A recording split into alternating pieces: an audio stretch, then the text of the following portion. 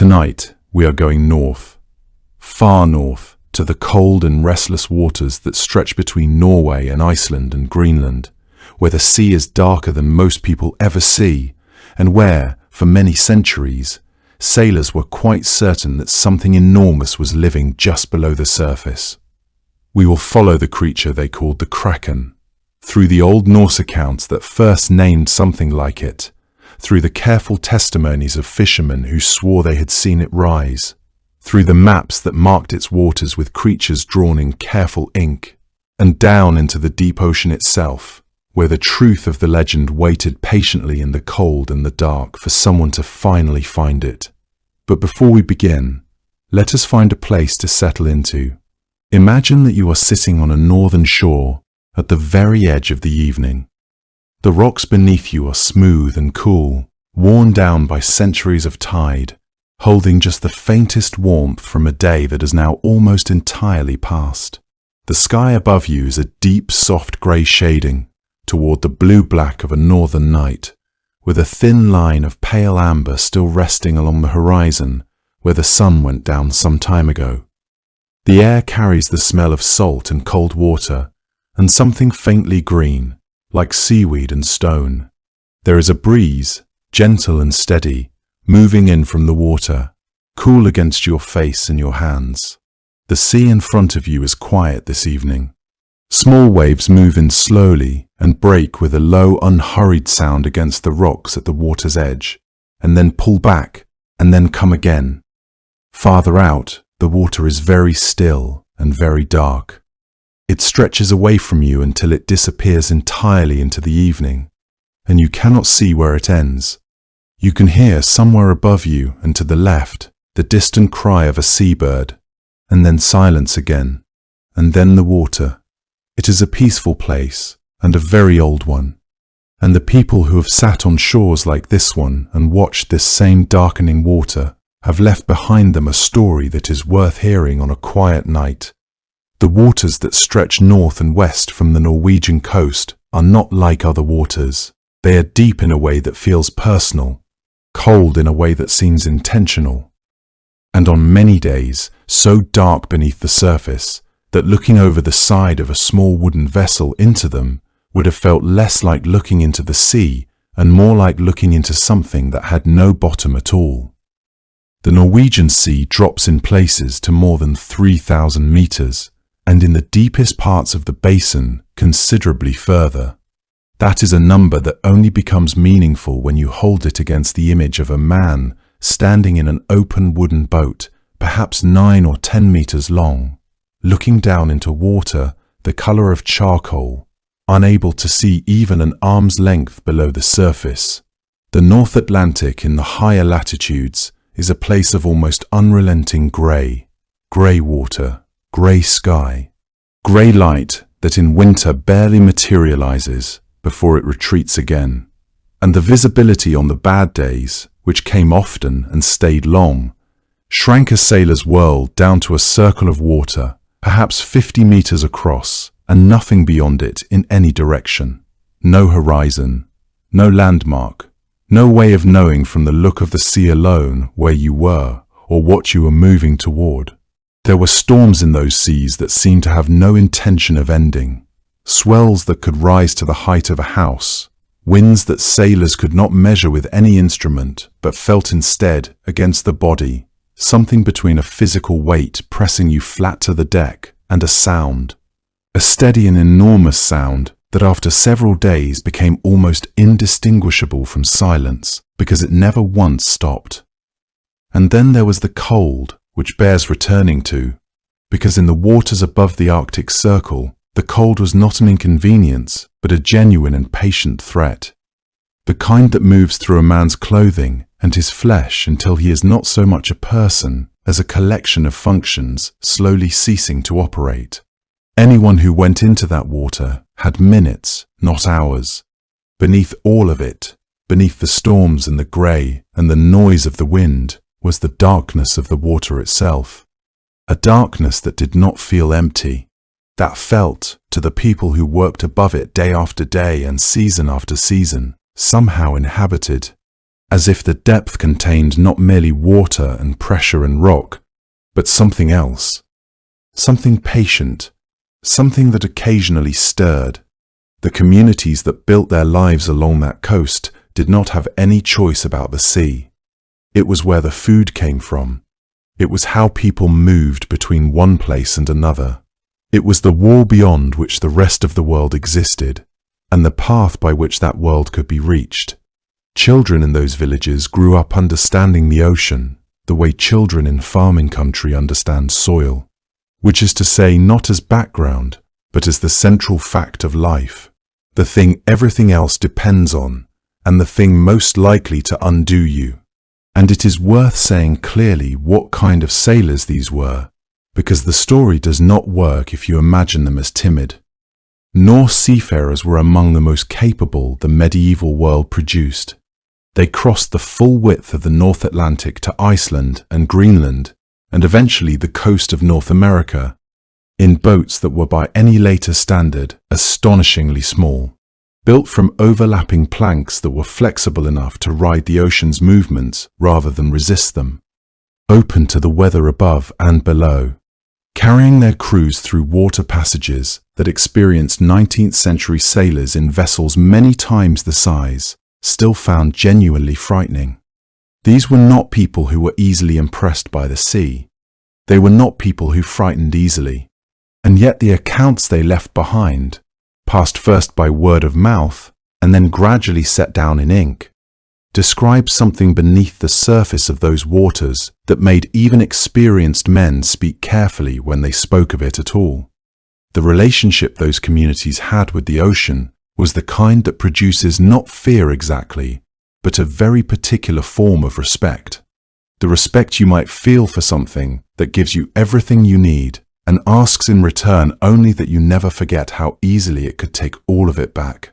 When the sea gave, it gave abundantly, fish in quantities that sustained entire populations through the long winters, routes to trade and new land, a freedom of movement that people living away from the coast could not imagine. And when it took without warning and without negotiation.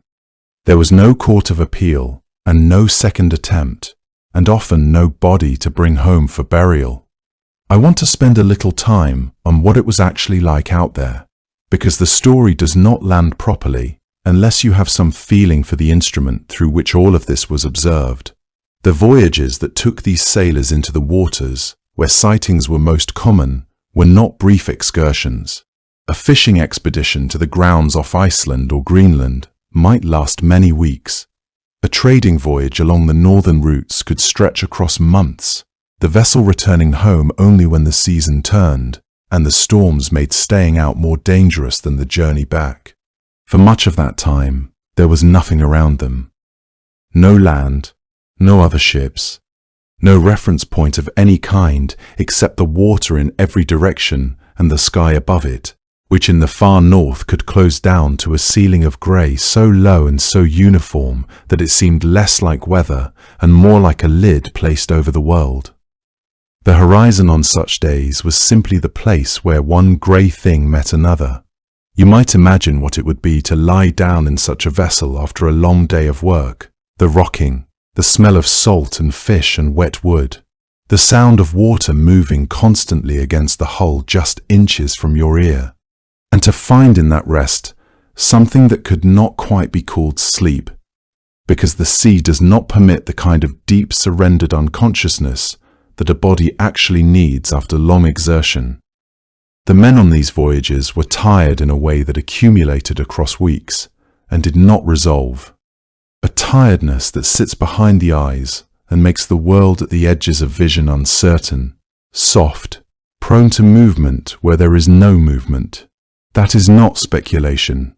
That is what happens to a human body under sustained cold and sustained effort and sustained wakefulness.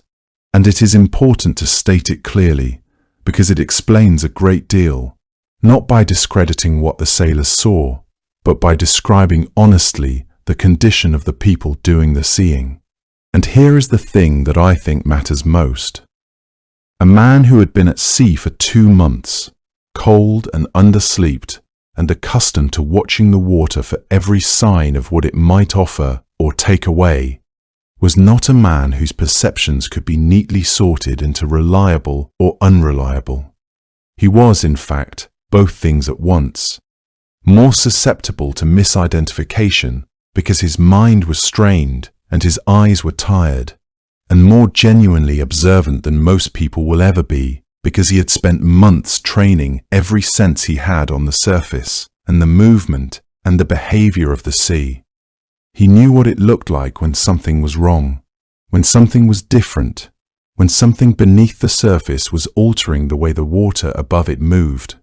So when such a man described seeing something enormous just below the surface, something that displaced the water around it in a way no ordinary wave or current could account for, he was not confusing a cloud for a mountain or a shadow on a wall for a figure in a room.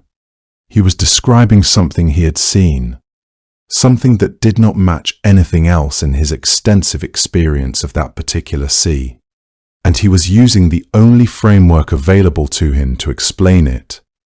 The Kraken was that framework, handed to him by the men who had sailed before him, kept alive because it was the closest thing anyone had yet found to an accurate account of what was actually down there. There is one more thing worth saying before we come to the word itself, and it is about who was doing the reporting. We tend to imagine these accounts coming from men, and most of the ones that were written down did. But the fishing communities of the Norwegian coast were not made only of the people who went out in the boats. Someone had to process what came back. Someone had to dry and salt the catch, and mend the nets, and run the household through the long months when the boats were away, and manage the accounts, and know when a vessel was overdue and what that meant. The knowledge that circulated in those communities circulated in kitchens and on quays and at the water's edge as much as it did on the water. And when a story about something enormous seen off the Lofotens travelled from one village to the next, it travelled through everyone. Pontoppidan interviewed fishermen, because fishermen were the people a bishop could plausibly interview and cite. But the tradition he was drawing on had been maintained by whole communities, most of whose members left no record at all. That is true of almost every piece of folklore anyone has ever collected. It is worth saying out loud occasionally. The word itself is Norwegian, and it is not a dramatic word, which is the first surprising thing about it. In the older language, crake meant something crooked, something stunted or twisted or misshapen. It was used for a bent and unhealthy tree, and for a sickly or malformed animal, and the sense running through all of its uses is one of wrongness in the proportions of a thing. There is something almost quiet about that etymology. It suggests that the people who first used the word were not reaching for poetry or trying to capture something sublime. They were describing, as plainly as they could, a thing they had heard about from people they trusted, a thing that did not fit neatly into the categories of creatures they already knew, a thing that was, in the most literal sense of the word, irregular. I should correct a claim that circulates a great deal and is not right. You will sometimes read that the German word krake means dragon or serpent, and that this darker sense fed into the Norwegian name. It does not. German krake means octopus, and it was borrowed from Norwegian rather than the other way round. The word travelled outward from the north, carrying its cephalopod sense with it, and it acquired its aura of menace from the stories rather than from any older Germanic root about dragons, which is, I think, more interesting than the invented version. The name did not begin frightening. It began as a word for something misshapen, and it became frightening because of what people kept reporting. It is worth holding that for a moment, the way the word itself resists spectacle, because it tells you something about the tradition it came from, a tradition that was not in the habit of embellishment for its own sake. That named its most alarming things with the same spare, careful language it used for weather and tide and the behavior of fish in the early months of winter. Now, before we go further, I want to say something about the oldest sources, because the popular account of this legend contains a couple of confident claims that do not hold up. and I would rather be honest with you than tidy. You will frequently read that the Kraken first appears in a document from the court of King Sverre of Norway around the year 1180. That claim has been repeated so often that it has acquired the texture of a fact. It does not seem to survive scrutiny. Nobody has been able to point to a passage in that material that actually describes the creature, and the attribution appears to be one of those things that entered circulation through repetition rather than through anyone reading the text. You will also read, in a great many retellings, that the creature appears in the Prose Edda, the great compilation of Norse mythology assembled by the Icelandic scholar Snorri Sturluson around 1220. It does not appear there either. That is simply an error, and it is a persistent one, and I mention it because the actual earliest sources are more interesting than the misattributed ones. The real first appearance, so far as anyone can establish, comes from a Norwegian text written around the middle of the 13th century. It is called Konungs Skuggsjá, the King's Mirror, and it is not a collection of myths. It is an instructional dialogue. A father answering a son's careful questions about the world, including the world of the open ocean, in the plain practical register of a man explaining how things actually are. And it is in this thoroughly unsensational context, between discussions of tides and ice and the behavior of Greenland waters, that we meet the creature under a different name. The name is Hafgufa, which you might translate as sea mist or sea steam. That name is worth sitting with because it already tells you something about the difficulty of describing the thing. A mist is not a creature. It is a condition, something that happens to the air above water, something diffuse and without edges and not quite fully there. And yet the word was chosen by people who had been watching the Northern Sea long enough to understand that certain things in it resisted the kind of clean categorization that makes a person feel comfortable. That resisted the impulse to draw a firm line between what is animal and what is phenomenon, and what is simply the ocean behaving strangely. The father in that dialogue describes two creatures of immense size living in the waters off Greenland, creatures so large that he acknowledges the difficulty of speaking about them at all without sounding like a man who has lost his reason. He names the Hafgufa as the greatest of all creatures in the ocean, something so vast that no one has ever seen the whole of it at once, only parts of it rising above the water, and those parts alone enough to fill the horizon. And then he describes how it feeds, and this is the passage that matters most, because it turns out to be the key to the entire mystery. The creature, he explains, rises toward the surface, and before fully emerging, it releases from its mouth a great quantity of matter, food or something like food, which spreads across the water.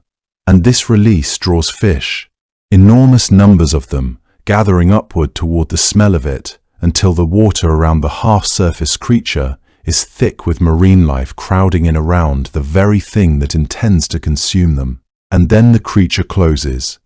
The sea is briefly a chaos of motion, and then calm again, and the Hafgufa descends, and the patch of ocean where all of this occurred gives no sign at all that anything has happened. The text describes the animal holding its mouth open at the surface, and the fish swimming in, and the jaws closing. Now, I want to spend some time on that passage, because for a very long time it was read as pure invention, a fantastical embellishment, the kind of thing a medieval writer might make up to explain why fish sometimes gather in unexpected places. And it turns out to be a description of something real. In recent years, marine biologists have documented a feeding behavior that nobody had properly recorded before, and it looks almost exactly like what the King's Mirror describes. It was first observed clearly in Bride's whales in the Gulf of Thailand, and has since been seen in humpback whales off the coast of British Columbia and elsewhere. It is called trap feeding, and it works like this. The whale comes to the surface, and instead of lunging through a school of fish the way a feeding whale normally does, it simply stops. It holds its mouth open at the waterline, jaws wide, and it waits. It does not chase anything. It floats there, motionless, with an enormous open cavity at the surface of the sea, and the fish swim in. They appear to interpret the space inside the whale's mouth as shelter, as a dark refuge from whatever is frightening them, so they crowd into it voluntarily, in numbers, and when enough of them have gathered, the whale closes its mouth. The behavior is genuinely strange to watch. Video of it looks less like predation than like an enormous piece of the seafloor has surfaced and is patiently collecting things. A group of researchers noticed the resemblance to the Hafgufer accounts and made the argument formally, and once it is pointed out, the correspondence is difficult to unsee.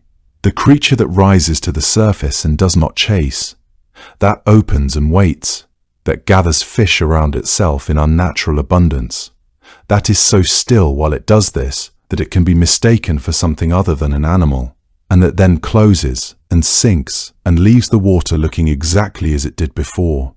That is trap feeding, described by someone in medieval Norway who had either seen it or spoken at length with someone who had, and who then did what any careful observer does with an inexplicable phenomenon, which is to file it under the largest available category. There is something I find genuinely moving about this.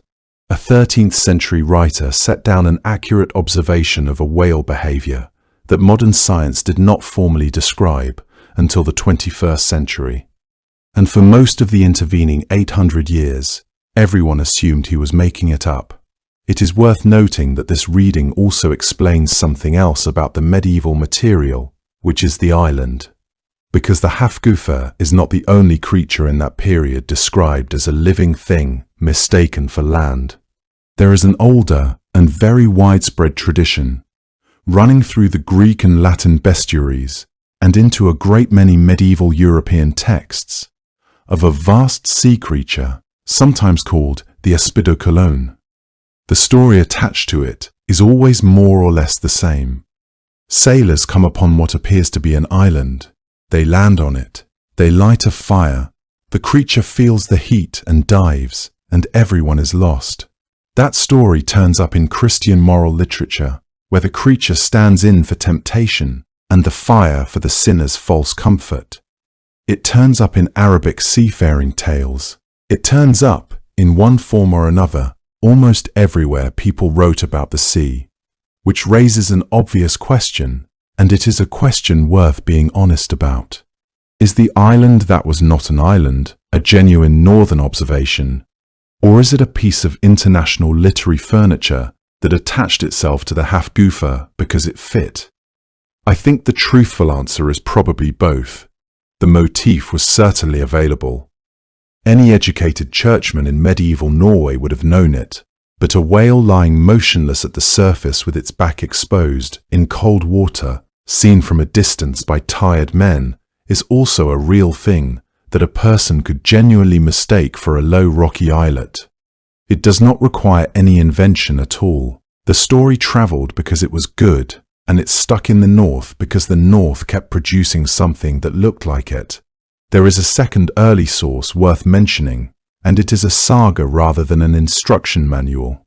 Irvar Odd's saga contains a description of enormous sea creatures behaving in ways entirely consistent with the Hafgufer accounts.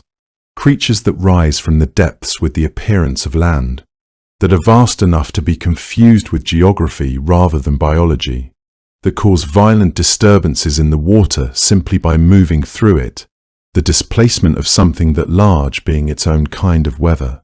And in that saga the creatures are encountered by sailors experienced enough to recognize what they are seeing, or at least to recognize that what they are seeing does not belong to the ordinary catalogue of ocean dangers. The response the saga records is neither panic nor disbelief, but something closer to careful attention. The response of people who had been told about this, who had been given the information in advance, who were now doing their best to apply it correctly, which is to say, the response of people for whom the Hafgufer was not a legend but a navigational reality. There is something quietly remarkable about that. The idea that medieval Norse sailors carried in their practical knowledge, alongside the positions of stars and the behavior of ice and the signs of coming storms, a working understanding of a creature that the rest of the world would not take seriously for several more centuries. What was filed under mythology by later scholars was filed under seamanship by the people who actually lived beside that water. In 1539, a Swedish churchman named Olaus Magnus published a map of the northern seas that is extraordinary to look at even now, nearly 5 centuries later. It is called the Carta Marina, and it was printed on 9 separate sheets that assemble into a single enormous image. In the waters between Norway and Iceland and Greenland, swimming among carefully illustrated coastlines and mountains, there are creatures, and they are not vague or decorative, or placed with the casual looseness of an artist filling empty space. They are particular, each one distinct, drawn with the kind of careful attention that suggests someone sat down and described them in some detail before the artist ever picked up his pen. Among them, coiled and massive in the cold northern water, are things that anyone who has spent time with Kraken accounts will recognize immediately. Creatures with great reaching arms and bodies broad enough to dwarf the small wooden ships drawn nearby, whose sailors seem, in the illustration, entirely at the mercy of what surrounds them. Olaus Magnus had spent years travelling through Scandinavia before he began work on the map, moving through the northern regions and speaking with the people who actually lived along those coasts and worked those waters. What he gathered from them, he placed onto his map with a seriousness of intention that separates his work from the more fanciful sea monster imagery that decorated maps produced further south by cartographers who had never spoken to a Norwegian fisherman in their lives. The creatures on the Carta Marina are accompanied by small Latin annotations describing their behaviors, their habits, the particular dangers they posed, so that the map functions less like a piece of art and more like a field guide to things that could kill you, organized by location. There is a creature near the Norwegian coast described as having the habit of coiling itself around ships and dragging them down. Its illustrated form, broad-backed and many-limbed and enormous, sits in the water beside a vessel whose scale makes the ship look like something a child might float in a puddle. Around that central image, the sea is drawn with careful cross-hatching that suggests deep and cold and very serious water, rather than the decorative blue wash other cartographers used for the same regions. The convention of placing creatures in dangerous waters was already old by 1539. The phrase that has come down to us, "Here be dragons," appears on at least one surviving globe from the early 16th century, though the practice of marking hazardous regions with monster imagery was far more widespread than that single phrase suggests. It served a purpose that was both practical and psychological, warning sailors away from regions where the accumulated experience of maritime communities had established that something went wrong with disturbing regularity. Whether that something was a genuine seamount, or a treacherous current, or a stretch of water where storms arrived with unusual ferocity, or, and this is the part that is easy to dismiss and perhaps should not be, a region where something very large had been seen moving beneath the surface. What Olaus Magnus did differently from most of his contemporaries was to resist the temptation to make his monsters generic, to place a single conventional dragon shape wherever the water grew deep and unfamiliar. Instead, he populated the northern seas with a community of specific creatures, each with its own territory and its own described manner of causing harm, so that a sailor reading the Carta Marina before a voyage north would understand not simply that the sea was dangerous in the abstract, but that in the waters off the Lofoten Islands there was one kind of danger, and in the open Atlantic between Norway and Iceland there was another, and in the seas near Greenland something else again moved beneath the surface. The map circulated widely after its publication, and the creatures made their way into subsequent natural histories and geographical texts, so that his particular vision of the northern seas as a populated and organized world of enormous animals became, for many educated Europeans, the standard image of what those waters contained. long before anyone had the instruments to go down and look for themselves. There is a detail about Olaus Magnus that is worth knowing, because it explains something about the map's peculiar intensity. He made it in exile. He was a Catholic churchman, and Sweden had turned Lutheran, and he never went home. He worked on the Carta Marina in Venice, from memory and from notes and from correspondence, describing a coastline he could no longer visit and would never see again. That may account for something in the map's quality of attention. It is not the work of a man idly filling in blank spaces. It is the work of someone reconstructing, in exhaustive detail, a world he had lost access to. Every fjord and every village and every creature set down with the particular care of a person who is not sure anyone else will do it. He followed the map, some years later, with an enormous written history of the northern peoples, which repeated and expanded the descriptions of the sea creatures. And it was through that book, more than through the map itself, that his monsters entered the European imagination and stayed there for the next 200 years. Later naturalists copied his illustrations directly. Some of them were still being reproduced, without much scrutiny, well into the 17th century, which means a good deal of what educated Europeans believed about the northern seas came, ultimately, from one homesick bishop in Venice writing down what fishermen had told him decades earlier. There is one episode in the Kraken's history that almost nobody mentions, and it is my favorite thing in the whole story, because of who was involved. In 1735, a Swedish naturalist published the first edition of a book called Systema Naturae. It was an attempt to organize every living thing into a single hierarchical system of classification, and it worked so well that we are still using a refined version of it today. Every species you can name has a two-part Latin name because of this man. His name was Carl Linnaeus, and in that first edition, among the animals he catalogued, he included the Kraken. He gave it a name, Microcosmus marinus, which means something like the marine microcosm, and he placed it among the worms in his classification, which was where he tended to put things that were soft and did not obviously belong anywhere else. Now, he removed it from later editions. By the time the 10th edition appeared in 1758, the one that forms the foundation of modern zoological naming, the Kraken was gone. But for a period, the father of biological taxonomy had formally classified a sea monster. I do not raise this to make him look foolish.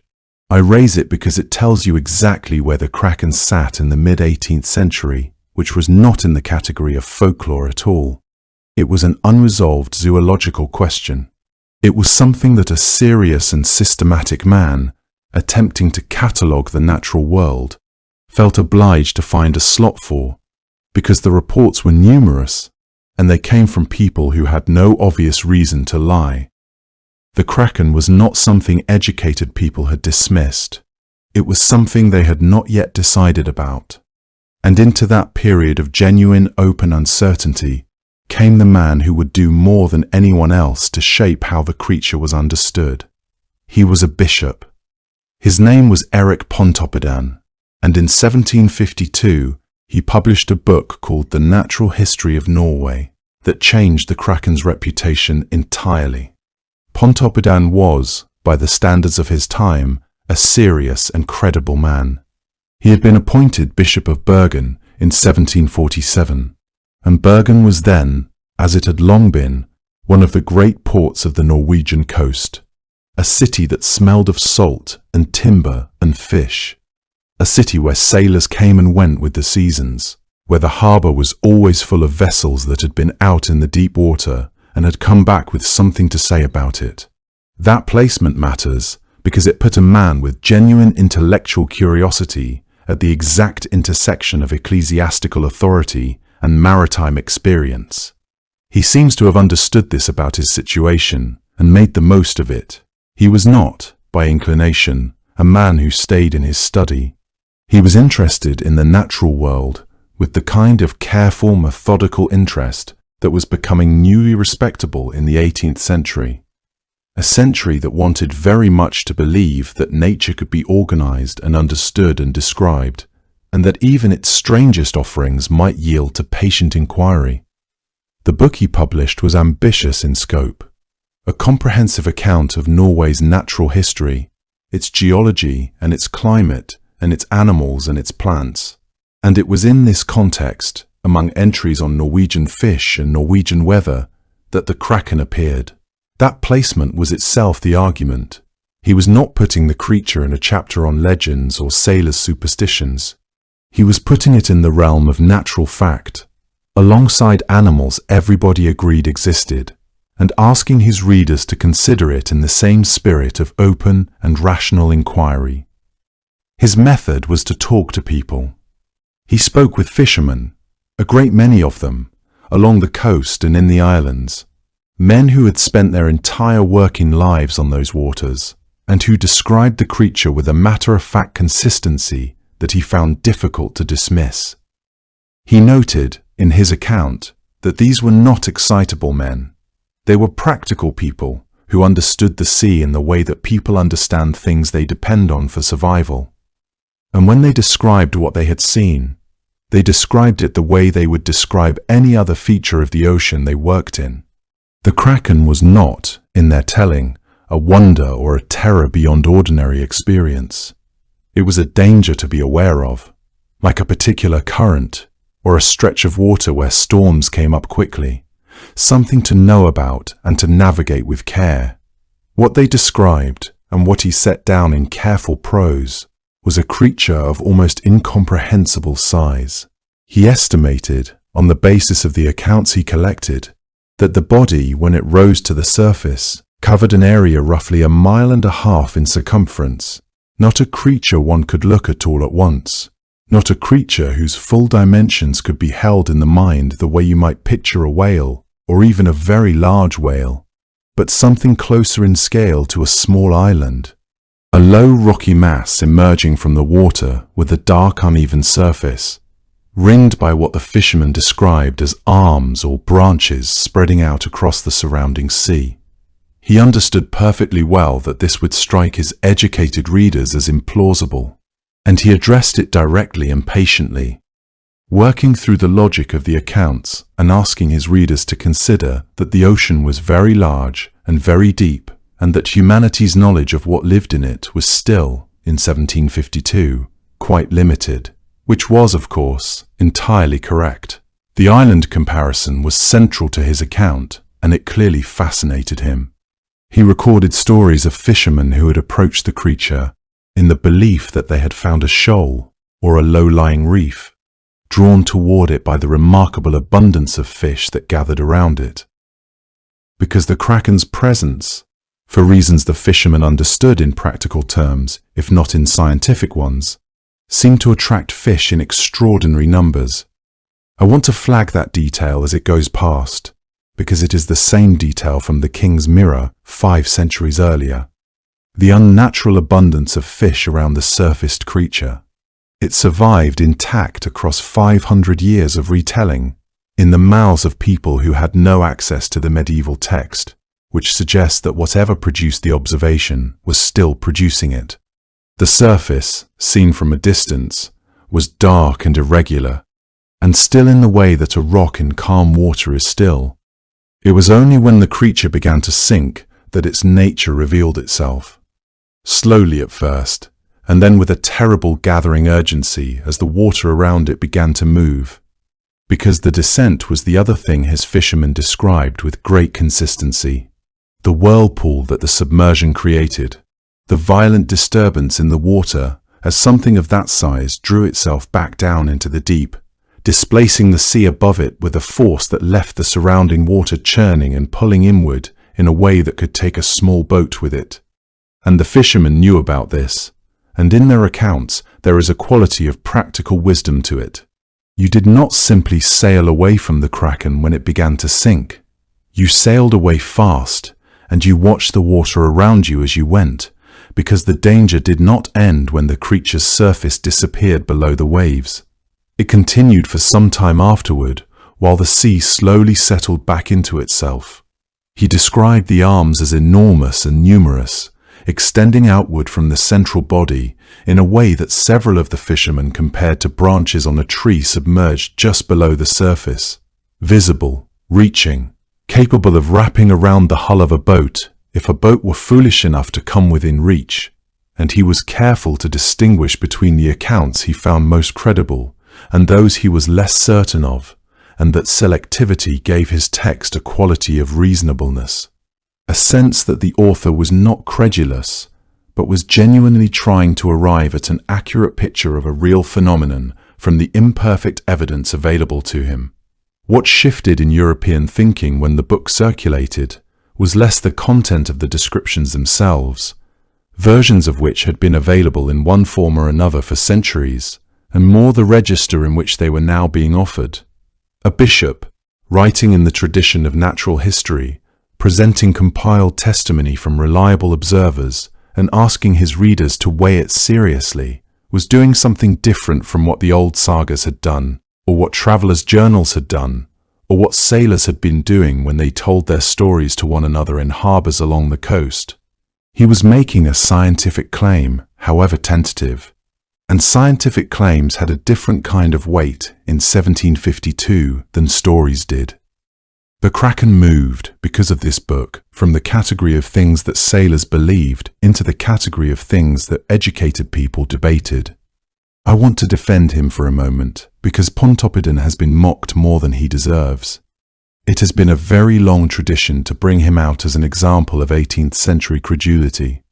The gullible bishop who believed in sea monsters, and that reading requires ignoring almost everything about how he actually worked. He gathered testimony from first-hand witnesses. He noted where accounts agreed and where they diverged. He flagged the claims he found least reliable. He anticipated his readers' objections and addressed them. He reasoned from the observation that the ocean was largely unexplored to the conclusion that unexplored places might contain unfamiliar animals. Every one of those is a defensible methodological choice. And the conclusion he reached, which was that whatever the Kraken was, it was real, it was an animal, and it was enormous, turned out to be correct. He got the size wrong, he got the island wrong, but the central proposition, that there was a very large unknown creature living in the deep water off Norway, was true, and he was arguing for it more than a century before anybody could prove it. There is one more thing he did that has outlasted everything else, and it is a small thing. Before Pontoppidan, the word was not really in circulation outside Scandinavia. It was a local term used by people who spoke Norwegian and Danish about a local phenomenon. His book was translated into English within a few years of publication, and the translation carried the word with it, and that is essentially the moment when Kraken entered the English language. Everything downstream of that, Tennyson and Melville and Verne, and every subsequent use of the word in every subsequent story and film and game, runs through a Norwegian bishop's natural history and its English edition. He did not invent the creature, he did not even invent the name, but he is the reason you know the word at all. What did the Kraken actually look like, according to the people who claim to have seen it? That is a more complicated question than it might first appear, because across the centuries of accounts, the creature's appearance shifted and varied in ways that tell us something interesting about the nature of the legend. If you came to the oldest sources expecting a single consistent image, the great tentacle thing that has become so familiar in paintings and engravings, you would find instead something much stranger and more ambiguous. A creature that seemed to resist precise description the way a very large thing seen through fog resists the eye's attempt to resolve it. And that persistent vagueness is itself a kind of information about what the witnesses were actually experiencing. The earliest written references offer very little physical detail. The Hafgufa was described primarily in terms of its effects: the fish it gathered, the disturbance it caused, the sheer area of ocean it seemed to occupy when it rose near the surface. Rather than in terms of specific limbs or features or colors, it was enormous. That much was clear. enormous in a way that made ordinary descriptive language feel inadequate. And the writers seem to have understood this and responded by describing scale rather than form, writing about how much of the sea the creature occupied rather than what shape it was. You get the impression, reading those passages, that whoever first tried to describe it ran up against the same problem a person might have trying to describe a mountain range from a position very close to its base. The thing is simply too large for the eye to take in as a unified object. So what gets reported are pieces, impressions, the quality of shadow and displacement and presence, rather than anything as neat as a silhouette. As the centuries passed and accounts accumulated, the physical descriptions grew more specific, though not necessarily more consistent. Some of the medieval and early modern accounts gave the creature qualities that seem almost crustacean, a hard outer surface, something that moved with a segmented solidity rather than a fluid tentacled motion. Norse poets sometimes compared these creatures to crabs in scale and structure, as if the closest thing in ordinary experience to what they were trying to describe was something with a shell. That crab-like quality appears and disappears across different sources, never quite dominant, but never fully absent. It may reflect encounters with genuinely large crustaceans in northern waters, or it may simply reflect the limits of the vocabulary available to people trying to describe something unlike anything they had named before. Other accounts moved in the opposite direction entirely, describing something soft and enormous and many-limbed, a rounded central body from which extended arms that moved through the water with what witnesses described as a slow, deliberate, terrifying patience. That image carries a particular quality of dread that the crab descriptions do not quite produce, because there is something about the way a soft arm moves and finds and holds things that speaks to a kind of purposeful hunger. A man standing at the rail of a small wooden vessel watching what appeared to be very long, very slow arms moving toward him across the surface of the water would have had difficulty remaining calm. And the accounts that describe this version carry that difficulty in their language, the sentences tightening even in translation as they approach the moment of description. The eyes appear consistently enough across different accounts to have settled into something like established fact by Pontoppidans' time. Eyes large enough that the phrase "as big as dinner plates," or some equivalent that carried the same meaning in Norwegian, turns up in the accounts of fishermen who had apparently said this independently of one another, which suggests either that the eyes were genuinely of a startling size, or that a very large eye was the natural thing the human mind reached for when trying to communicate something that had looked back at it from the water. And there is something in the consistency of that detail across different witnesses and different decades that carries a weight purely imagined details rarely carry. People do not tend to independently agree on specifics, unless the specifics are, in some form, real. The beak appeared in some accounts, and not others. A sharp, hard structure at the center of the arms, described as capable of tearing through wood and rope and flesh with the same ease.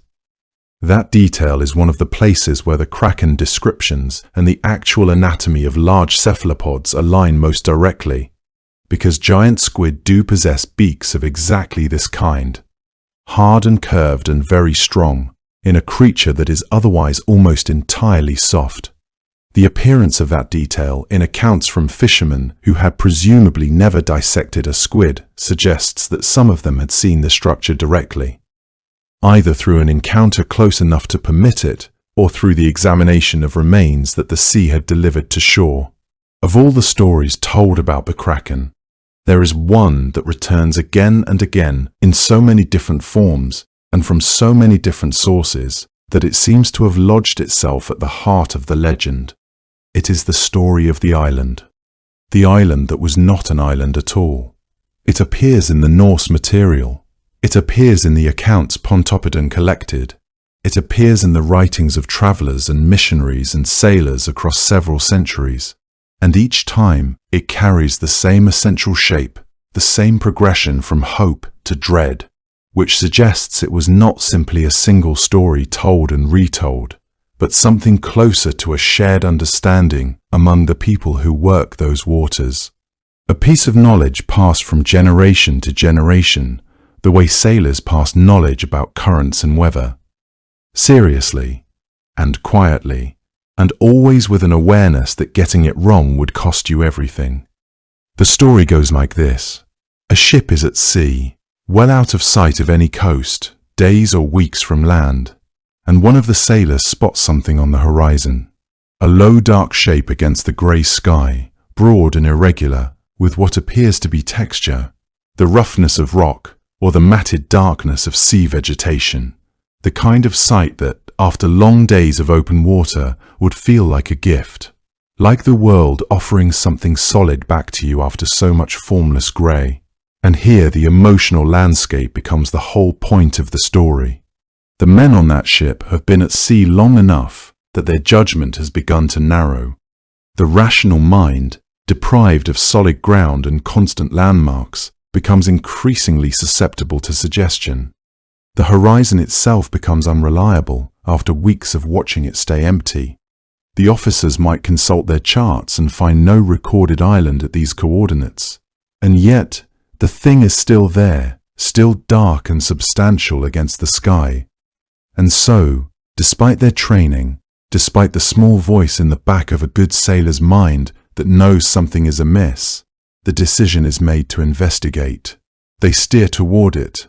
They approach carefully, the way sailors approach any unfamiliar shore, watching for shallow water and hidden rocks beneath the surface. And as they draw closer, the shape becomes more convincing. It is broad enough, dark enough, still enough. There is even something that might be a smell to it, the particular dense mineral smell that coastlines carry, so different from the clean, cold smell of open water that any sailor would know it immediately.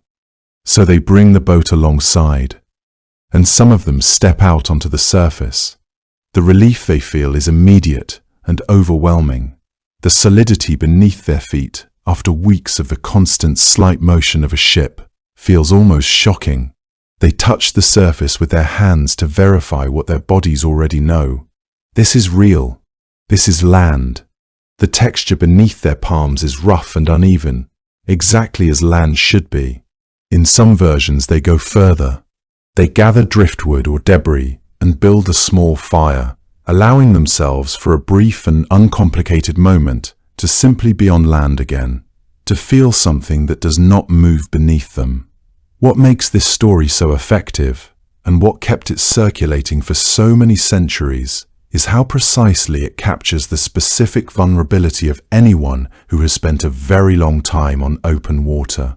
Because the longing for land on a long voyage is not a mild or sentimental thing. It works on the whole person, on the body as much as the mind, and that kind of longing is exactly the thing that makes careful observation difficult. That makes the mind want the thing to be what it appears to be. That makes a sailor squint at a low, dark shape and see detail that may not entirely be there.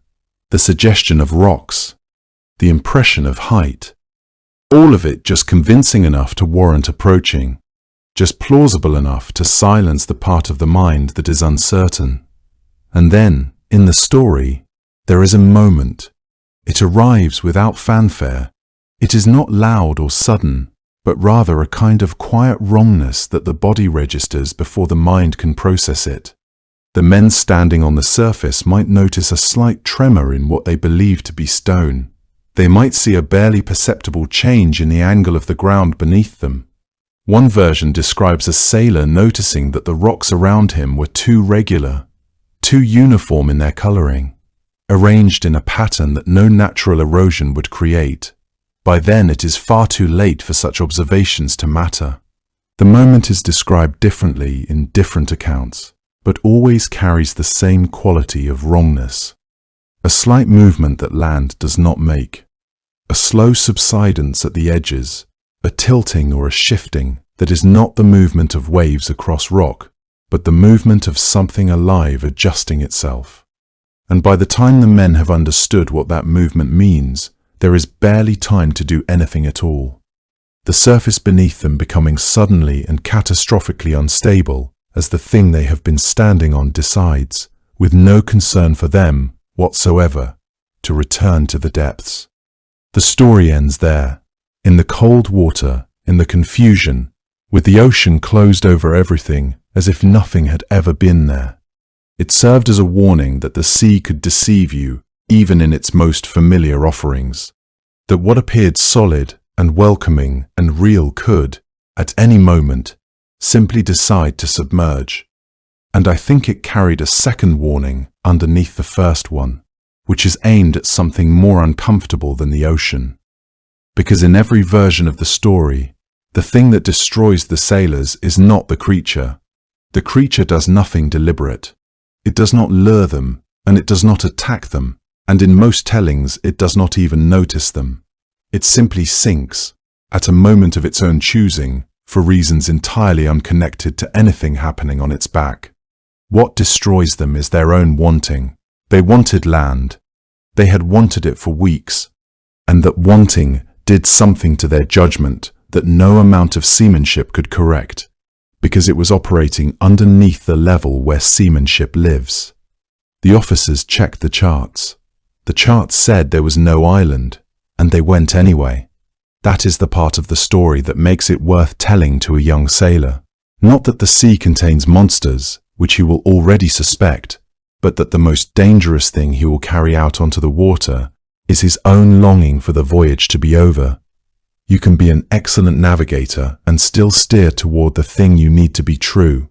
Even if a ship avoided the creature itself, there was still the moment of the descent to survive. And in many accounts, that moment was the most dangerous thing of all. There is a particular quality to the way these accounts describe the sinking. A kind of suspended dread that is almost worse than the encounter preceding it. Because at least while the Kraken was visible on the surface, there was something to look at. Something to measure your distance from. Something whose movements you could watch and try to anticipate. But the moment it began to slide back beneath the surface, all of that certainty dissolved. And what replaced it was the water itself, heaving and gathering and beginning to turn in a way that no ordinary current ever turned, drawing itself inward and downward in great slow circles that grew tighter and faster as the creature fell away beneath them, pulling the surface of the sea into a shape that the sea had no business taking. A shape that meant only one thing to anyone who understood it, which was that the water intended to follow the creature down, and intended to take whatever was floating on it along as well. Pontoppidan collected several accounts describing exactly this sequence. The wait, the watching, the first terrible sign of the creature beginning to submerge, and then the scramble to get the oars in the water and row, not away from where the Kraken had been, but with every bit of strength the crew possessed, because the pull of the vortex, they said, could be felt at a considerable distance. A soft, insistent tug at the hull that became less soft and less patient the longer you delayed. The men who had survived to tell him about it had survived only because they started rowing before the creature was fully gone, before the whirlpool had reached its full strength.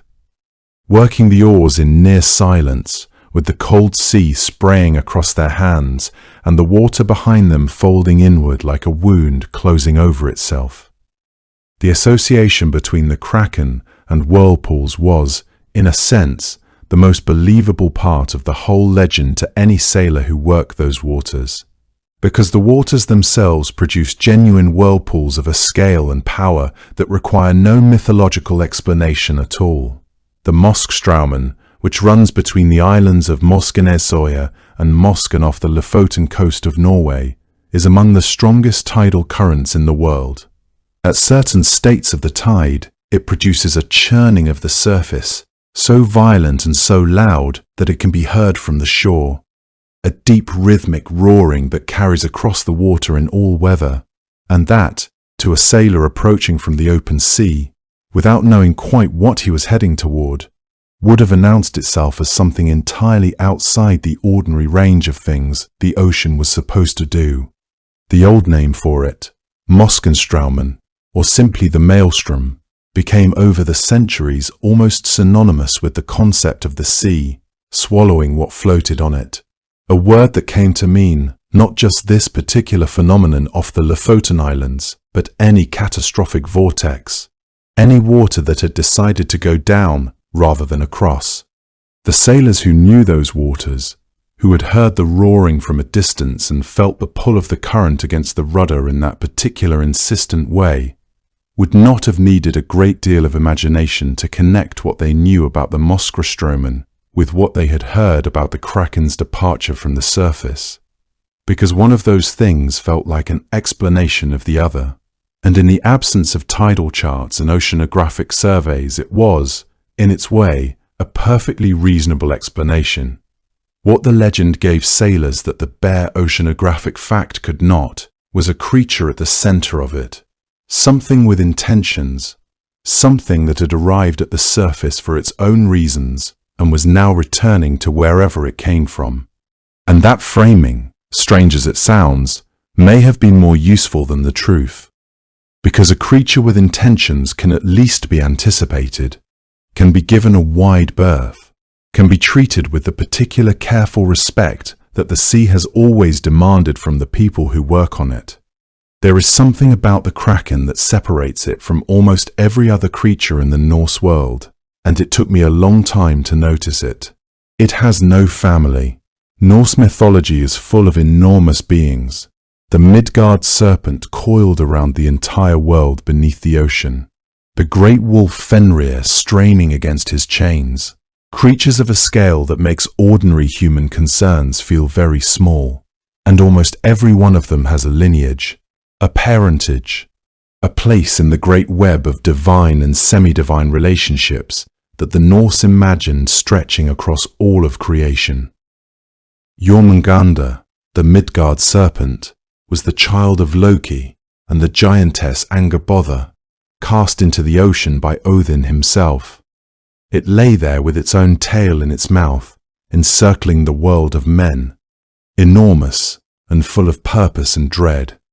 But it had parents. It had a story of arrival. It had a relationship to the gods that gave it a kind of terrible coherence within the broader order of things. Aegir, the great sea giant, was older and stranger, a being who brewed ale for the gods in a vast cauldron and whose hall at the bottom of the ocean was lit by glowing gold, and who had a wife named Ran, who spread her net across the surface of the water to catch the drowned. Even Aegir had a name and a household, and daughters who were the waves themselves. The Kraken had none of this. There is no Norse account that gives it a mother or a father, no myth explaining how it came to be in the deep water, no god who placed it there or who could be appealed to about it, no role in the drama of Ragnarok, no chain of divine causality connecting it to anything else in the elaborate cosmology the Norse had built over centuries of careful imagining. And that absence, which might look like a gap in the tradition, was almost certainly part of what made the creature so unnerving to the people who believed in it, because everything else in that world could be understood in relation to something. You could know where Fenrir had come from. You could know why Jormungandr lay where it lay. You could know that Aegir might be propitiated in some fashion, that the sea had a master of a kind, even if that master was not gentle.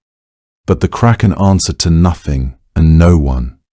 The ocean kept no particular account of it. If it rose beneath your boat in the grey water somewhere between Norway and Iceland, there was no god you could name who had any claim on it or any influence over what it did next. For communities along that coast, where the sea was not a backdrop but the central condition of life, the Kraken represented something more specific than abstract fear. It was the particular fear of the thing beneath the thing you were already afraid of, the danger inside the danger, the knowledge that the storm and the cold and the fog were not the worst the ocean had to offer, and that below all of those familiar perils, something else lived in a darkness the storms never even touched. A sailor who had survived a gale could feel for a moment that the sea had tested him and he had not been found wanting. But the Kraken was not a test that could be passed by skill or seamanship or courage or prayer, because it was not a test at all.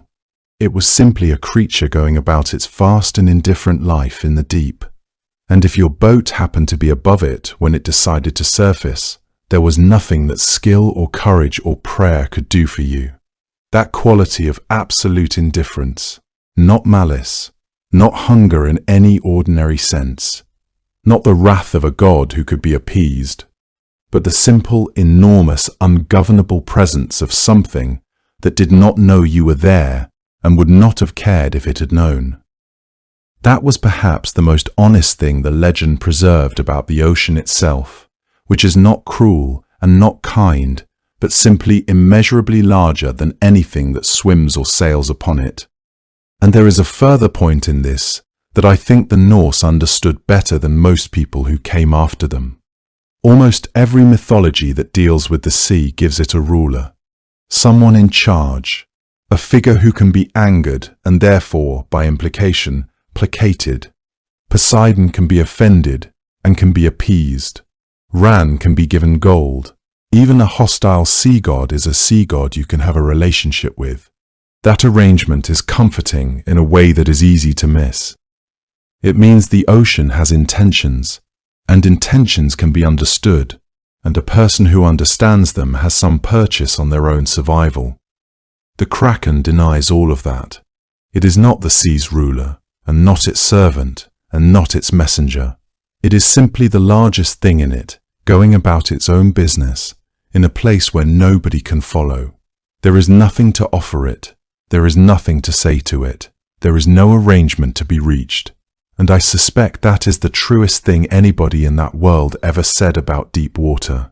Not that it is dangerous, which everyone knew, but that its dangers are not addressed to you, that the sea is not testing you or punishing you or singling you out. It is simply very large, and you are in it, and it has other things going on.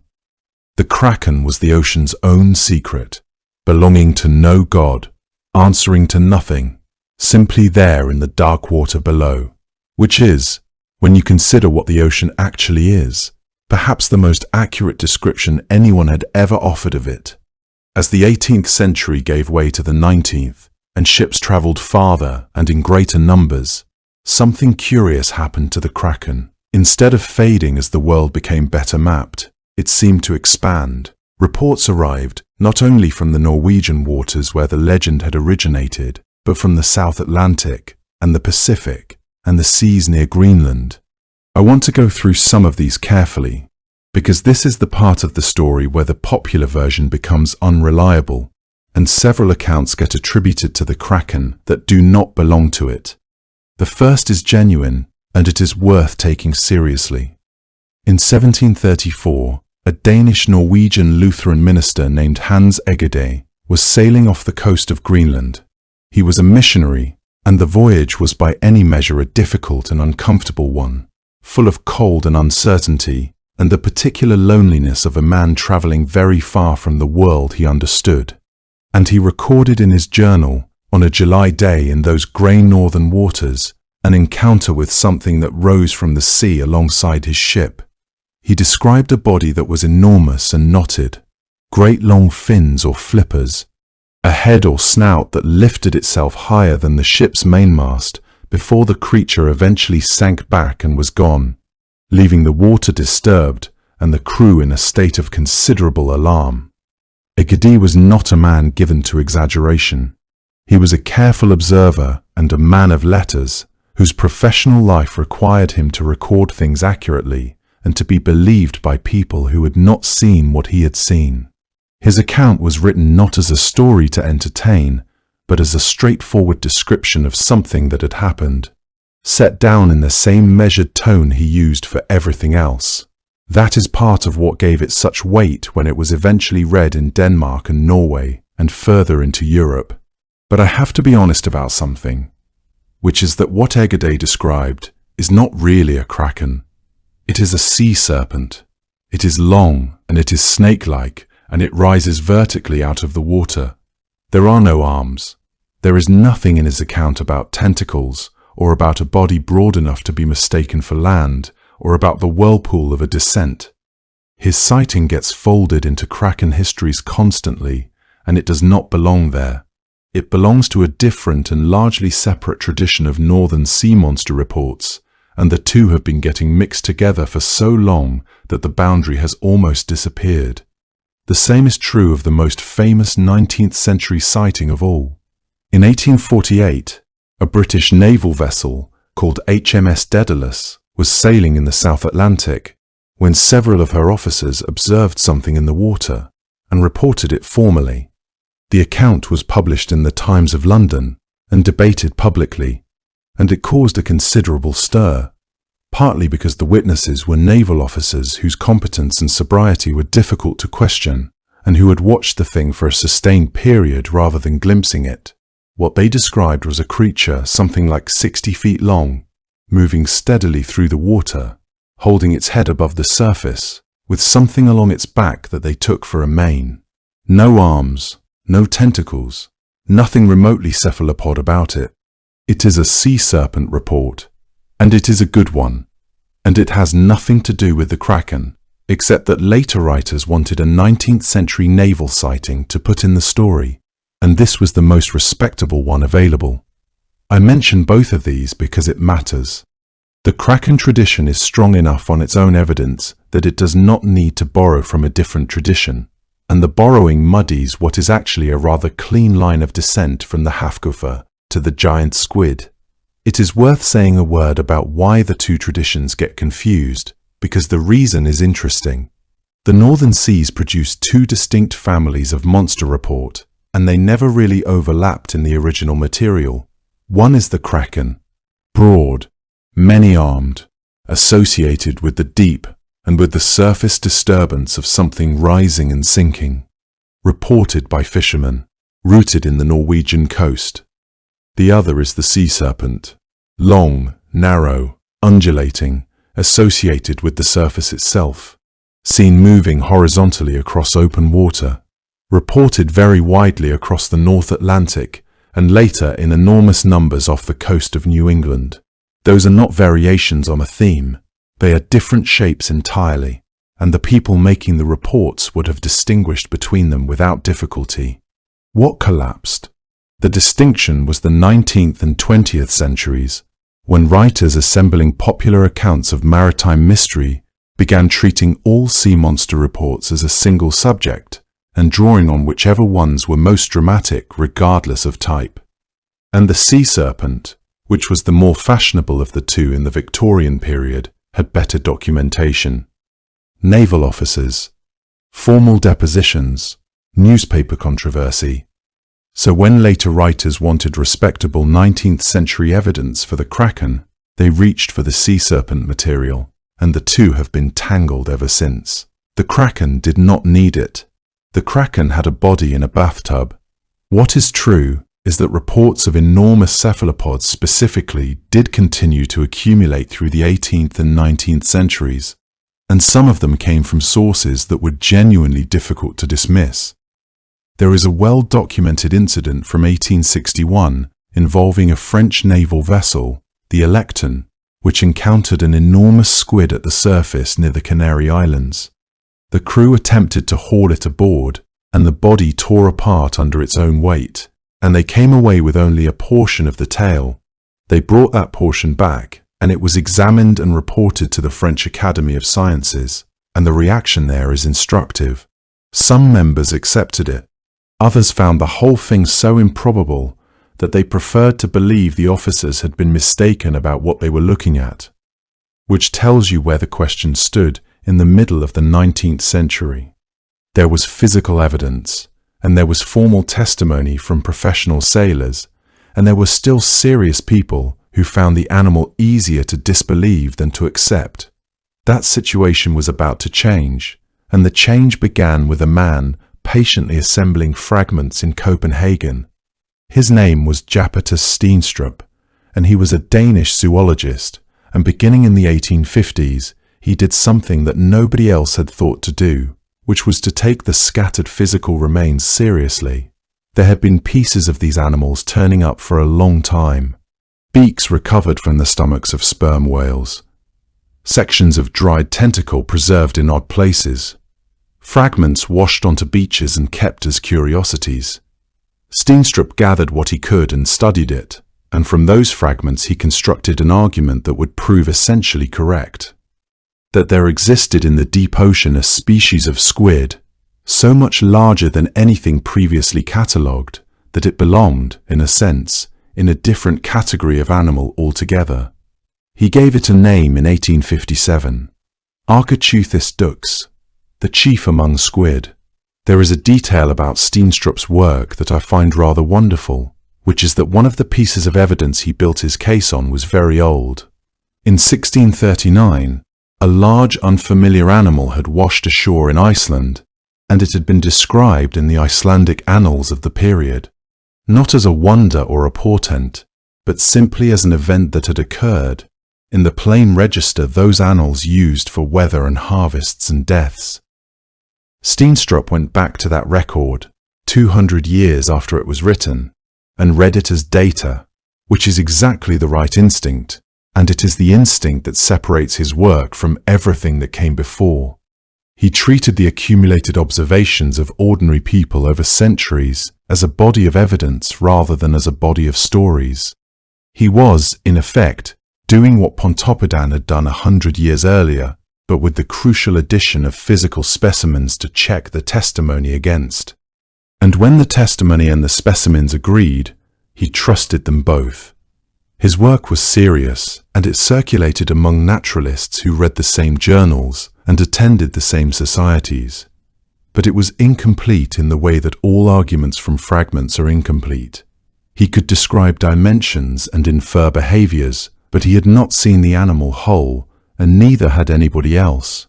A fragment, no matter how carefully measured, remains a fragment. It whispers of something larger, but it cannot prove it the way a complete thing can prove it. Something that can be walked around and touched and examined from every angle. That more immediate thing arrived in the autumn of 1873, in the waters near Newfoundland.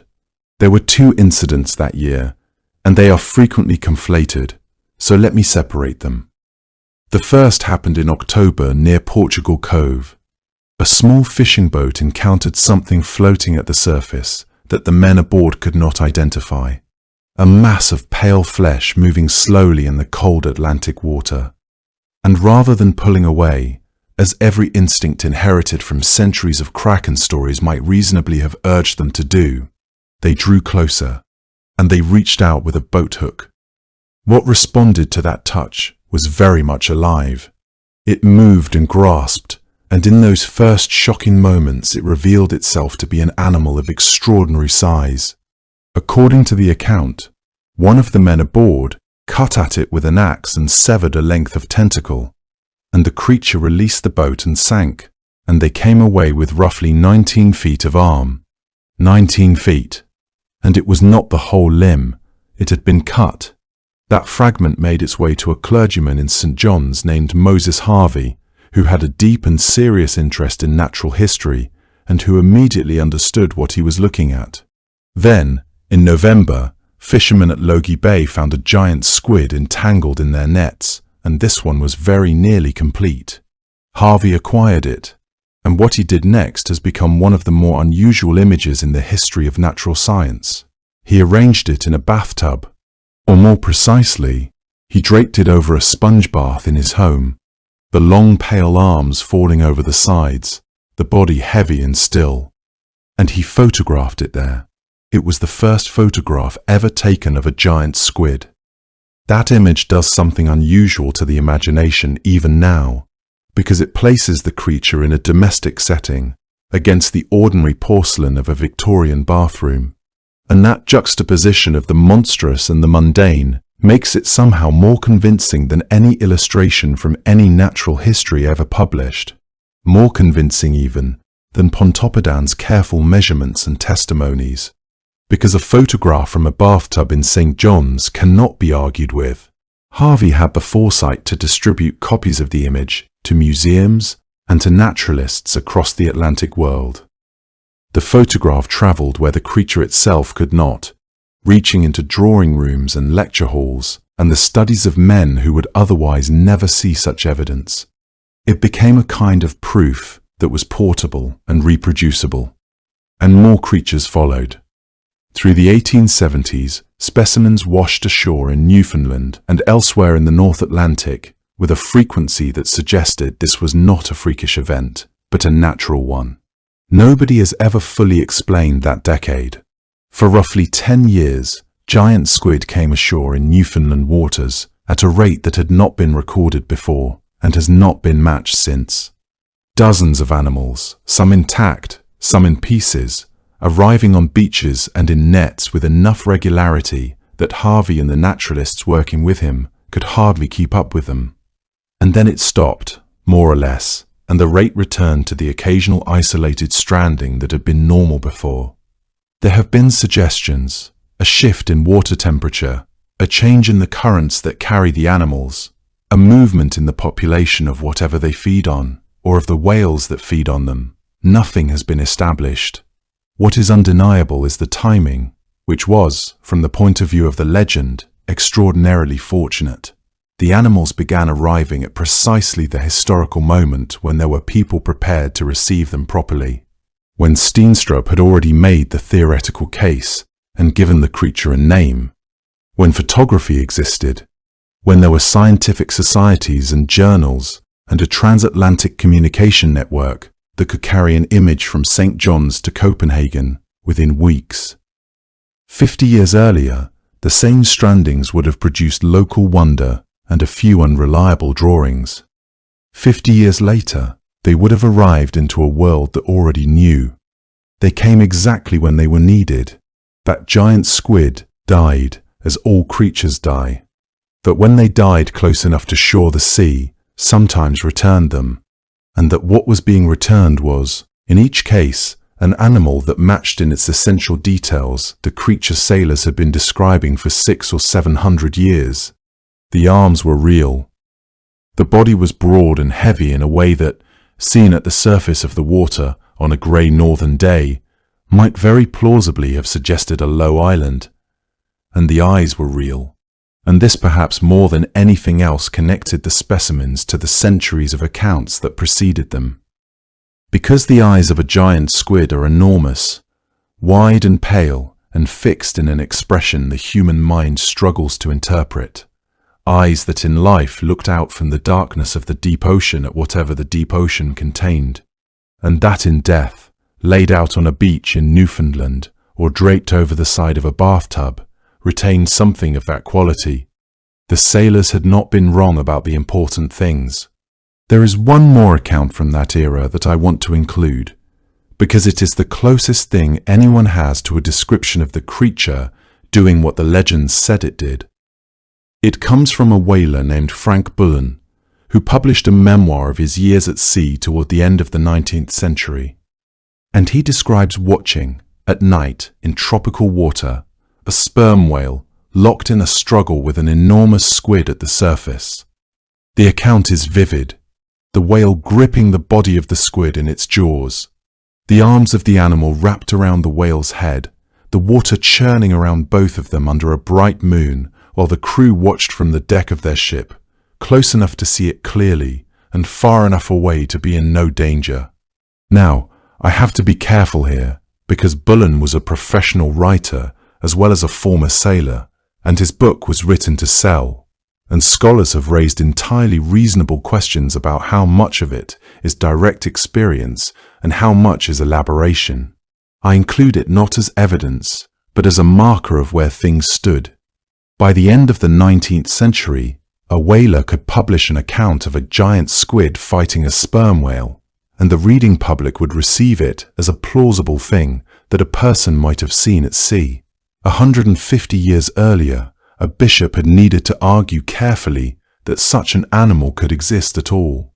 That is how far the question had travelled. The animal that lives beneath the legend is extraordinary enough on its own terms that it barely needs the mythology around it. Architeuthis dux spends most of its life in the deep ocean, where the pressure would kill a human instantly and the light has never reached. It grows in that cold dark to lengths that still surprise people. The largest reliably measured specimens run to something like 13 meters from the tip of the mantle to the end of the longest tentacles, which is about 43 feet.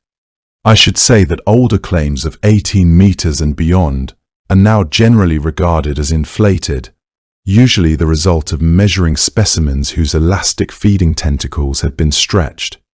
13 meters is the honest figure, and it is quite enough.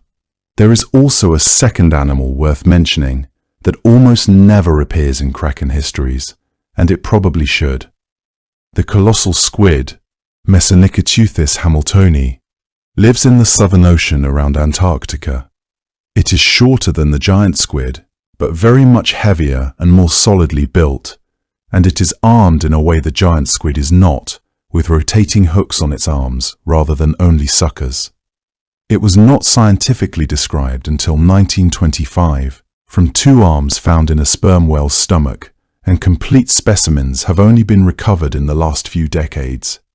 If you were designing a Kraken from scratch, you would probably build the colossal squid rather than the giant one. It just happens to live at the wrong end of the world to have frightened any Norwegians. There is a third possibility that I want to mention as well, because it is the one that would have produced the island stories most convincingly, and it is not a squid at all. The northern waters contain whales, not merely the ones that trap feed at the surface, but the very large baleen species, and among them the blue whale, which is the largest animal that has ever existed on this planet as far as anybody can determine, larger than any dinosaur, reaching 30 meters and something in the region of 150 tons. A blue whale lying at the surface presents a dark, uneven back that is, quite genuinely, longer than most of the vessels those fishermen were sailing. And the sperm whale, which hunts the giant squid, dives to depths beyond 2,000 meters and can stay down for well over an hour, and then comes back up, which means that the sperm whale is doing, on a daily basis and in exactly those waters, the thing the Kraken was described as doing. Rising from an unreachable depth, appearing at the surface, and going back down. I do not think the Kraken is any one animal. I think it is a category, a container into which several genuinely enormous and genuinely strange creatures were placed by people who had glimpsed pieces of each of them and had no way of knowing they were looking at different species. The arms and the eyes and the beak are the squid. The island and the trap feeding and the abundance of fish are the whale.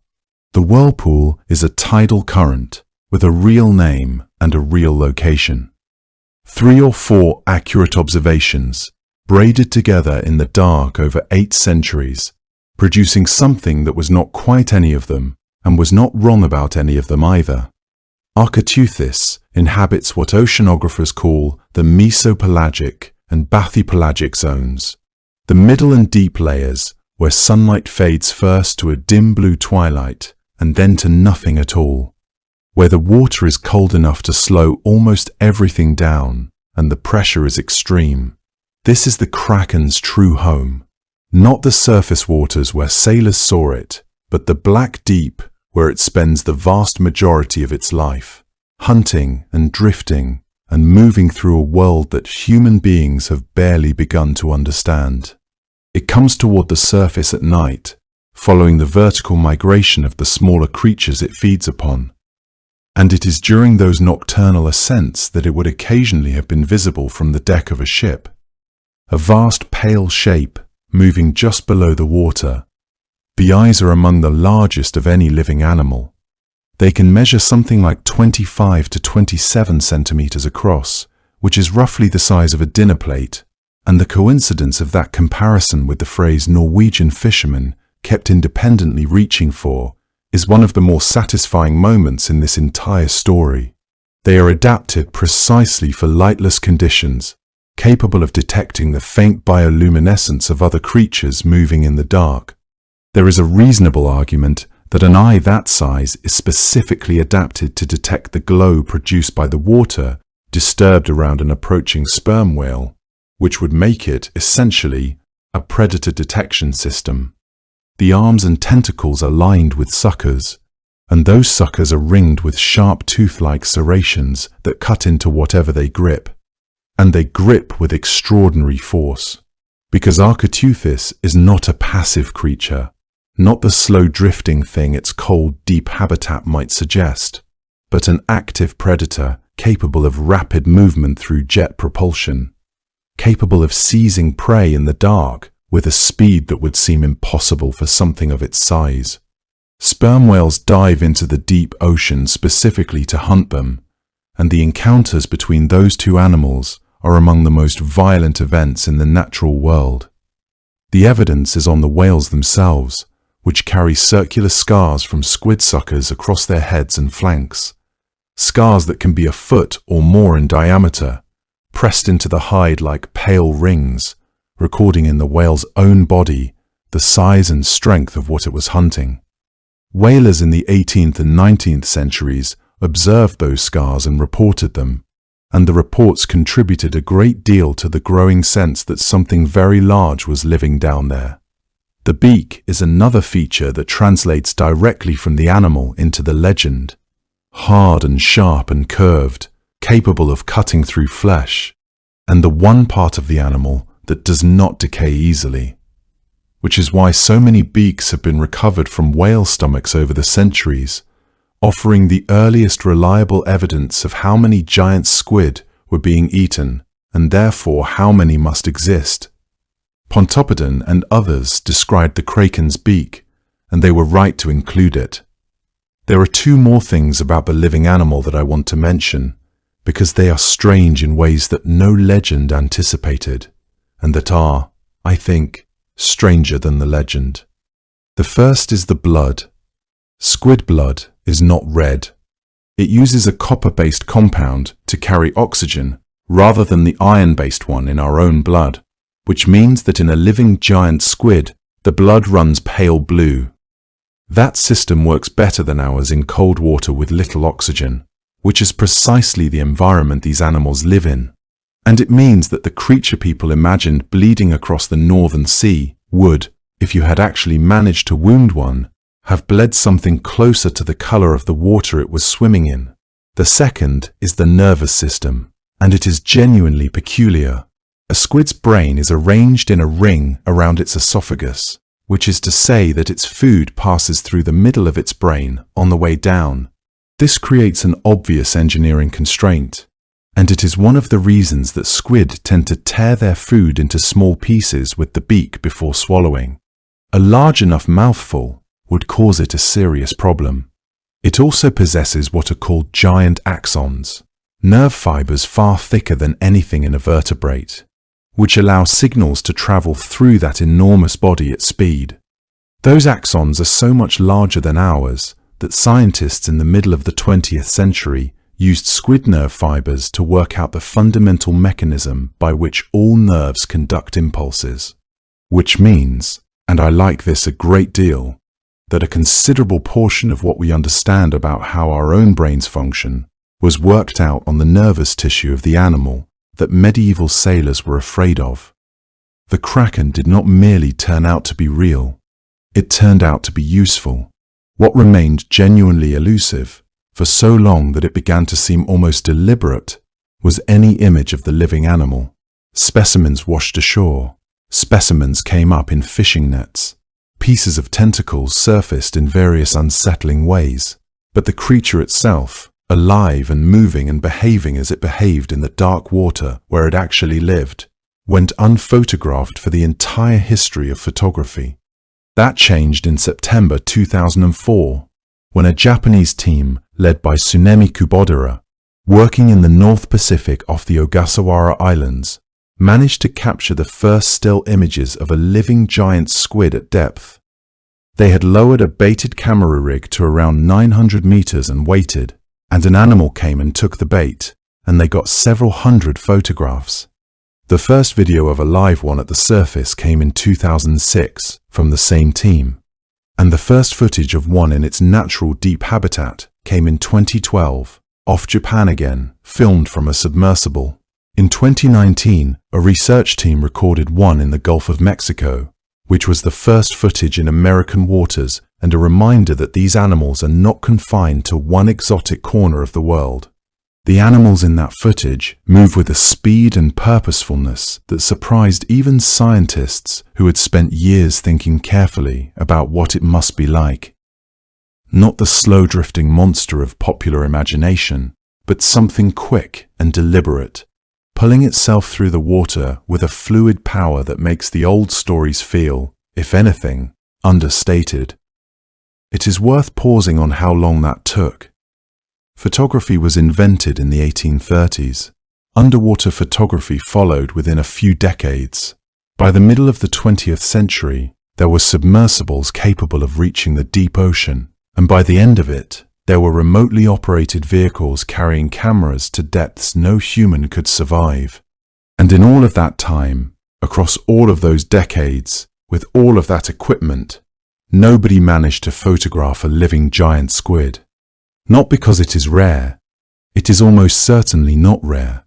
The number of beaks recovered from sperm whale stomachs implies a very substantial population, and sperm whales eat a great many of them. It is because the ocean is extremely large and extremely dark, and the animal is very good at not being where a camera is. The team that finally succeeded did so by thinking carefully about the problem, rather than by having better equipment. They worked out where sperm whales were diving to feed, on the reasoning that the whales knew where the squid were even, if people did not. They lowered a baited line to the right depth in the right place, and they waited. It took them years of attempts. There is something in that which I find quietly humbling.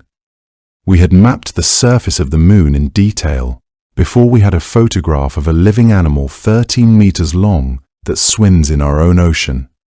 Looking back at the Kraken accounts with the living animal in mind, certain features map onto the real creature with a precision that is quietly remarkable. The enormous size is real. The arms are real. The eyes that sailors described with such struggling inadequacy are real.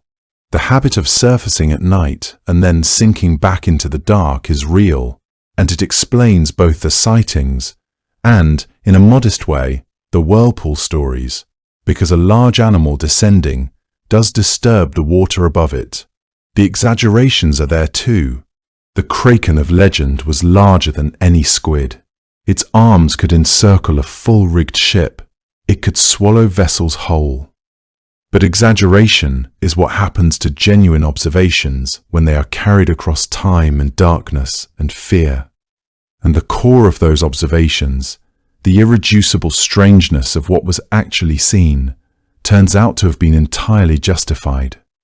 In 1830, a young Alfred Tennyson published a short poem about the Kraken, and in 15 lines he did something that centuries of sailors' accounts and bishops' natural histories had not managed.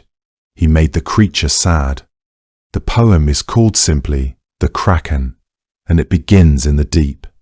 Not at the surface, not in the moment of a sighting, not in the lurching terror of a ship caught in the creature's arms, but far below all of that, in what he calls the abysmal sea, where the light has not reached since the world was made, where enormous polypi, which is an old word for tentacled creatures, lie draped and still, where the Kraken itself has slept, ancient beyond counting, since before human memory began, and where it will continue to sleep, if the poem is to be believed, until the very end of the world, when fire rises from below and the creature stirs at last toward the surface, not to hunt, not to threaten, but simply because the end of everything is the only event large enough to disturb it.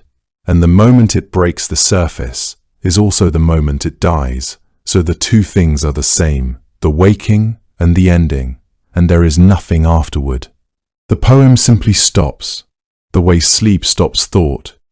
It is technically a sonnet with an extra line, which is the sort of small irregularity a young poet permits himself when the shape demands it. And I mention it only because people describe it as 14 lines, and it is 15. What Tennyson did that nobody had done before was to take the creature's enormous age seriously as an emotional fact rather than merely a physical one. Because the Kraken that Pontoppidan described was frightening primarily because of its size and its power, and the violence it could do to a wooden boat. Those are genuinely frightening things, but they are the fears of people who are immediately in danger, and that kind of fear passes once you are safely ashore and telling the story to someone by a fire. What Tennyson reached for instead was a feeling that does not pass so easily. Something more like awe than fear. Something closer to the feeling of standing in a very old forest and understanding, in a way that is physical rather than intellectual, that the world was here long before you arrived and will continue long after you are gone. That most of what exists does not know you exist and does not require your attention. The Kraken of the sonnet sleeps beneath what he calls thunders of the upper deep, which is a wonderful phrase because it describes the storms and the waves and all the tremendous noise of the surface as something that sounds, from far enough below, like distant thunder, muffled and remote and not quite relevant. The way the sounds of a busy household filter down to someone sleeping in a deep and dreamless quiet. You understand, reading it, that the creature is not hiding from the world or afraid of it. It is simply elsewhere, in a place so different from the surface that the two can barely be said to share the same ocean. And that is not an image the fishing communities of Norway would have reached for on their own, because for them the Kraken was a practical danger with a location and a behavior and a set of things you might do to avoid it. Poetry of a certain kind is the opposite of practical. It is the place where you take a thing you understand in one way and hold it still until a different understanding becomes possible. What Tennyson held still was the idea of something ancient, and what became possible in the holding was something that felt, unexpectedly, like sympathy. Because the creature at the bottom of that poem is not malevolent. It is not hunting. It is not gathering itself to destroy anything. It is simply old. There is a question about that poem that nobody can quite answer, which is where a young man in Lincolnshire got the idea. Tennyson was 20 or 21 when he wrote it. He was not a sailor. He had no particular connection to Norway. And a kraken was not, in 1830, a fashionable subject. The likeliest route is Pontoppidan, whose English translation had been in circulation for 70 years by then, and had been quoted and paraphrased in a good many popular natural histories and encyclopedias. Some version of the bishop's account would have been easy enough for a well-read young man to encounter, but what he did with it bears almost no relationship to the source. Pontoppidan gave him a very large animal that surfaces, endangers boats, and sinks. Tennyson took the surfacing and the sinking and threw away everything in between, and wrote a poem in which nothing happens at all until the last two lines, and then the world ends. He also, and this is the part that fascinates me, moved the creatures home. Pontoppidan's Kraken lives in Norwegian coastal waters, deep but not unimaginably so, in a place where fishermen work. Tennyson's lives somewhere with no location at all, beneath everything, in a darkness that has no charted depth and no coordinates. He took a regional animal and made it a condition of the universe. And in doing so, he arrived, by pure imaginative instinct and 80 years early, at something rather close to where the real animal actually lives. Not in the coastal shallows, not near the fishing grounds, but down in the deep dark that nobody had yet reached. He was writing about the abyssal ocean before anyone had been there. Herman Melville had read Pontoppidan, and he said so in Moby Dick, mentioning the great Kraken of Bishop Pontoppidan among the horrors that make the ocean genuinely terrifying, rather than merely inconvenient. But his engagement went deeper than that citation, because Moby Dick contains, in a chapter simply called Squid, one of the most unsettling descriptions of an enormous cephalopod in all of literature. The Pequod is sailing in calm water when a vast pale mass rises slowly to the surface, not with violence, not with any dramatic arrival, but with a kind of terrible patience, as though whatever it was had simply decided, in its own time, to be visible. And the crew watches as it turns and drifts, enormous and white and covered in what Melville calls long churning arms, extending outward in slow indifferent motion before the creature sinks again without a sound, and the water is as flat and still as it had been before. Starbuck, the first mate, announces that it is the great squid, and the tone of his voice in Melville's telling is not excitement, but dread. Because among whalers there was a superstition, passed between ships the way dark knowledge always passes, that the crew which saw the giant squid would not come home from that voyage. Melville lets that superstition settle over the scene without arguing with it or explaining it away, because his ocean is not a place where such things are argued with. What he understood and what he found confirmed in Pontoppidan and in the older sailor traditions he absorbed with such evident appetite was that the Kraken's power over the imagination had almost nothing to do with what it did. It never attacked the Pequod. It never reached up and seized a man from the deck. Its power was entirely in what it suggested, which was that below the surface of even the calmest sea there is a life so enormous and so indifferent to human presence that the whaling ship and all its crew are, from that perspective, nothing worth noticing at all. It is that indifference, more than any violence, that makes the scene so difficult to shake. Jules Verne, writing nearly 20 years later, knew the Kraken too, and he placed it at the center of one of the most dramatic passages in 20,000 Leagues Under the Sea. But what he did with it was almost the opposite of what Melville had done, and the difference between the two treatments tells you something about how the world was changing in those decades. Verne's Captain Nemo, commanding the Nautilus through the underwater world with absolute confidence, encounters a group of enormous cephalopods that attack the vessel directly. They grip the hull with their arms. They attempt to force their way inside. They are fought off with axes and with the physical effort of the crew. One man is killed in the struggle, dragged over the side into water that closes over him without ceremony, while Nemo watches with an expression Verne describes as grief and fury held together in a face not accustomed to showing either. It is a scene of genuine violence, written with speed and with the vivid physical detail Verne was extraordinarily good at, and it is very different from the slow, pale, silent rising of Melville's squid, because Verne's creature is not a portent and not a symbol of the ocean's indifference. It is an adversary, something to be fought, and if possible defeated, something the modern technological mind can grapple with, even if it cannot always win. That distinction matters because Verne was writing at a moment when the relationship between human beings and the natural world was being understood quite differently than in Melville's time, when science was pressing into the deep ocean with new instruments and new ambitions, and the sea was beginning to feel, at least to some people, like a place that could eventually be known and perhaps mastered. The Kraken in that context became not the face of an indifferent abyss, but an obstacle. Large and dangerous and worth respecting, but an obstacle nonetheless. Between them, Melville and Verne had done something remarkable.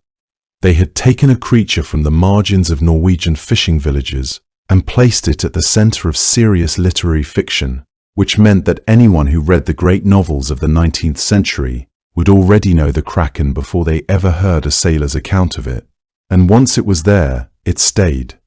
The 20th century took the creature and did what the 20th century did with everything, which was to reproduce it enormously. It became a fixture of adventure fiction, and then of film, and then of games, until the word acquired a set of associations that have very little to do with Norway and rather a lot to do with an enormous tentacle rising out of the water and pulling a ship under. There is a phrase that has attached itself to the creature in the last couple of decades, delivered as a command to release it, which comes from a film loosely adapting Greek mythology and has nothing whatever to do with the Norse material or with anything anyone in Bergen ever said. I mention it only because it is now, for a great many people, the primary association the word carries. which is a slightly melancholy thought when you set it beside the king's mirror and the fisherman and the bishop who took them seriously. But I do not think it damages anything. A legend that survives 800 years is going to accumulate some barnacles, and the alternative to being misused is being forgotten. The word is still in circulation.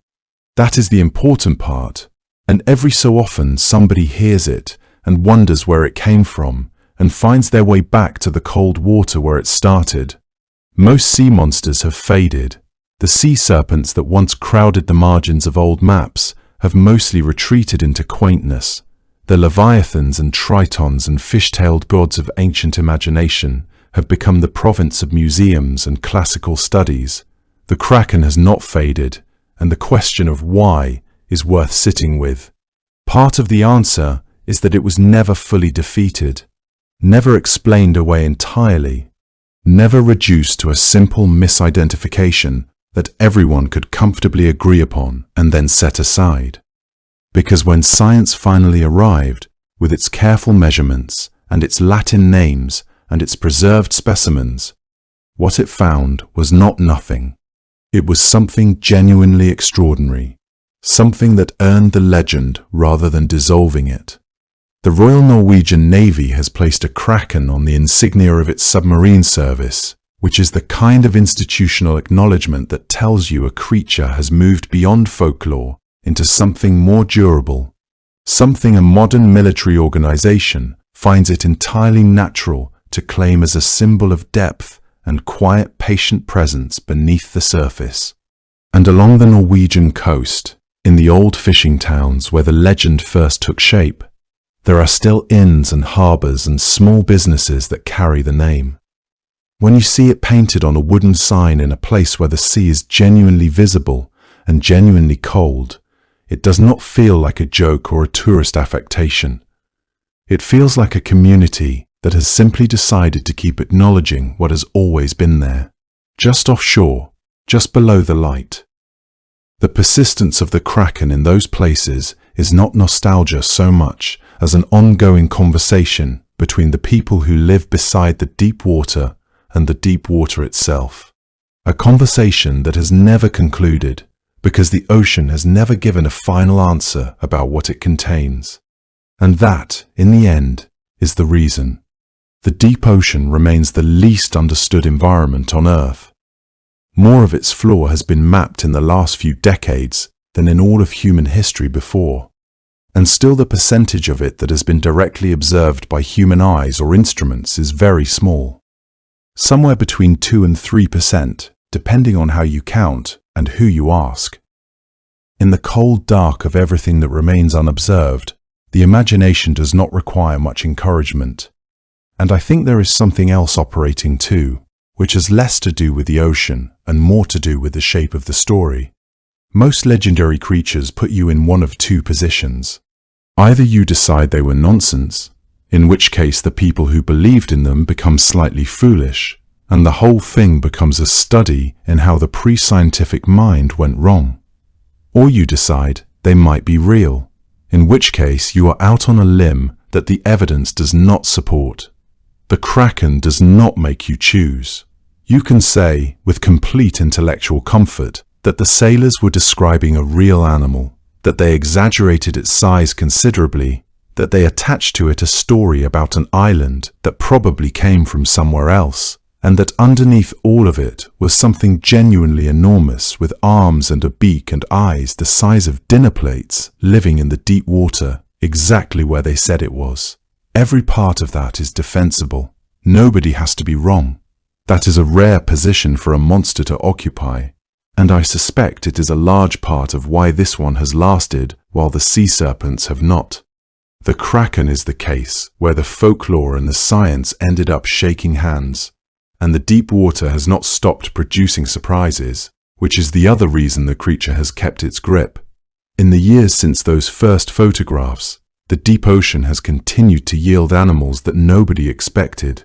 Entire ecosystems around hydrothermal vents, discovered in the 1970s, running on chemical energy rather than sunlight, which overturned a fundamental assumption about how life on this planet works. fish with organs that produce their own light, communities of creatures living on the carcasses of whales that have sunk to the bottom, feeding on a single body for decades, animals at depths where the pressure would compress a person to nothing. New species are described from the deep sea constantly, not occasionally, constantly, which means the situation that produced the Kraken has not fundamentally changed. There is still an enormous volume of water that nobody has looked at. There is still very little light down there. There are still things living in it that have not been named. The instruments are better. The people going down have submersibles rather than open wooden boats. But the essential relationship between a human being and the deep ocean is what it always was, which is that you are at the surface of something whose contents you are guessing at. The Norse fishermen were in that position, and they made a guess, and the guess was a creature with arms and eyes and a beak, and they were closer than anyone had a right to expect. The people who told these stories, from the Norse sailors of the 13th century to the fisherman Pontoppidan, listened to so carefully in the 18th, were not simply frightened of something in the water.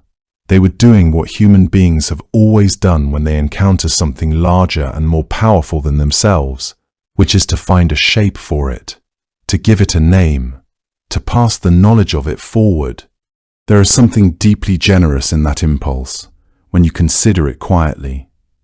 The willingness to sit down and describe, as carefully as you can, the thing that frightened you. Not for your own sake, but for the sake of whoever comes after you. Whoever will one day lower a boat into those same cold waters and need to know what might be living underneath. The Kraken was that knowledge, carried in the mouths of sailors across centuries, worn smooth and changed and elaborated by the passing, but always pointing towards something genuine. Always rooted in the actual experience of actual people looking over the side of a wooden boat into water so dark it gave nothing back. And what is remarkable, in a way that asks no scholarly attention to appreciate, is simply that they were right.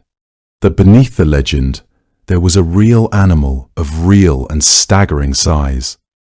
That the human mind, working with nothing more than a glimpse and a feeling of dread, and a long winter night in which to talk it through, came reasonably close to the truth. They got the scale wrong.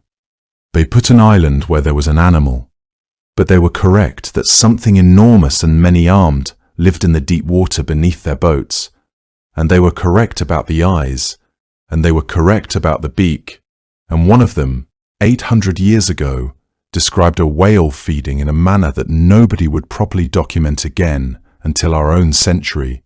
That is not a small thing. The ocean kept its secret for a very long time, and the people who guessed at it, imperfectly and with great imagination and occasional exaggeration, were not wrong to take it seriously, were not wrong to give it a name, and to speak that name carefully, and to mean it. There is a way of thinking about all of this that I have come to prefer over the others, and it has to do with what a legend actually is. We tend to treat folklore and science as opposites. One is what people believed before they knew better. The other is what replaced it. But that is not what happened here. What happened here is that a body of observation was collected over roughly 800 years by thousands of people, none of whom had any instruments, working under conditions of extreme cold and exhaustion, at the edge of a medium they could not see into. That body of observation was maintained and transmitted and refined across generations, largely orally, by communities that had strong practical reasons to keep it accurate. It was written down by a handful of people who took it seriously enough to record it carefully. It was tested against physical fragments when fragments became available, and it was eventually confirmed in its essentials by direct examination. That is a description of folklore. It is also, if you squint slightly, a description of a research program. The difference is not in the method. The difference is in the tools, and in who was permitted to be called an authority, and in whether anybody bothered to write down what the fisherman said. Pontoppidan bothered, Steenstrup bothered, and between them They closed a loop that had been open since the 13th century.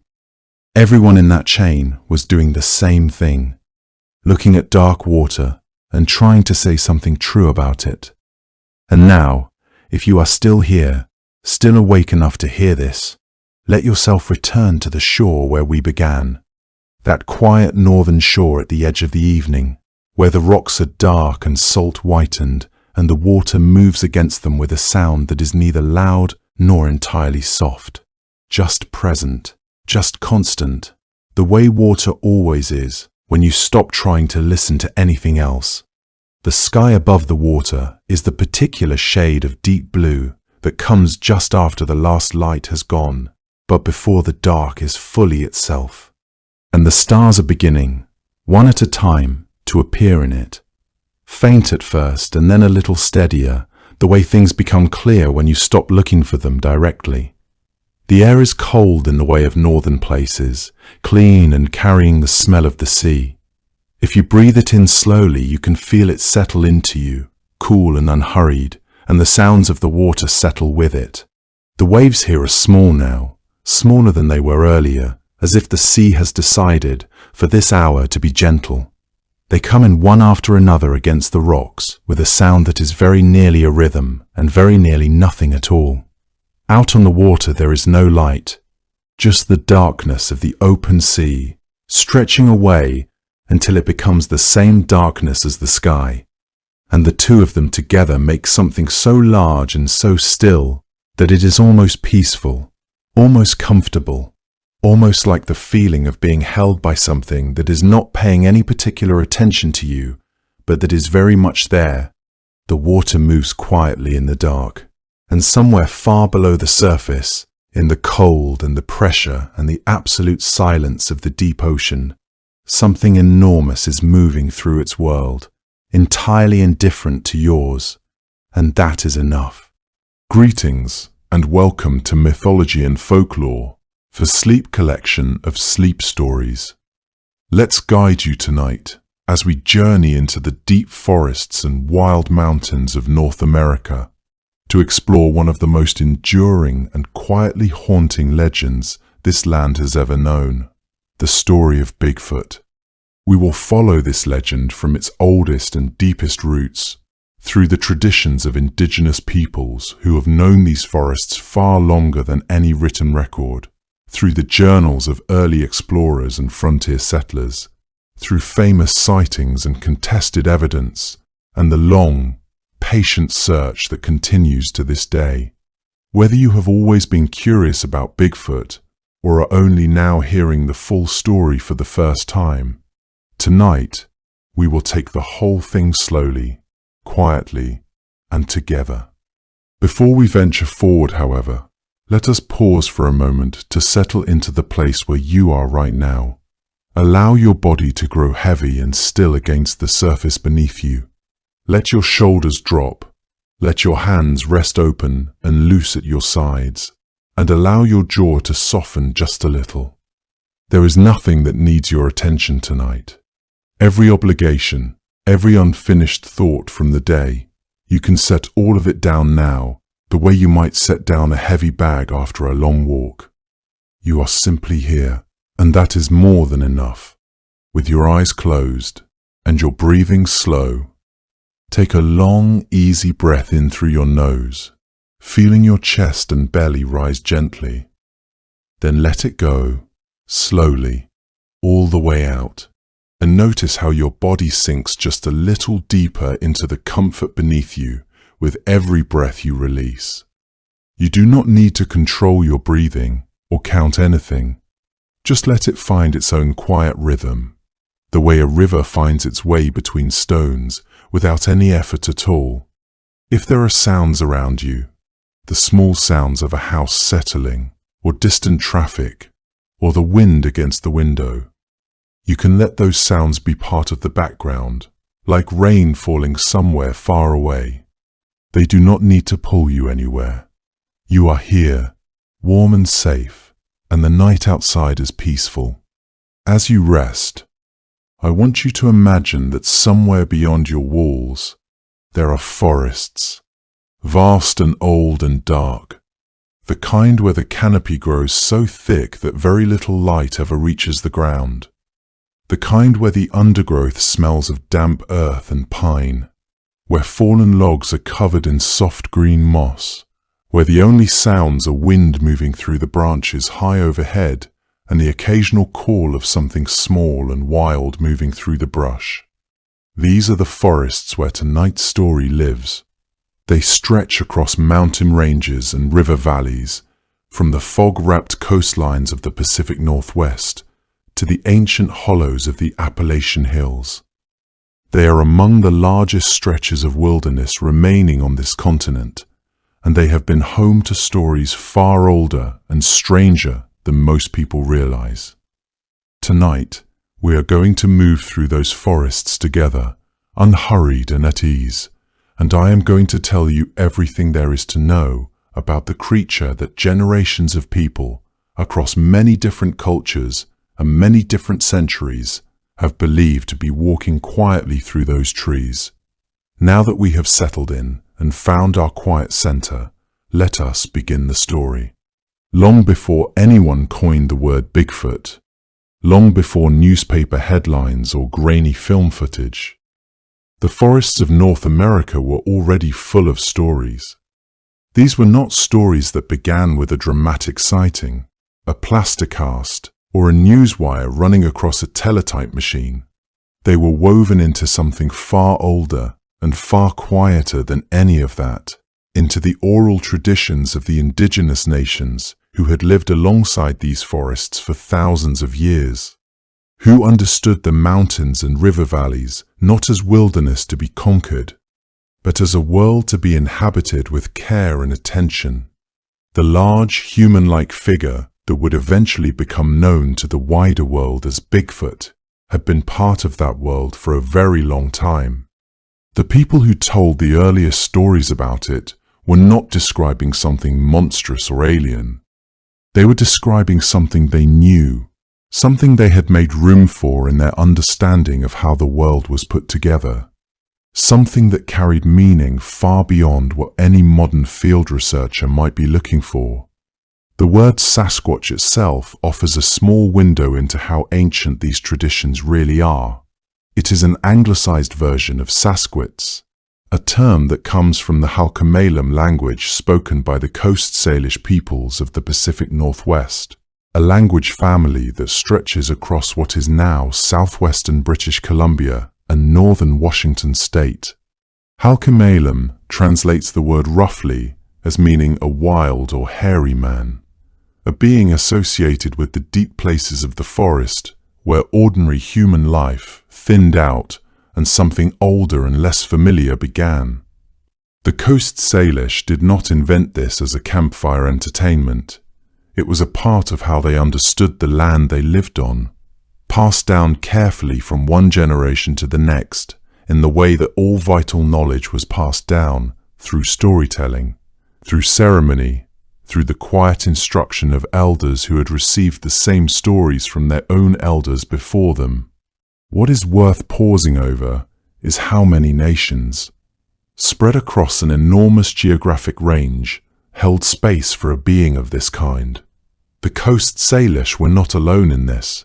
From the dense cedar forests of the Pacific Northwest to the high desert plateaus further inland, from the Great Basin to the mountains of the Northeast, many different indigenous cultures carried traditions describing a large, powerful, human-like presence inhabiting the wild country beyond the edges of the village. The details shifted from place to place, as you would expect from traditions developing across such varied landscapes over such a long stretch of time. But the broad shape of the being, enormous, hair-covered, moving on two legs through country that human beings entered only cautiously, appeared in tradition after tradition, with a consistency that is difficult to set aside.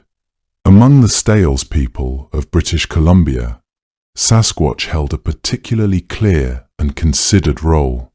In their tradition, the being was understood as a protector of the land, a figure who existed partly in the human world and partly in the spiritual world, whose presence served as a kind of reminder that the wilderness was not simply a resource waiting to be used, but a living system with its own integrity and its own rules.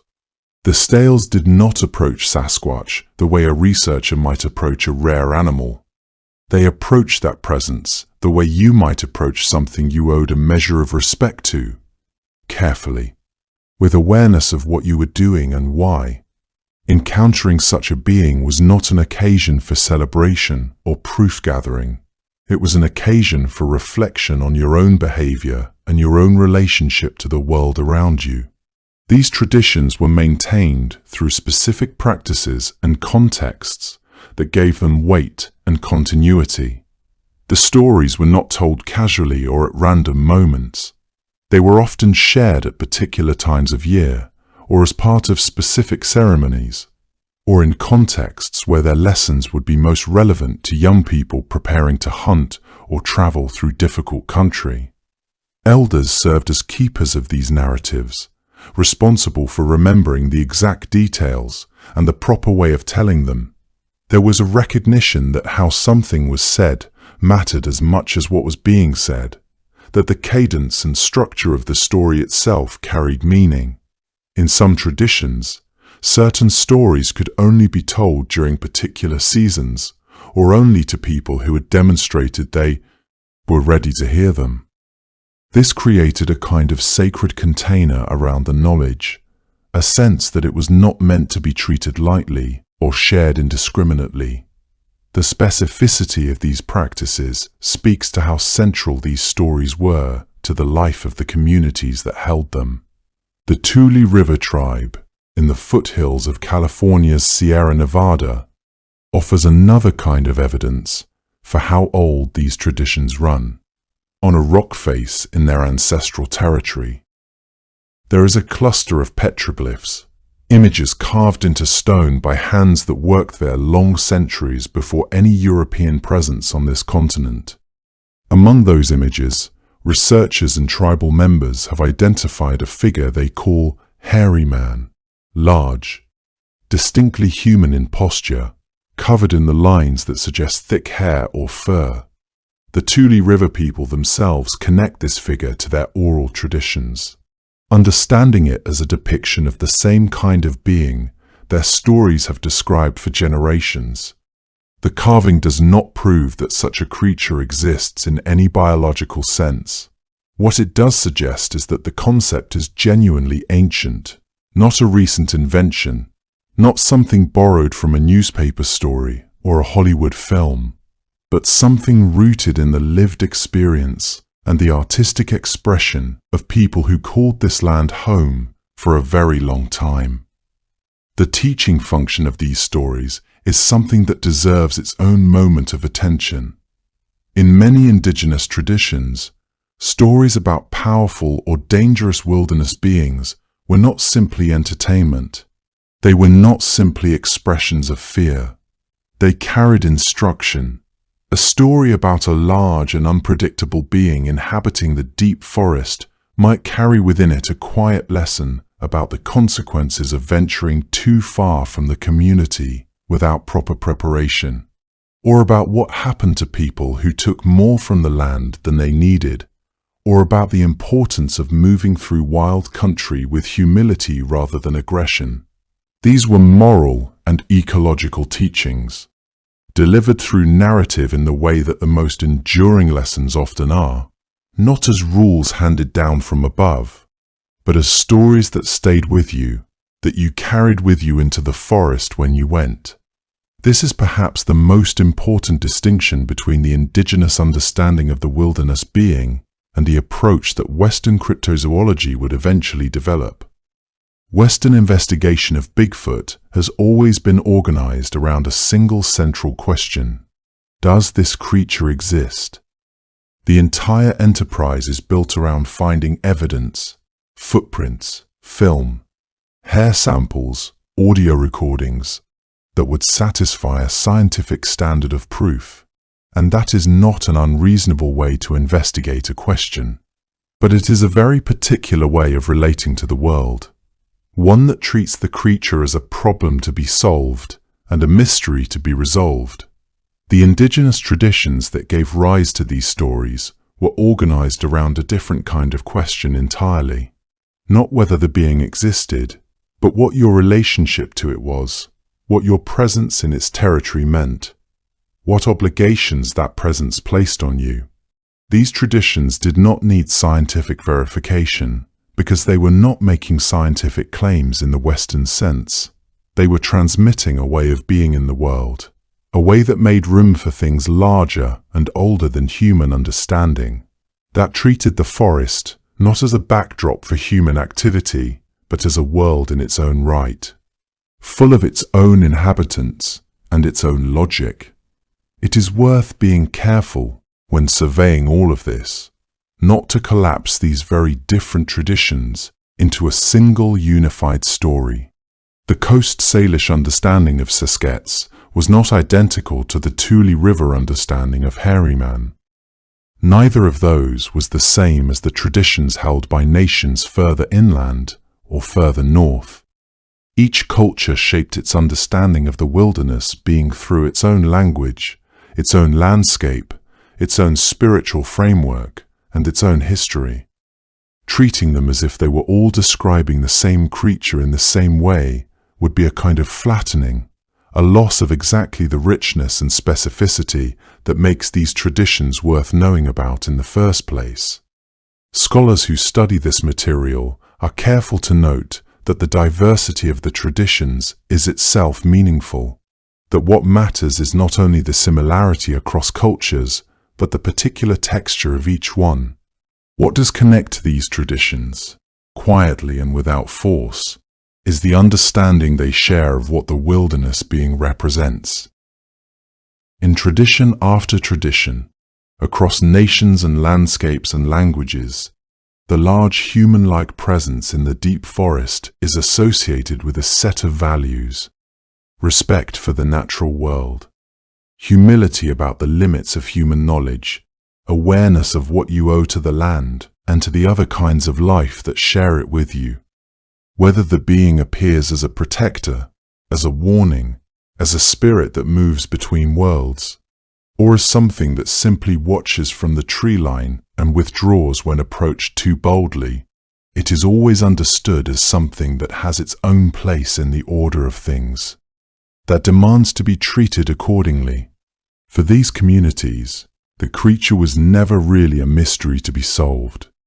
It was a presence to be respected. That understanding colored everything that came after. The further you travel from the Pacific Northwest, the more the stories change, and that is one of the most telling things about them. The Sasquatch traditions of the Coast Salish and the Tsales emerged from a particular world: dense old-growth forest, rain-softened earth, rivers heavy with salmon, mountain ranges that seemed to go on without end. That specific landscape shaped specific stories. But when you move east across the continent, or south into the high desert, or north toward the boreal woodlands, you find that other nations were also holding space for a large, human-like presence in the wilderness. And yet what they described, what role that presence played, how people were meant to relate to it shifted in ways that matter enormously. These are not regional variations of a single shared legend.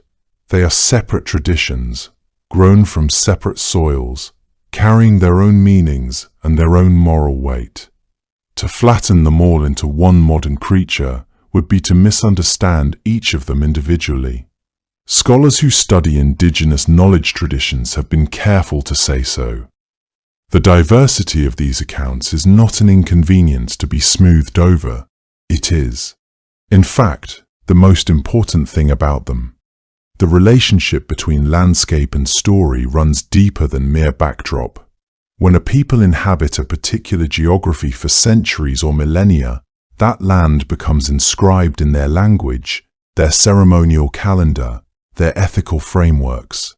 The creatures and spirits that populate their oral traditions emerge from this intimate knowledge.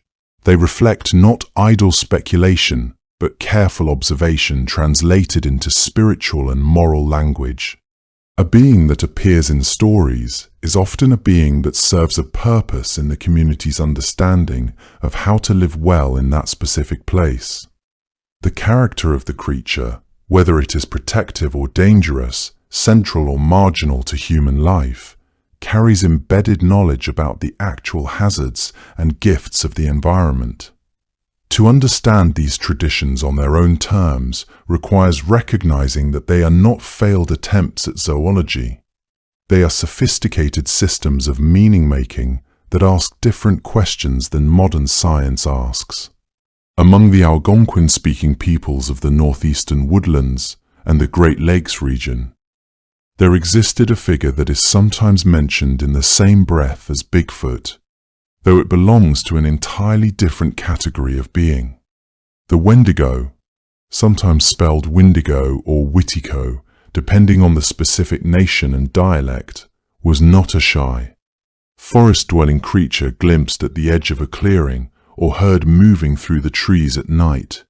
It was something far darker and far more inward-looking in its terror. In most traditions, the Wendigo was a spirit of hunger and cold, a malevolent force that could possess human beings who had committed the act of cannibalism under desperate winter conditions, transforming them into towering, gaunt, insatiable creatures that could never be led no matter how much they consumed. The being grew taller as it ate, always staying just out of reach of satisfaction. Some accounts described it as skeletal and hollow-eyed, others as a massive and powerful figure moving through the deep snow of a northern winter. But what united them was this sense of a wrong relationship, a crossing of a boundary that nature had set, rather than simply a large and unknown animal sharing the forest with human beings. The Wendigo served as a profound cultural teaching about the dangers of prioritizing individual survival over communal bonds, about what happens when a person turns against the group in order to feed themselves alone. It is a story shaped by the brutality of northeastern winters, by the genuine and terrible threat of famine, by the value of peoples for whom interdependence was not merely preferable, but essential to survival. To place it in the same column as the Sasquatch of the Pacific Northwest is to lose what makes both of them meaningful. The Wendigo also illustrates how these traditions encode ecological knowledge and seasonal danger. The northeastern peoples understood that winter could push human communities to their breaking point, that the boundary between survival and tragedy was often thin. The Wendigo was not merely a monster to frighten children. It was a sophisticated warning embedded in narrative form, teaching about the psychological and spiritual consequences of certain actions, about the interconnected nature of survival in a harsh climate. These teachings were transmitted across generations because they carried practical wisdom about how to maintain the social bonds that literally meant the difference between life and death when temperatures dropped and food became scarce. Moving west and south into the high desert country of the Great Basin, the traditions shift again in ways that reflect a completely different world. The Shoshone people, whose territory spread across what is now Nevada, Utah, southern Idaho, knew of a being called the Sea-Haltic, sometimes described as a powerful and dangerous creature inhabiting the more remote and rugged parts of the landscape, a presence that inspired not just caution but genuine fear. The Great Basin is a place of extremes: scorching summers, cold winters, sparse water, long distances between places of shelter and sustenance. A large, dangerous being in that environment carries different implications than one in the lush and forgiving rainforests of the coast.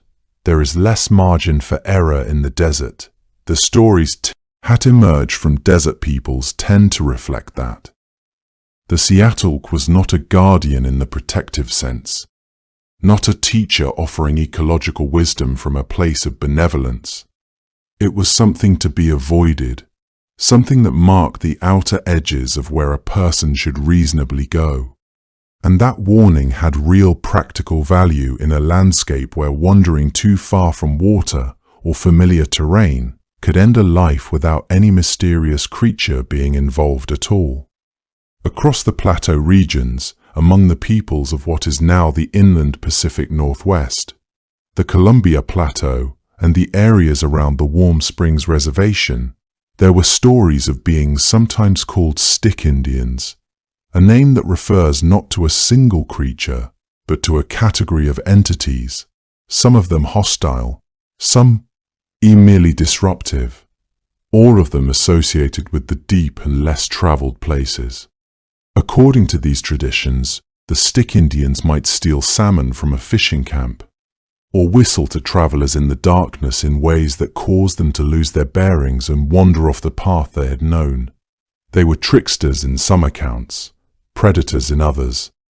Their behavior carried a warning familiar across many traditions, that certain places and certain hours belonged to forces older than human settlement, that a person who moved through those spaces carelessly did so at their own risk.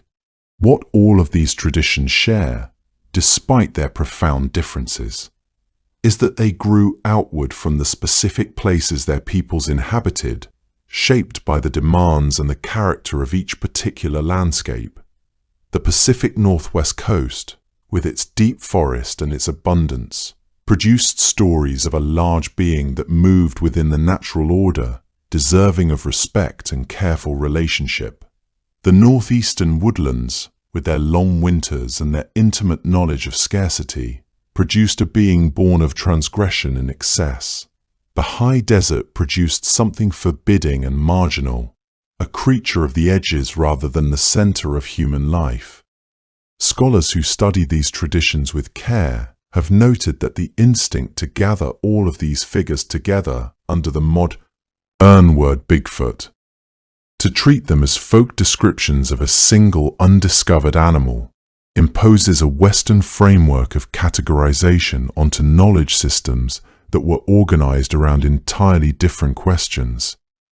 The peoples who carried these stories were not amateur naturalists waiting for someone to arrive with a camera and settle the matter.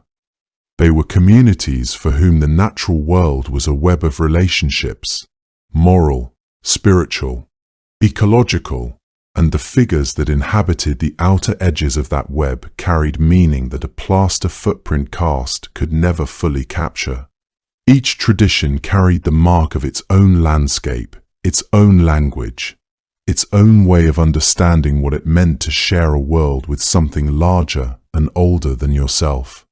When European settlers began pushing into the forests and mountains of the Pacific Northwest in the early 1800s, they brought their own fears with them, and the wilderness seemed ready to answer. These were men and women accustomed to cleared fields and village roads, to landscapes that had been shaped and tamed by generations of human hands. The forests they encountered here were something else entirely. The trees were enormous, older than memory, standing so close together that the light barely reached the ground. The mountains ran on without end in every direction. There were no edges to anything, no horizon that offered reassurance. For many settlers, that open vastness pressed against the imagination in ways that were difficult to name. It is perhaps not surprising that, moving through that kind of country, they began to report things. One of the earliest written accounts comes from the journals of David Thompson, a British-Canadian fur trader and explorer who was among the first Europeans to travel extensively through what is now the Pacific Northwest. In January of 1811, near what is today the region of northern Idaho and eastern Washington, Thompson and his men discovered a set of enormous tracks in the snow. He recorded the footprints with careful attention, noting their unusual size and human-like shape. Observing that they appeared to belong to something far larger than a man, Thompson was a practical, methodical person, not given to embellishment. The tone of his journal entry is one of genuine puzzlement rather than fear. He did not claim to have seen the create. only the evidence it seemed to have left behind. But that matter-of-fact record, written in neat ink on expedition paper, placed something unmistakably large and unknown into the documented history of the region. It would not be the last such entry. A generation later, in 1840, a Protestant missionary named Elkanah Walker was living among the Spokane people in what is now eastern Washington. Walker was a careful observer of the communities he lived and worked with. He kept detailed records of the stories and beliefs he encountered. Among those accounts, he noted that the Spokane people spoke of large, hair-covered beings who lived in the mountains nearby, beings who were powerful and unpredictable, who sometimes raided camps for food, who were regarded with a mixture of caution and respect. Walker did not dismiss these accounts, though he filtered them through his own cultural expectations, describing the beings as giants in language that reflected his own frame of reference more than theirs. What is significant about his record is it shows how, by the middle of the 19th century, settler observers were beginning to encounter indigenous knowledge about these wilderness beings and attempting to make sense of it. The stories were clearly not new to the indigenous peoples Walker lived among. They had the settled quality of things long understood and carefully passed down. But for Walker and those like him, they arrived as something unfamiliar and faintly unsettling. Stories that seemed to give shape to the unease they already felt about the wild country pressing in around them. As more settlers moved westward across the continent, encounters of this kind multiplied. The stories began circulating through the loose networks of frontier communication. Trading posts, missionary letters, newspaper columns, the lone evenings around campfires, where men and women tried to make sense of the places they had come to. Reports of large, man-like figures spotted in deep timber began appearing with increasing frequency in regional newspapers through the latter half of the century, described with the same matter-of-fact language used for accounts of bear attacks or unusual weather. Perhaps the most famous of all the early settler accounts came not from a frontiersman of modest reputation, but from Theodore Roosevelt, who would eventually become the 26th President of the United States. Roosevelt wrote about the wilderness with genuine passion throughout his life. In his 1892 book of hunting stories and natural observations, The Wilderness Hunter, he included an account he had heard from an experienced trapper and woodsman named Bauman. The story Bauman told was set somewhere in the mountain country of the West, in an unnamed wilderness that Roosevelt described only in general terms: forested slopes, a narrow creek, remote and difficult country. According to Bauman, he and a companion had made camp in a valley where they almost immediately sensed that something was wrong. Their camp was disturbed, their belongings scattered. They found enormous bipedal tracks, not the prints of a bear moving on all fours, but tracks made by something moving upright, consistently, through the muddy ground around their site. The presence that left those tracks seemed to circle the camp repeatedly over the course of several nights. The men grew steadily more frightened. Roosevelt recorded the story as Bauman told it to him, treating the old man as a credible witness, while carefully leaving open the question of what the creature might actually have been. The account ends badly for Bauman's companion, who was found dead in the camp under circumstances Bauman could not explain. While Roosevelt neither confirmed nor denied the supernatural elements of the story, he clearly found it worthy of preservation. That a man of Roosevelt's reputation and intellectual seriousness chose to include the account in a published book says something about how widely these stories had spread and how difficult they were to simply dismiss, even for those who approached the natural world with scientific curiosity. The blending of settler and indigenous traditions that was quietly underway throughout this period produced something new, a distinctly American wilderness legend that carried the texture of indigenous knowledge and the particular anxieties of a culture confronting a continent it had not yet learned to fully understand. The forests were enormous, and the maps were incomplete. In that space between the known and the unknown, a figure was taking shape that belonged to no single people and no single trade: Ishan. By the end of the 19th century, stories of wild men in the woods had become woven into the fabric of American frontier life, passed around campfires and printed in newspapers with the same matter-of-fact tone used to describe weather and game. In the summer of 1924, 5 gold prospectors were camped in a remote canyon on the slopes of Mount St. Helens when, according to their account, they spent one of the longest nights of their lives. The mountain occupies a part of southwestern Washington that has always carried something of the feeling of a place slightly beyond the reach of ordinary life. Even today, if you spend any length of time moving through the forest on those slopes, the sense of being surrounded by something larger than yourself arrives almost naturally, almost without your noticing it. The trees pressing close, the light coming through in fragments, the sounds changing in ways that aren't quite explained by the wind. In 1924, that remoteness was more pronounced still. Roads into the backcountry were rough where they existed at all.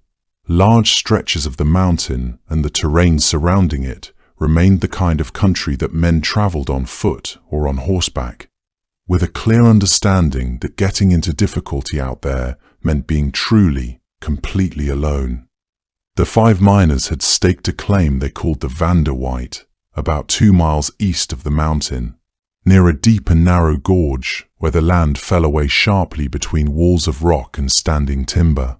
They had built a small cabin there, hand-hewn, solidly enough put together to keep the rain out and the wind down, but modest, unfortified, not the kind of structure that inspires much confidence in the dark.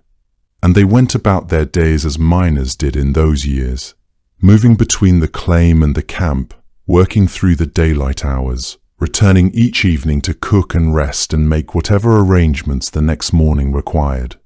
It was the kind of work that fills a day completely, leaving a man pleasantly tired by nightfall. I imagine they slept well enough in those first weeks, with the mountain quiet above them and nothing in particular to trouble their rest. The unease that preceded the famous night did not announce itself loudly. It came first in the form of tracks. In the days before the incident, one of the miners, a man named Hank, who was regarded by his companions as a skilled and experienced woodsman, someone who had spent enough years in the mountains to trust what he was looking at, came across a series of impressions pressed deeply into the soft earth around the edges of the camp. The largest of them measured 19 inches from one end to the other. The men gathered around them and studied them with the particular, careful attention that you give to something when you recognize it doesn't fit the familiar categories. Crouching down the way you do when you want to look more closely and aren't entirely sure what you're hoping to find. They knew the mountain well enough to identify what a bear left behind in soft ground, what an elk's track looked like pressed into damp soil near a creek, what the smaller animals of the territory made when they moved through the underbrush after rain. These were none of those things. The shape of them was arranged as a human footprint is arranged, heel and toe, bipedal, the toes spread wide across a broad, flat base, but the dimensions placed the creature making them so far outside any human scale that the comparison made things stranger rather than clearer. Hank, who was said to be a man not easily unsettled, grew noticeably quieter after the discovery. It was the kind of quiet that the people around him understood without needing to ask about it. The other miners talked around the subject, the way people tend to handle the things that worry them most. They kept working because practical men on a gold claim in the mountains generally keep working. The pressing demands of the daylight hours have a way of filling the space that doubt might otherwise occupy. But the forest around the gorge had shifted in some quality I find difficult to name. Not more threatening exactly, not louder, simply more present, as though something beyond the tree line had turned its attention quietly toward the camp and settled in to watch. What happened on the night the miners later described to the newspapers, to anyone who would listen in the weeks that followed, began suddenly and without much warning. The men had gone to sleep in the ordinary way, the mountain dark and still above them, the gorge dropping away below into deeper shadow. Then the cabin was struck, a large stone hitting the outer wall with enough force to bring all 5 men sharply awake at once. Before they had quite oriented themselves, another came, then another, arriving from different directions simultaneously, as though there were several creatures circling the structure, and each one was contributing separately to the assault. The men took up their rifles. In the dark, with the walls shuddering from the impacts, and the sound of heavy movement coming from more than one point outside, they fired through gaps in the timber and through whatever openings presented themselves, directing their shots toward whatever they could hear moving in the darkness. The creatures, for that is how the miners described them, large and bipedal and covered in dark hair, did not withdraw immediately. They circled the cabin. The throwing of stones would stop for a stretch of minutes, long enough that the men inside might allow themselves to wonder if it was over. Then it would begin again from a different quarter. At some point, deep in the night, something came close enough to the wall to reach a limb through a gap in the timber and close its hand around the handle of an axe that had been left leaning just inside. One of the miners lunged for it, and another fired toward the arm, and the grip released. The men held the cabin through what remained of the darkness, listening at the walls, firing when movement came too close, watching every gap in the timber for any shape they could make out against the black outside. When the light began to return, that slow, pale lightening that precedes dawn in the mountains, when the trees start coming back out of the dark as shapes again, the sounds outside had stopped. The men waited until the morning was fully established before going out. When they did, the forest looked as it always had, quiet and unchanged, carrying on with its ordinary sounds as though nothing had interrupted it.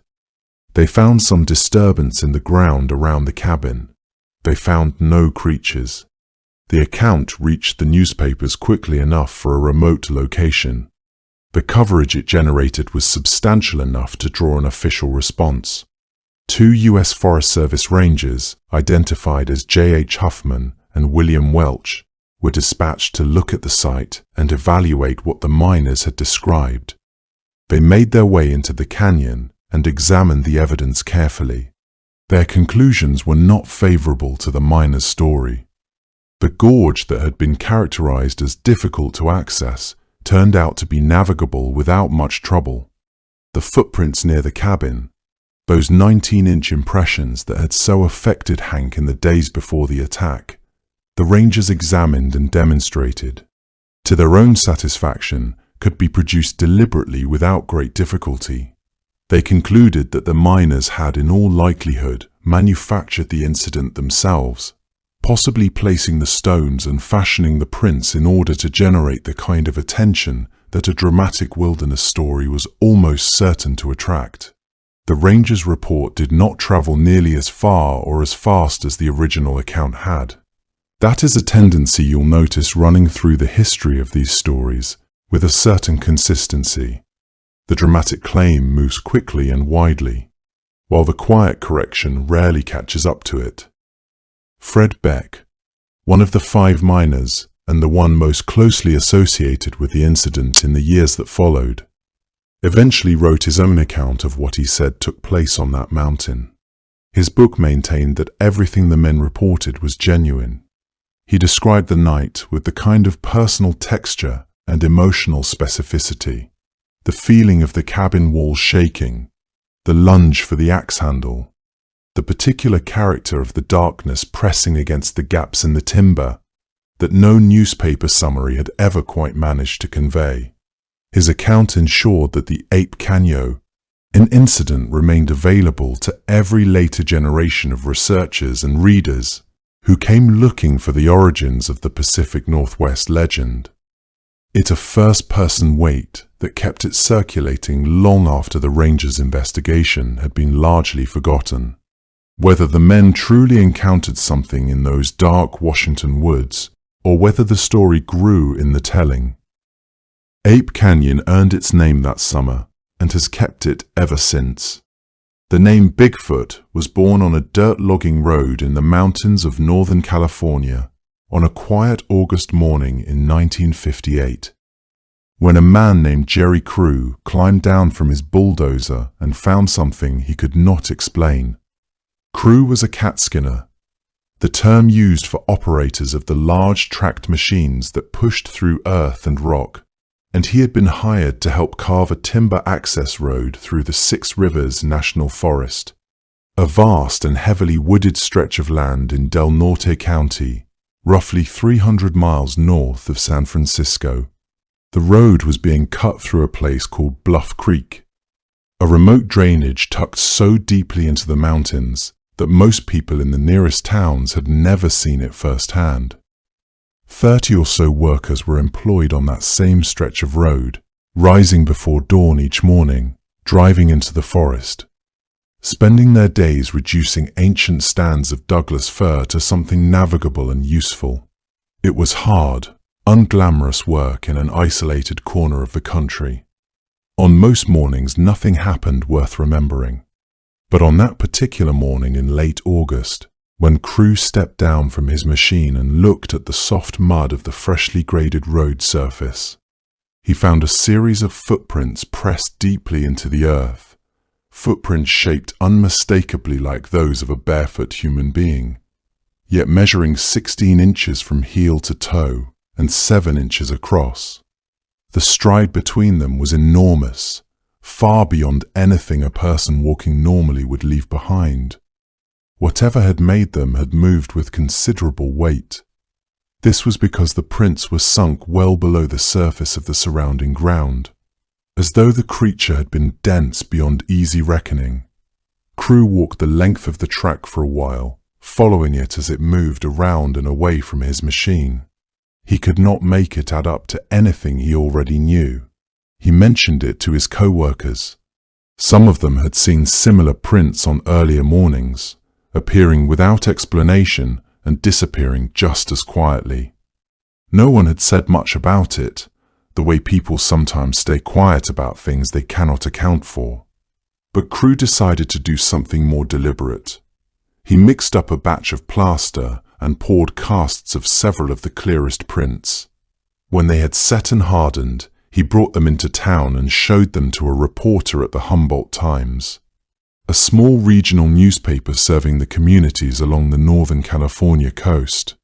The editor there, a columnist named Andrew Genzoli, recognized that he was looking at something that would interest his readers.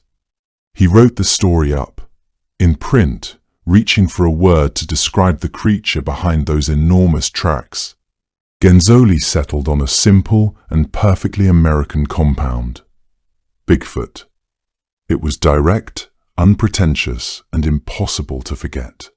It caught on almost immediately, spreading from that small coastal newspaper outward through wire services and regional papers until it had become the word most Americans used for the thing that had been lurking at the edges of their campfire stories for generations. The story did not remain a local curiosity for long. Within days, the Humboldt Times article had been picked up by larger papers along the coast, then by national wire services that saw in it the kind of human interest story that could capture attention in an era when such mysteries still had a freshness to them. Magazines began sending reporters to Northern California. Radio stations broadcast interviews with Crew and with Genzoli, the man who had given the phenomenon its name. The plaster cast themselves became minor celebrities, passed hand to hand among journalists and curious onlookers, photographed and measured and debated. The footprints at Bluff Creek represented something that transcended the merely local. They suggested that in an increasingly mapped and catalogued world, gaps still remained. Places where the unknown could still exist. For someone living in 1958, this was not an abstract proposition. The world still contained vast territories that had not been thoroughly explored. The possibility of an undiscovered creature in the deepest forests of California seemed, to many people, no more implausible than it would have seemed a century earlier. It is worth pausing for a moment to consider the world into which that name was born. America in 1958 was a country still comfortable with the idea that its own geography held genuine mysteries. The interstate highway system had only just begun its slow spread across the continent. Large portions of the Pacific Northwest remained genuinely difficult to reach. The forests of Northern California were not casual weekend destinations for most people. They were remote in a way that is harder to appreciate now. When satellite imagery allows anyone to examine any patch of Earth from the comfort of a lit room, the wilderness still had the quality of the unknown about it, not in a threatening way necessarily, but in the older sense, the sense that there were places in the landscape where human understanding simply had not reached yet. Cruise plaster casts landed in that atmosphere with a kind of ease, the way a story lands when the cultural ground is already prepared to receive it. People were ready to believe that something large and unexplained might still be moving through the deep forests. This was because the forests themselves still felt deep enough to hide one. The story spread through newspapers across the country, ran in magazines, generated a wave of attention that was partly curiosity, partly amusement, partly something harder to name, a genuine, if quiet, hope that the world had not yet been entirely accounted for. Researchers and adventurers began making their way to Bluff Creek, looking for additional prints, measuring what they found, attempting to understand the scale of whatever had left those marks in the mud. The name Bigfoot had given the phenomenon a kind of coherence it had not previously had. Gathering up the scattered frontier reports and indigenous traditions and campfire stories into something with a single, recognizable identity. For a while, Bluff Creek became one of the more peculiar destinations in California, drawing visitors who had no particular connection to logging or wilderness, but who simply wanted to see the place where the modern legend had begun. In the decades that followed the initial discovery, Bluff Creek became the subject of considerable scientific and amateur scrutiny. Investigators returned to the site year after year, cataloguing additional prints and attempting to reconstruct the chronology of sightings. Some researchers conducted extensive searches through the surrounding forest, hoping to find more substantial evidence, hair, scat, bones, anything that might confirm the existence of the creature. Others interviewed the original road workers repeatedly, trying to distinguish between what they had actually witnessed and what they had come to believe they had witnessed over the passage of years. The prints themselves remained at the center of the inquiry. They were photographed, measured with precision instruments, compared against each other, and against anatomical models. Universities and institutes received requests to examine the original plaster casts.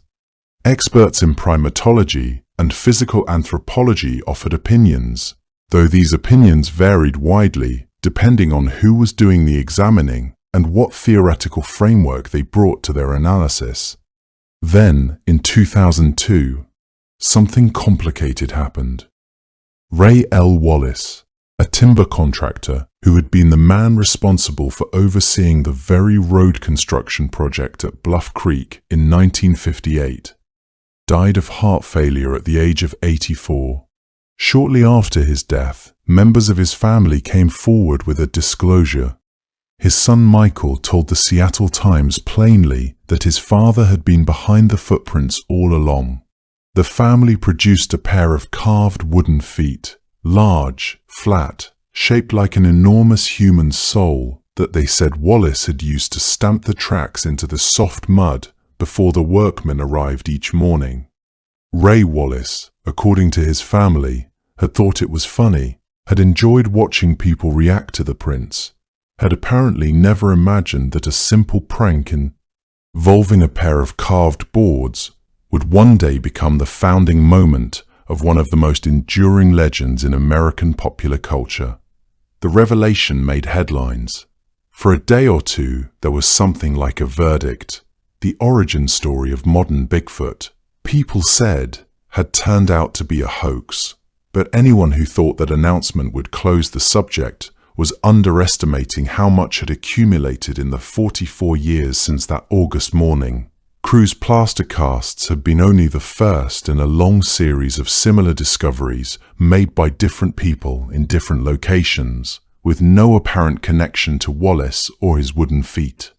Other workers on that same road crew, independent of one another, had described finding prints during weeks when Wallace was not even present at the site. Researchers who had studied the casts pointed out that several of the prints showed characteristics, subtle curves, natural asymmetries, pressure ridges, that would have been extraordinarily difficult to reproduce convincingly with a carved wooden implement, that the variation between individual prints suggested something more flexible than a rigid board stamping mechanically into the mud. None of this was enough to prove anything one way or the other. The honest answer is that it never will be.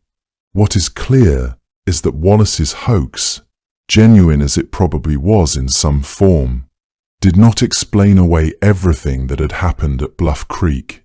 It certainly did not explain the hundreds of similar reports from people who had never heard of Ray Wallace and had nothing obvious to gain from inventing what they claimed to have seen. The name was out in the world now. No confession, no carved wooden feet, no newspaper correction could put it back. Of all the evidence ever gathered in the long search for Bigfoot, nothing has held the public imagination quite like 59 seconds of shaky, sun-dappled film shot on an October afternoon in 1967. By that point, the name Bigfoot had already been circulating for nearly a decade, carried by newspaper stories and campfire conversations across the American West. But it was still a name without a face, a word attached to enormous footprints and second-hand accounts, to things seen briefly in the dark and then gone. That changed on October 20th, when two men on horseback rode along a dry creek bed in a remote corner of Northern California and came around a bend in the stream and found something standing at the water's edge that neither of them had any easy explanation for.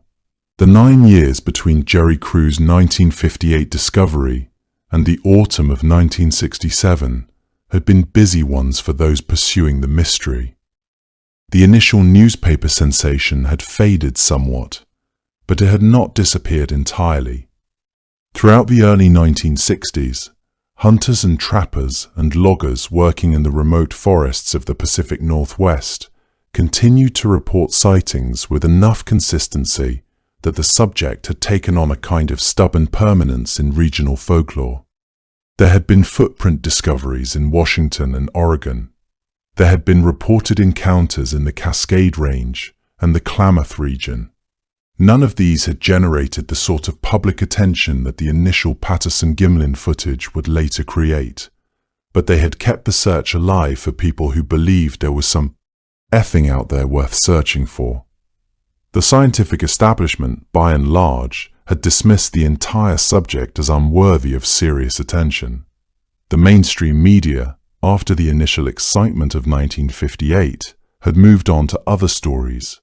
But in the gap between official skepticism and popular curiosity, a small community of dedicated researchers had begun to organize themselves with increasing sophistication.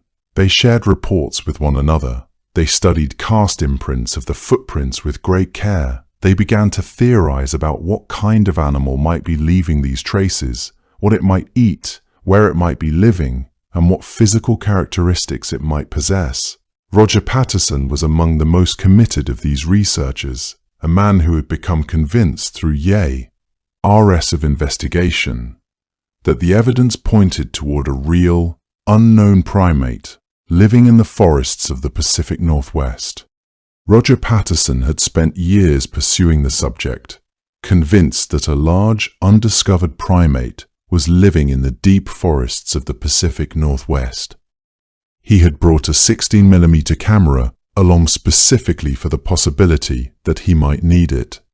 His companion, Bob Gimlin, was by most accounts a more measured man, skeptical but loyal, willing to accompany his friend into the wilderness without sharing quite the same degree of conviction.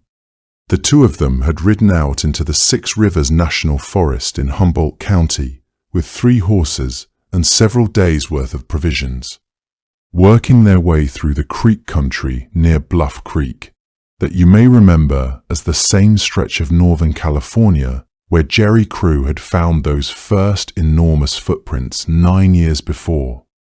It was a landscape of dense Douglas fir, overturned root masses, creek gravel that held the shapes of things that walked across it. It was the kind of place that felt very large and very quiet when you were standing in the middle of it, far from any road. The horses noticed something before the men did. That detail tends to stay with people who study the film carefully. This was because animals are not easily fooled by costumes or staged events. Both horses reacted with sharp, unmistakable alarm at what was ahead of them on the creek bank. Patterson's horse threw him sideways as it shied away. He scrambled to his feet quickly, pulling the camera from his saddlebag and beginning to run toward what he had seen, a large, dark, hair-covered figure moving along the edge of the creek bed in a steady, upright stride. He was running while filming. That is why the early frames of the footage shake and tilt and are difficult to read clearly. But as he slowed and the creature continued walking, the image steadies enough to see it plainly. What you see, if you watch the film, is a figure that appears to be between 6 and 7 feet tall, covered entirely in dark reddish-brown hair, walking on 2 legs with a long rolling stride that carries it smoothly across the gravel and sand of the creek bottom. At one point, perhaps 30 or 40 feet from where Patterson was standing with the camera running, the figure turns its head and looks directly back over its left shoulder at the 2 men, a slow, deliberate glance, held for just a moment before it continues walking and eventually disappears into the trees at the edge of the creek. That single glance, that brief backward look, is perhaps the most discussed moment in all of Bigfoot research. This was because it is so calm, so unhurried, and so difficult to reconcile with either a frightened animal or a man in a costume who has just been surprised. Researchers later noted that the figure appeared to be female, based on what seemed to be visible breasts beneath the hair, a detail that struck many observers as an unlikely inclusion in a fabricated costume. Though others have argued it would not have been particularly difficult to achieve with the right materials. The analysis of the Patterson-Gimlin film, as it came to be known, has continued steadily for nearly 6 decades.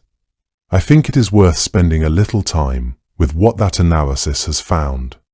This was because it reflects something genuinely interesting about the nature of the evidence. Studies of the creature's body proportions have consistently noted that the arms appear significantly longer relative to the legs than would be typical for a human being.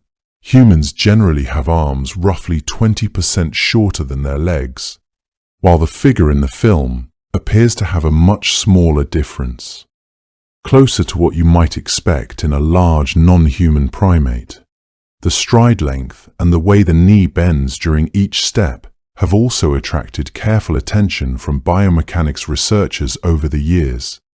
some of whom have argued that the gait shown in the film would be difficult or uncomfortable for a human to replicate convincingly, particularly at the speed and over the terrain being crossed. The question of how a costume could have been produced in 1967 is one that has generated considerable discussion among scholars of special effects history. The technique of using hair or fur glued to a substrate was well understood by costume makers of that era. Professional gorilla suits did exist by that time, having been used in various film and television productions throughout the 1950s and 1960s. However, the level of detail visible in the Patterson-Gimlin footage, the musculature beneath the hair, the apparent flexibility of the shoulders and arms, the natural-looking gait, would have required either an exceptionally skilled costume maker or a very well-funded production. Patterson was known to be a man of modest means, which raises questions about where such a costume might have come from and who might have created it. Some researchers have speculated that professional filmmakers could have been involved, though no credible evidence of such involvement has ever emerged. The debate over costume versus living creature essentially hinges on two different assessments of what was possible with 1960s technology and resources. One view holds that the costume-making technology of the era was entirely adequate to produce what is seen in the film, and that creative filmmakers with sufficient motivation and resources could have achieved it. The other view holds that while costumes of that quality might have been theoretically possible, the practical, logistical, and financial barriers would have made such a deception extremely difficult to carry out in a remote wilderness setting under time-pressured circumstances. Grover Krantz, an anthropologist at Washington State University who became one of the few academic researchers willing to take the subject seriously, examined the film in detail and concluded that the mass and proportions of the figure were not consistent with a man in a suit. Jeff Meldrum, a professor of anatomy at Idaho State University, whose work you will encounter again a little later in this story, has made similar arguments. Focusing on the flexibility and mechanics of the foot as the creature steps across the uneven creek bed, suggesting that the motion is more consistent with the anatomy of a large primate than with a human foot inside a rigid costume. These are careful, measured arguments from people with genuine scientific credentials. They deserve to be considered alongside the counter-arguments, which are also substantial. There have been multiple claims, made at different times and with varying degrees of credibility, that the film shows a man in a professionally made gorilla suit. The costume industry of the late 1960s was sophisticated enough to have produced something approximating what the film shows, at least in the opinion of some special effects professionals who have reviewed the footage. A man named Bob Hieronymus came forward in 2004, claiming to have been the person inside the suit, describing in considerable detail how the filming had been arranged and what the costume felt like to wear. Though his account has never been conclusively verified and is disputed by Gimlin, who has maintained for his entire life that what he and Patterson encountered that afternoon was a real, living creature.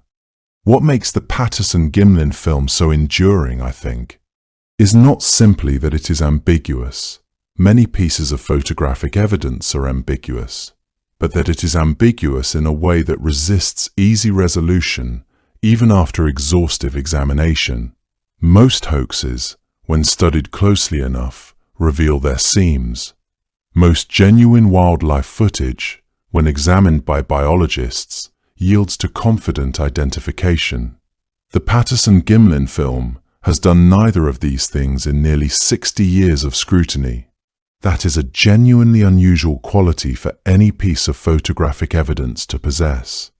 A documentary released in 2026, titled Capturing Bigfoot, brought the film back into wide public conversation by presenting what its makers described as new analytical evidence, challenging certain prior conclusions about its authenticity.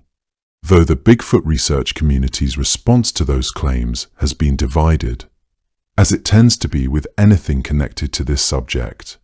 The film remains, as it has always been, a kind of cultural mirror, something in which people with very different prior beliefs find very different things when they look carefully. If you have already decided that Bigfoot is impossible, you will see a man in a suit walking along a California creek bed with practiced, theatrical strides. If you have spent time in those forests and come away with a different sense of what might be living in them, you may see something else entirely, a large female primate, calm despite being watched, her way along the water on a mild October afternoon without any particular urgency. The footage itself does not settle the question for you. It simply places the question in front of you, very quietly, and waits. After nearly 60 years, it remains exactly what it was the day it was developed, a question that refuses to become an answer. The Patterson-Gimlin film may be the most famous piece of Bigfoot evidence, but it sits inside a much larger body of reports stretching across nearly every state in the continental United States. In the years immediately following 1967, the Pacific Northwest became the center of a quiet but persistent wave of sightings. What is striking about those early reports is how little they seem to borrow from one another. People living along the Cascade Range, loggers, farmers, families driving home late along dark mountain roads, began describing encounters that bore a close resemblance to what Patterson and Gimlin had filmed at Bluff Creek. Though many of these witnesses had no particular awareness of that film at the time, a dark, heavy figure moving through the tree line, a smell, thick, nimble. Difficult to describe precisely, though witnesses consistently reached for the same kinds of words. Musty, wet, deeply unpleasant, like something that had been living in the earth for a long time. The sound of something large moving through brush with a confidence and ease that no bear quite accounts for. Through the 1970s, the reports accumulated steadily, logged by researchers and newspaper editors and county sheriffs who were often unsure what to do with them. Many came from people who seemed genuinely reluctant to share what they had seen, worried about how the account would land. A logger in Washington who pulled over near dusk and watched something cross the road ahead of him, something that moved upright, that he measured later against the surrounding fir trees and estimated, at between 7 and 8 feet tall, waited years before telling anyone outside his family. A couple camping in the Olympic Peninsula who woke before dawn to the sound of something heavy moving around the perimeter of their tent found impressions in the soft ground the next morning that didn't match anything they could name. These were not people who had gone looking for something extraordinary. They were simply people who encountered something they couldn't fit into any category they already had. What made the accumulation of these early reports significant was the emergence of organized documentation. By the mid-1970s, researchers had begun compiling and cross-referencing accounts in a more systematic way. The Bigfoot Field Researchers Organization was founded in 1995, but long before that, individual researchers and local enthusiasts had been maintaining their own archives. Some of these early compilations were remarkably thorough. In counties across Washington and Oregon, researchers would visit witnesses at their homes, record detailed interviews, measure and photograph the sites where encounters had occurred. They collected soil samples from reported track locations, noted the density and type of vegetation, documented weather patterns from the date of the alleged sighting. His methodical approach sometimes revealed patterns that casual observation might have missed. Seasonal clustering of reports in certain regions, a concentration of sightings along particular river valleys or ridge systems, temporal patterns that suggested possible migration routes or territories. Some researchers began noting that reports often clustered in areas of remaining old-growth forest, places where human development had been relatively limited, where dense canopy cover and complex understory still prevailed, where the food sources that might sustain a large primate were abundant. This was not proof of anything, but it suggested that if these accounts reflected actual encounters with an animal, that animal, if it existed, would have particular habitat requirements that could be studied and understood.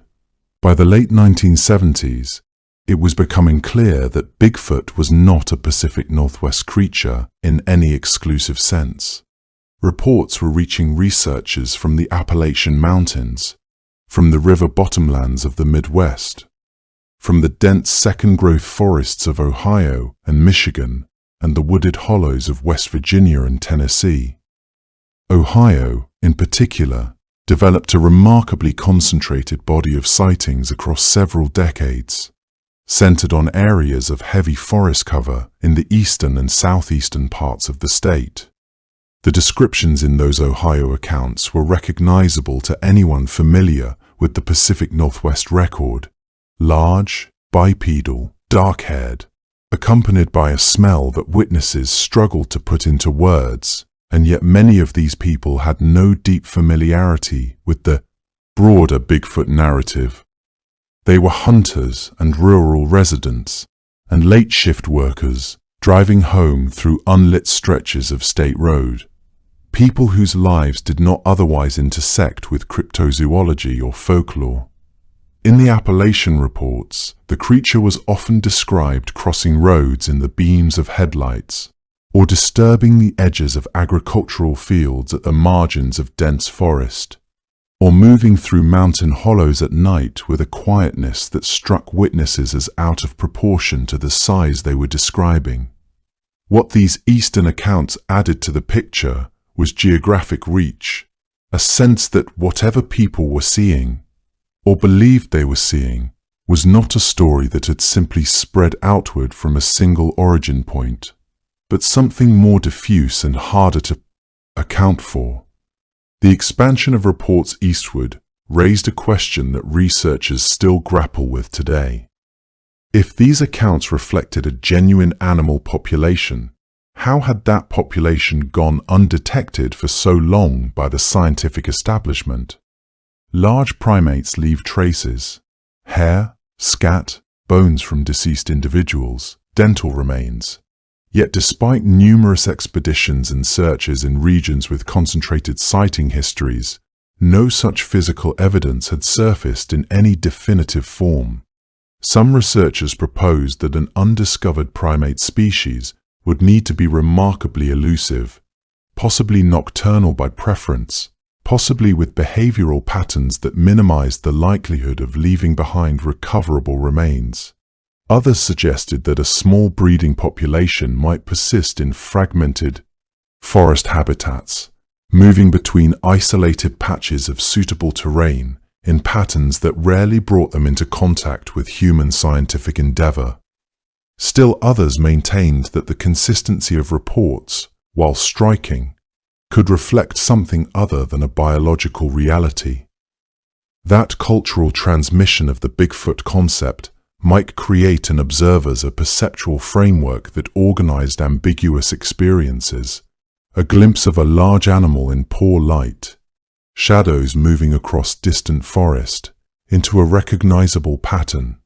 This possibility did not require any deception on the part of witnesses, only the way that human perception naturally works to make sense of incomplete information by fitting it into existing templates of expectation.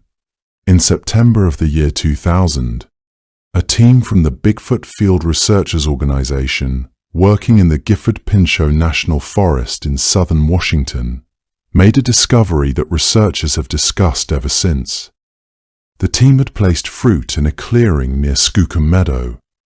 When they returned the following morning, they found a large impression in the soft earth beside it, not a footprint, but something more like a body impression, as though something very heavy had reclined on its side and reached forward to gather the fruit without fully rising.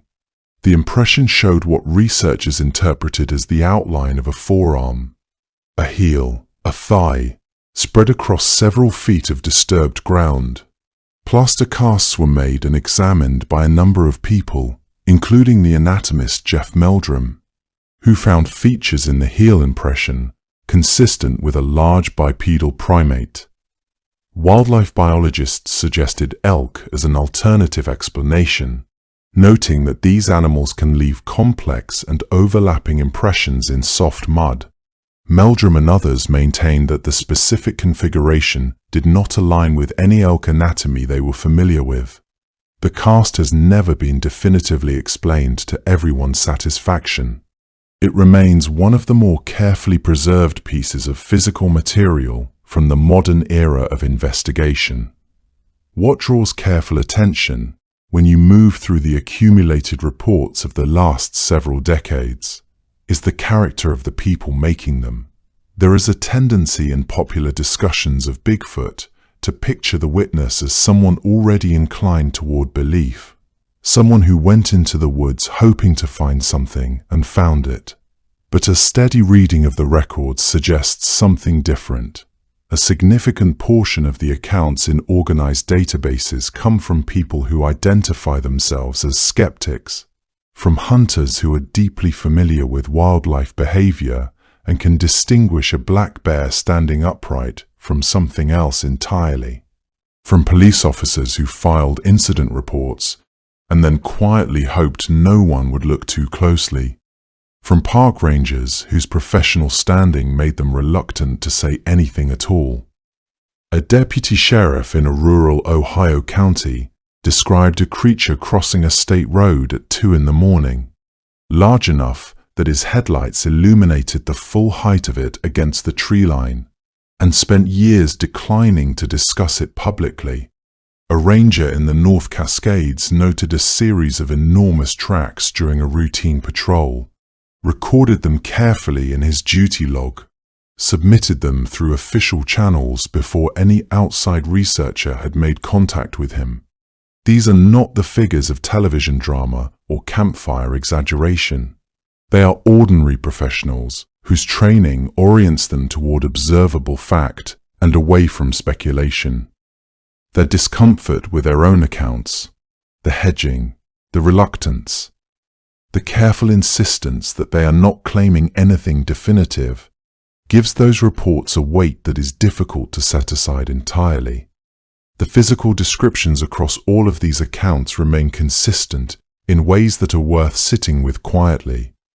From Florida to Washington, from Ohio to Oregon, witnesses describe a figure standing between 7 and 9 feet tall, covered in dark or reddish-brown hair, walking upright on 2 legs with a gait that is often called smooth, purposeful, surprisingly fluid for something of that size.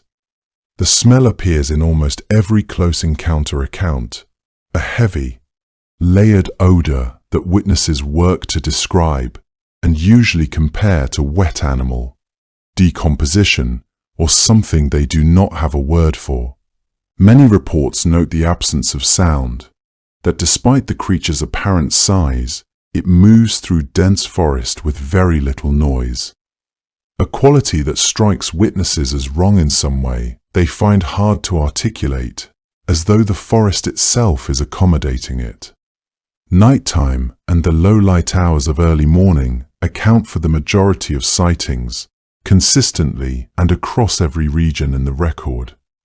I read through these accounts the way you might read old letters, slowly, with attention to what the writer was not saying as much as what they were, and what they leave behind is not certainty in any direction.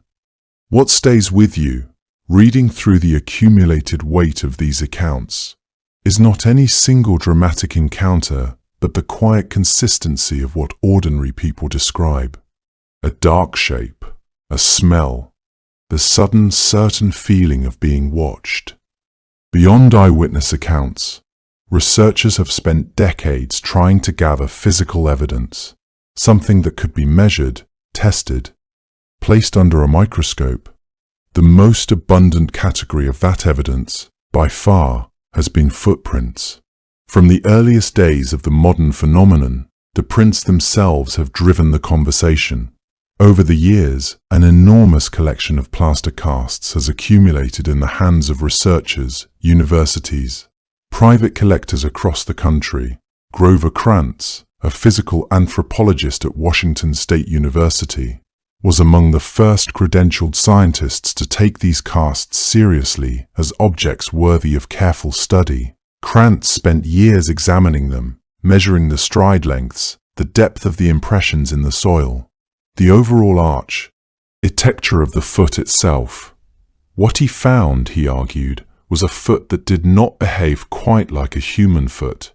Certainly not like anything a carved wooden prop or a rubber shoe could convincingly replicate when pressed into soft ground under the weight of a genuinely moving body. The depth and pressure distribution of many prints suggested something heavy, something in the range of several hundred pounds, and the consistency of certain anatomical features across prints found in entirely different locations and different decades struck him as difficult to explain away as simple coincidence. Jeff Meldrum, a professor of anatomy and anthropology at Idaho State University, built on this work and has continued it with greater methodological rigor than perhaps any other researcher in the field.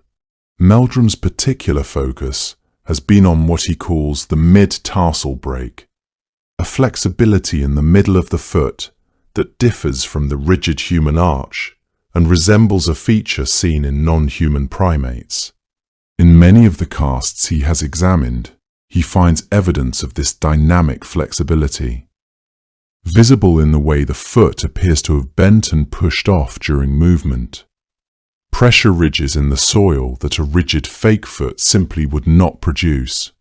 He has published his analysis in academic contexts and has argued, carefully and without hyperbole, that the accumulated footprint evidence is at minimum consistent with a large, bipedal primate, unlike any currently catalogued species. The measurement of stride length itself has provided another avenue for analysis. Walking patterns contain biomechanical signatures that vary predictably with body mass, leg length, and anatomical proportions. Researchers have calculated stride lengths from sequential prints in documented trackways, then compared those measurements against known data from humans and other primates. Several studies have suggested that the implied walking speed and stride consistency evident in some trackways would be difficult to fake deliberately while maintaining a natural gait. A person in a suit fabricating prints would need to walk at a particular pace and with particular spacing, repeatedly over long distances, in darkness, across varied terrain, without producing the irregular patterns or inconsistencies that normally appear in hoaxed evidence.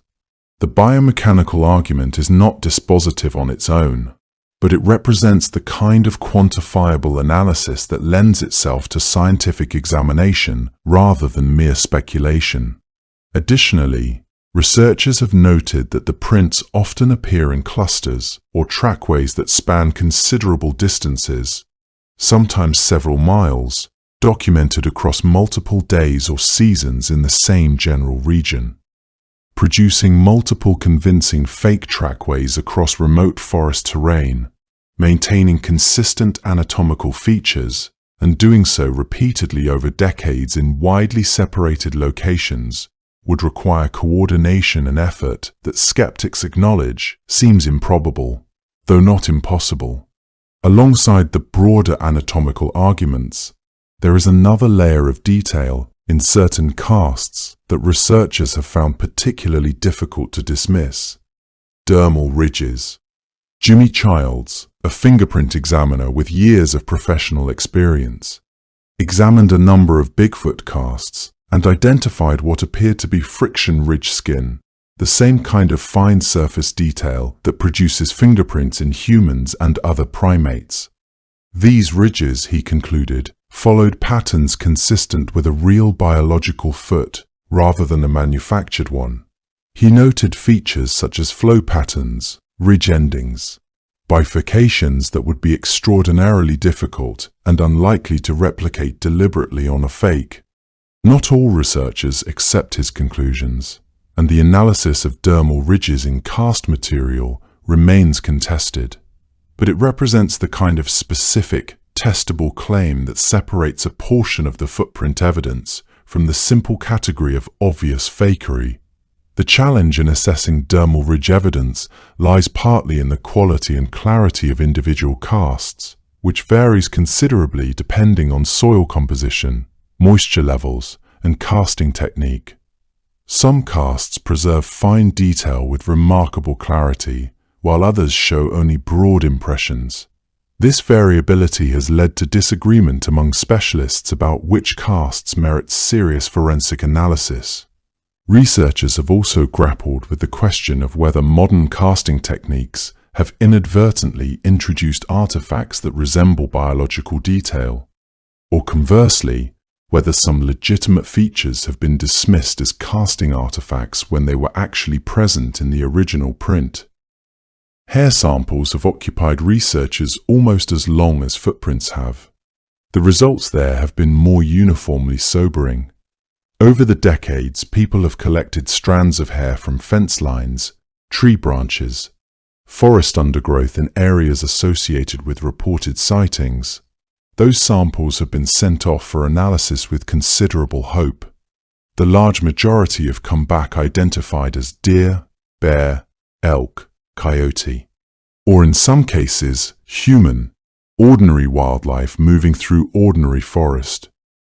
A smaller fraction has proven harder to assign definitively, classified as unidentified, or simply inconclusive given the limitations of the available hair comparison techniques.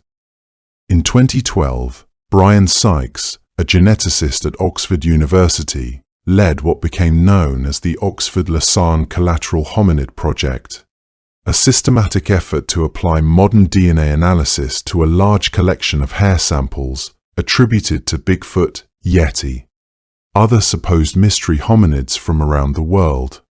Sykes requested samples from researchers and collectors globally and subjected them to rigorous mitochondrial DNA sequencing that can identify species with a precision that older comparison methods could not approach. The results, published in a peer-reviewed journal in 2014, were consistent and largely definitive for every sample that yielded usable genetic material. The hairs came from known animals. Bears, raccoons, horses, deer, and humans accounted for the samples that could be read clearly. 2 samples from the Himalayan region returned an unusual result, a match to an ancient polar bear specimen, which Sykes suggested might point toward an unknown bear hybrid, though that finding has itself been disputed and not widely replicated. For the North American Bigfoot samples specifically, there was nothing anomalous in the genetic results. Sykes did not frame this as a final verdict on Bigfoot's existence, noting that absence of evidence in a particular sample set is not the same as evidence of absence, but the study remains the most rigorous scientific examination of supposed Bigfoot biological material conducted to date. Its findings did not support the presence of an unidentified primate. The limitations of the hair sample approach deserve mention alongside its findings. Hair samples collected opportunistically from the field lack the chain of custody documentation that would be required in a legal or medical context. They may have been contaminated during collection, storage, or transport. They may have been misidentified as to location or circumstances of collection. These methodological weaknesses do not invalidate the genetic findings, but they do mean that a negative result, identification as a known animal, does not entirely foreclose the possibility that at some point hair from an unknown species was collected and either not included in Sykes's database or was mishandled before analysis. Researchers have also pointed out that an animal species might exist in very small numbers, its range restricted to remote regions, its behavior such that it leaves little biological material in accessible locations. Under such circumstances, absence of hair evidence would be unsurprising, even if the animal were real. Conversely, the fact that Sykes's comprehensive analysis found nothing anomalous is taken by many scientists as strong evidence that no such animal has yet been successfully sampled.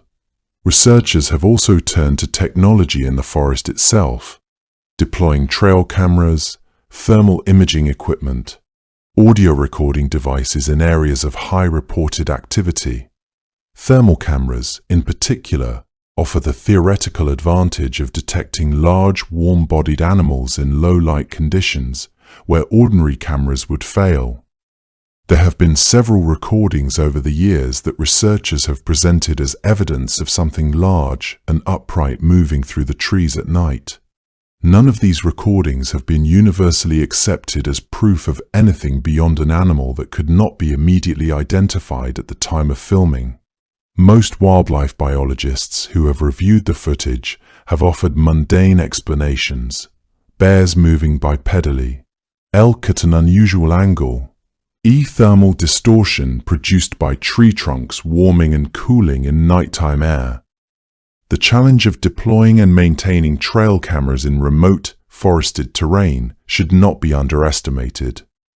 Equipment fails in harsh weather, batteries deplete, animals and humans trigger false alarms thousands of times for each potentially relevant image. The volume of data produced is enormous, requiring substantial time to sort through footage for anything noteworthy.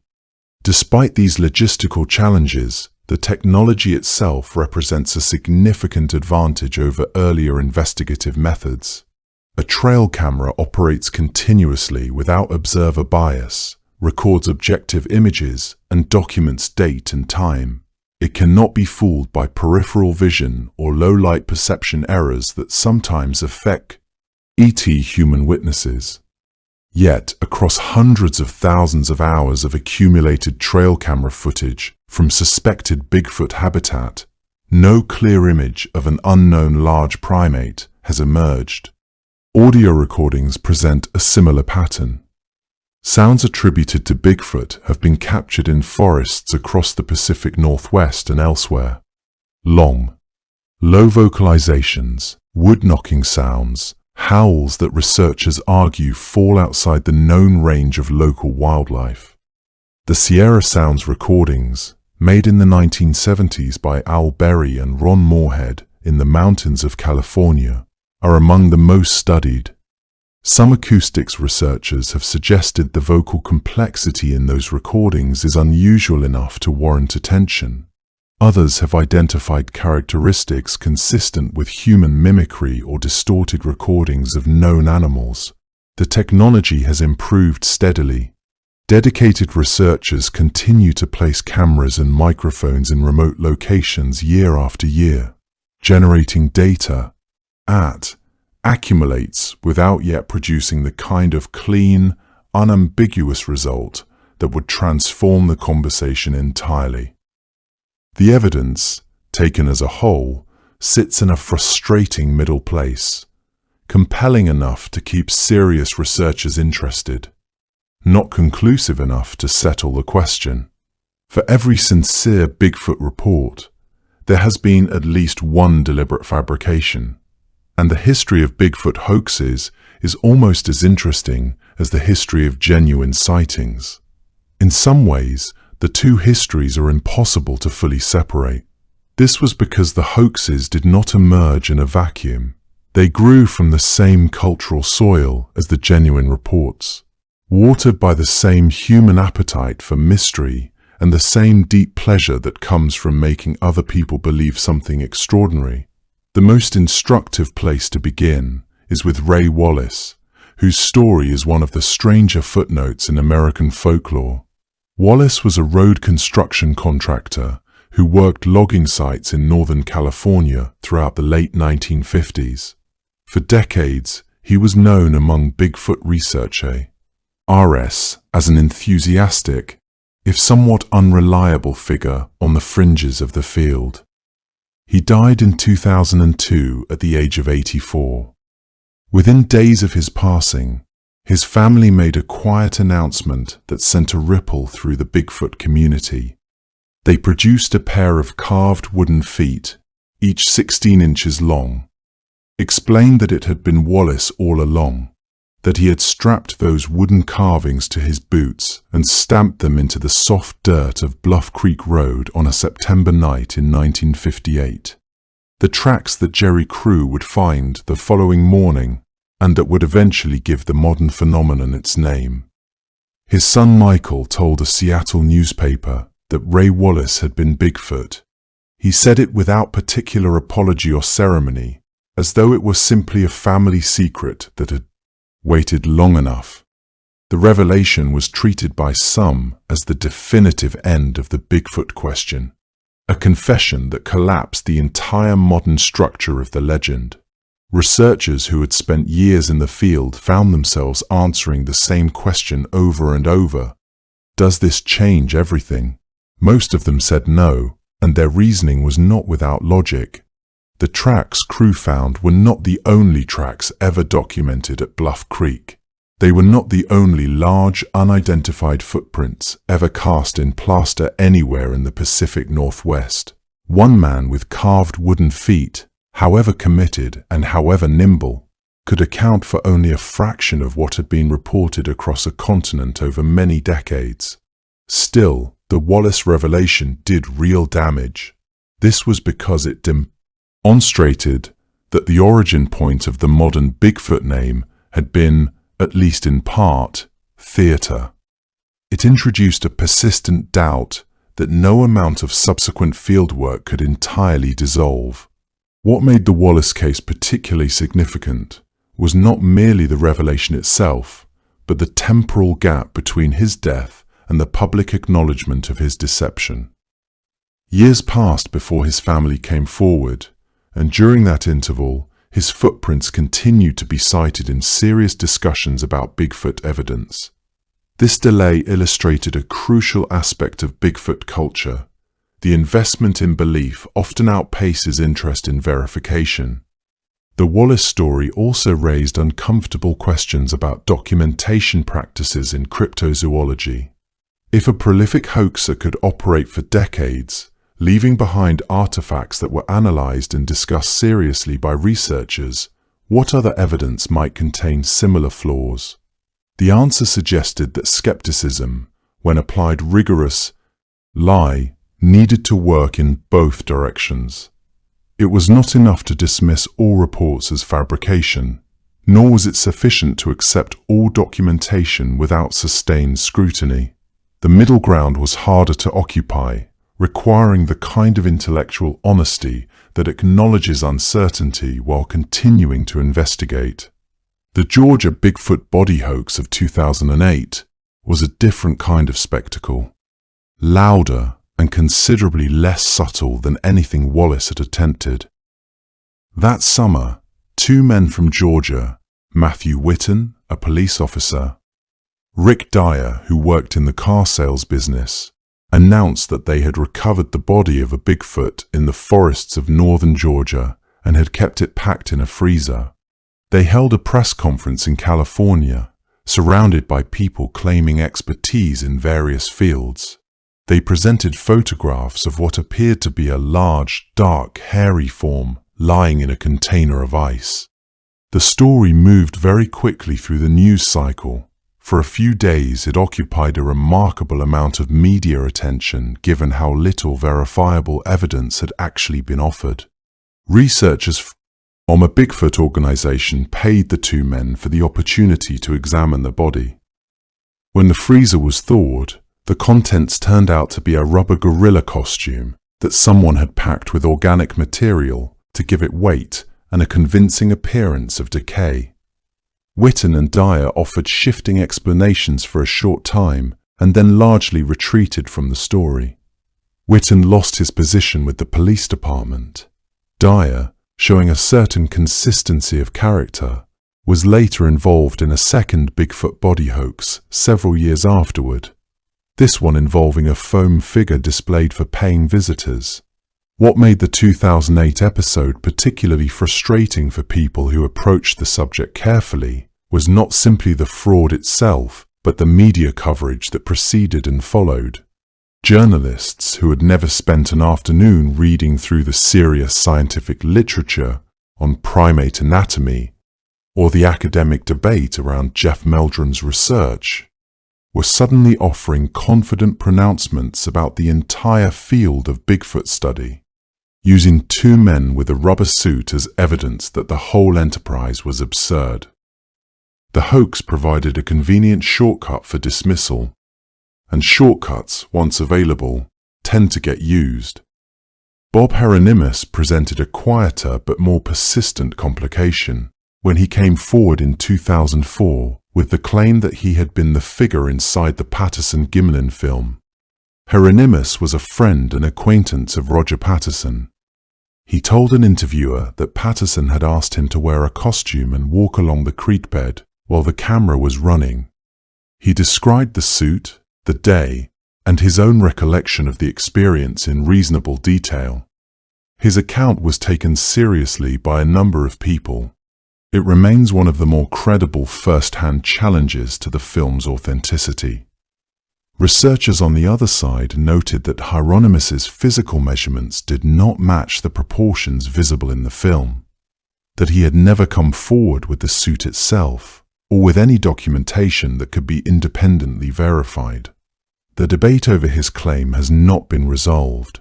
It sits alongside the film in that same uncomfortable territory where neither side can fully prove its case. What the Hieronymus story illustrates, beyond its specific claims, is the broader difficulty that hoaxes create for anyone attempting to reason carefully about the evidence. Once it becomes clear that some people are willing to fabricate encounters, dress up in costumes, carve footprints, or pack rubber figures in freezers for attention or money or the simple pleasure of the performance, it becomes genuinely harder to evaluate any individual report on its own terms.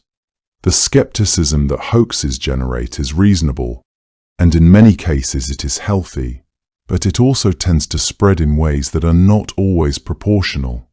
A single confident fraud can cast a shadow over dozens of unrelated, unconnected accounts from people who had nothing to gain and a great deal to lose by telling an unusual story.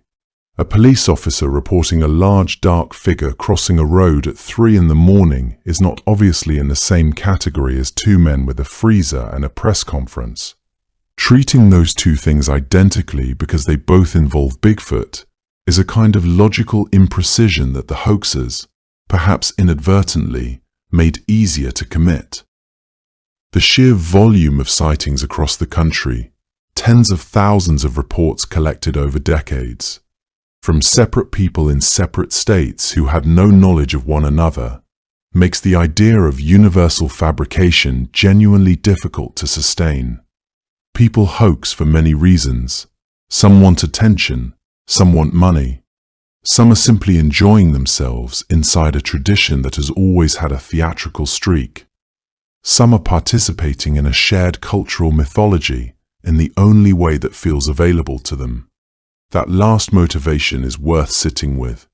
This was because it suggests that even the hoaxes are telling us something real, not about the creature, but about what people want the creature to mean. The hoaxes have made it harder to take the subject seriously, but they have never quite managed to make it go away. The question that sits beneath all of the sightings and footprints and film analysis is a simple one. Could a large, undiscovered primate actually be living in North American forests? It sounds at first like a question with an obvious answer. Of course not. We would know by now, but a handful of serious researchers have spent significant portions of their careers arguing that the dismissal comes too quickly. Their reasoning is worth following for a while before you decide what to make of it. The most interesting scientific argument in favor of Bigfoot's possible existence begins not in the forests of the Pacific Northwest at all, but in the caves and fossil beds of southern Asia, with a creature called Gigantopithecus. Gigantopithecus blacki was an enormous ape that lived across parts of what is now China, Vietnam, India, and based on the fossil evidence, primarily jawbones and teeth, that are the most durable parts of any skeleton. Paleontologists believe it may have stood as tall as 9 or 10 feet and weighed somewhere between 400 and 1,000 pounds, depending on the estimate. It was, by any measure, a genuinely massive primate.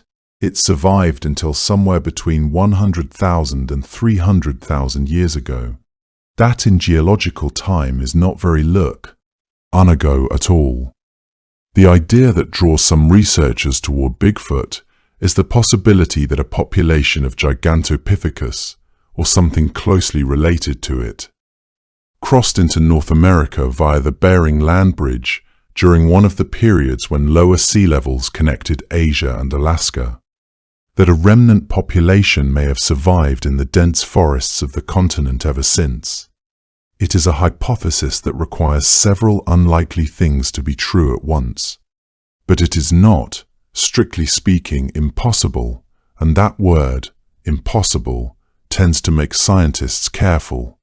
The evolutionary pathway proposed by advocates for this hypothesis would involve not merely survival, but adaptation over tens of thousands of years.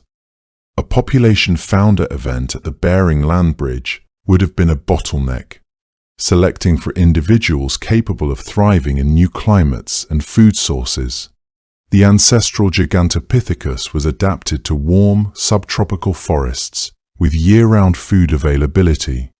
North American forests, particularly those of the Pacific Northwest, present dramatically different seasonal rhythms, temperature ranges, and nutritional resources. The hypothesis requires not just a surviving population, but a successfully adapted one, capable of shifting diet from the tropical fruits and leaves that likely dominated Gigantopithecus feeding to whatever sustenance these forests could provide. This is not impossible. Primates are behaviorally flexible, but it represents a significant adaptive challenge. The population would also need to have undergone some degree of morphological change over such a vast span of time. Size reduction might be expected, as populations adapting to resource scarcity often become smaller. Behavioral modification would be essential as well, particularly nocturnal or crepuscular activity patterns to avoid human detection. The advocates note that there is precedent in primate evolution for such flexibility. The colonization of different habitats by various ape and human populations across Africa and Asia demonstrates that primates can adapt to diverse environments. Yet the specific claim that a surviving tropical ape pop, Eulacines, successfully adapted to temperate North America while remaining undetected, requires accepting a concatenation of evolutionary and behavioral changes that strain credibility even for those sympathetic to the possibility. The researcher most associated with this line of thinking was Grover Krantz, a physical anthropologist at Washington State University who spent much of his professional life making the case that Bigfoot deserved serious scientific attention. Krantz was not a fringe figure operating outside academia. He held a legitimate faculty position, published in peer-reviewed journals on other topics, brought genuine anatomical expertise to his analysis of Bigfoot footprint casts. He examined the casts with the same attention he would have given to any other primate skeletal material. He argued that certain features, the distribution of weight, the flexibility implied by the shape of the midfoot, the stride length relative to apparent body mass, were not consistent with simple human faking. He believed that the creature described in thousands of reports was a surviving descendant of Gigantopithecus, adapted over millennia to the cool, heavily forested environments of the Pacific Northwest. His colleagues were largely skeptical. His willingness to stake his reputation on the question cost him professionally in ways he acknowledged openly. But he continued his work until his death in 2002. He remains one of the few credentialed scientists to have looked carefully at the physical evidence and concluded that something genuinely unknown might be out there. A more cautious version of the same scientific curiosity belongs to Jeff Meldrum, a professor of anatomy and anthropology at Idaho State University, who has assembled one of the largest collections of Bigfoot footprint casts in existence. SE. Meldrum does not claim certainty. He is careful to frame his work as an open scientific inquiry rather than a concluded argument, but he finds the morphological details of certain casts compelling enough to merit continued investigation, particularly the presence of a mid-tarsal break in some prints, a feature of foot flexibility seen in non-human primates but not typically in humans walking normally. His position is that the evidence is sufficient to take the question seriously, that the reflexive dismissal of the subject by mainstream science says more about institutional culture than it does about the actual data. Meldrum has also argued that footprint analysis, when conducted rigorously, can reveal biomechanical properties that distinguish authentic primate foot morphology from human footprints or hoaxes. He points to the consistency of certain features across geographically distant casts, suggesting not a coordinated continental hoaxing effort, but potentially repeated documentation of a real biological phenomenon. The variation in prints, he notes, is consistent with population-level variation in primates, not with the standardized output of human hoaxes. Additionally, he emphasizes that the sheer volume of footprint reports, spanning decades and emanating from multiple independent witnesses with no apparent coordination, constitutes a form of epidemiological evidence worthy of consideration. Distribution patterns of sightings, when mapped and analyzed, show clustering in specific geographical regions with particular forest characteristics. This geographic specificity, he argues, would be difficult for a hoaxing phenomenon to produce accidentally, yet it aligns with what we might expect from an actual population with territorial behaviors and habitat preferences. His work has influenced a small but growing cadre of academics willing to engage with Bigfoot evidence without necessarily endorsing the existence hypothesis. The counterarguments, however, are substantial, and they deserve the same honest attention. The most straightforward one is ecological. A population of large primates, large enough to sustain itself over generations, would require a great deal of food, a great deal of space, would inevitably leave behind far more physical trace than has ever been found. Large mammals die, and when they die, their bones remain in the landscape for years or centuries, depending on conditions. No Bigfoot skeleton, no Bigfoot skull, no fragment of jaw or tooth has ever been recovered and verified, and this is a significant absence. This was because the fossil record for other large North American mammals, including many that are now extinct, is reasonably well documented. Defenders of the Bigfoot hypothesis sometimes point out that gorillas were unknown to Western science until 1847. The okapi, a large giraffe-related animal living in the forests of the Congo, was not formally described until 1901. That suggests that large animals can remain hidden from scientific knowledge for a long time. This is true, but the Congo Basin and the mountain forests of Central Africa are genuinely remote in ways that the Pacific Northwest, for all its size, is not quite. The forests of Oregon, Washington, Northern California are laced with logging roads, crossed by hikers and hunters and researchers. Observed from the air with regularity, the concept of relict hominids, ancient human relatives or related primates surviving into the present in isolated pockets, is not entirely without precedent in paleoanthropology. The discovery of Homo floresiensis on the Indonesian island of Flores in 2003, a small hominin that survived until perhaps 12,000 years ago, reminded the scientific community that surprises are still possible. Occasionally, new large species are still formally described. A new species of beaked whale, a large muntjac deer in Vietnam, though none of these are the scale of what a living North American great ape would represent. A creature the size described in Bigfoot reports, living in a landscape as mapped and monitored as North America, would be, as most biologists note with restraint, genuinely extraordinary. Science cannot prove a negative.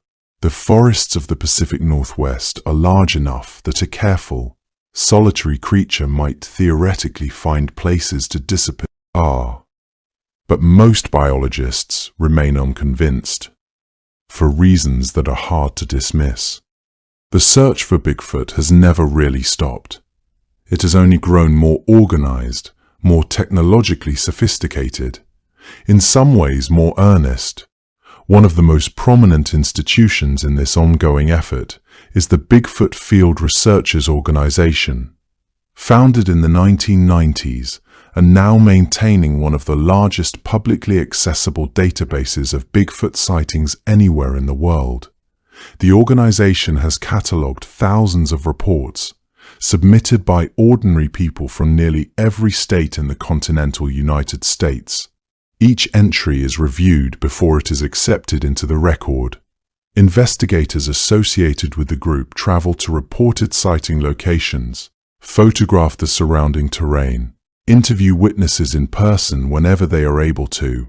What they have built over the decades is less a proof of anything and more a kind of vast archive of human experience, an accumulation of accounts, sketches, measurements that together form a portrait of something people keep believing they have encountered in the dark edges of the forest.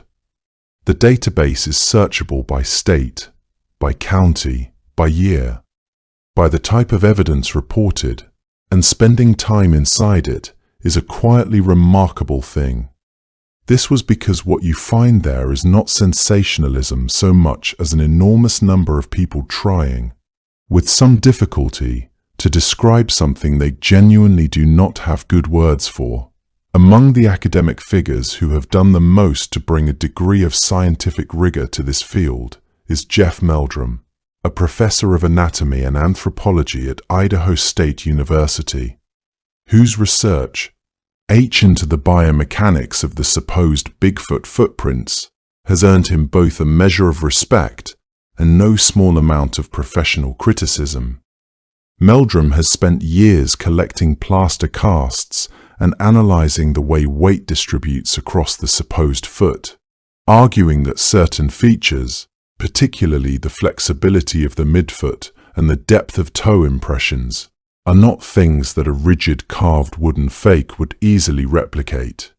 His book, published in 2006, laid out his reasoning in careful detail. While mainstream biology has remained skeptical, Meldrum has continued his work with the patience of someone who has decided the question is genuinely worth pursuing, regardless of where the professional consensus currently rests. Beyond the work of individual researchers, there exists a broader network of academic inquiry that approaches Bigfoot as a legitimate subject for study, even if not for belief. Primatologists have occasionally consulted on sighting reports, examining descriptions of bipedal locomotion and comparing them to what is known about ape and human movement patterns. Cryptozoology itself, the study of hidden or unknown animals, has developed increasingly rigorous methodological standards over the past few decades, moving away from purely speculative work toward investigations grounded in evolutionary biology and ecological plausibility. Some researchers have examined historical records and indigenous knowledge systems, finding that accounts of large, unrecognized primates in North America predate European settlement by centuries, preserved in oral traditions and place names. This historical dimension adds a layer of complexity to dismissals based solely on the absence of fossil evidence, since the fossil record is necessarily incomplete. Others have considered the possibility that Bigfoot sightings might represent encounters with known animals, bears standing on hind legs, for instance, misidentified in darkness or at a distance. Yet this explanation, while compelling for some reports, does not account for the consistency of certain details across sightings separated by geography and time. The question of what physical habitat could sustain a breeding population of large primates in North America without leaving more definitive skeletal remains remains genuinely unresolved. Modern researchers have moved well beyond plaster casts and eyewitness interviews, bringing into the woods an array of technology that would have seemed extraordinary to the prospectors of Ape Canyon, or even to Patterson and Gimlin in 1967. Camera traps, motion-activated cameras set up along game trails and creek beds, have become standard equipment for anyone conducting a serious Bigfoot investigation in the field. Thermal imaging devices, which detect body heat and can reveal the outline of large animals moving through dense brush at night, have added another layer to the search, though they have so far produced results that remain inconclusive. Acoustic monitoring equipment is used to record sounds in remote forests. Researchers have spent considerable time analyzing recordings of what, to some believe, are Bigfoot vocalizations. Long, low calls heard at night in isolated valleys that do not immediately match the known sound profile of any documented animal. Perhaps the most ambitious technological development in recent years has been the application of environmental DNA analysis, sometimes called eDNA. That allows scientists to collect soil and water samples from a location and identify what organisms have passed through it based on the genetic material they leave behind. Several Bigfoot researchers have expressed hope that eDNA sampling in areas with high concentrations of reported sightings might eventually either confirm or definitively rule out the presence of an unknown primate. The results so far have been inconclusive, but the methodology itself represents a meaningful shift, a move from purely anecdotal evidence towards something that could, at least in principle, produce an answer that most scientists would accept. Running alongside the more serious academic and field research has been the considerable cultural machinery that Bigfoot now supports.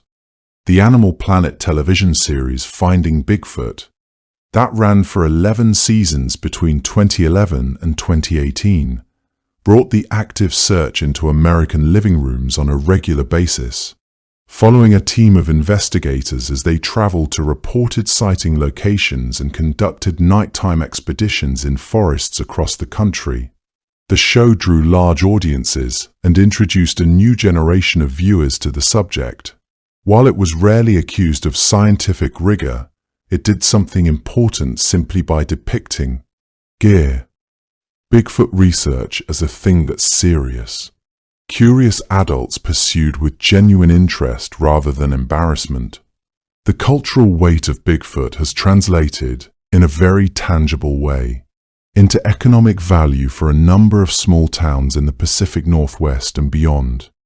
Places like Willow Creek in Northern California, long associated with the Bluff Creek sightings and the Jerry Crew discovery of 1958, have leaned into the legend with Bigfoot-themed shops, museums, annual festivals that draw visitors from considerable distances. The small town of North Bend in Washington, surrounded by the kind of dense, fog-softened forest that feels entirely appropriate to the legend, hosts gatherings that combine outdoor exploration with storytelling and community. These festivals are genuinely interesting places to spend time because the crowds they attract are not easily categorized. You find retired school teacher, and young couples, hunters and software engineers, people who arrived as true believers and people who arrived largely for the scenery and stayed for the conversation.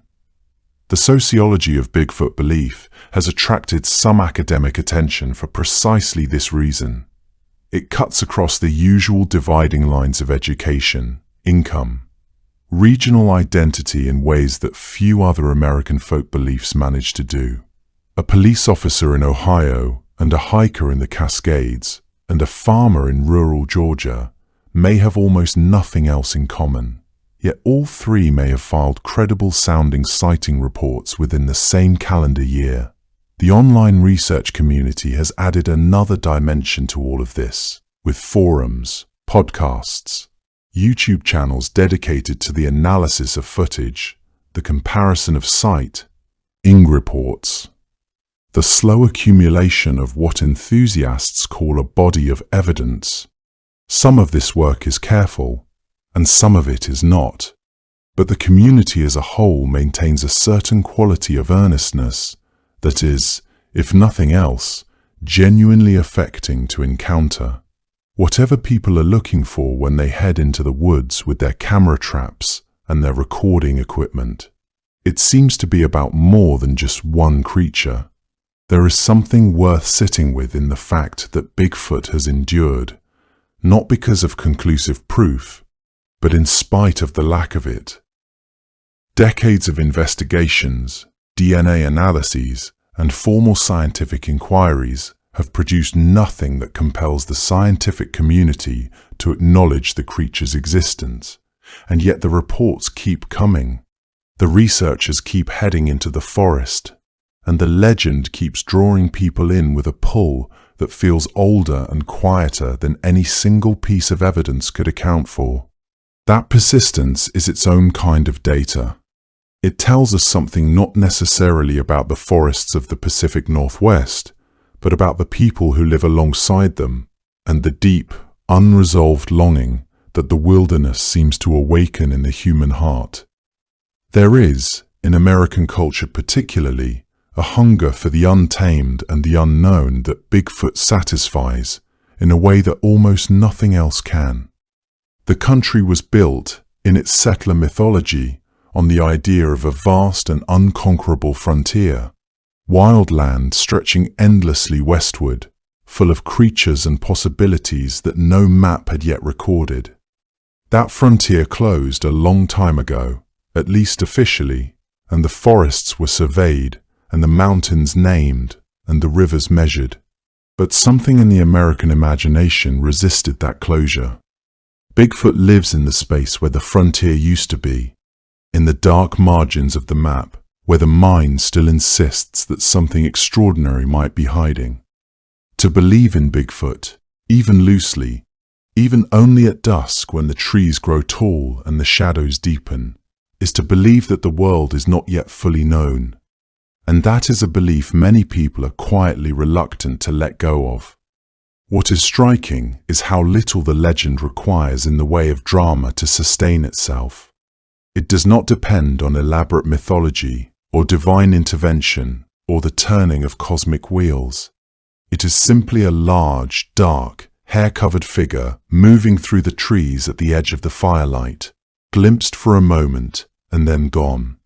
There are no temples built to it, no priesthoods, no sacred texts. It leaves behind a footprint in the soft earth and a feeling of unease in the chest. And somehow that has been enough to carry the story across generations and across the full breadth of a continent. The simplicity of it is almost its most powerful quality. The indigenous communities who first held space for this kind of being understood something about that simplicity. For the Coast Salish, for the Steels, for the many nations across North America who wove a large, human-like wilderness presence into their oral traditions, the question of proof was never quite the right question. The relationship mattered more than the evidence. You respected the creature because the forest deserved respect, because the wilderness held things that did not owe you an explanation, because sharing a world with something larger and older than yourself required a certain kind of humility that modern culture sometimes struggles to locate. When Western observers arrived and began asking whether Bigfoot was real in a strictly biological sense, they were, in a way, asking a question that missed the point entirely. The indigenous traditions had already worked out what Bigfoot were, as for, and it was not for proving. These traditions operated within a framework where the natural world contained presences that functioned as teachers and reminders rather than specimens to be catalogued and verified. The creature existed in the landscape as a kind of boundary marker, a sign that human territory gave way to something wilder and more sovereign. Stories passed through generations served not as literal descriptions, but as maps of how to move through the world with appropriate caution and respect. The forest was acknowledged as a place where humans were visitors, guests in a domain whose rules and inhabitants extended far beyond human understanding or control. This was a practical wisdom, as much as a spiritual one, rooted in centuries of observation and coexistence with a landscape that demanded attention and humility. That distinction has a gentleness to it that feels worth carrying into the night. It suggests that the most honest relationship to have with the legend is not one of certainty in either direction, not confident belief and not confident dismissal, but something more like the quiet, open attention you might bring to a forest you are walking through for the first time. You notice the sounds you cannot identify. You notice the way the light moves through the branches. You notice, somewhere in the older part of your mind, that there are things here that have been here longer than you and will remain here after you have gone. That noticing, calm and unhurried, is perhaps the closest most of us will ever come to what the original storytellers meant. The forest itself has always been the truest character in this story. Not the footprints, not the film footage, not the plaster casts lined up in a researcher's office, but the forest, standing as it has stood for centuries, enormous and indifferent, and quietly full of life that moves through it without asking anyone's permission. Old-growth Douglas fir, their trunks so wide a person cannot reach around them. Vine maple threading through the understory. Creeks running cold and clear over stones worn smooth by centuries of water. At night, the sounds multiply, and the shapes become uncertain, and the mind, which has spent its entire evolutionary history learning to find patterns in darkness, begins to fill the shadows with possibility. That is where Bigfoot lives, most reliably, not in any particular canyon or creek bed, but in that space between what you can see clearly and what you cannot. It is a peaceful place to rest your attention, if you let it be. The great forest pressing close around you, cool and still, smelling of pine resin and damp earth and the faint green sweetness of growing things. The occasional crack of a branch settling somewhere back in the trees. The soft, uneven sound of wind moving through the canopy. A sound like breathing, like the forest drawing a slow and patient breath in the dark. Whatever is out there tonight, bear or owl or something older and less easily named, it is moving through a world it knows far better than you do, stepping quietly between the trees, leaving no trace beyond the faint impression in the soft ground and the feeling, gentle and vast and not entirely unwelcome, that you are not alone. Somewhere out there, in the deep quiet of the oldest forests on this continent, something is moving through the dark, and whether it is a creature, a memory, or simply the wilderness reminding us of its depth, it is enough to fill the night with wonder. Hello there. Tonight we journey deep into the heart of the Scottish Highlands, to a place where mist clings to the water and a gentle mystery stirs. Picture the dark waters stretching before you, the long, deep expanse of Loch Ness, cradled by ancient hills. Stories have risen from its depths for centuries. Strange ripples that cross the surface when no wind blows, dark humps breaking the glassy water, a creature that has captured imaginations around the world and become one of the most enduring legends of our time. Before we begin, however, let us take a moment to settle into the quiet comfort of where you are right now. Feel the softness beneath you, the gentle weight of the blanket, the slow and steady rhythm of your breathing. Here in this moment, there is nothing you need to do, nowhere you need to be. The night wraps around you like a warm cloak, and the world outside grows distant and still. Picture, if you will, a hillside in the highlands as evening falls. The heather blooms purple and soft across the slopes, and the air carries the clean, faintly peaty scent of the land.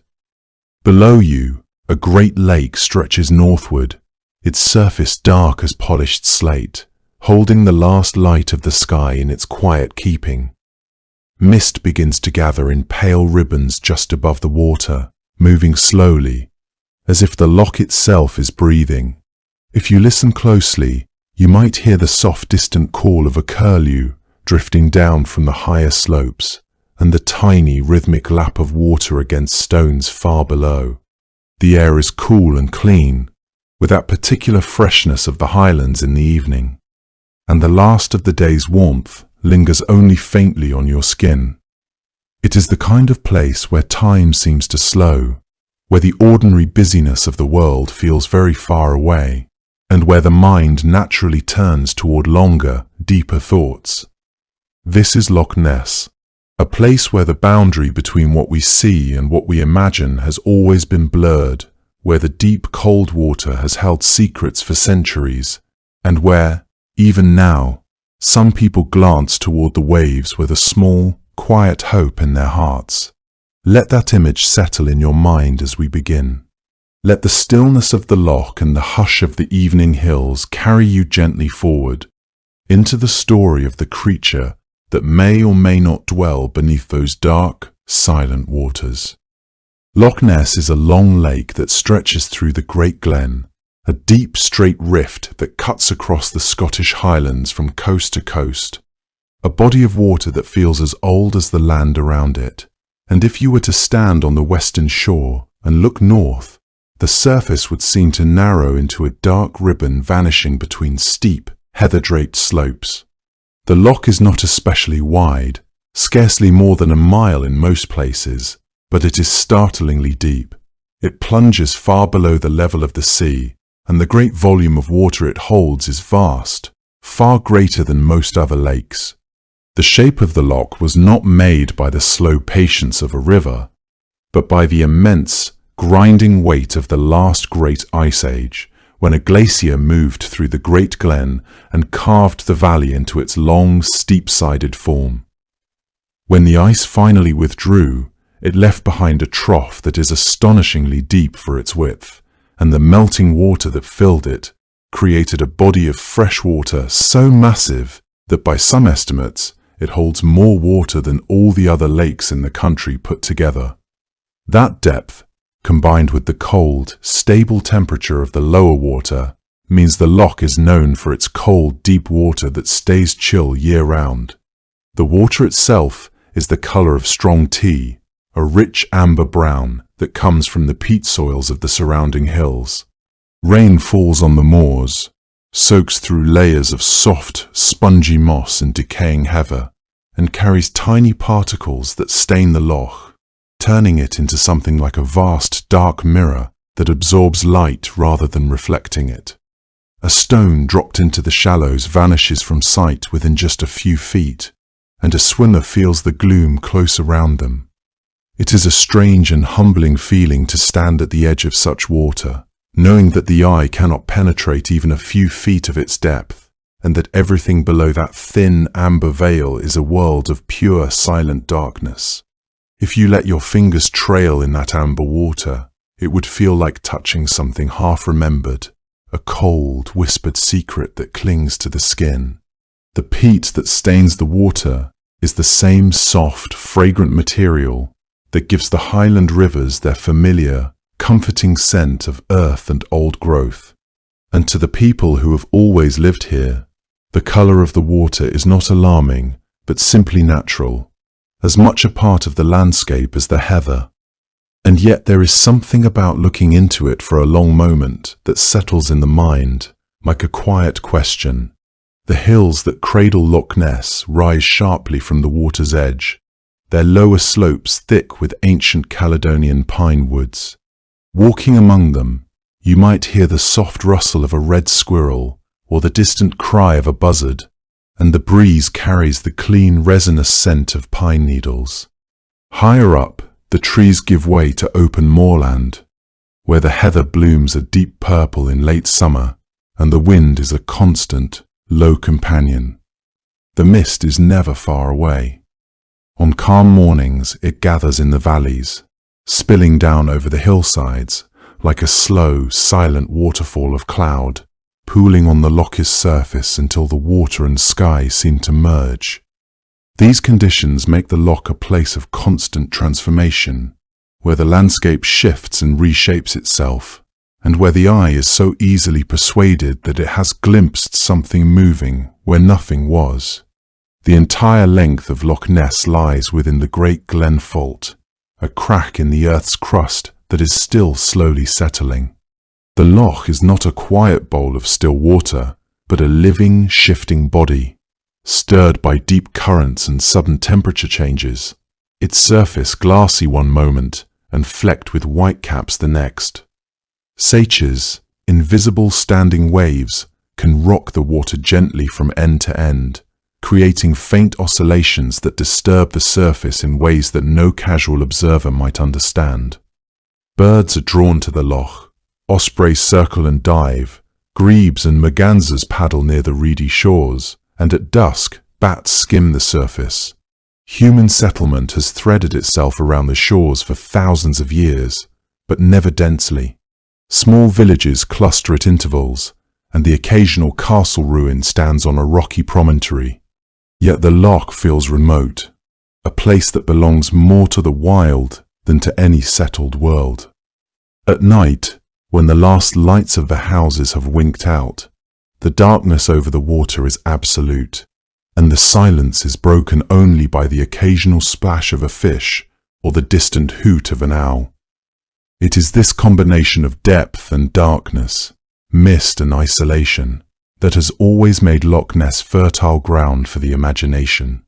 Long before anyone spoke of a monster, the loch was already a place where the borders between certainty and dream grew gentle and blurred, where a wind ripple could be mistaken for a living thing, and where the simplest natural event, a log breaching the surface, a bird diving, a seal venturing inland, could, in that heavy highland air, become the seed of something far stranger. And long before the modern world gave the creature a name, the people who lived among these hills were already carving images of water beasts into the stones they left behind. Long before any written word recorded a monster in Loch Ness, the Picts, the early inhabitants of northern Scotland, were pressing their chisels into standing stones and carving images of creatures that seemed to belong to the water. The stones are grey and lichen-crusted now, worn by centuries of rain and wind, but the symbols carved into them remain clear enough to trace with a fingertip. Among the most curious and frequently repeated of these symbols is a creature that scholars have long referred to as the Pictish beast.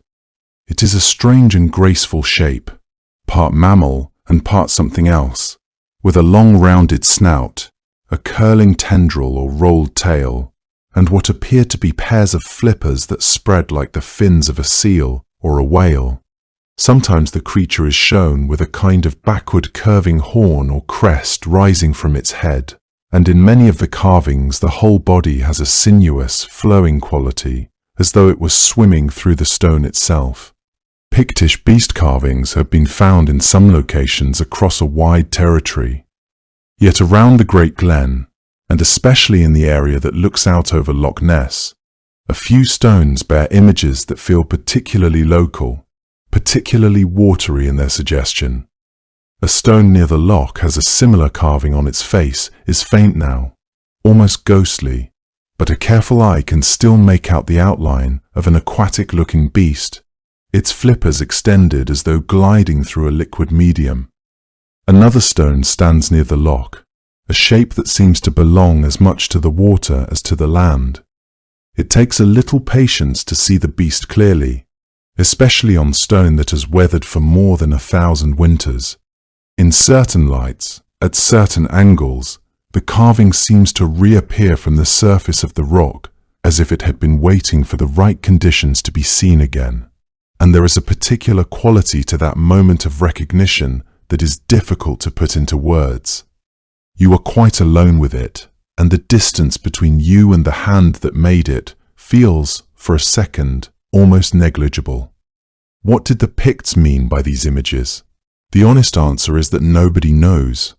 They left us no written explanations, and the meanings that were once passed from carver to apprentice have long since faded from living memory. The beast could be a mythological guardian, a clan emblem, a representation of a river or lake spirit, or even a kind of map of the watery underworld. Some archaeologists have suggested that the Pictish beast resembles a swimming dolphin or a porpoise, and it is not impossible that early seafaring people had carried that image inland. Others have pointed out that the creature's flippers and rounded profile resemble nothing so much as a seal, an animal that the Picts, who lived close to both sea and fresh water, would surely have known well. There is no way to resolve the question, and the stones remain, as they have always been, a quiet enigma set into the fabric of the land. But none of this is certain. What matters for our story is the quiet, tantalizing proximity of these carvings to the loch. They show us, at the very least, that the notion that a sizable water creature could exist was present in the Pictish imagination many centuries before any modern newspaper printed the word monster. The stones near the loch, standing within sight of the grey-blue surface, feel like a whisper from a time before history, a hint that the people who lived here were already thinking about something that moved beneath the dark surface. The carvings remain as a kind of open question, set into the earth by hands that have been gone for more than 1,000 years, asking without words whether there was, or is, something unusual in these waters. Long before the modern legend took shape, the first written account of a water beast in the region of Loch Ness appears in the pages of a saint's biography, the idea already deeply rooted in the landscape. The man who would become known as Saint Columba had left his native island some years before, crossing the narrow sea with 12 companions in a small coracle made of wicker and hide, and he had established a monastery on the island of Iona. The island itself was a place of extraordinary beauty and solitude, a small emerald jewel set in the grey expanse of the Atlantic, its white beaches of crushed shell and its low, wind-bent trees standing at the very edge of the known world. From this remote base, Columba and his companions would set out in their small boats, carrying their faith through the scattered settlements and kingdoms of the northern Picts. And it was during one of these journeys, the biographer tells us, that he came to the banks of the river Ness. The river was not wide, but it ran dark and fast through the great glen, connecting the great loch to the sea, and it was known to the people of the area as a place of danger, alive with currents and with the presence of something that they did not care to name aloud. Adamnan, writing his account in the next century, tells us simply that the beast was known to attack anyone who entered the water, and that its bite was fatal. And the Pictish people who gathered on the bank that day to greet the holy man were a people on edge, still shaken by what had happened to one of their own. The day of the miracle, Columba approached the river Ness and found a small group of Picts gathered on the bank, agitated and distressed. They told him that a swimmer had recently been attacked by the water beast, and that the beast was still nearby, still lurking. Columba listened to their report with, as Adamnan tells it, the calm of a man who trusted in a power greater than any earthly danger. He did not fear the beast, nor did he question the truth of what the Picts were saying. Instead, according to the account, he immediately called a companion of Columba and instructed him to swim across the river and fetch back the small boat that was lying on the opposite bank. The monk did not hesitate. He stripped off his outer garment and plunged into the cold, peat-dark water, making for the far side. The river at that point was not wide, perhaps no more than a stone's throw, but it was swift, and the current pushed against him as he swam. The Picts on the bank would have watched with a mixture of awe and dread, knowing what had just befallen a member of their community in that same stretch of water. And then, Adomnan writes, the water beast rose. It came from the depths, suddenly and silently, its shape breaking the surface as it lunged toward the swimming monk. The Picts would have cried out, perhaps, or drawn back from the bank in fear, for they had seen this creature kill before and knew what it could do. The monk in the middle of the river would have felt the disturbance of the water around him, the sudden cold shadow that fell across his body. Columba, standing on the bank, made the sign of the cross in the air and spoke to the beast in a voice that Adomnan records as calm and commanding. The words he used have been passed down through the centuries. Go no further. Do not touch the man. Go back at once. What happened next, Adomnan tells us, was a miracle that every person on that riverbank witnessed with their own eyes. The water beast, which had been rushing toward the monk with what was plainly a deadly intent, stopped as though it had struck an invisible wall. It fled, Adomnan says, with a great thrashing and splashing, retreating backward through the water as if it were being pulled by a rope from the far side of the river. The speed of its retreat was so great and the noise so loud that the Picts on the bank fell to their knees in terror and wonder. Adomnan tells us that the water beast fled with such violence that the river seemed to boil around it, and that the onlookers, seeing this, were filled with awe. They had seen the spirit of their river, the creature that had held them in fear for as long as memory reached, turn and flee at a word from this stranger. The moment must have felt, to the people who watched it, like a door opening in a wall that had always seemed solid, and Adomnan records that they gave witness to the power of the god that Columba served with an earnestness that changed the course of their lives. The beast disappeared back into the dark current, and the monk completed his swim unharmed, reaching the far bank and bringing the boat back to his master. The Picts, Adomnan writes, were deeply moved by what they had seen. They understood, in that moment, that the god Columba served was more powerful than the spirit of the river, and they offered their reverence. What are we to make of this account today? It is important to understand that Adomnan's story belongs to a genre of writing that was common in the early medieval church, the Vita, or saint's life. Such books were composed not as journalism or natural history, but as testimony to the holiness of their subjects, and the miracles they record were meant to show divine power working through a chosen person. The water beast in the River Ness is not, in this context, a cryptid waiting to be photographed by a modern naturalist. It is a manifestation of the dangerous, untamed forces that Christianity sought to subdue, a creature that embodies the old, frightening spirits of the water, and its defeat by Columba is a sign that the new faith had authority even over the deepest terrors of the landscape. Was there a real animal at the root of the story?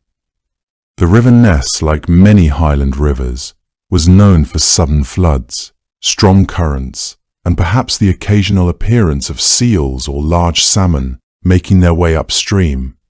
A seal surfacing unexpectedly in a narrow channel, its head and neck rising from the dark water, could easily be mistaken by frightened observers for a monster. But to reduce Adomnan's account to nothing more than a misidentified seal is to miss its purpose. The saint's biographer was not concerned with zoological classification.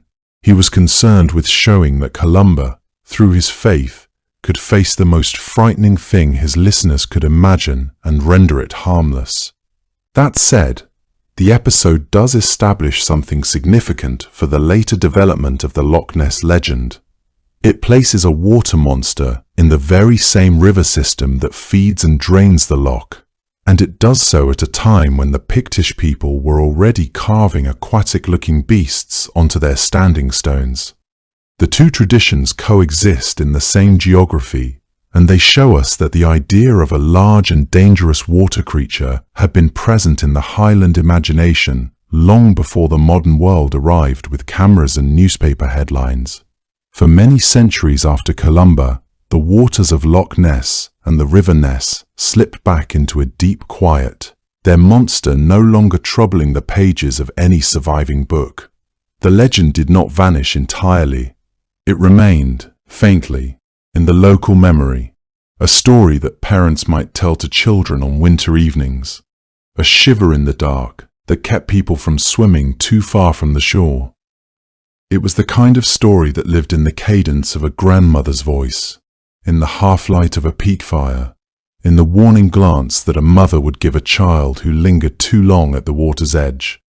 There was no need to write it down. It was carried, like so much of Highland memory, in the blood and breath of the people, and it surfaced now and again in the matter-of-fact way that such things do, in a quiet remark repeated in a cottage, in a sighting mentioned to a neighbour without any great fuss. The creature, whatever it was not a matter for debate. It was simply part of the world they lived in, as real as the rain and the heather and the cold, dark water itself. But no chronicler wrote it down again, and no artist drew its picture, and the wider world knew nothing of it. The loch simply lay in its great glacial valley, holding its secrets, while the centuries passed one after another in their slow, silent procession. The centuries after Columba are mostly quiet in our records, not because the people who lived along the loch had forgotten the creature, but because their stories lived in a different medium, passed from voice to ear round peat fires and kitchen tables, not written in manuscripts or printed in broadsheets. What we have instead are scattered fragments, glimpses that surface in travellers' journals, in local parish records, and in the memories of old families. An old poem passed down through generations describes a great beast in Loch Ness, a creature that frightened the local people and was said to be dangerous. The poem is terse, more of a warning than a description. It simply records, in the compressed language of verse, that there was something in the water that was dangerous, and that the community around the loch knew about it. A later report tells of a man who reported seeing a terrible creature emerge from the loch and come ashore near the village of Kilcuaman. The details are almost certainly embellished by the generations that repeated them, but it places the creature on the shore as well as in the water, crossing that boundary between the world of the loch and the world of human habitation. In the quiet records of the parish, ministers noted a belief among their parishioners that the loch was home to kelpies, those malevolent water spirits of Highland folklore that appeared as horses and lured unwary travellers to a watery death. The kelpie is a shape-shifting creature, and its connection to Loch Ness is not direct, but it shows us the mental furniture of the region. A world in which bodies of water were inhabited by beings that were not always friendly. When the military roads opened the Highlands to easier travel, more people began to pass along the loch's edge, and more eyes fell upon its dark surface. A report described a dark object that moved against the current, creating a wake too large for any known fish or bird. The report caused a small stir in Inverness, a few letters to the editor, a few conversations in public houses, and then it faded. There was a famous report, one that is still shared with a fond, knowing smile, when a respected local farmer spotted something extraordinary in the loch, a strange, undulating creature, all humps and mystery. For a brief, breathless time, there was talk of a sea serpent that had somehow found its way into the freshwater loch. The truth, when it emerged, was as gentle as a Highland chuckle. It turned out that the fearsome beast was nothing more than a local pony who had decided to take a refreshing swim. The pony's owner recognized his animal from the description, and the farmer, you can imagine, accepted the explanation with a warm flush of good-natured embarrassment. The story became a beloved local joke, a gentle reminder that even the most sincere witnesses could be deceived by the play of light on water, and that the loch, with its quiet mischief, could turn an ordinary swim into a moment of wide-eyed wonder.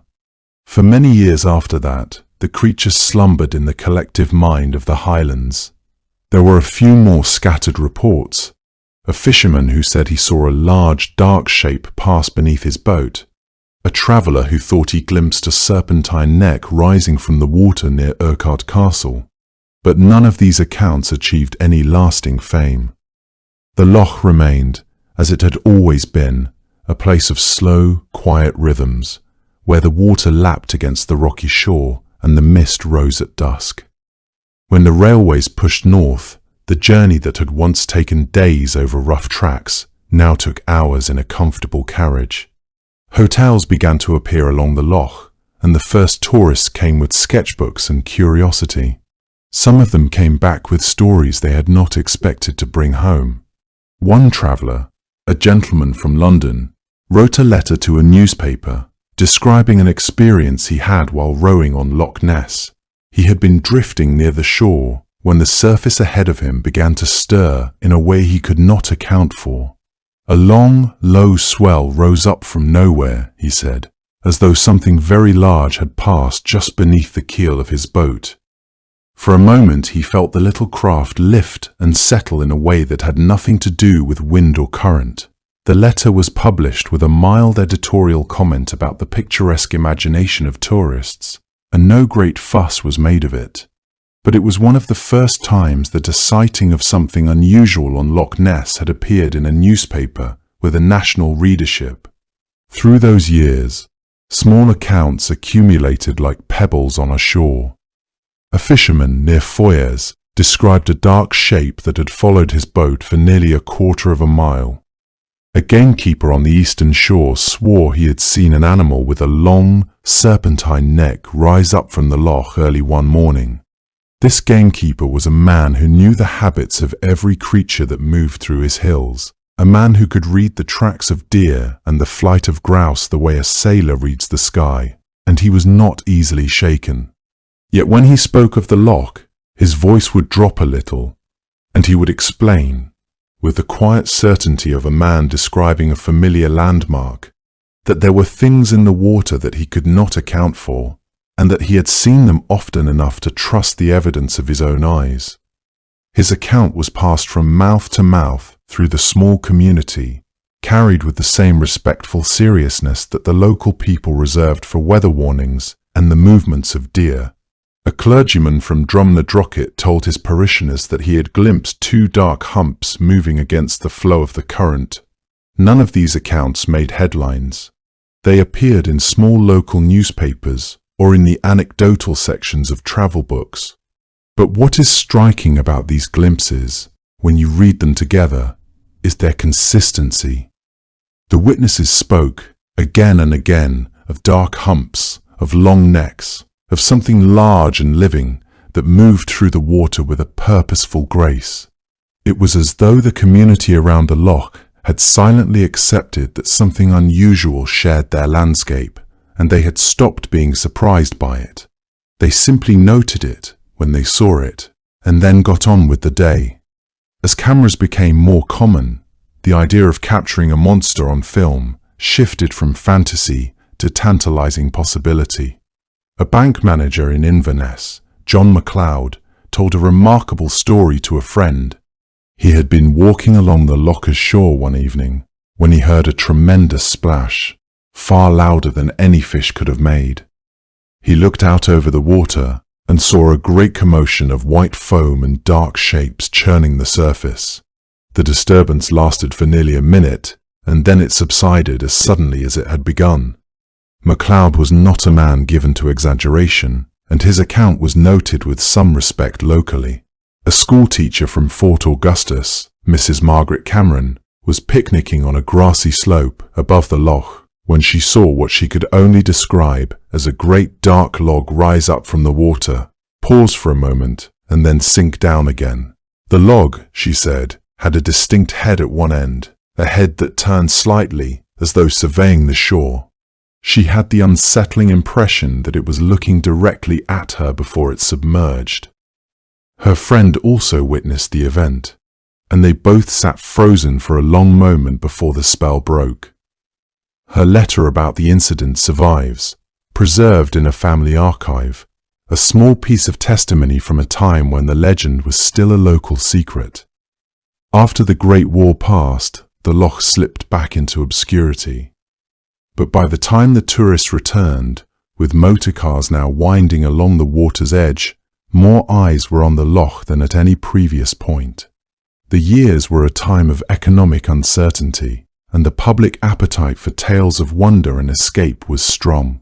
The Loch Ness Monster was a story waiting to happen, a perfect conjunction of ancient legend, modern technology, and a public that was eager to believe that the world still held mysteries worth discovering. All that was needed was a spark, and on a soft spring afternoon, that spark arrived, igniting a fire that would burn for decades and transform a quiet Highland legend into a global phenomenon. A woman named Oldie Mackay was travelling with her husband along the new road that traced the loch's northern shore, a short distance from the village of Invermorriston, when something in the water caught her eye. The loch was calm, its surface a smooth sheet of grey under the pale sky.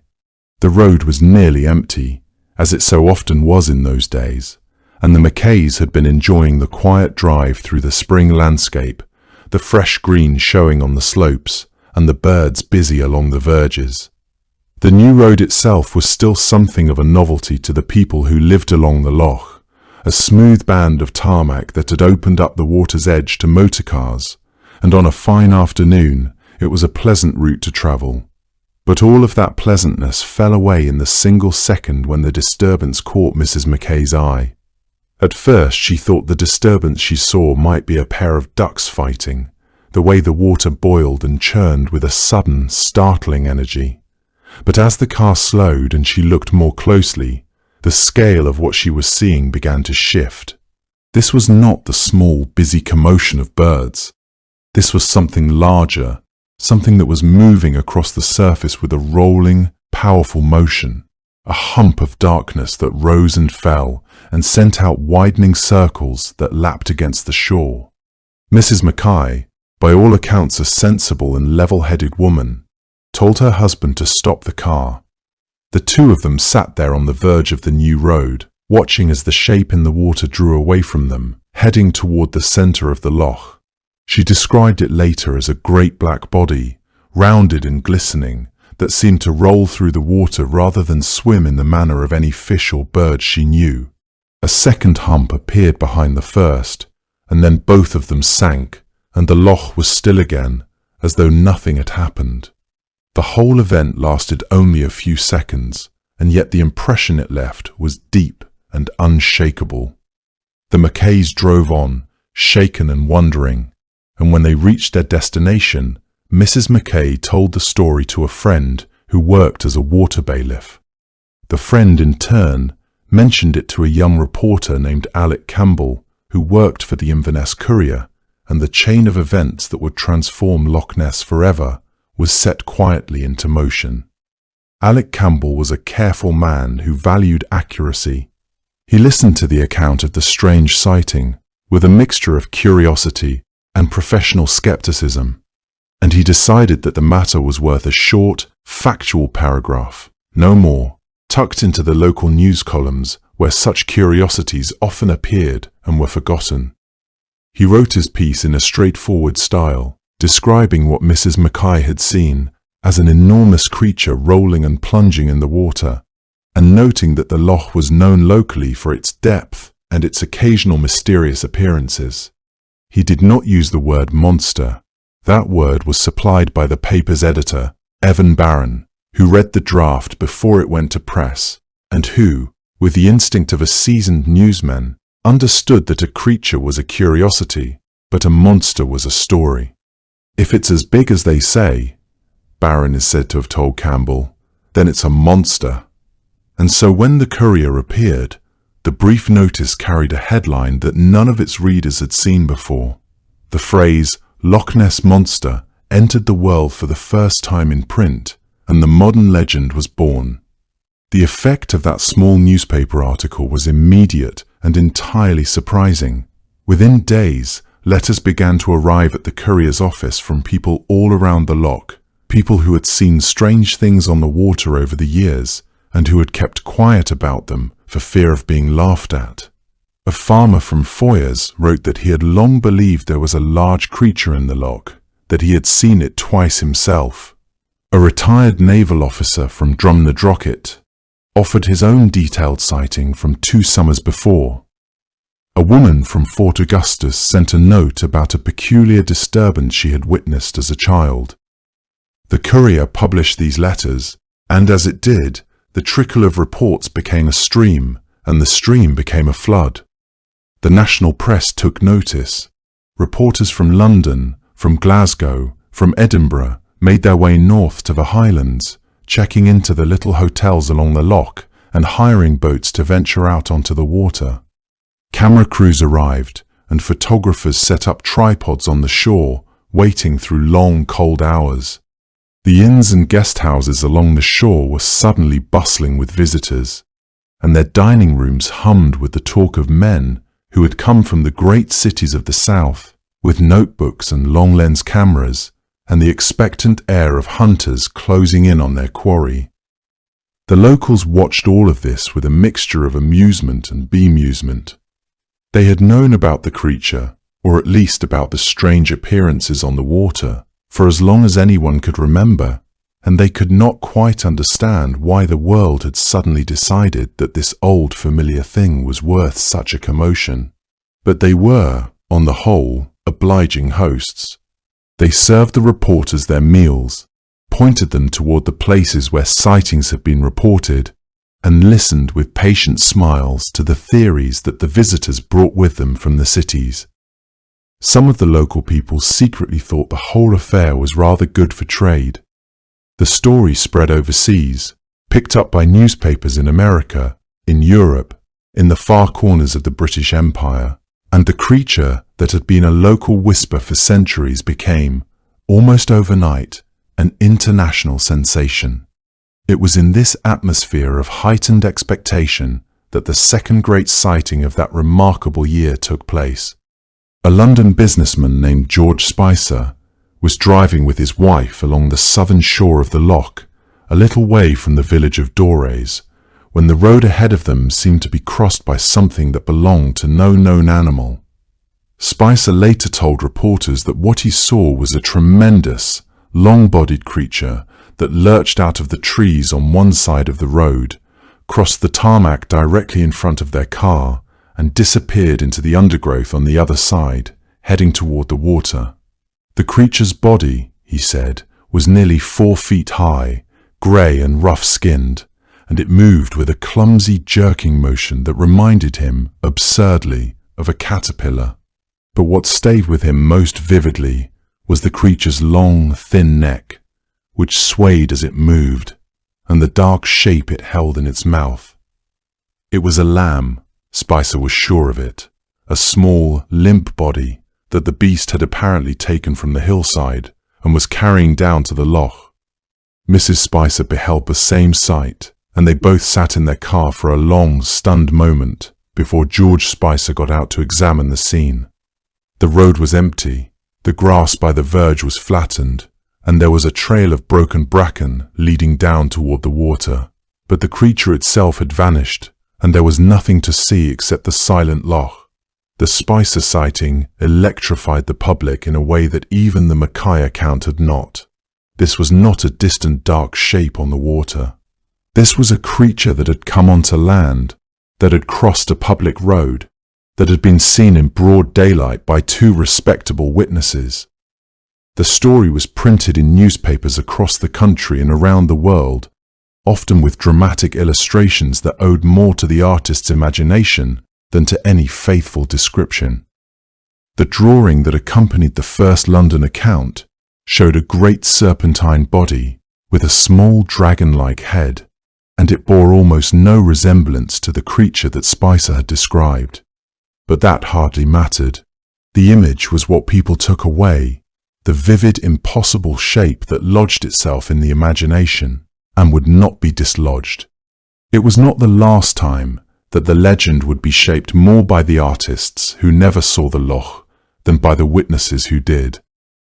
And the image of a long-necked beast carrying a lamb in its jaws became, for a time, the definitive picture of the Loch Ness monster in the popular mind. The name Nessie crept into common use, an affectionate, almost domestic name that seemed to tame the creature and turn it from a frightening beast into a local character, a shy resident of the deep who might, if you were very patient and fortunate, show herself to you on a still afternoon. In the months that followed the Spicer sighting, cameras became as common along the loch as fishing rods had once been.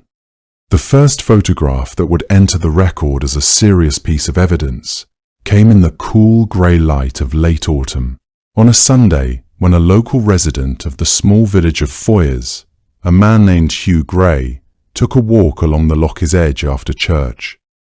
Gray worked at the British aluminium factory and knew the loch as a local knows a familiar landscape. He carried a simple camera with him because he liked to photograph the loch in its various lights. The air was cold and clear, and the loch was ruffled by a light breeze. Gray walked along a path that climbed slightly above the water, and he had been walking for some time when a disturbance on the water below him caught his attention. It was a sudden, violent upheaval of the surface, a great splashing that seemed to come from a single point and spread outward in a churning circle of white foam. Gray raised his camera. What he saw through the viewfinder was confusing, a shape that seemed to be both above and below the water simultaneously, a dark body that was throwing up spray as it moved, and a long sinuous shape that might have been a tail or a neck, curving up from the surface before slapping down again with a force that sent water flying in all directions. He pressed the shutter release just as the commotion reached what seemed to be its peak. By the time he had readied the camera for a second shot, the loch was already settling back into its familiar calm. The photograph that resulted was deeply ambiguous. It seemed to show something and nothing at the same time. A dark, blurry shape emerging from a field of grey water and white foam, and the longer you look at it, the more it seems to shift and change. The central subject is a long, dark, humped form. At one end there is a suggestion of a head, or perhaps a flipper, a protrusion that has a certain solidity. Below the main shape, the water is violently disturbed. The overall impression is of a substantial creature caught in the act of diving or rolling, but the photograph also allowed for other interpretations. Some who looked at the image saw not a monster but a swan, its long neck extended and its wings beating the water as it took flight. Others saw a Labrador retriever swimming toward the shore with a stick in its mouth. Still others suggested that the dark shape might be nothing more than a waterlogged log, thrown up from the depths by a release of trapped gases. The photographer himself, when he was pressed on the question, would simply shake his head and say that he knew the loch too well to mistake a swan or a dog for something unusual. He had spent years watching the water from the shore at Foyers, he would say, and he knew the way birds moved and the way the light played on the surface, and what he had seen and photographed that Sunday morning had been none of those ordinary things. He did not claim to know what it was. He only knew, with a quiet, stubborn certainty, that it was something real, and he was content to let the photograph stand as his testimony. The photograph was not clear enough to settle any of these questions, and Gray himself, though he remained convinced that he had photographed something real and unusual, could not offer a definitive explanation. When the photograph was published in the Scottish Daily Record, it caused an immediate stir. Here, at last, was something more than a written account, something that could be examined and debated and pointed to as evidence. The British press seized on the image with enthusiasm, and within weeks it had been printed in newspapers across the globe. The Kodak company was so impressed that it offered a reward to anyone who could produce a clearer image of the monster, a reward that went unclaimed for years. The photograph was examined by experts, by zoologists who pointed out the difficulty of identifying any animal from a single blurry frame, and by darkroom technicians who could confirm only that the negative showed no obvious signs of tampering. It was not a hoax, as far as anyone could tell. It was simply an image that raised more questions than it answered. For Hugh Gray himself, the photograph became the defining moment of a quiet life. He never wavered in his conviction that he had seen something extraordinary. He had lived beside the loch for years, he said, and he knew what a bird looked like on the water, what a log looked like when it surfaced, what a wave looked like when the wind caught it. What he had photographed was none of those things. What it was exactly, he could not say, but he knew it was not ordinary, and he was willing to allow the image to make its own quiet argument, however incomplete. The grey photograph occupies a special place in the story of the loch. It was the first modern image of the creature, the first time that the monster had been captured on film by a credible witness with a camera, and it established a pattern that would repeat itself many times in the years to come. The photograph was provocative but not conclusive, suggestive but not definitive. It was enough to keep the hope alive, to give the believers something to point to, but it was not enough to persuade the skeptics. And yet, it had turned a verbal legend into a visual one, and it set the stage for the next great photograph, the one that would, for a time, convince the world that the creature was a certainty, not just a vague hope. The grey photograph had been, for all its ambiguity, a quiet moment in a growing storm of attention. The photograph that would eclipse it completely, and that would come to define the Loch Ness monster in the public imagination for more than half a century, arrived a few months later in the spring of that same year. It would become known as the surgeon's photograph, and for decades it was the single most famous piece of visual evidence in the whole Nessie dossier. The picture that appeared in encyclopedias and documentaries and on the covers of books, the silhouette that shaped every artist's conception of what the creature might look like. And then, long after it had done its work in cementing the legend, it was revealed to be a small, clever lie. The photographer was a London surgeon named Robert Kenneth Wilson, a man of respectable standing and sober reputation who happened to be travelling in the Highlands in April of that year. Wilson described himself as a man who had been driving along the loch's northern shore with a friend when he noticed a disturbance in the water. He stopped the car, got out, and saw, rising from the surface of the loch, perhaps 200 or 300 yards away, a long, slender neck with a small head perched atop it, like a serpent or a prehistoric reptile, swaying gently in the breeze. The creature did not seem agitated or aggressive. It simply held its head above the water for a moment, as though surveying the landscape, and then it sank back down, and the loch was smooth again. Wilson, as the story went, had his camera with him. He managed to take 2 photographs before the creature vanished. One of them showed nothing but a blur of water. The other captured, in sharp enough detail to be examined and debated for decades, the classic silhouette that would become the face of the Loch Ness monster. A long, dark neck rising from the water, a small head, and the faint suggestion of a body beneath the surface. The image was, by the standards of the time, remarkably clear. The creature was there, visible, its shape defined against the grey surface of the loch. There was something about that image that invited belief. The neck rose from the water with a slight, elegant curve. The head was small and well-shaped, and the body beneath the surface could be inferred but not clearly seen, exactly as a real animal would appear if it were holding itself still in the water, while a curious observer watched from a distance. The photograph had none of the frantic quality of so many other attempts. It was calm, composed, almost posed, and that very composure lent it an air of documentary truth. People looked at it and felt, in a single glance, that they were seeing the real thing. Wilson, however, was reluctant to attach his name to the image. He was a professional man with a professional standing to protect, and he had no desire to be known as the doctor who chased monsters. When he brought the photograph to the attention of the Daily Mail, he did so on the condition that his identity not be revealed. The paper agreed, and the photograph was published under the anonymous, slightly mysterious credit of a London surgeon, a phrase that gave the image an air of clinical authority without exposing its creator to ridicule. The picture appeared in the Daily Mail in April of that year, and the effect was instantaneous. Here at last was a clear image of the Loch Ness monster, not a blurred suggestion, not a distant dark shape, but a creature with a recognizable form, a neck that curved gracefully from the water, a head that seemed to look toward the opposite shore.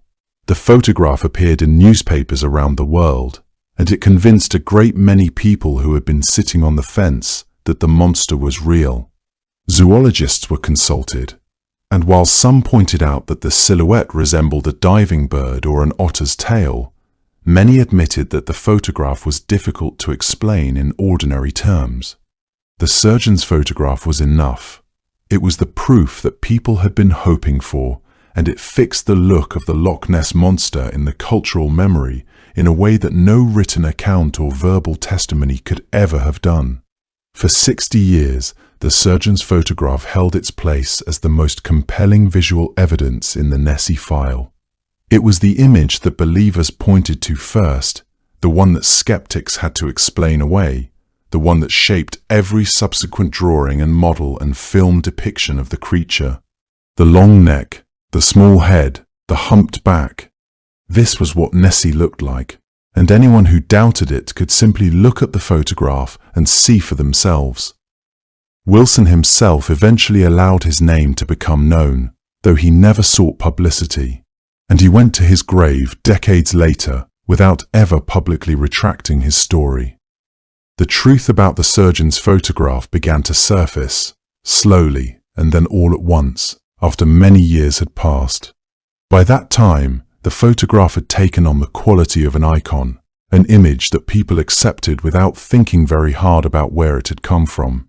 But a small number of researchers had begun to notice inconsistencies. The angle of the neck, the scale of the waves, the absence of any wake around the creature's supposed body. These details, when examined closely, did not quite add up. The definitive exposure came when an elderly man named Christian Sperling, who was nearing the end of his life, made a confession that rewrote the history of the legend. Sperling had been involved, more than half a century earlier, in a small conspiracy that had fooled the world, and he had carried the secret with him into old age. The story he told was simple, and in its simplicity, it was devastating. The creature in the photograph was not a living animal. It was a small model. Sperling had made it himself. He was the stepson of a man named Marmaduke Wetherell, a big game hunter and filmmaker who had been hired by the Daily Mail to search for evidence of the monster. Wetherell's expedition had ended in humiliation. He decided to take revenge on the newspaper that had embarrassed him by creating a photograph so convincing that the paper would publish it unquestioningly, a photograph that would later be exposed as a fake, embarrassing the Daily Mail in turn. The plan required a model, and Sperling, a skilled craftsman, was enlisted to build one. He carved the body, fitted a neck, and attached a small head. The whole thing was painted a dark grey and mounted on a toy submarine, the kind that could be wound up and sent chugging across the surface of a pond. The little craft was taken to a quiet bay on the loch, launched, and photographed from a low angle that made the tiny model look large and distant. The waves around it were simply the ripples created by the submarine's propeller. It was a clever scheme in its small, intricate way. The submarine could be set to run in a gentle circle so that the model would drift across the field of view of the waiting camera at just the right distance and in just the right light, and the low vantage point ensured that the surrounding water would fill the frame, hiding the small scale of the subject.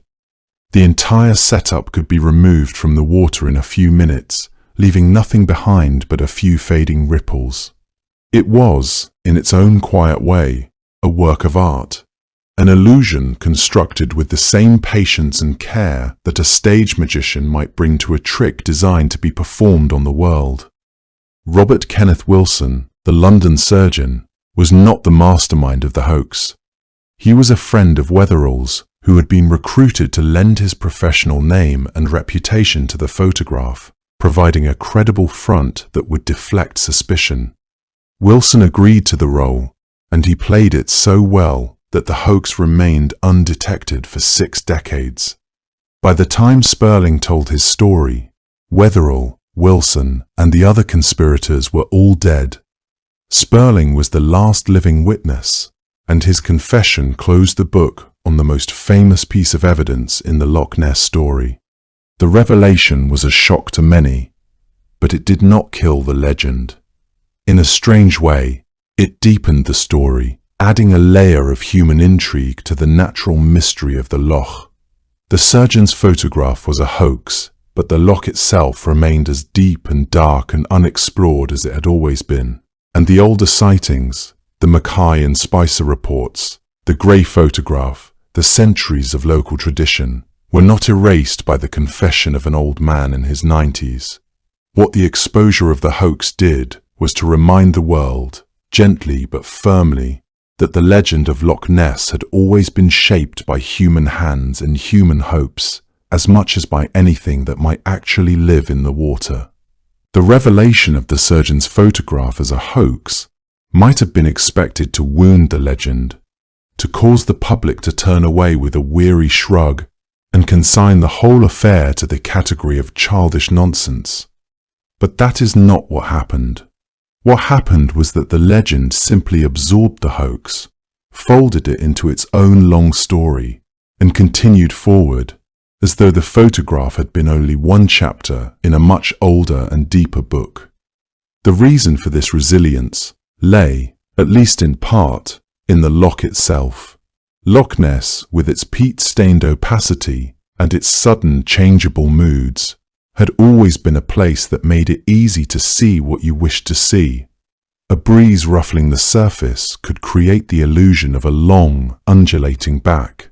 A diving bird, its wake spreading behind it, could become, to a hopeful eye, a serpentine neck.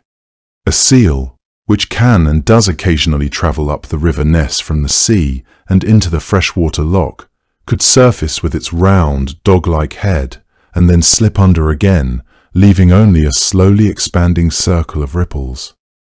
Each of these ordinary events, on its own, would never have been mistaken for anything remarkable by a careful observer. But Loch Ness was rarely seen by careful observers in the full, unhurried light of a scientific examination. It was seen, most often, in glimpses and fragments, by a driver glancing sideways from a moving car, by a walker pausing between breaths on a hillside, by a holidaymaker watching from the deck of a boat that was itself in motion. The conditions of the loch robbed the witness of the very things that would have settled the question at once: a clear sense of scale, a fixed point of reference, the time to watch a shape for long enough to see what it truly was. The loch gave only a second, and in a second, almost anything could be believed.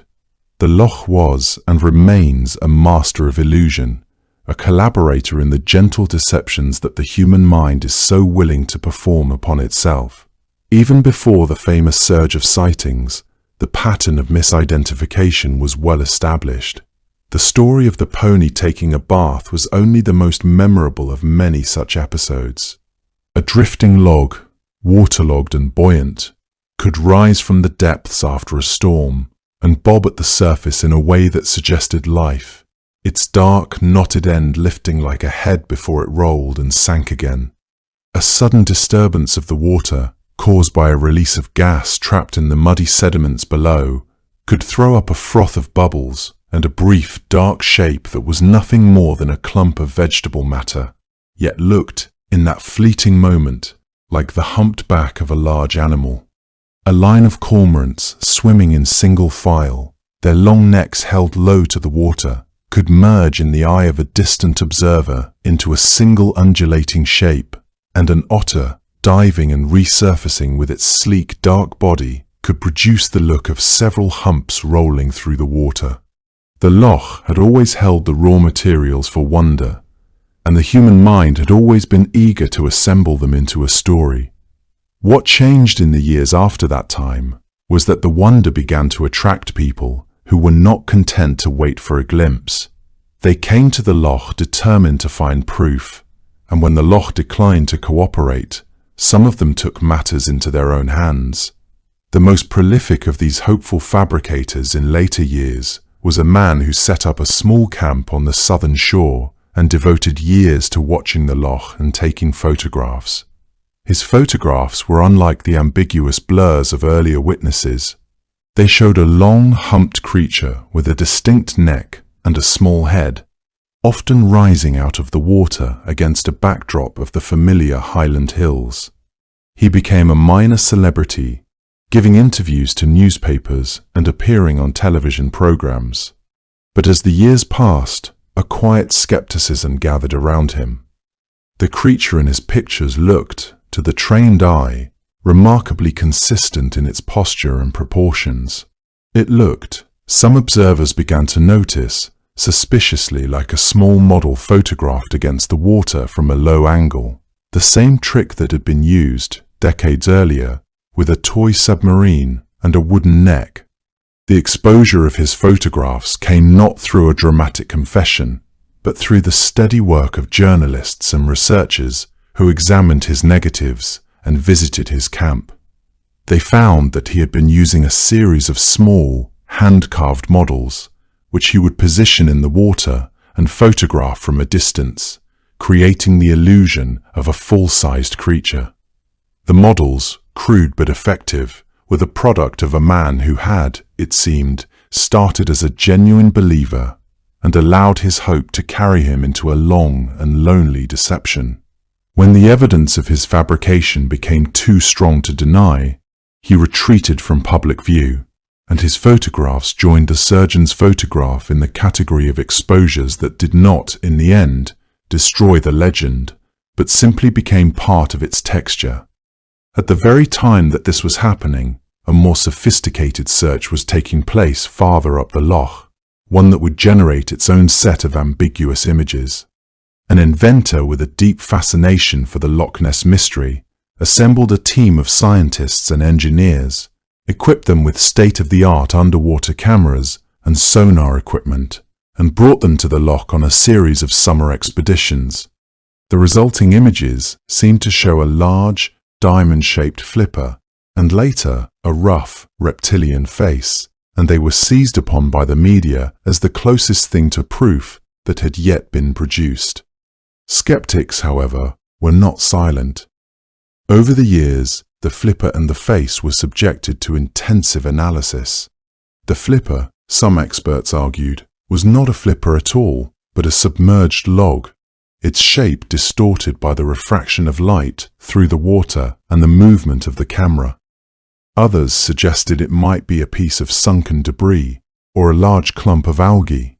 The face, when examined without the lens of optimism, looked less like a head and more like a formation of silt and pebbles on the loch floor, a natural pattern that the camera had captured at a moment of turbulence. The strobe light had frozen a single instant of confusion, and the human eye had filled in the rest. The inventor himself never abandoned his belief that the loch held something unusual, and he continued his expeditions into the next century with unflagging dedication. But the photographs from those years, like so many pieces of evidence before them, slowly drifted from the center of the debate. They remained as tantalizing suggestions, whispers from the depths that might have been something, or might have been nothing at all. Across the decades, as the sightings accumulated and the photographs multiplied, a quiet, parallel conversation was taking place among those whose business was the patient work of separating what could be known from what was merely hoped for.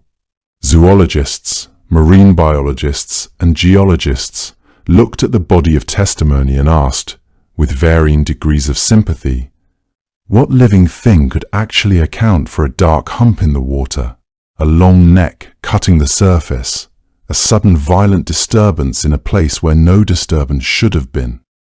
The most famous and most romantic of the ideas they examined was the suggestion that the Loch Ness monster might be a surviving plesiosaur, a marine reptile from the age of the dinosaurs that had somehow persisted into the modern world. The image was irresistible. A long, flexible neck, a bulky body propelled by 4 powerful flippers, a small head held above the water like a periscope.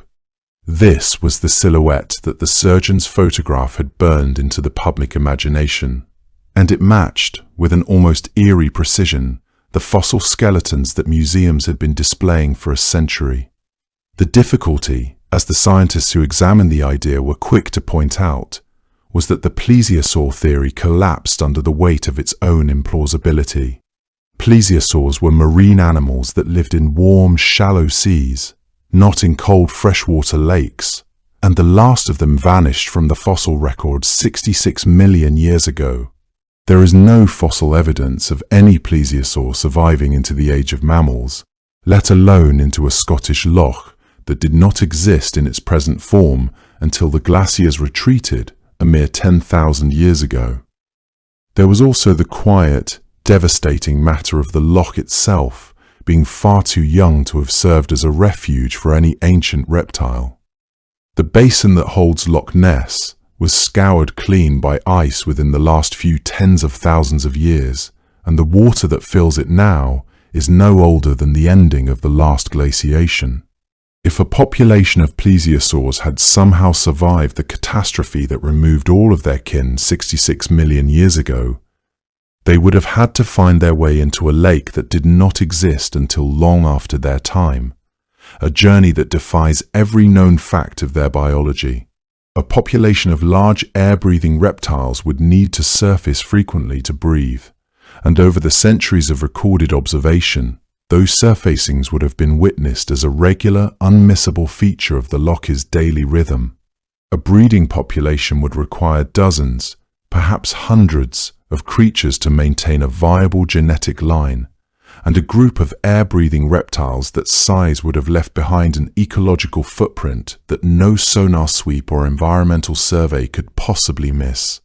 The loch, for all its depth and darkness, is not an ocean, and the food supply available within it could not sustain a colony of large predators. The romantic image of a prehistoric survivor sliding through the peaty depths was lovely and enduring, but it belonged to the realm of dreams rather than the world of living things. The plesiosaur theory, for all its charm, was a dream, and the cold, patient measurements of science could not make it anything more. A more grounded, but equally persistent idea was that the creature seen by so many witnesses might be nothing more than an extraordinarily large eel. This theory had the advantage of biological plausibility. Eels are common in Loch Ness, as they are in many European freshwater systems, and they are known to grow to lengths that can surprise even those who study them. The common eel, Anguilla anguilla, can reach more than a metre in length, and exceptionally large individuals have been recorded at 1.5 meters or more. Their long, sinuous bodies sliding through the dark water with the same rolling, humped motion that so many witnesses had described. A very large eel, surfacing briefly before diving again, could give the appearance of several dark humps breaking the surface in sequence.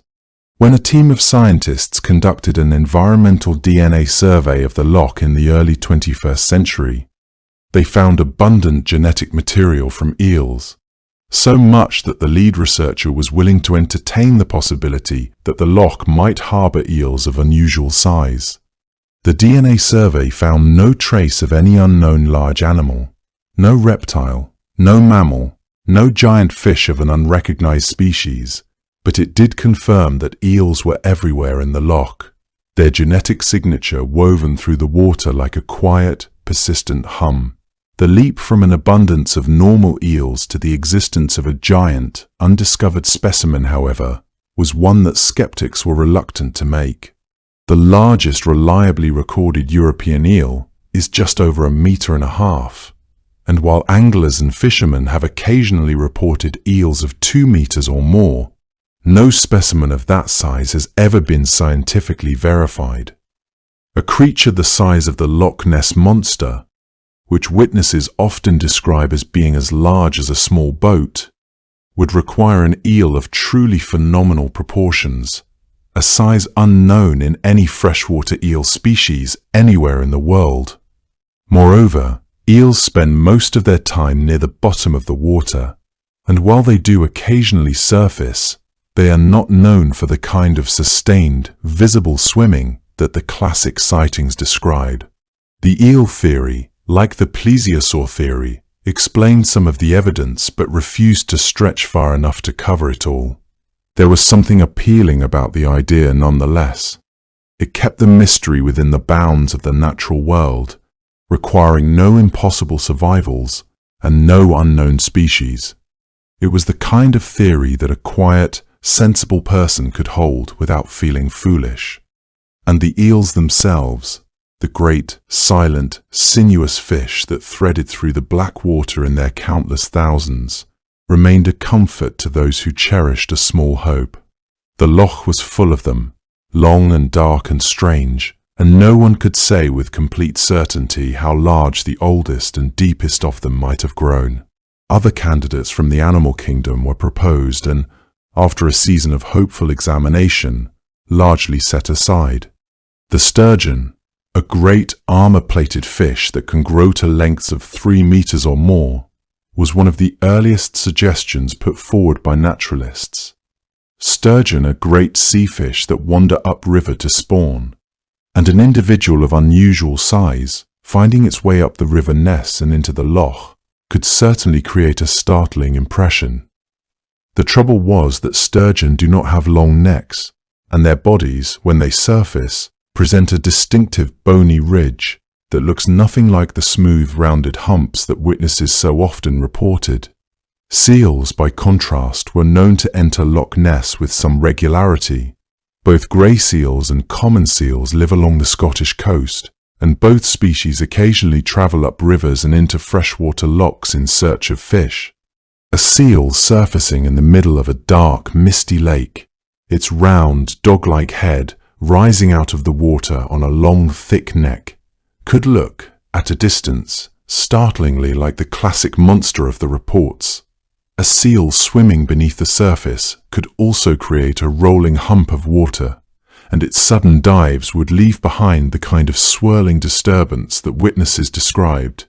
Seals had been seen in the loch on multiple occasions, photographed and filmed, and when they appeared, they were often mistaken, at first glance, for something far stranger.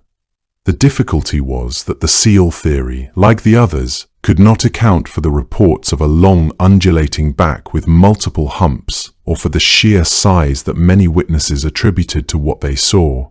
In the end, many of the most sober investigators concluded that the most plausible explanation for the vast majority of Loch Ness sightings was not a single animal at all, but a shifting, unpredictable combination of natural phenomena and ordinary creatures seen under conditions that made them appear extraordinary. Floating debris, in particular, played a larger role in the story than most enthusiasts were willing to admit. The loch is surrounded by trees, and over the centuries countless branches and trunks have fallen into the water, become waterlogged, sunk to the bottom, and lain there in the cold, dark stillness until the slow process of decay released gases that brought them surging back to the surface. A large log, rising unexpectedly from the depths and rolling in the disturbance of its own emergence, could look for all the world like a living creature breaking the surface.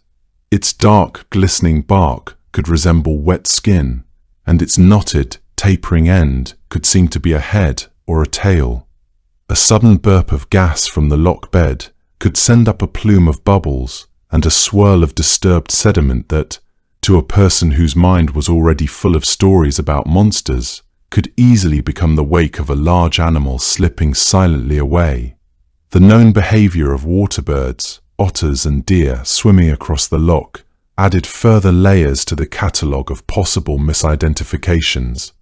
A red deer, swimming strongly across a narrow part of the loch with only its head and antlers visible, could seem, in the right light, like a creature that belonged to no known species. All of these things, the scientists pointed out, were known to occur regularly on Loch Ness, and all of them had, at one time or another, been responsible for reports that were initially taken as evidence of something far stranger.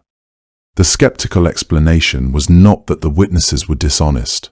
It was that the loch, with its peculiar combination of darkness, scale, and atmospheric unpredictability, was a natural engine of illusion, a place that had perfected the art of showing people what they most wanted to see.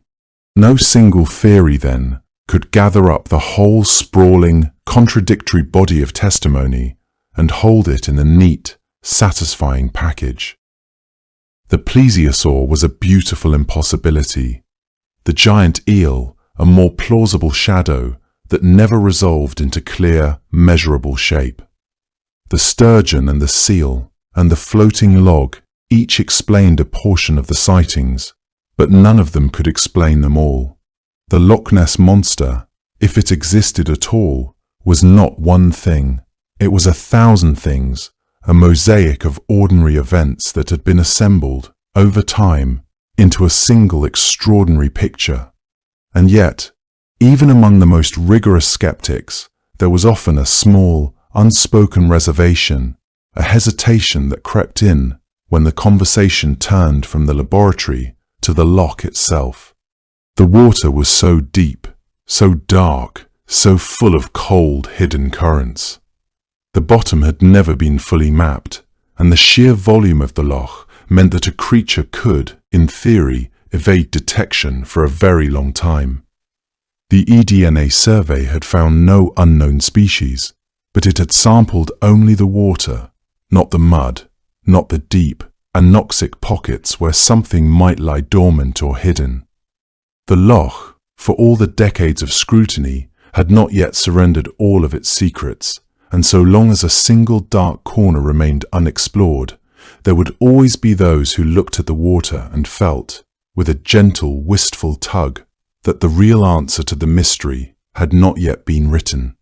The first concerted efforts to bring the full weight of modern science into the quiet, patient water of Loch Ness began in the middle of the last century, when the legend was already a generation old and the world outside the Highlands had grown accustomed to the idea that something large and unknown might be living in the deep. By then, the Loch Ness Investigation Bureau had been formed by a small, dedicated band of volunteers, and they had set up a permanent observation post on the northern shore. They were joined, in the summers that followed, by scientists from the University of Birmingham and other institutions, men and women who brought with them a new kind of tool, a machine that could send pulses of sound down into the dark water and listen for the returning echoes. In the summer of one of those years, a team conducted a particularly ambitious sonar survey, crisscrossing the loch in a careful grid. Their equipment was, for its time, sophisticated, and as the days accumulated, the researchers began to notice large, moving echoes appearing at depths of several hundred feet. The objects seemed to be alive, swimming with a slow, deliberate purpose, and their estimated size was startling. The team kept their findings quiet while they worked, and when their final report was released, it was written in the careful, guarded language of scientists who had seen something remarkable but could not name it. The loch, they concluded, did indeed contain large moving objects that defied immediate identification, but the report stopped well short of calling those objects a monster. The echoes might be caused by dense, tightly packed schools of fish, by thermal layers in the water that reflected sonar in unpredictable ways, or by something else that the instruments could not distinguish. While the sonar operators were listening to the echoes from the surface, a different kind of explorer was preparing to slip into the loch itself. An American inventor and marine engineer who had followed the Loch Ness story from across the Atlantic with a fascination that would not let him rest, designed and built a small submersible, and on a series of careful dives, he slipped beneath the surface and entered a world that few human eyes had ever seen. The light from the surface faded quickly as the craft descended, turning from a pale greenish glow to a deep twilight, and then to an absolute blackness that pressed against the dome with a silence so complete it seemed almost solid. His lights cut a narrow tunnel through the murk, revealing suspended particles of peat and silt that drifted past like a slow, dark snow. He saw the rocky slopes of the loch's bottom, the pale, silt-covered ledges, the sudden plunging cliffs where the floor fell away into depths his little craft could not reach. He saw shadows that moved at the edge of his vision, shapes that dissolved before he could turn the dome toward them. He never saw a monster.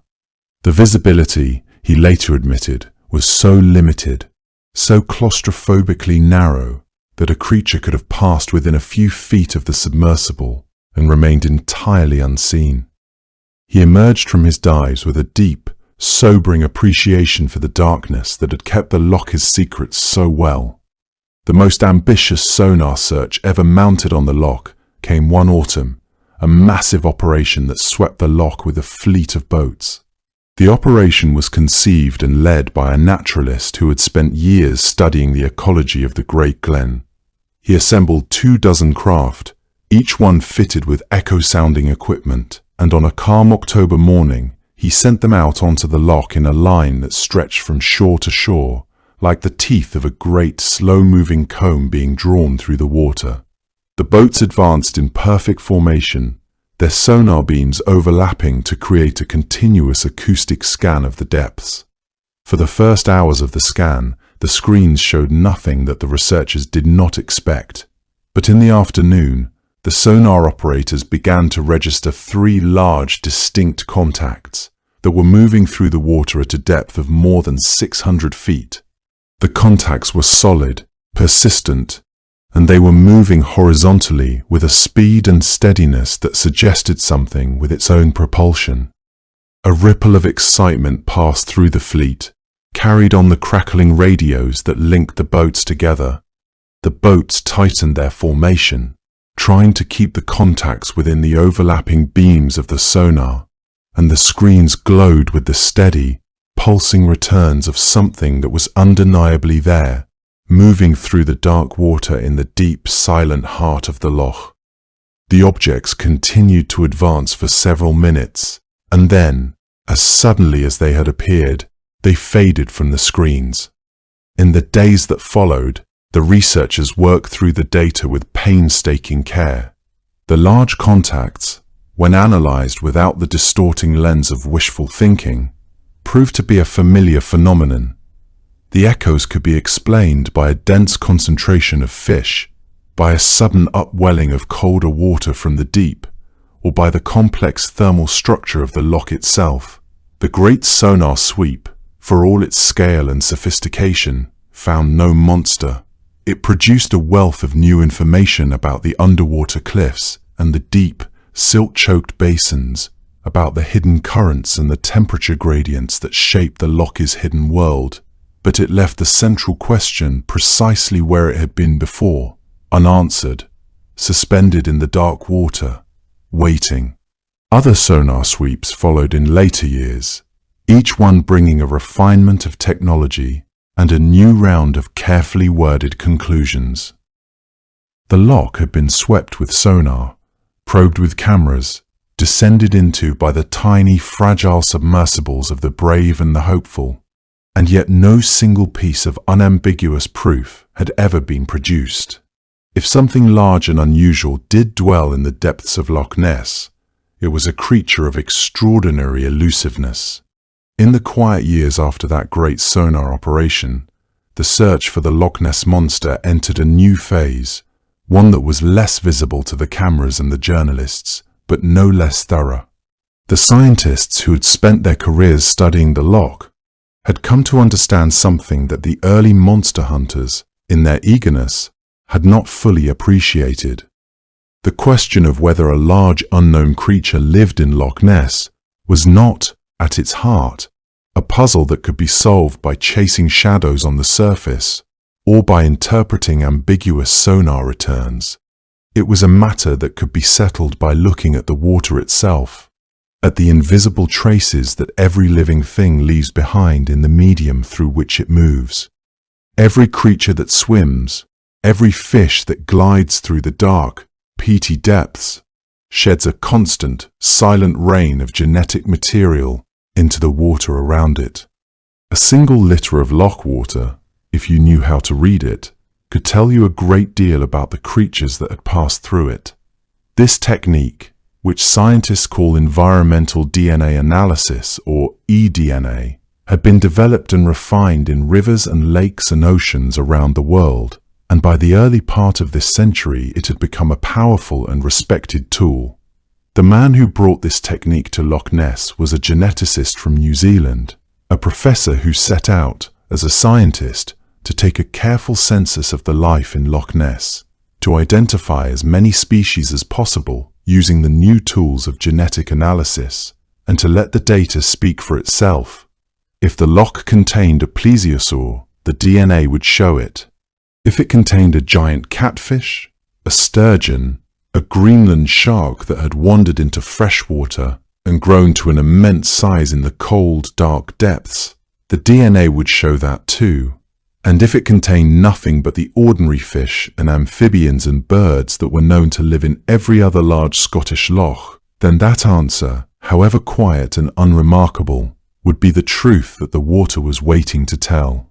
One spring, the geneticist and his team arrived at Loch Ness, carrying with them a collection of bottles and filters and sampling equipment. The work itself was quiet and methodical, conducted from a small boat that moved slowly across the loch, stopping at predetermined points to lower a tube into the water and draw up sample after sample. The team collected water from the surface and from the depths, from the shallow bays at the loch's southern end, and from the deep dark basins in the centre, where the water was cold and still and had not seen sunlight for centuries. They sampled near the shore and in the open water, filling their bottles, labelling them carefully, and storing them in coolers. The work took weeks, and the weather, as it always does on Loch Ness, varied from calm, glassy stillness to sudden, lashing rain. But the sampling continued, patient and undramatic, until hundreds of litres of loch water had been gathered. Then began the long, silent labour of analysis. The water samples were shipped to laboratories in several countries, where the filters were processed and the DNA was extracted, amplified, and sequenced. The machines that read the genetic code worked for months, turning the invisible traces in the water into vast, scrolling lists of nucleotide sequences, the letters of the biological alphabet that spelled out the names of every creature that had contributed to the loch's hidden life. The work of genetic analysis is among the most patient of all scientific undertakings. There are no dramatic moments in this kind of work, no sudden flashes of discovery. There is only the steady accumulation of information, a great wearing away of the unknown in tiny increments, until at last a pattern emerges from the noise. The team that worked on the Loch Ness samples approached the task with the same quiet discipline that any team of geneticists would bring to any body of water, and they were careful, above all, not to let expectations shape their reading of the data. The survey identified various fish species, the genetic signatures of all the species they had expected to find. There were traces of the birds that fed on the loch, the mergansers and grebes and cormorants, There were traces of the mammals that came to the shore to drink, the red deer and the roe deer, and, in a few samples, the distinctive signature of an otter. And running through nearly every sample like a quiet, persistent thread, there was the DNA of eels. The survey found DNA from various aquatic life, abundant and unmistakable, a sign that the loch harbored a large and thriving population of these long, sinuous fish.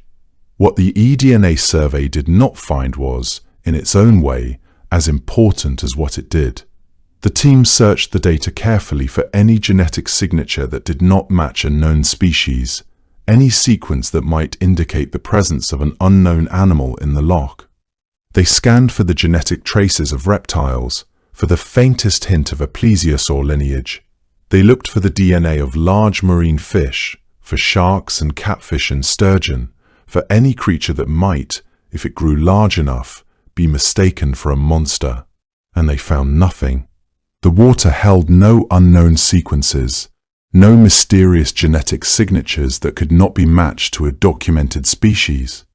No evidence was found for the existence of a large unknown creature. The eDNA survey, the most comprehensive biological census ever conducted on the loch, had found a rich and complex ecosystem, a thriving community of fish and birds and amphibians, but it had found no monster. The findings were released later, and they were handled with a gentleness that reflected the researchers' genuine affection for the legend. They did not declare the monster dead. They did not mock the believers or dismiss the centuries of testimony. They presented the data calmly, explained its limitations, and left the door open, just a crack, for the chance that the loch might still hold surprises. The eDNA survey, they pointed out, had sampled the water, but it had not sampled the sediment at the bottom of the loch, the deep, organic mud that might hold the remains of creatures long dead. It could not detect an animal that shed no DNA into the water, or one whose DNA degraded too quickly to be captured, or one that occupied a part of the loch that the sampling had somehow missed. These were small caveats, quiet notes of scientific caution, but they were sufficient to sustain the hope. The impact of the eDNA study on the broader culture of the Nessie legend was complex and, in some ways, surprising. For those who had always been skeptical, the results were a quiet confirmation of what they had long believed. For the believers, the study was absorbed into the long history of failed searches and ambiguous results, another chapter in a story that had always been defined by its refusal to be neatly concluded. The finding of abundant eel DNA gave the giant eel theory a new lease on life, and for a time the conversation shifted, with articles and documentaries speculating about the possibility of enormous eels gliding unseen through the peaty water. But the larger effect, the one that mattered most to the quiet, patient watchers who still sat on the shore with their binoculars and their thermoses of tea, was that the loch itself remained unchanged. The water was still dark. The mist still gathered at dusk. The surface still held the sky in its still, reflective keeping. And the question of what lay beneath it was still, in the deepest sense, unanswered. The eDNA study had not killed the legend. It had simply added a new layer of knowledge to a mystery that had always been larger than any single piece of evidence. And so, in the quiet years that followed the great eDNA survey, the vigil over Loch Ness did not end. It simply returned, as it always returned, to the quiet, steady rhythm that had sustained it through the decades, the patient watching of people who loved the loch and who understood that a mystery of this kind was not something to be solved and set aside like a puzzle completed, but something to be lived with gently, a companion to the slow turning of the seasons. At the center of this ongoing watch, in more ways than one, stood a modest building on the shore of the loch at Drumnadrochit, a place that had grown over the years from a small tourist information office into the Loch Ness Centre, a hub of education and quiet enthusiasm that welcomed visitors from every corner of the world. The center was not a temple of wild-eyed belief, nor was it a stern citadel of skepticism. It was something gentler, a place where the whole long story of the loch was laid out for anyone who wished to wander through it. From the geological forces that had carved the Great Glen, to the Pictish stones and the Saint's Miracle, from the newspaper frenzy of that early spring, to the sonar sweeps and the DNA surveys of the present day. The exhibitions were calm and thoughtful, presenting the evidence as it was, without insisting on a single conclusion. A visitor could walk through the rooms and emerge with their childhood wonder intact, or with a quiet, informed skepticism, or with a simple appreciation for the beauty of the landscape and the depth of the human need to believe in something more. The center did not tell people what to think. It simply gave them the story, with all its twists and turns and human frailties. And then it directed their gaze, gently, toward the wide window that looked out over the dark water, where the real question lay. Part of the center's quiet contribution to the ongoing vigil was the network of webcams that had been placed at strategic points along the shore, their lenses aimed out over the loch, and their feeds streaming continuously to the internet, where anyone, anywhere in the world, could sit at a desk or in a bed and watch the grey water rippling in the highland light. Most of the time, they showed nothing but the loch doing what it had always done, the breeze chasing small waves across the surface, the mist gathering and dissipating. But every so often, someone watching from a living room in Tokyo or a kitchen in Toronto would see a disturbance, a wake that seemed to come from nowhere, a dark shape that rose and fell, and they would send a message or post an image to the community of watchers who had grown up around the loch in the digital age, a scattered, gentle fellowship of people whose eyes were turned toward the same dark water with the same small, patient hope. It was a fellowship that had no fixed membership and no rules. Anyone could join simply by opening a browser window, and many did, returning day after day to the quiet image of the loch with a loyalty that would have puzzled anyone who did not share it. The watchers learned the moods of the water in a way that the day-tripping visitors never could, and they could tell at a glance when a change in the light or the wind signaled the possibility of something interesting. When a genuine report came in, the news would pass through the scattered community with a speed that no official network could match, and for a few hours the cameras would be watched with a special, heightened attention. Then the loch would settle back to its ordinary calm, and the watchers would return to their patient routines. That community was a curious and lovely thing. It was not a frantic, noisy crowd demanding proof. It was, for the most part, a collection of people who simply enjoyed watching, who found a kind of peace in the steady image of the loch on their screens, and who had come to know one another over the years in the way that people who share a long, quiet interest come to know each other. They exchanged photographs of unusual ripples, debated the latest sonar reading from a private expedition, shared the news of a seal that had been spotted in the shallows and which, in the right light, had looked for a moment like something far stranger. They were not, by and large, people who insisted that the creature was real. They were people who liked the idea that it might be, and who had found, in the simple act of watching, a small, calming ritual in a busy world. Every few years, the community would organize a more concerted watch, a weekend or a week when volunteers gathered along the shore with binoculars and cameras and notebooks, maintaining a continuous observation of a particular stretch of the loch. These events were not searches in the frantic sense. They were patient vigils, conducted with a quiet, almost meditative attention, and the people who took part in them spoke of the experience not as a quest for proof, but as a way of connecting with the loch, with its moods and its weather, with the light that changed minute by minute. The true reward of such a watch, they would say, was not the photograph that might or might not be captured. It was the hours spent in the company of the loch, the sense of being present in a place where something wonderful had been, for a very long time, considered possible. The Loch Ness Centre, in its quiet way, supported these efforts, providing a space where the watchers could gather and share their findings, and maintaining an archive of reports that stretched back, in an unbroken line, to the first brief paragraph that Alec Campbell had written for the Courier in that remarkable spring.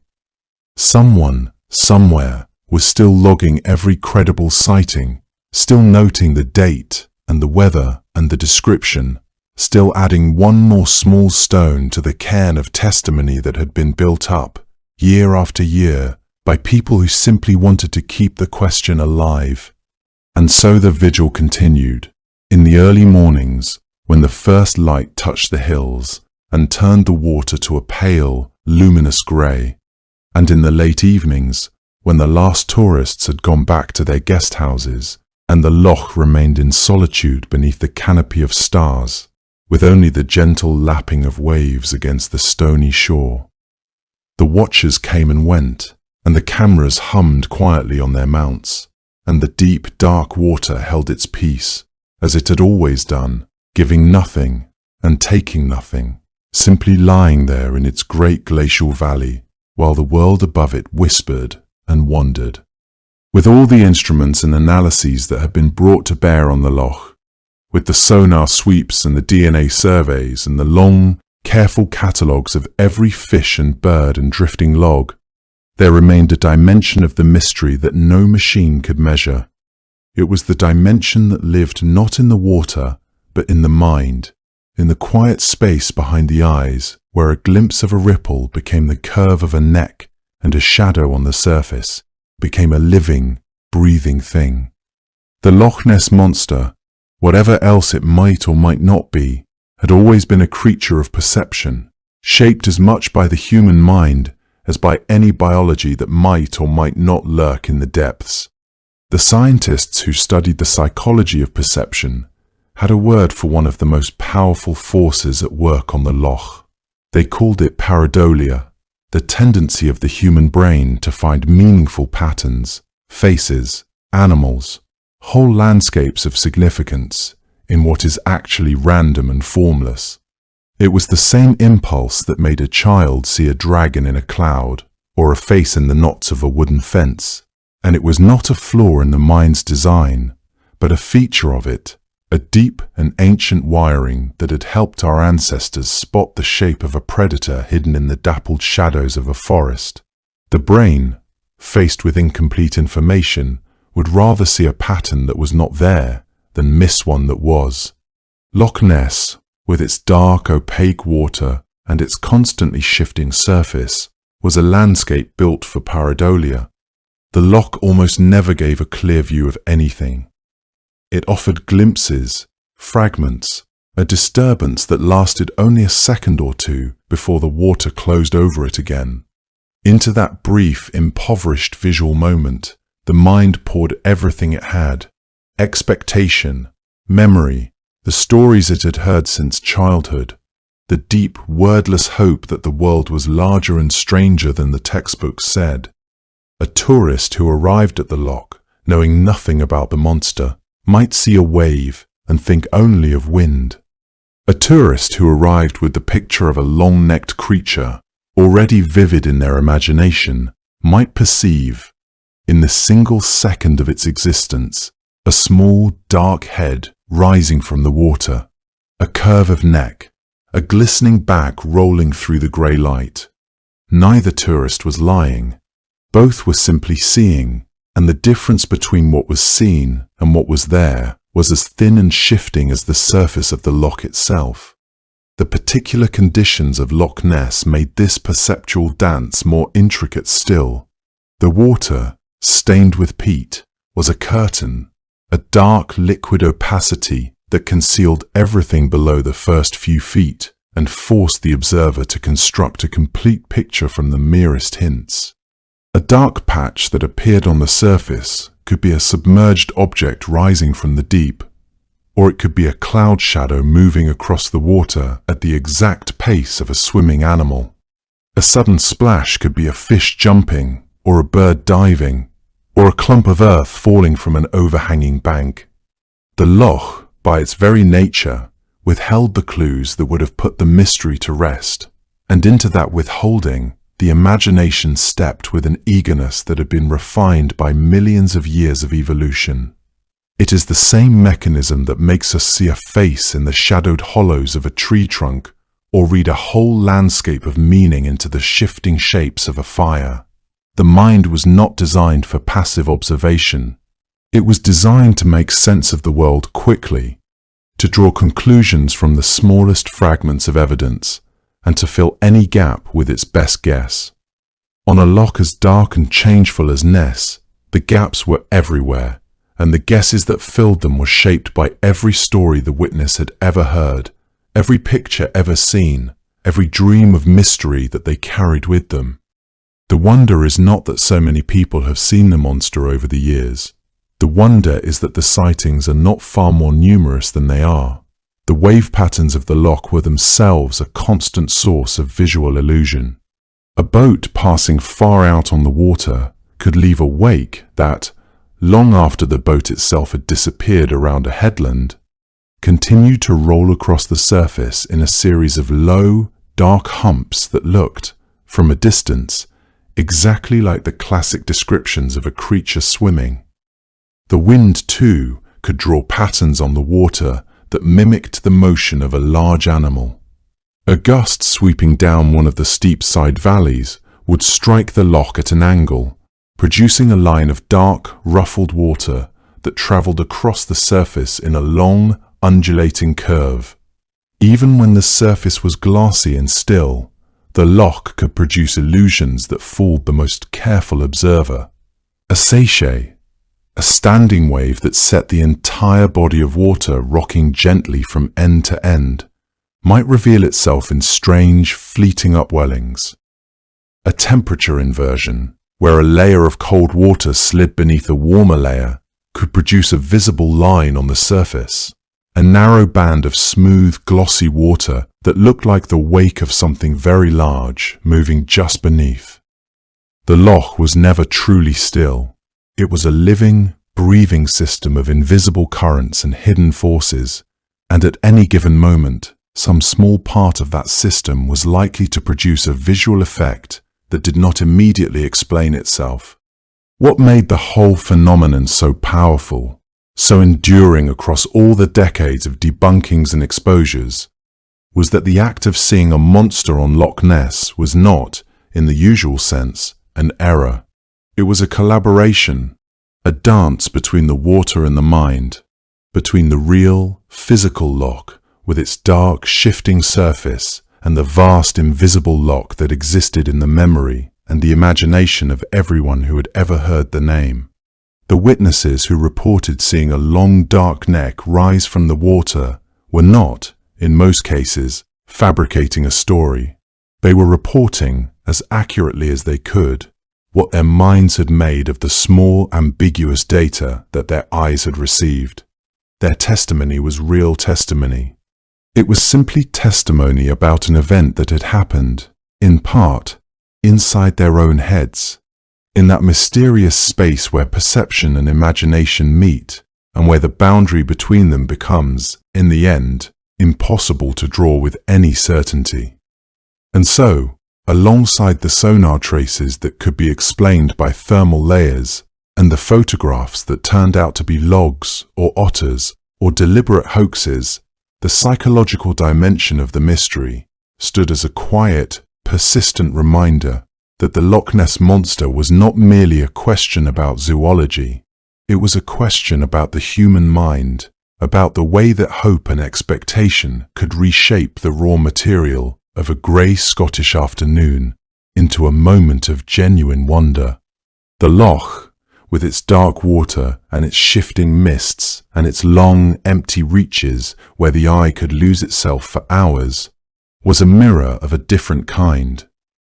It reflected the sky, the hills, and the deep and ancient need to believe that the world was still, in some small corner, a place of mystery. And so long as that need existed, so long as people looked at dark water and felt a small, quiet stirring in their hearts, the monster would continue to be seen, rising and falling in the minds of those who watched. A shape that was real and not real at the same time, a shadow that belonged as much to the eye of the beholder as to the deep, silent water that held, and would always hold, its secrets close. As the decades passed, and the initial shock of those early sightings settled into a gentler, more familiar rhythm, the creature of Loch Ness began a slow and remarkable transformation. It was a change that took place in the minds and hearts of the folk who lived in the scattered villages around the loch, and of the millions who came to visit. A change that turned a frightening, unknown beast into something softer, something almost domestic, a creature that belonged not to the realm of nightmares, but to the warm, affectionate world of bedtime stories and picture postcards and stuffed toys placed on the pillows of sleeping children. The shift began in the small, practical decisions of people who needed to make a living. Soon, the loch had become a destination, and the villagers along its shores had discovered, with a mixture of bemusement and gratitude, that the monster that had once been a source of local unease was now a source of local income. The hotels filled up, new guest houses sprang up, and the little shops that had once sold only the necessities of Highland life began to display a new kind of merchandise in their windows. There were postcards bearing fanciful illustrations of the monster, the long neck rising gracefully from a stylized blue lock, the small head turned to look at the viewer with an expression that was, depending on the artist, curious or shy or gently comical. There were tea towels and spoons and ashtrays, each one stamped with a green, humped silhouette that was becoming, year by year, as recognizable a symbol of Scotland as the thistle or the stag. It was somewhere in this gentle commercial hum that the creature acquired its name, the affectionate diminutive that would come to define its public personality for the rest of the century and beyond. The exact origin of the name Nessie is lost in the soft blur of oral history, but soon it was already appearing in newspaper articles and in the casual conversation of locals who had grown tired of saying the full, ponderous phrase, the Loch Ness Monster, every time the subject arose. Nessie was a name that tamed the beast, that shrank it down to a manageable size, that turned it from a frightening unknown into a kind of mascot, a shy, elusive neighbor who might, if you were very patient and fortunate, make an appearance on a still summer afternoon. The name carried with it a whole attitude, a fond, protective warmth that was entirely absent from the breathless reports of earlier years. Nessie was not a monster. Nessie was a friend. The image of Nessie that emerged from this cultural alchemy was remarkably consistent, a silhouette that had been burnished by decades of artists and illustrators and souvenir manufacturers until it had acquired the smooth, simplified grace of an icon. The creature was always green, a soft, mossy green that blended with the hills and the water, even though the actual witnesses, over the decades, had described a range of colours from grey to brown to a dark, glistening black. The green had no basis in any testimony. It was the colour of the Scottish landscape, the colour of the heather and the pine and the deep, peaty water, and it just felt right.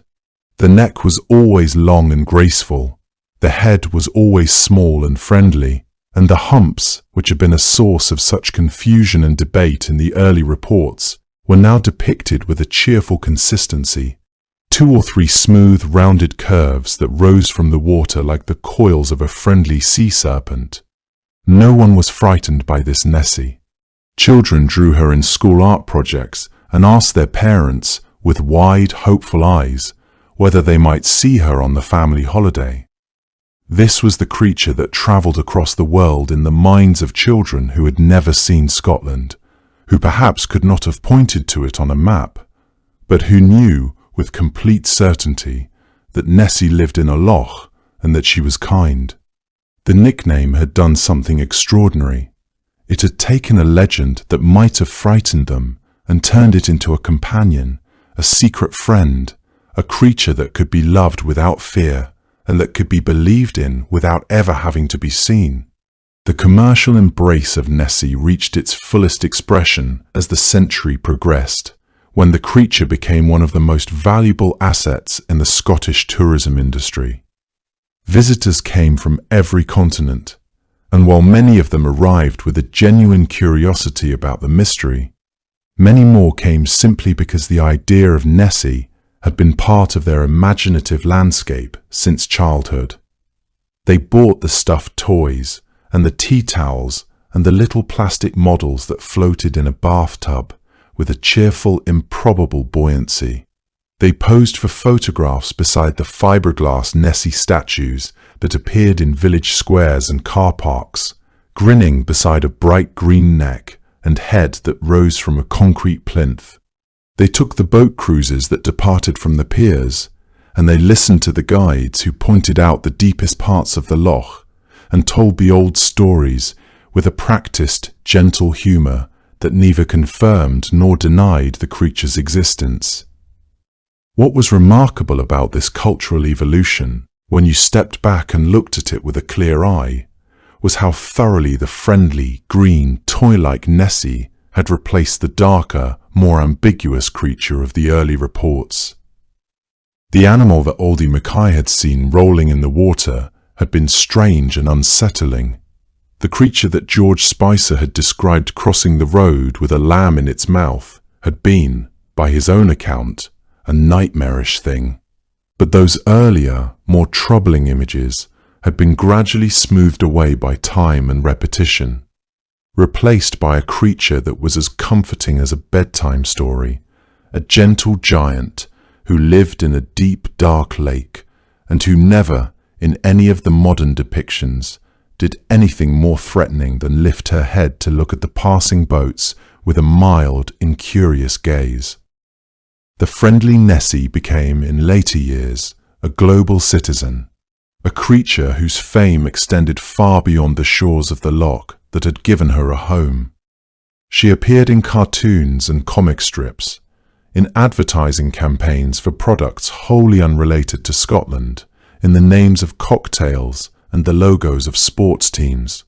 A quest for the Loch Ness monster became a shorthand, in the language of popular culture, for any hunt that was charmingly hopeless, any pursuit of a dream that was probably impossible but worth undertaking anyway for the pleasure of the search itself.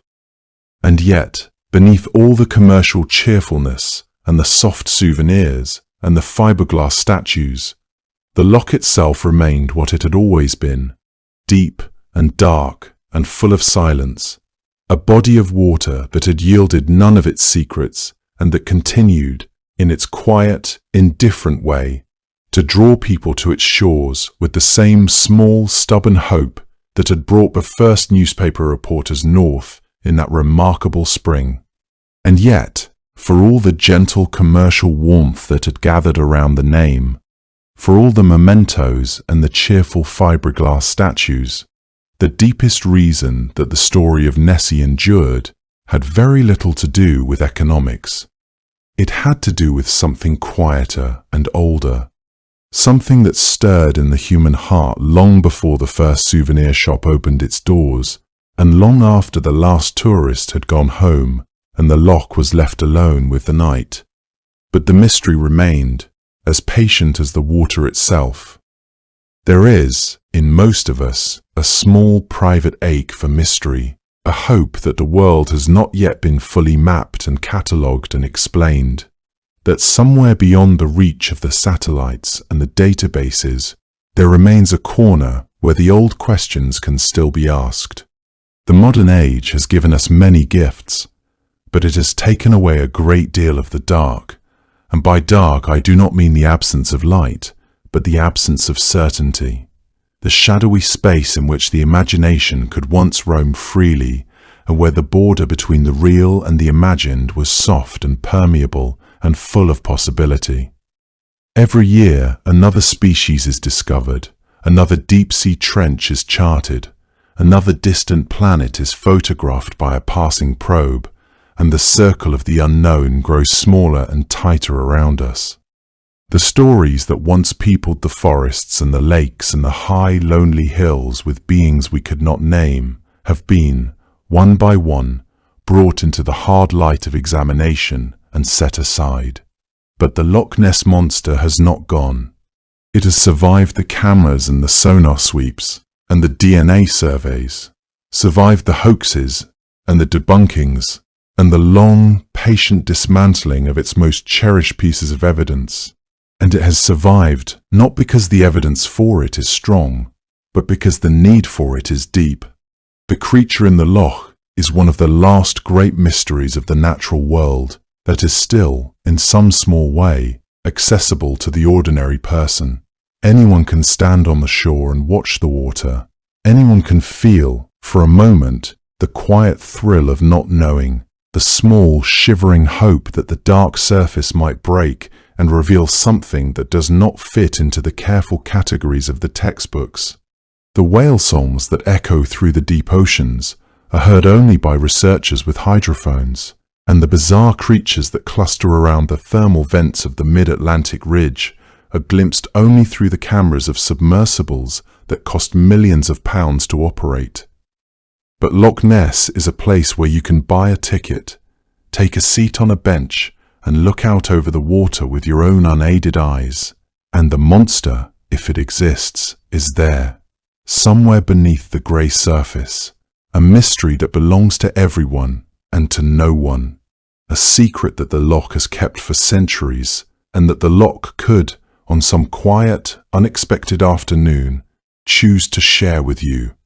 And then there is the landscape itself, the deep, enduring beauty of the place that holds the mystery.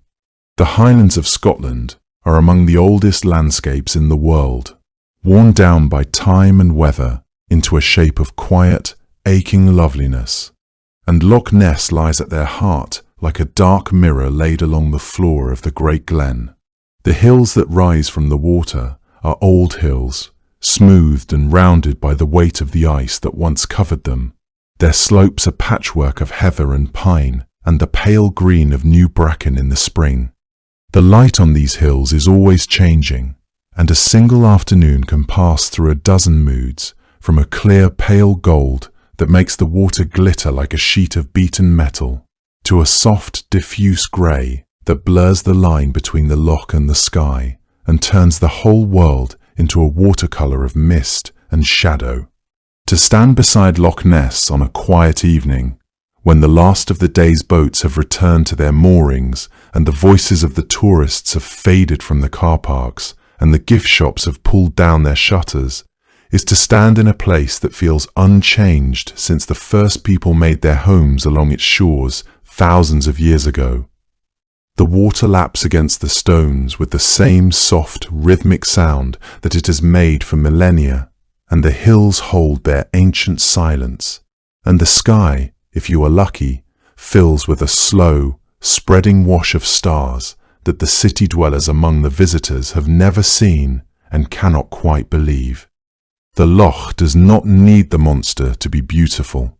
It was beautiful before the first stories of a creature in its depths were told, and it will be beautiful long after the last newspaper article has been written and the last webcam has been switched off. But the monster adds something to the beauty, a layer of depth and meaning that turns a lovely view into a place of genuine enchantment. The knowledge that something might be living in the dark water, something that no one has ever quite managed to prove or disprove, changes the quality of the looking. It makes the surface of the loch into a question as well as a reflection, a mystery that waits, patient and silent, beneath the shifting patterns of the light. That question, once posed, opens a door in the mind that is hard to close again.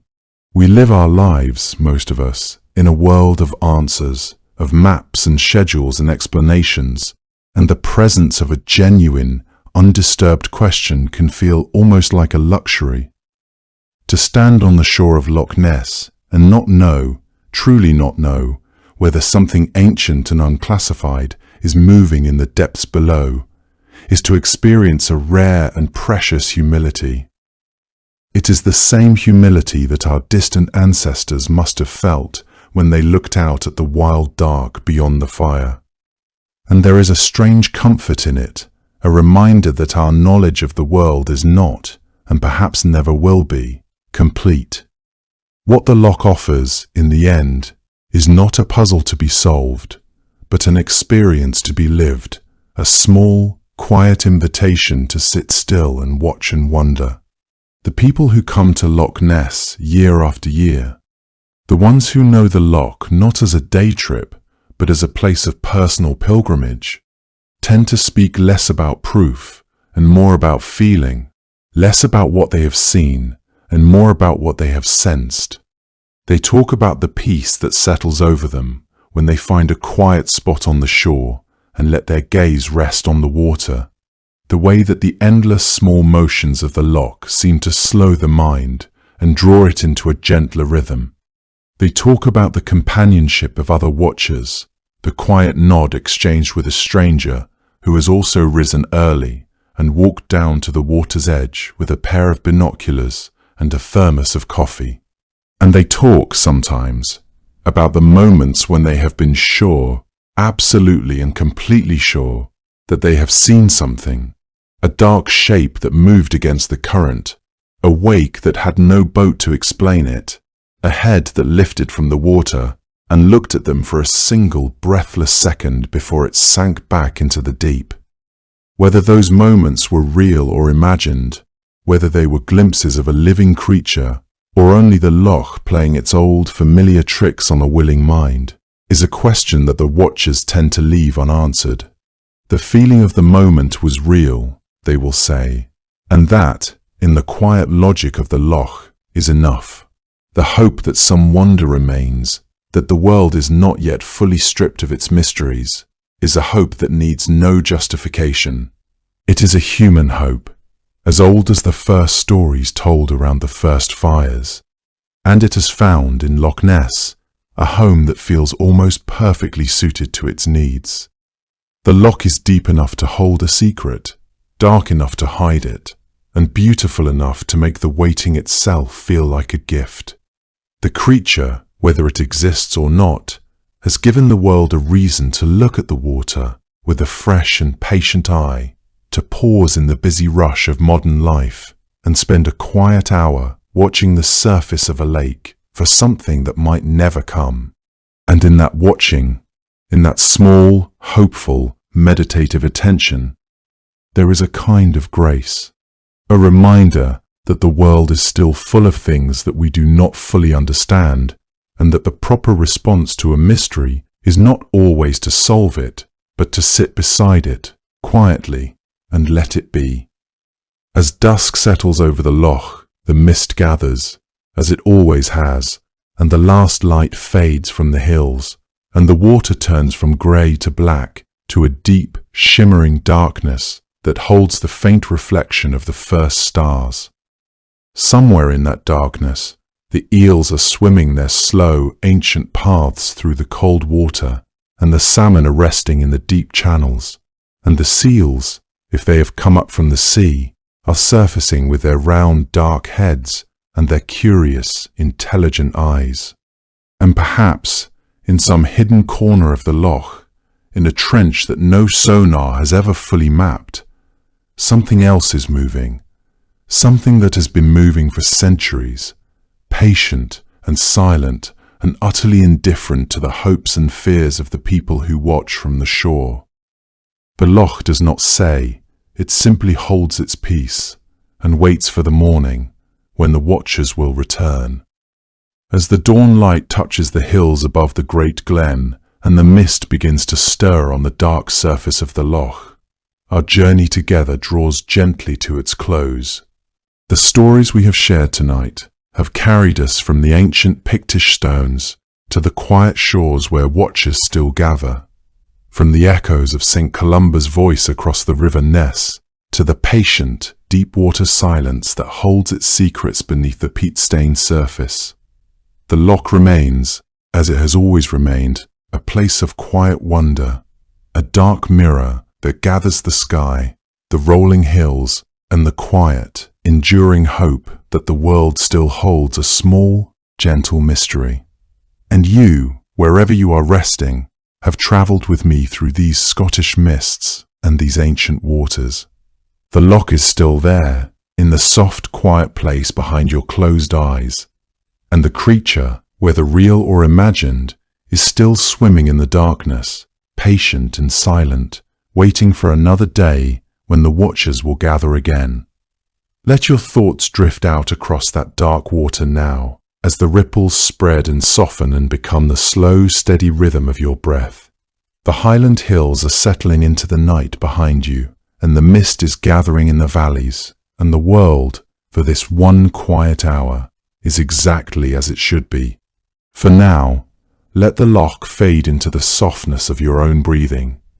Let the hills grow distant and the water grow still, and let the last image in your mind be simply the calm, dark surface of the water, holding the light of a pale Scottish sky, and the knowledge that some things, the gentlest things, are allowed to remain a mystery. I hope this sleep story has helped you drift into a peaceful, restful sleep. Come back and let me guide you into another tale tomorrow evening. For now, may your rest be deep and your dreams be kind. Long before the Vikings raised their longships into northern seas, the people of Scandinavia already lived in a world that was populated by far more than what the eye could see. The mountains that rose in great grey walls above the Norwegian valleys were not simply stone. The forests that pressed in against the edges of every settlement, dark and dense even at midsummer, were not simply trees. The burial mounds that dotted the farmland, some of them centuries old by the time the sagas were written down, were not simply graves. To the people who lived alongside all of these things, who walked past them every morning and watched them disappear into the fog every evening, each of them held something, a presence, a memory, a will of its own. This is the first and most important thing to understand about Norse mythology and the folklore that grew from it. It was never abstract. It was rooted in the physical world, in specific slopes of specific mountains, in the cold depth of specific lakes, in the hollow sound that specific winds made when they moved through the pine branches on a winter night. The Norse understanding of the supernatural was not a system of distant celestial forces. It was a description of the world as it actually felt to live in it. Full, dense, and never entirely safe. This understanding shaped the texture of daily life in ways both small and profound. A farmer did not simply maintain his fields. He negotiated with them, aware that the land around his holding contained forces and entities with their own purposes. The resources he drew from the forest, timber, game, berries gathered in summer, came with an implicit understanding that he was taking from a realm that was not entirely his own. Even the most practical activities carried this layer of awareness. Crossing a river meant acknowledging the water's own nature and will. Cutting a tree required a kind of respect that went beyond the practical. The seasons themselves were not merely climatic events, but moments in a larger narrative that involved the gods, the giants, and the hidden peoples of the landscape. This was not theology separated from life. It was inseparable from the act of living. At the center of that world stood Yggdrasil, the great ash tree, whose roots and branches held the 9 worlds in their embrace. In the cosmology preserved in texts like the Prose Edda and the Poetic Edda, Yggdrasil was not a symbol or a metaphor. It was the actual architecture of existence, the structure upon which everything, including the gods themselves, depended. Its 3 great roots reached down into Asgard, where the Aesir gods made their home, into Jotunheim, the realm of the giants, and into the cold realm of Niflheim, where the primordial well of Hvergelmir lay, Midgard, the world of human beings, sat at the center of this structure, neither at the top nor at the bottom, woven into a web of neighboring realms that pressed against it from every direction. Alfheim, home of the Elves, existed somewhere near the upper portions of this world tree, close to the divine. Niflheim and its darker extensions reached downward into territories that were genuinely other, genuinely cold in a way that had nothing to do with temperature, and distributed throughout this whole structure, within it and around it, and very often bleeding into the edges of Midgard itself, were beings that were neither gods nor humans, beings that had their own nature, their own ancient claims on the land, their own complicated relationships with the people who had the misfortune, or sometimes the fortune, of encountering them. What made this cosmology vivid and tangible was the constant exchange between the worlds. The boundaries between Midgard and Jotunheim were not fixed or secure. Giants could and did enter the human realm, bringing with them destruction or, in some cases, gifts. The elves of Alfheim had their own investments in human affairs. The dead did not simply vanish into an afterlife, but remained in the landscape, in the mounds that rose above the frozen ground, capable of returning to influence the living. The rootedness of all these worlds in the physical landscape meant that the supernatural was never distant from ordinary experience. It was woven through the actual terrain that the Norse people inhabited, present in the rock formations and the weather patterns and the behavior of animals. The sources that preserved all of this for us are themselves a remarkable thing. The Prose Edda was written in Iceland in the 13th century by a scholar named Snorri Sturluson, a Christian man who nonetheless took great care to record the pre-Christian beliefs of his ancestors with something that reads, even across the centuries, very much like genuine respect. The Poetic Edda, a collection of older Norse poems gathered around the same period, reaches back considerably further. Some of its verses are believed to reflect oral traditions that are genuinely ancient, composed and carried in living memory long before anyone thought to write them down. And then there are the sagas, those long and remarkable prose narratives that tell the stories of Icelandic families and Norse heroes. Matt are a fact in their style, unflinching in their detail, surprisingly rich in their treatment of the creatures that moved through the edges of the human world. None of these sources were written by people who believed themselves to be recording mythology in the way we use that word today. They were recording things that had been true, or that people had once felt to be true, or that lingered in the cultural memory with enough weight that leaving them out felt like a kind of dishonesty. That quality, that particular weight, is something you can still feel when you read them. What these texts together preserve is a world in which the boundary between the human and the inhuman was genuinely porous. Not in a comfortable way. A Norse farmer who heard unusual sounds from the hillside above his grazing animals did not think of it the way a modern person might, as an interesting curiosity to be explained by natural causes. He thought of it as evidence of presence, of something with its own agenda sharing the landscape with him, something that may have been there long before his grandfather built the farmhouse, and would likely still be there long after the farmhouse fell. This is not superstition in the dismissive sense of that word. It is a coherent and deeply felt understanding of reality, one that the landscape itself seemed to confirm at every turn, in its darkness, in its scale, in the way it could swallow a person whole without the slightest difficulty. Stone, in that world, had memory.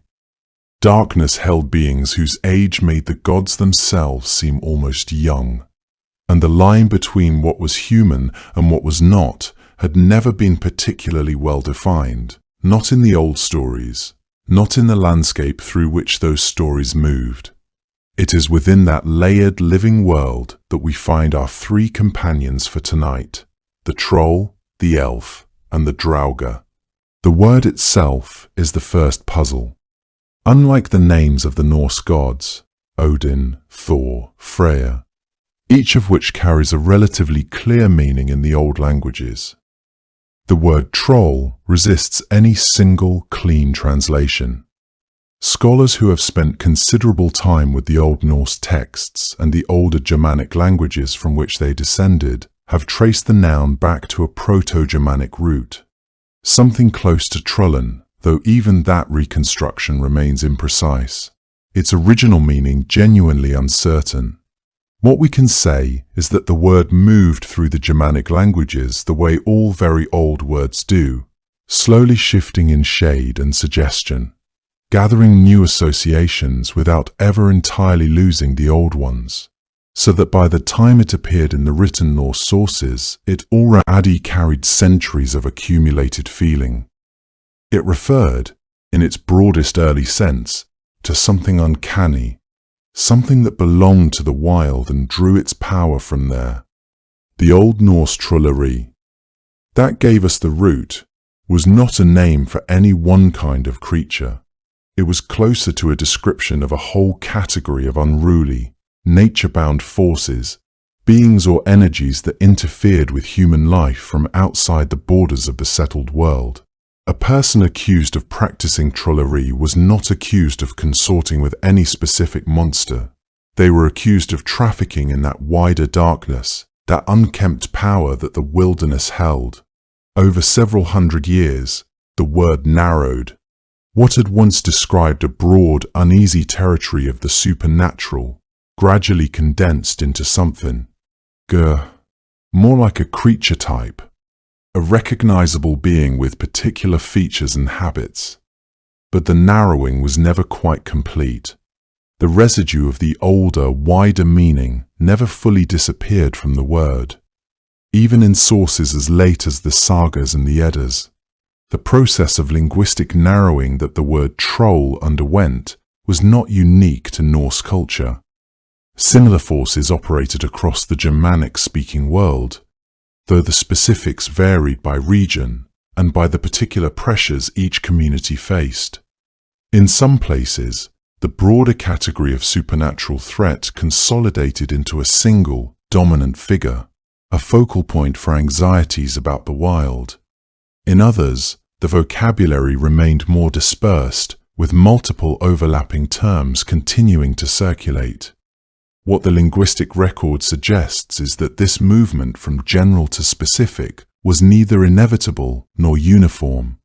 It responded to local needs, local storytelling traditions, and the particular geography each community inhabited. A mountainous region might develop different language for its dangers than a coastal area would. The troll that emerged in different Norse communities may have been shaped partly by the landscape itself, by what threats were most immediate, most real, most deserving of a name that would stick in the collective memory. This variation across space and time makes the word troll not a fixed point, but a kind of linguistic weather system, moving and changing as it passed through different hands and different eras. Part of what makes the troll so difficult to pin down in the oldest sources is that Norse tradition already had a crowded vocabulary for the beings that lived beyond the human world. The boundaries between those categories were porous at best. The Jotnar, often translated as giants, though that translation flattens something genuinely strange, were among the most important of these beings. Ancient adversaries and occasional allies of the gods, dwelling in Jotunheim at the edges of the cosmos. The Thursar were hostile entities of tremendous destructive force, beings whose very name carried a sense of aggression and danger. The Risi were something else again, figures of a more heroic cast, enormous but not necessarily malevolent in the same blunt way. These categories overlapped, contradicted one another, were never sorted into a tidy hierarchy by the people who used them. Troll could slide into any of these registers depending on the context. Snorri Sturluson himself, writing in 13th century Iceland in the work we call the Prose Edda, used troll in the Skaldskaparmal, the section of the Edda concerned with the language of poetry, sometimes interchangeably with Jotun, particularly when referring to female giants. A woman of the Jotnar could be called a troll wife, a troll woman, in a kenning without any apparent sense that this was a category error. Snorri was a precise and learned man by the standards of his era. If even he moved the word fluidly between these territories, it tells us something important. The Norse literary tradition did not always feel the need to distinguish between them. This was because the distinction may not have mattered to the people who first told these stories. What mattered was the quality the word pointed toward. Something threatening, something old, something that belonged to the parts of the world that human beings had not yet claimed and perhaps never would.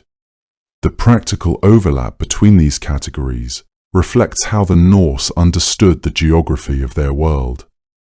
The supernatural beings that dwelt in wild places were not necessarily conceived of as belonging to neat taxonomies. A single encounter with a powerful, hostile entity from the margins of civilization might be described using several different terms depending on who was telling the story, or in which generation the account was preserved. What we might call ontological flexibility, a comfort with contradiction and multiplicity, appears to have been built into the way these people conceived of beings that existed outside human space. The sagas record moments where a creature is referred to by different names across different manuscript traditions, suggesting that scribes felt free to substitute one term for another without a sense that they were making a significant change. This fluidity was not carelessness. It was, rather, a reflection of how these beings occupied space in the Norse imagination, not as precisely delineated categories, but as manifestations of a single underlying principle of otherness and threat. This ambiguity is not a failure of the record. It is, in a real sense, a feature of how the people of early Scandinavia understood their relationship to the wild. The mountains, the deep forests, the stretches of coastline where the sea broke against rocks and no one lived for miles. These were not simply empty geography. They were inhabited by forces that had no obligation to be orderly or comprehensible. The looseness of the word troll reflected that lived experience of the landscape. You did not always need to know exactly what kind of being you were dealing with. You needed to know that it was not human, that it was old, that it was dangerous in a way that followed its own logic rather than yours, that the further you moved from your own hearthfire, the more likely you were to encounter it. The scholarly debate over what troll really meant in its oldest usage is, in that sense, a thoroughly modern problem, a problem created by the impulse to classify and contain what the Norse imagination was comfortable leaving at least partially open. Some researchers have argued that troll was originally a euphemism for the Jotnar, a way of naming feared beings without invoking their proper titles, much as people in other traditions have used roundabout names for powerful entities they preferred not to address directly. Others have suggested the term began life as a description of a specific magical quality, the power to transform, to deceive, to move between shapes, before it came to describe any particular being at all. None of these arguments has settled the question. The surviving sources are not generous enough to settle it for us. What they do allow us to say is that the word carried genuine weight in the Norse world, that it was never casual or merely decorative, that whatever it pointed toward was understood to be real in the way that a cold wind down a mountain pass is real, not necessarily visible, not necessarily comprehensible, but present and capable of doing harm.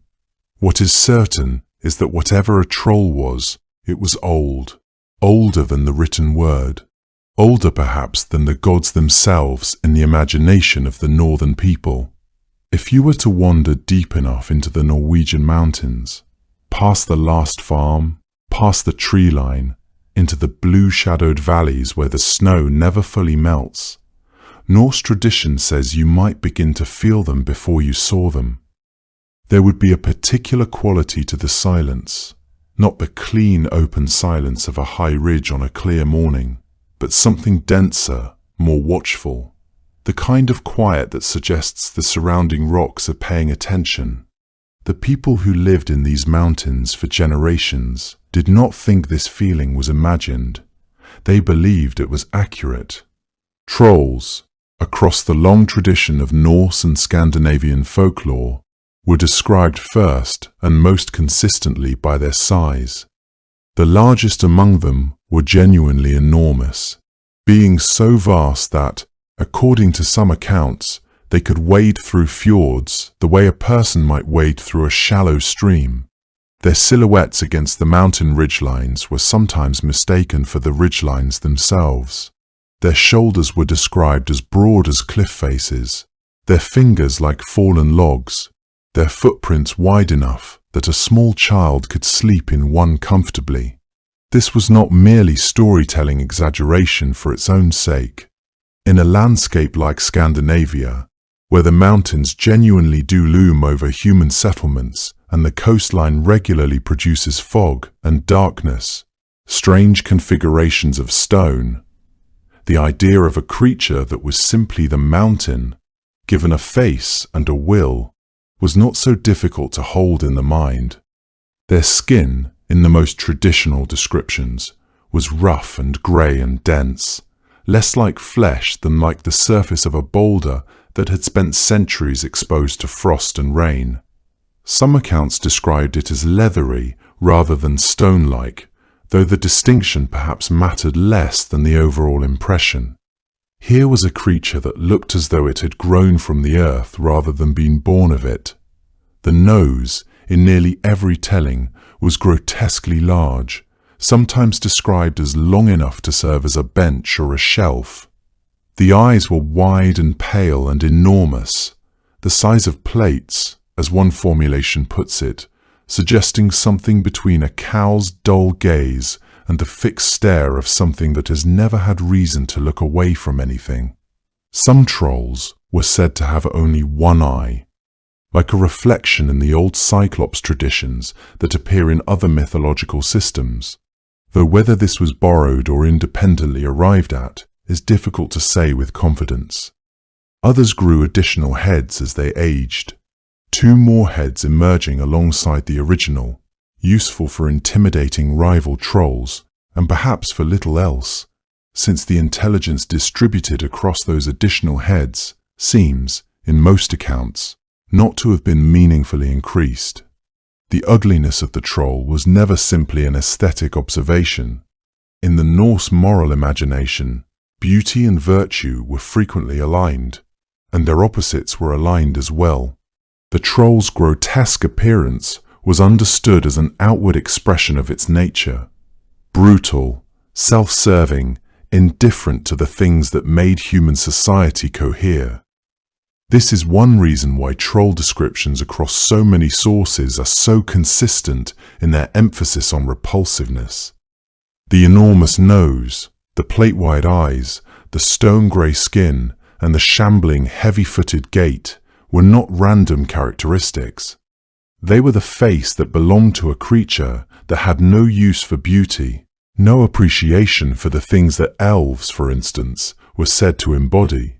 The troll existed in deliberate opposition to the luminous beings on the other end of the Norse supernatural spectrum, and its face was the clearest possible statement of that opposition.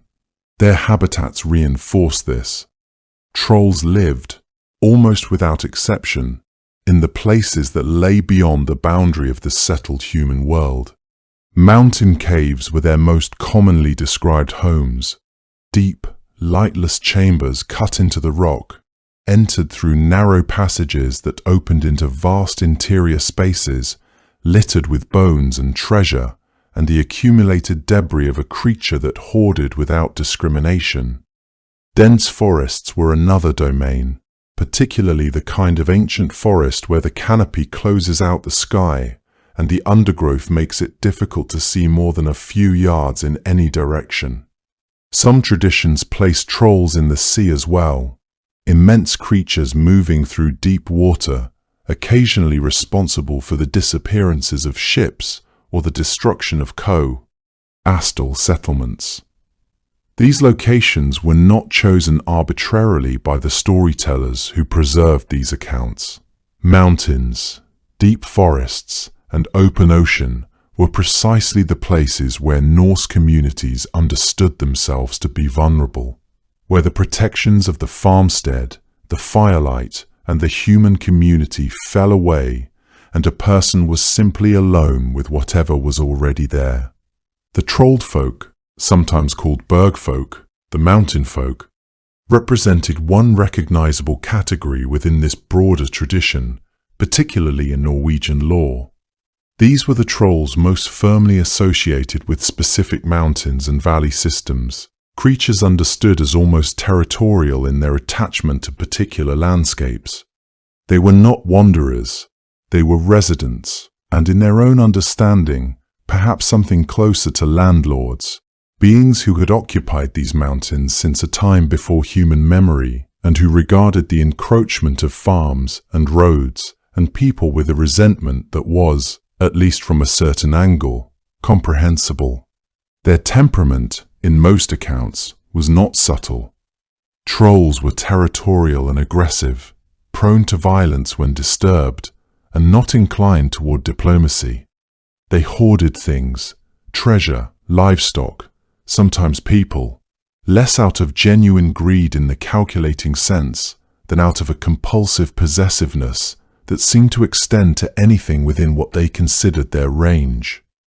They were described as eating without restraint, sleeping without caution, and fighting without strategy. The stupidity attributed to trolls in so many folk tales was not mere contempt on the part of the storytellers. It reflected something genuine in the tradition's understanding of what a troll was. A creature of enormous physical force and almost no capacity for the kind of patient, forward-looking that distinguishes a person from a force of nature. And yet, there are accounts, particularly in the older sources, where trolls display something more than brute simplicity. Some were described as possessing a kind of animal cunning, slow, yes, and not given to sophisticated reasoning, but capable of patience when patience served their purposes, capable of deception in a lumbering, obvious way that was nonetheless sometimes effective. A troll that set an ambush was still setting an ambush, even if the ambush was not elegant. These accounts are rarer, and they tend to involve the largest and oldest trolls, as though whatever intelligence the species possessed concentrated in the very oldest individuals, the way certain minerals deposit over long periods of time into formations of unexpected complexity. The variation in troll size across the tradition is worth holding in mind. Alongside the mountain-sized beings who could mistake a ship's mast for a toothpick, there existed in Scandinavian lore smaller trolls, domestic-scaled creatures, some no larger than a person, others even smaller, who caused mischief in barns and storehouses, and who represented a different face of the same essential nature. These smaller varieties were not considered less dangerous in proportion to their size. They were simply dangerous in different ways, through spoiling food stores, through tormenting livestock, through the particular kind of psychological wear that comes from living near something that means you harm and cannot be easily confronted. Whether these smaller creatures were understood as a distinct category, or simply as the youngest generation of a species that grew nightly over centuries, is something the sources do not resolve with any consistency. What the sources do agree on, what runs through every description from the oldest Eddic references to the most recent regional folklore, is the fundamental quality of the troll as an expression of the untamed world. It did not build, it did not tend, it did not care for anything the way a person cares for a child, or a field or a fire kept burning through a long winter night. It simply was, as the mountains simply were, as the deep ocean simply was, present and vast and entirely without interest in human needs or human measures of what was right. The troll was the wilderness made flesh, and no amount of cleverness could make it anything other than what it was. Every creature of the Norse wild had its limits, and the troll was no exception. Of all the vulnerabilities ascribed to these enormous and fearsome beings across centuries of Norse and Scandinavian storytelling, none was more consistently described, more deeply embedded in the tradition, or more poetically satisfying than what sunlight did to them.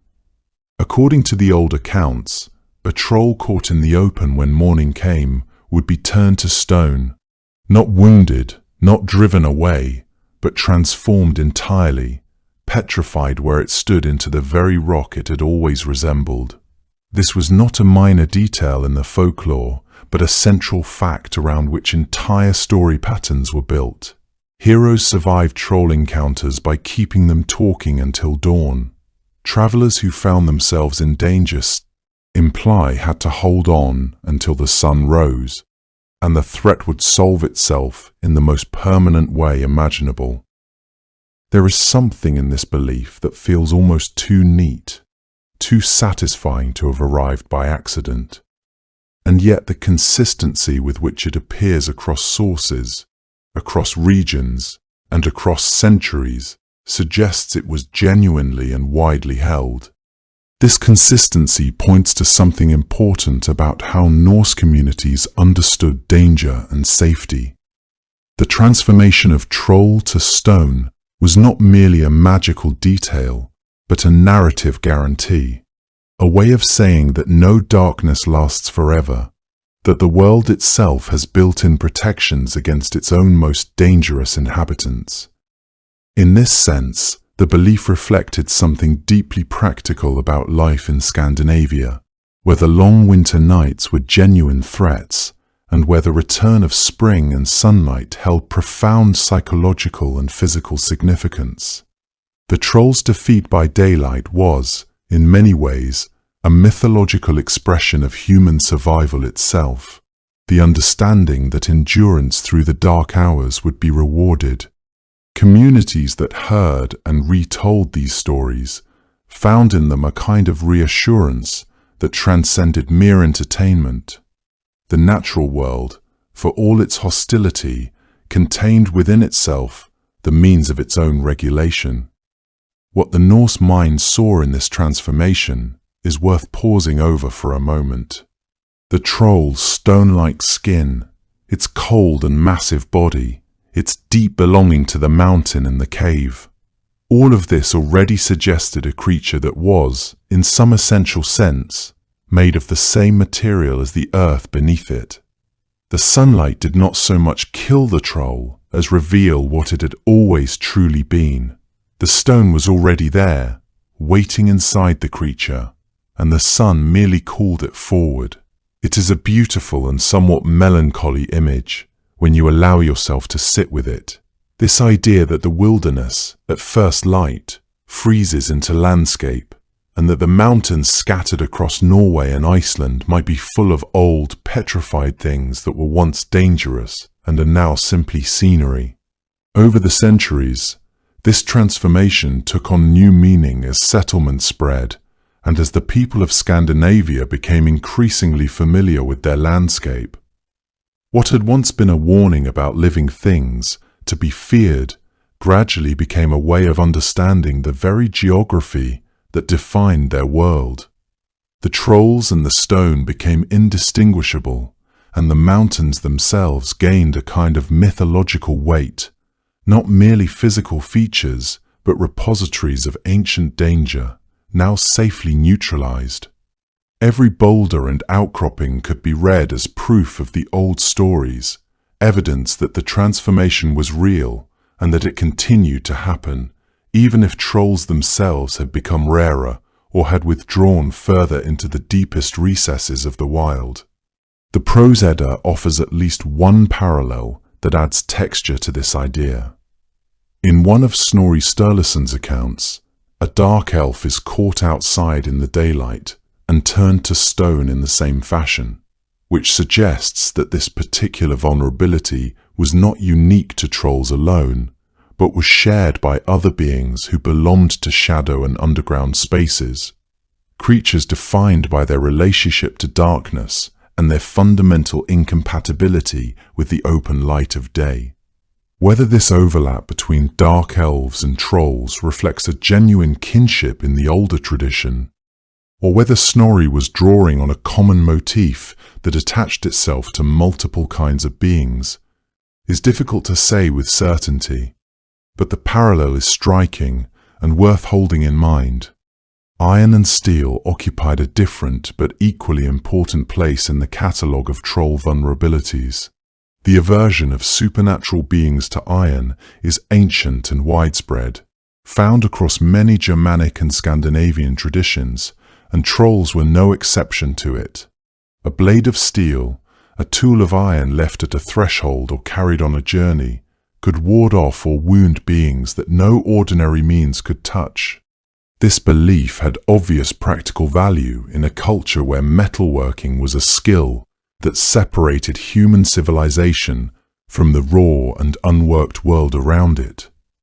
To carry iron was to carry something that the wilderness had not made and could not claim, a small assertion of human craft against the indifferent power of the natural world. Later in the tradition, as Christianity moved through Scandinavia from roughly the 9th century onward and deepened its hold through the centuries that followed, a new vulnerability was added to the troll's weaknesses, one that had nothing to do with the old pagan world at all. Church bells, it was said, drove trolls away. The sound of a Christian church bell ringing across the valley caused trolls to flee and, in some versions of the belief, could kill or injure them outright. This was not an accidental addition to the tradition. It represented something deliberate and understandable, the overlay of a new religious framework onto an existing structure of belief.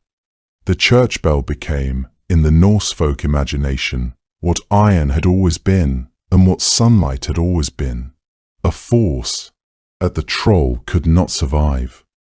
The new religion was, in this way, quietly absorbed into the old understanding of how the world worked, translated into terms that already made sense.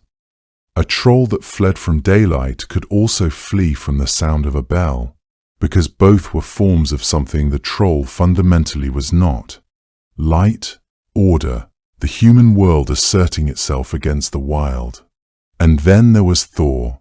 The thunder god had long been understood as a protector of human communities, the one among the Aesir who was most directly concerned with the safety of ordinary people against the hostile forces of the natural world.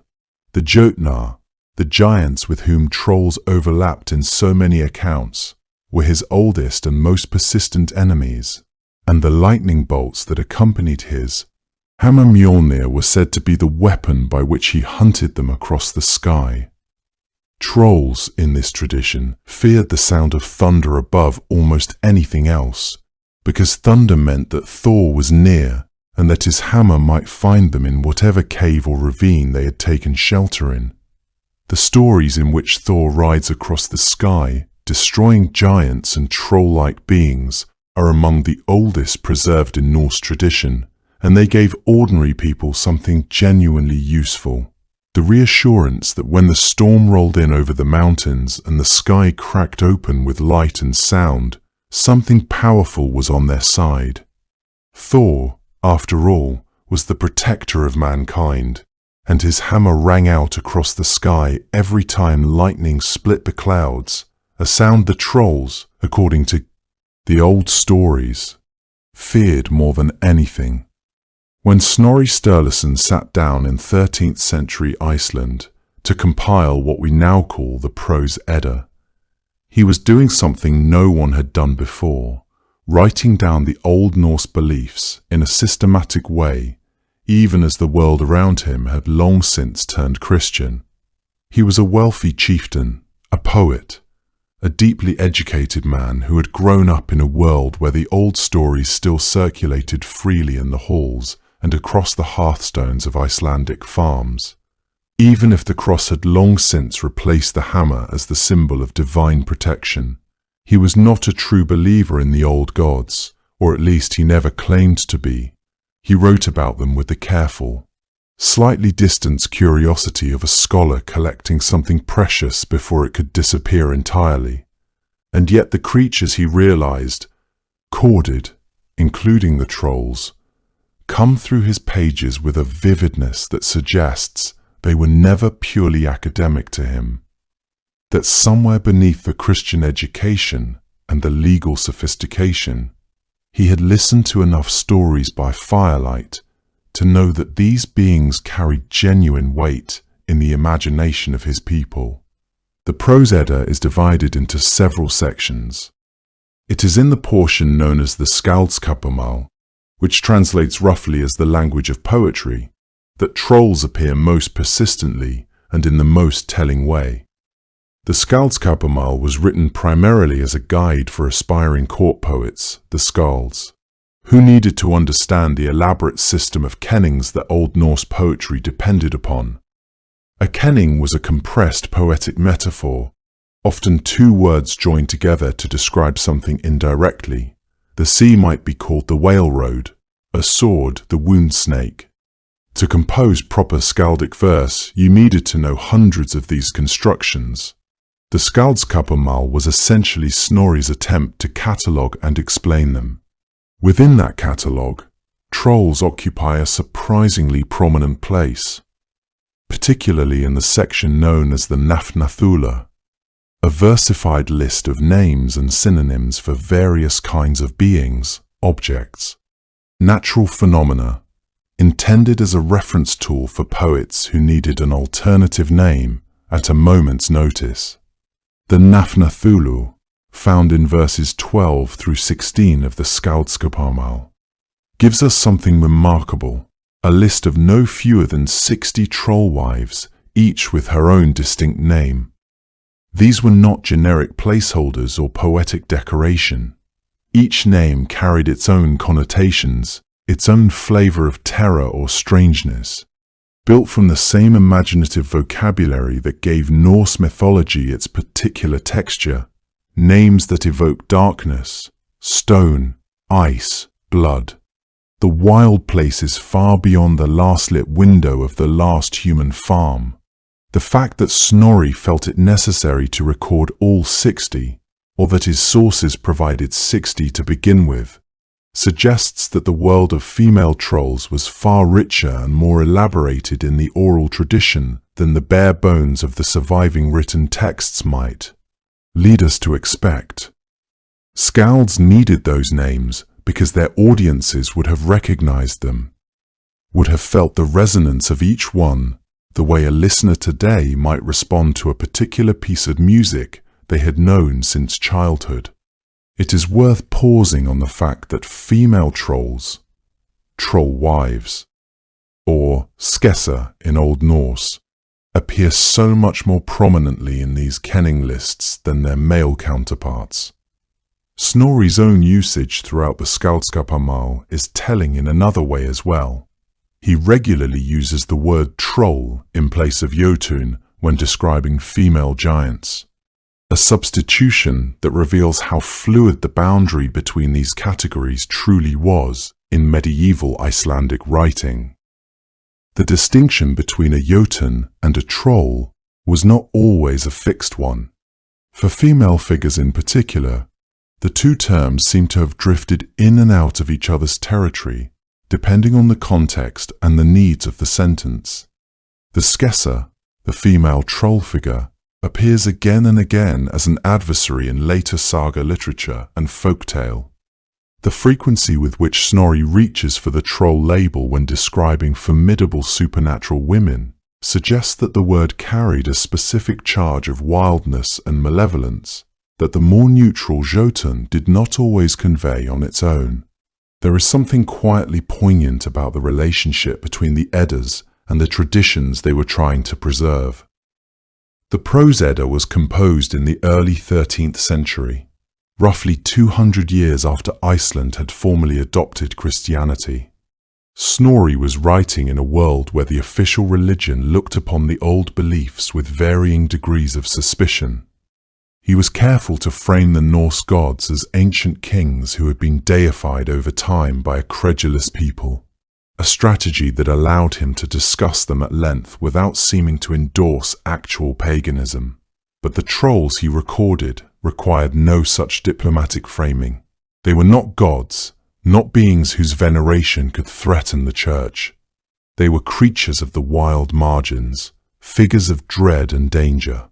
Recording their names and natures was more like natural history than religion, or at least it could be presented that way.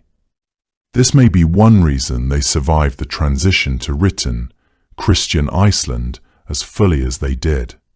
The oral tradition that fed into Snorri's written pages was already old when he encountered it. The skalds whose kennings he was cataloguing had inherited their vocabulary from generations of poets before them. Those poets had drawn on a living, imaginative world in which trolls were part of the furniture of reality, not metaphors for human evil, not symbols to be unpacked, but beings that existed in the mountain passes and the dark forests and the offshore islands with the same matter-of-fact presence as wolves or winter storms. Snorri was transcribing echoes of that world onto vellum with the careful hand of a man who understood that what he was recording was already, in some sense, receding.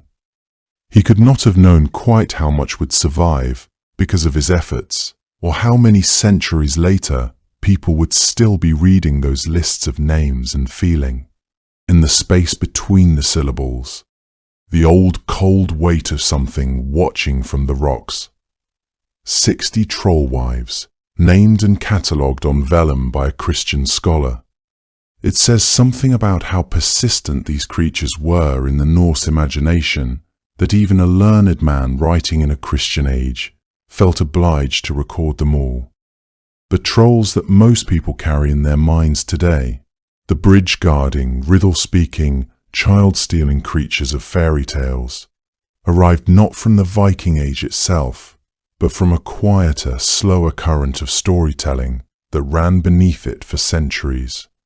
By the time Peter Christen Asbjornsen and Jørgen Engebretsen Moe set out through the Norwegian countryside in the 1830s and 1840s, gathering stories from farmwives and woodcutters and old men sitting near their fires, the troll had already travelled a long way from the monstrous Jotun-adjacent figures of the Eddas. What Asbjornsen and Moe found was something both older and more familiar. A troll that had settled into the domestic imagination of the Norwegian people and made itself entirely at home there. Their collection, published in installments beginning in 1841 and eventually translated and carried across Europe, did for troll mythology what Snorri Sturluson's Prose Edda had done for the gods. It caught a living tradition at a particular moment and fixed it onto the page before it could dissolve entirely into the modern world. The trolls in those folk tales are not the sublime, terrifying giants of skaldic verse. They are greedy and slow-witted, easily deceived, obsessed with treasure and livestock and the smell of Christian blood. They are dangerous, certainly, but they are also, in a way, the Eddic monsters never quite managed to be. Comprehensible, you could outwit them. A clever youngest son, penniless and overlooked by his older brothers, could sit down across from a troll and away, richer and alive. That shift from mythological terror to something narratively manageable was not a sign of the tradition weakening. It was the tradition adapting, finding a new shape for an old fear. The work of collection itself was not neutral preservation. Asbjørnsen and Moe made choices about which stories to include, how to shape them for a reading public increasingly distant from the rural contexts where the tales had flourished. They standardized dialect, smoothed away rough edges, and in some cases elaborated on themes they felt were essential to the tradition.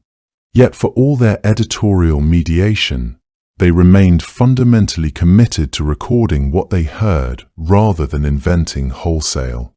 The result was a body of work that felt immediate and authentic to 19th-century European audiences precisely because it retained the oral quality even in print. When these stories began to be translated into German, French, English, and other languages, they carried with them mething of the Norwegian landscape, the mountains and forests and long winters that had shaped the tales over generations. The troll stories in particular found eager audiences because they addressed something universal beneath their specifically Norwegian surface. The sense of territories that humans do not fully control, of boundaries that contain genuine danger, of a natural world that remains partially unknowable despite all efforts to map and domesticate it. This cultural transition was neither swift nor simply a replacement of one tradition by another. The printed versions did not displace the oral tradition. Instead, they coexisted with it, each strengthening the other's authority in different contexts. Grandmothers in remote farmhouses continued telling stories in their own distinctive voices, even as children encountered the standardized versions in schoolbooks and urban parlors. The editorial choices the collectors had made were themselves interpretive acts, emphasizing certain narrative patterns while allowing others to fade. Stories that featured quick thinking and verbal cleverness, qualities increasingly valued in a literate, modernizing society, found fuller development in the published versions than those relying primarily on magical or supernatural resolution. Yet this very process of shaping made the tales far more portable than they would have been otherwise. By giving the stories a fixed form, Asbjørnsen and Moe created something that could be reproduced, distributed, and carried across borders without losing coherence. Publishers in other countries recognized not quaint regional oddities, but something that spoke to universal human anxieties about wildness and boundary crossing. The Troll began its remarkable European journey in the latter half of the 19th century. With each translation, the fundamental pattern remained recognizable even as specific details and emphasis shifted to suit new audiences. The tales seemed to speak of something essential about danger and territory that transcended their Norwegian origins. The tale patterns themselves are ancient in their bones, even when the surface feels domestic and familiar. Consider the troll who guards the bridge, a figure so thoroughly embedded in Norwegian folk memory that the phrase calls up an image almost before the words are finished. The story most widely known in this form is the one called De tre bukkene bruse in Norwegian, which English-speaking audiences received as Three Billy Goats Gruff, a title that carries the pleasant sound of a nursery tale, but conceals something older. The bridge in these stories is never quite just a bridge. In the Norse world, a bridge was a threshold, a place of passage between one kind of territory and another, and the creature lurking beneath it embodied the danger of crossing from the known into the unknown, from settled farmland into the wilderness beyond. It was asserting a claim, insisting that this boundary belonged to it and that nothing could pass without an accounting. That logic is deeply pre-Christian, rooted in the same understanding of landscape that placed trolls in mountain caves and sea depths and shadowed forests, all the places where human authority simply did not reach. The folk tale wrapped that understanding in a form light enough for children to hear at bedtime, but the weight was still there underneath. Variations of the Bridgeguard tale appear throughout Scandinavian tradition, each with local inflections but recognizable at their core. Sometimes the troll demands payment in coin or goods rather than flesh. Sometimes it poses a riddle, testing the traveller's wisdom before deciding whether passage will be granted. These variations suggest something about how deeply the pattern ran through the culture. It could accommodate different emphases without losing its essential meaning. The troll as gatekeeper, as boundary guardian, as the price of passage, remained constant. And then there is Askeladden, the Ushlad, the youngest and seemingly most useless son who appears again and again in Norwegian tradition, wandering into troll territory with nothing but his wits and a cheerful disregard for his own safety. Where his older brothers rely on strength or pride and are undone by it, Askeladden asks questions, collects strange objects, and pays attention to things others ignore. When he finally stands before a troll, he is almost never stronger than it. He wins because the troll is, in the end, less curious about the world than he is. And in that detail, the old belief persists, dressed in a different coat. What gave these stories their staying power was not simply entertainment. Troll folk tales carried genuine cultural work inside them, performing functions that the community needed, whether or not anyone named those functions aloud. A story about a troll haunting the path above the northern pasture kept children from climbing into genuinely dangerous terrain when the snow hid the crevasses and the light failed early. A story about a troll who caused blight in the fields or drove cattle mad gave shape and agency to misfortunes that were otherwise shapeless, gave people something to address, something to propitiate or outwit, rather than a suffering that arrived and left without explanation. And the repeated motif of the youngest, least regarded child succeeding, where his stronger, more confident brothers had failed, carried its own social argument. That cleverness and humility were more valuable than brute force, that the margins of a community held people worth paying attention to. These were not morals pasted onto the stories after the fact. They were the stories, grown up from the same soil as the beliefs themselves.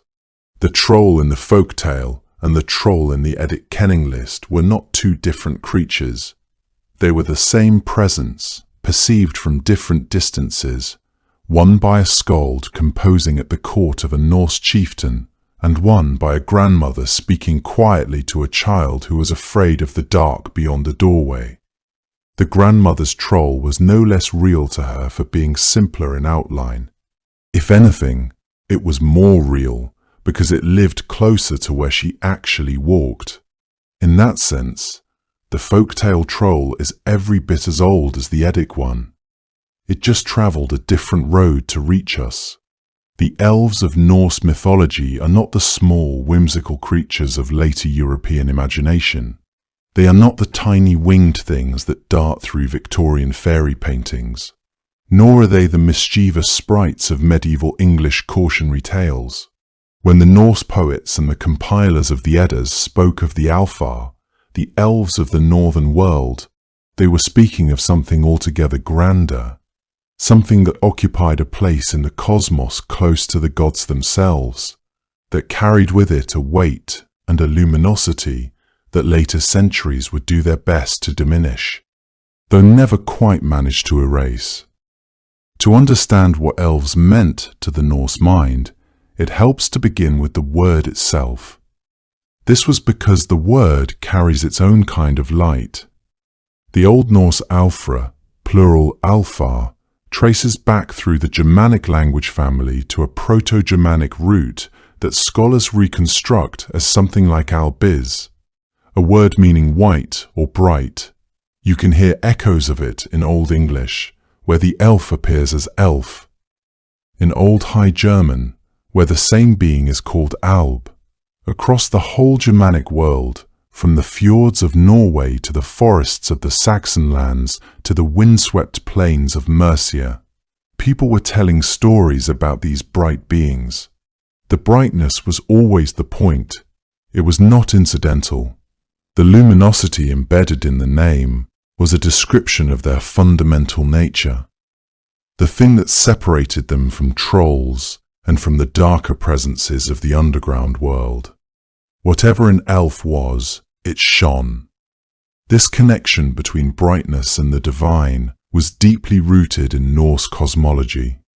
Light itself held spiritual significance in a world where winter darkness could last for months and the return of the sun was a matter of genuine survival. The Norse did not think of brightness as merely visual or aesthetic. It was a marker of holiness, of otherworldly power, of beings who belonged to a higher order of existence. The fact that elves were literally named for this quality, but their very designation in the language was a description of luminosity, suggests how fundamental this attribute was to what they were. In Norse sources, brightness appears again and again as the distinguishing feature of divine and semi-divine beings. The gods themselves were sometimes described with language that emphasized their radiance. The Bifrost Bridge that connects Midgard to Asgard is described as shining. Even the giants, though often portrayed as chaotic and dangerous, could be depicted as having a kind of terrible splendor. But the elves held a particular claim to brightness. It was not something they possessed incidentally or temporarily. It was their defining characteristic, woven into the very etymology of their name and inseparable from their being. The Prose Edda, compiled by the Icelandic scholar Snorri Sturluson in the 13th century from far older material, describes the light elves as more beautiful than the sun. That is a particular kind of praise in a culture that had spent long winters without it, where the return of sunlight was not a pleasant convenience but a genuine deliverance. To say that a being surpassed the sun in beauty was to place it at the very apex of what the Norse imagination could hold as beautiful. Snorri seems to have meant it as a statement of cosmic fact rather than poetic exaggeration. The Alfar were radiant in a way that the Norse world took seriously. The Old Norse and Old English poetry that paired them consistently alongside the Aesir gods, the great divine family of Odin, Thor, Frigg, reinforced that seriousness at every turn. In the older verse, gods and elves are listed together so routinely that the pairing begins to feel almost grammatical, as though mentioning one naturally requires mentioning the other. Their elevated status was not an accident of phrasing. It was a reflection of where the Norse understood them to stand. Their home within the 9 worlds was Alfheim, the realm of the elves. Within the cosmological structure that the Eddic sources describe, Alfheim sits in the upper reaches of Yggdrasil, the vast world tree that holds all of existence together.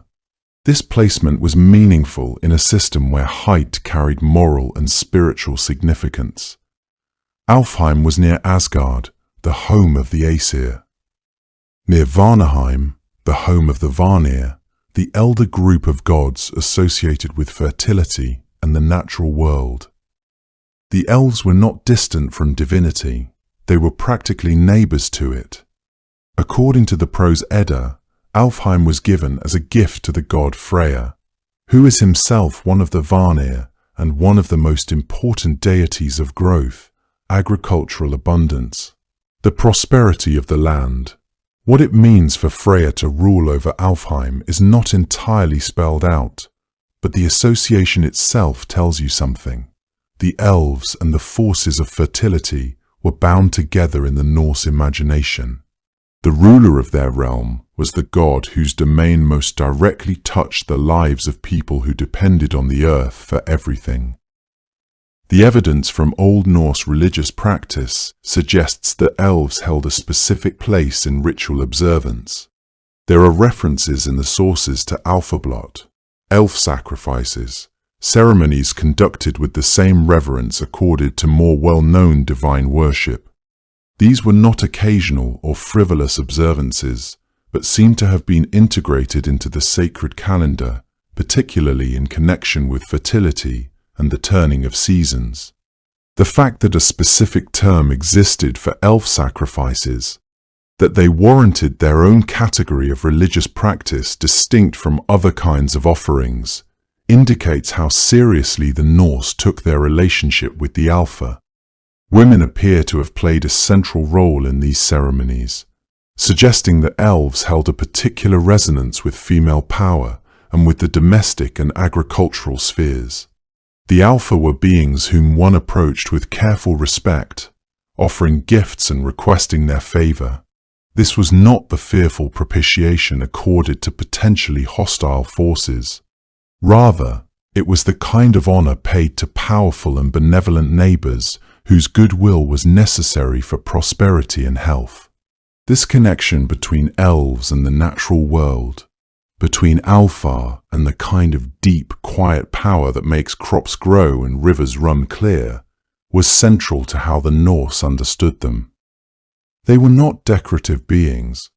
They were not simply beautiful. They were potent in a way that demanded respect. The early sources are careful to treat them accordingly. The scanty but consistent notices of the elves in the oldest material suggest beings of a loftier nature than almost anything else that inhabited the Norse world short of the gods. Beings who had not yet been confused, as they would be later, under the pressure of Christian reinterpretation, with the ambiguous tricksters and disease-bringers that appear in later medieval literature. In the oldest layer of Norse and Germanic belief, the Alfar seem to have been genuinely exalted, figures whose presence in a passage of poetry or a sacred formula elevated everything around them. It is worth pausing here and letting that distinction settle. This was because it is easy to carry later assumptions back into the earlier material and miss what was actually there. The elf that a Norse person of the Viking Age would have understood was a being of real cosmic standing, associated with brightness, with the gods, with the fertile turning of the world, with a beauty that the poets reached for only their highest comparisons to describe. The diminished sprite of later European folklore, harmless, decorative, small, is a creature shaped by centuries of Christianization and cultural drift, a shadow cast by something that was once very much larger and very much more serious. To meet the Alfar on their own terms in their oldest sources is to meet them before any of that diminishment had taken place. While they still stood in the light they had always carried, they were, in their oldest conception, beings of genuine luminosity, not metaphorically, but in the most literal sense that the Norse mind could express. Snorri Sturluson divides the elves into two distinct groups in the Prose Edda. In doing so, he creates a cosmological map that has fascinated and puzzled scholars ever since. In the Gylfaginning, the section of the Prose Edda in which the god-king Gangleri is led through a series of questions about the nature of the Norse world, Snorri writes that there are two kinds of elves, the Ljósalfar, or light elves, the Dokkalfar, the dark elves, though he also uses the term Svartalfar, meaning black elves, somewhat interchangeably with that second category. This small inconsistency has caused no small amount of scholarly difficulty ever since. The light elves, Snorri tells us, are fairer than the sun to look upon, while the dark elves are blacker than pitch, a contrast so stark and absolute that it reads almost like a moral declaration rather than a physical description, which, in all likelihood, is precisely what it was meant to be. The light elves live in Alfheim, that Snorri places among the upper reaches of the Norse cosmos, near to Asgard, where the Aesir gods reside, and Vanaheim, where the Vanir dwell. This proximity to the divine is not incidental. In the Norse cosmological imagination, height carried meaning. To live near the top of the world tree, Yggdrasil was to occupy a position of genuine spiritual and moral elevation. Alfheim itself was said to have been given as a gift to the god Freyr when he cut his first tooth, a detail that seems almost whimsical until you consider that Freyr was the god of fertility, abundance, the generosity of the earth, that his stewardship of the elf realm says something quiet but important about what the Alfar were believed to represent. Light was their nature, and their home was accordingly placed in the brightest part of the universe. Close enough to the gods that the two were regularly named together in the oldest Norse poetry, as though they belonged in the same breath. The connection between Freyr and Alfheim speaks to something deeper about how the Norse understood the relationship between the divine and the elven. Freyr's role as a god of prosperity and natural growth meant that the light elves under his dominion were not merely decorative figures in the cosmology. They were active participants in the fertility and flourishing of the world. The gift of Alfheim to a god associated with growth and summer abundance suggests that the elves were thought to embody or facilitate these beneficial forces. Later medieval sources sometimes describe the light elves as particularly concerned with human welfare, a tradition that may have roots in this earlier association with Freyr and divine munificence. The idea that the realms of the gods and the realms of the elves could be thought of in such proximity, even as neighboring domains under related stewardship, underscores how intimately the two orders of being are woven into the Norse world picture. The Dark Elves, or Black Elves, or Svartalfar, depending on which part of Snorri's text you happen to be reading, occupy the inverse of this arrangement. They live underground in the shadowed regions below Midgard, in realms the sun never touches. Here, the moral geometry of the Norse world becomes legible in the most direct possible way. Goodness lives in the light and in the heights, while whatever is troubling or dangerous retreats below the earth, away from the open sky. This was not a unique idea to the Norse. Many ancient peoples mapped moral value onto vertical space in much the same way. But the Norse version of it carries a particular weight because the underground was already so densely populated with beings of ambiguous intent. Dwarves lived below the surface, forging their extraordinary works in darkness. The dead in certain traditions were believed to inhabit mounds and underground chambers. The serpent Nifhogre gnawed at the roots of Yggdrasil far below the world. To place the Dark Elves in this subterranean realm was to associate them, however gently, with all of that, with death and secrecy, and the things that grow in places where no light ever falls. And this is where Snorri's account becomes genuinely difficult to untangle.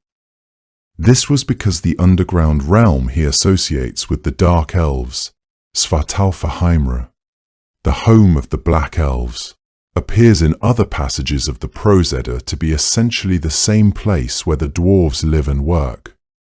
When the gods commission extraordinary objects from the finest craftsmen in the cosmos, it is the Svartalfar they approach in at least one telling. The beings who respond to this commission and produce the work behave in every respect like the dwarves described elsewhere. Scholars have wrestled with this question for a very long time. The honest answer is that Snorri himself does not resolve it cleanly. It is possible that Dark Elves and Dwarves were two names for the same category of bear, NG, drawn from different regional traditions that Snorri folded into his account without fully reconciling. It is equally possible that they were understood as distinct but neighboring peoples, sharing a realm and perhaps a general character without being identical. What Snorri's text does not do is give us the clear boundary we might hope for. Later sources do not help much either. There is one small but striking detail that does survive in the Prose Edda, tucked into the Skaldskaparmal. That suggests that the Dark Elves shared at least one quality with the trolls discussed earlier in this tradition. A figure described as a Dark Elf, or in some readings of the passage, a being caught somewhere between elf and the hostile creatures of the wilderness, is said to be turned to stone upon exposure to sunlight. This single reference is easy to overlook, and scholars debate how much weight it should carry, but it is genuinely arresting.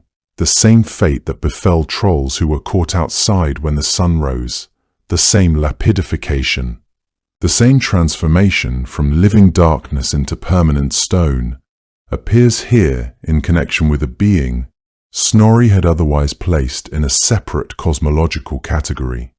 It suggests that the borders between these groups were not, in practice, as firm as the names implied. A dark elf in sunlight and a troll in sunlight met the same end. That makes you wonder quietly whether those who told these stories thought of them as really so different after all. What we can say with some confidence is that the Norse cosmological division of elves into light and dark served a genuine imaginative purpose. Even if the categories were never perfectly sealed, it gave shape to a world that was understood to contain both luminous and dangerous kinds of supernatural being. Beings that were not simply good or evil in a simple Christian sense, but that were differently oriented toward the human world, depending on where they lived and what kind of light they kept company with. The light elves near Asgard were elevated, radiant, associated with the gods who governed the orderly world. The dark elves underground were associated with craft, concealment, and a power that the open sky never touched. Both were Alfar, or had once been called so, but the world they inhabited had sorted them into opposite ends of the cosmos. The stories told about each reflected that distance. The truth is that the Norse mind did not always draw the same sharp lines we might draw today.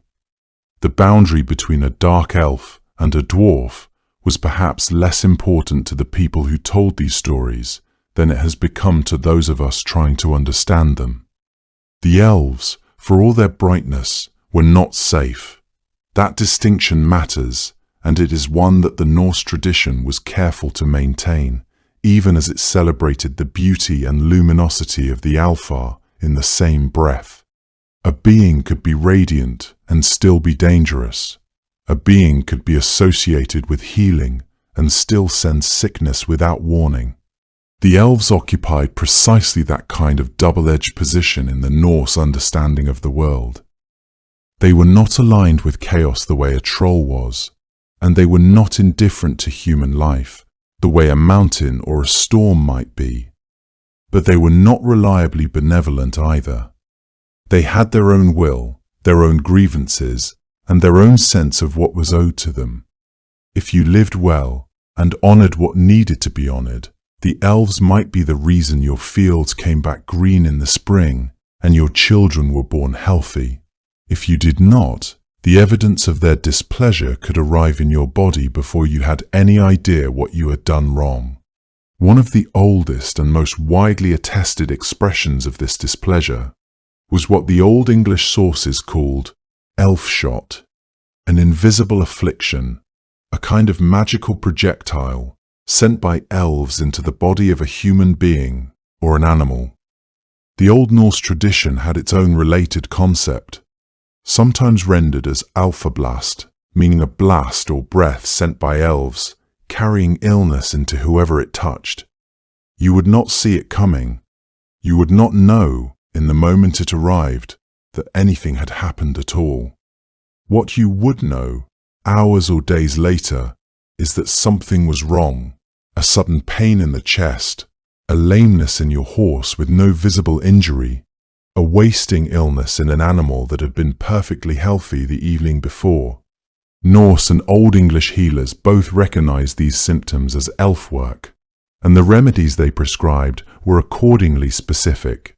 Particular herbs, particular spoken formulas, treatments aimed not just at the body, but at the relationship between the patient and the invisible world pressing in around them.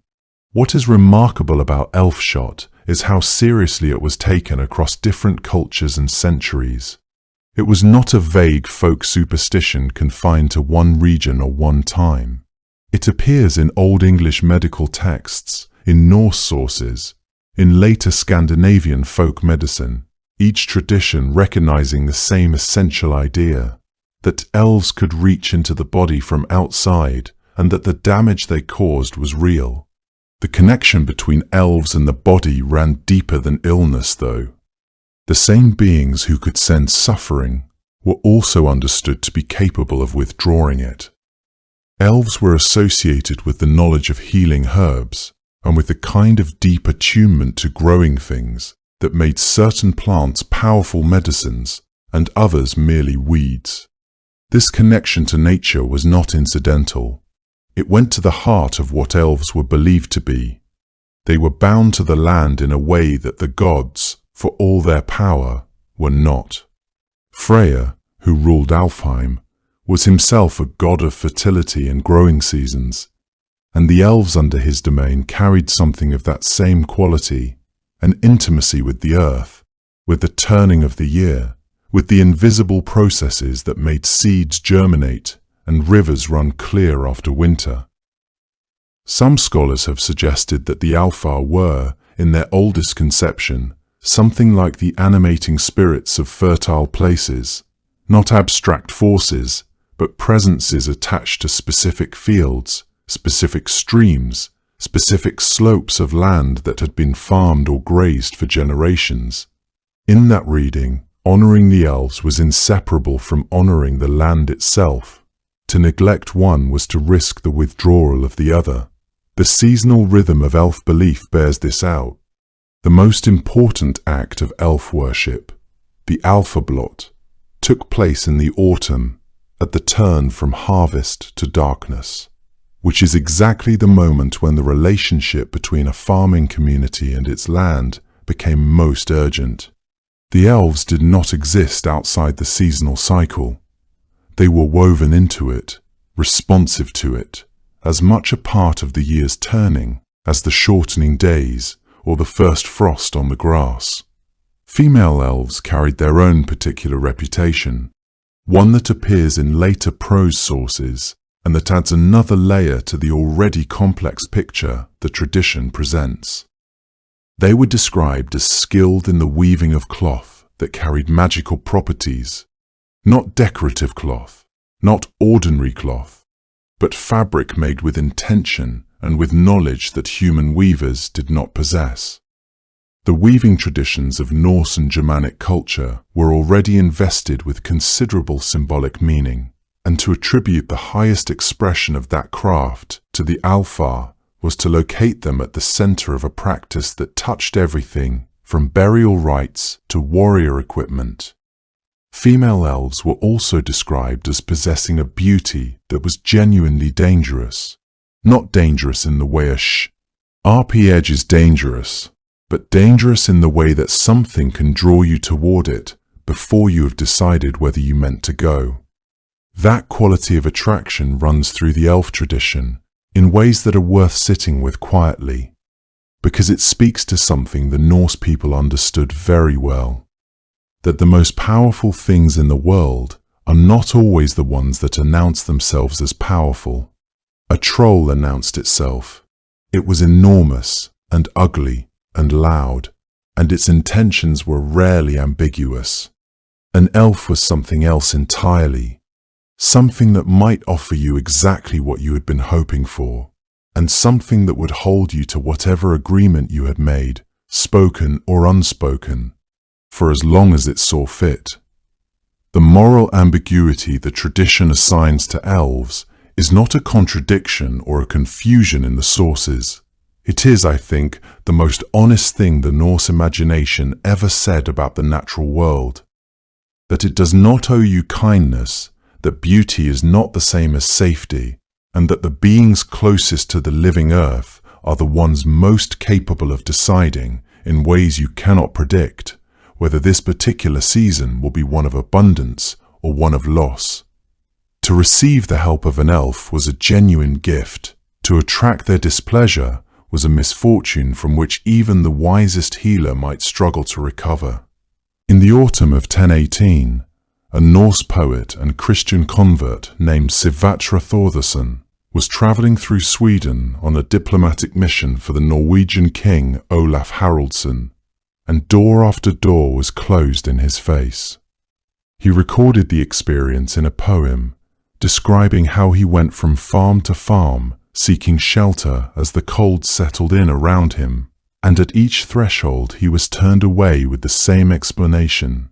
The household was occupied with the alphablot, the sacrifice to the elves, and strangers were not welcome inside. One woman, by his account, drove him off as though he carried some contamination, warning him not to come any closer.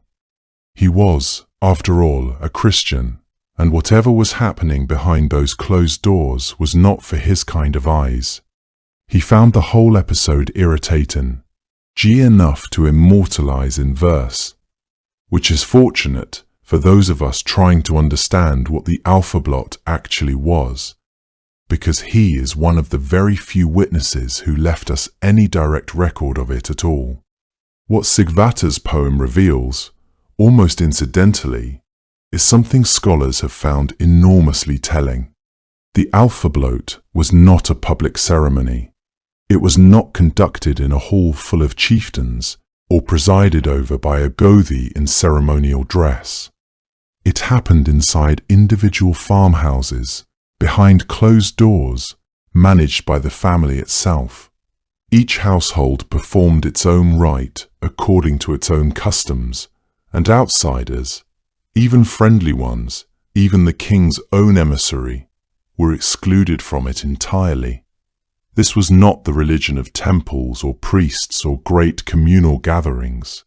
It was something quieter and older than that, a duty owed by a family to the spirits that were bound, somehow, to their particular land and their particular dead. The exclusion of outsiders was not casual or negotiable, and this itself reveals something crucial about how the Norse understood sacred space and sacred time. The threshold of a house in the days before the alphablot was not simply an architectural boundary, but a ritual one, a place where worlds touched and had to be kept separate. To admit a Christian during the rites, or indeed any person not bound by blood and obligation to that particular household, would have been to contaminate the space and render the sacrifice ineffective. The woman who drove Sigvatar away was not being merely rude. She was protecting something she understood as vital, the integrity of the household's relationship with its elves. Her wariness of his Christian faith was not incidental either.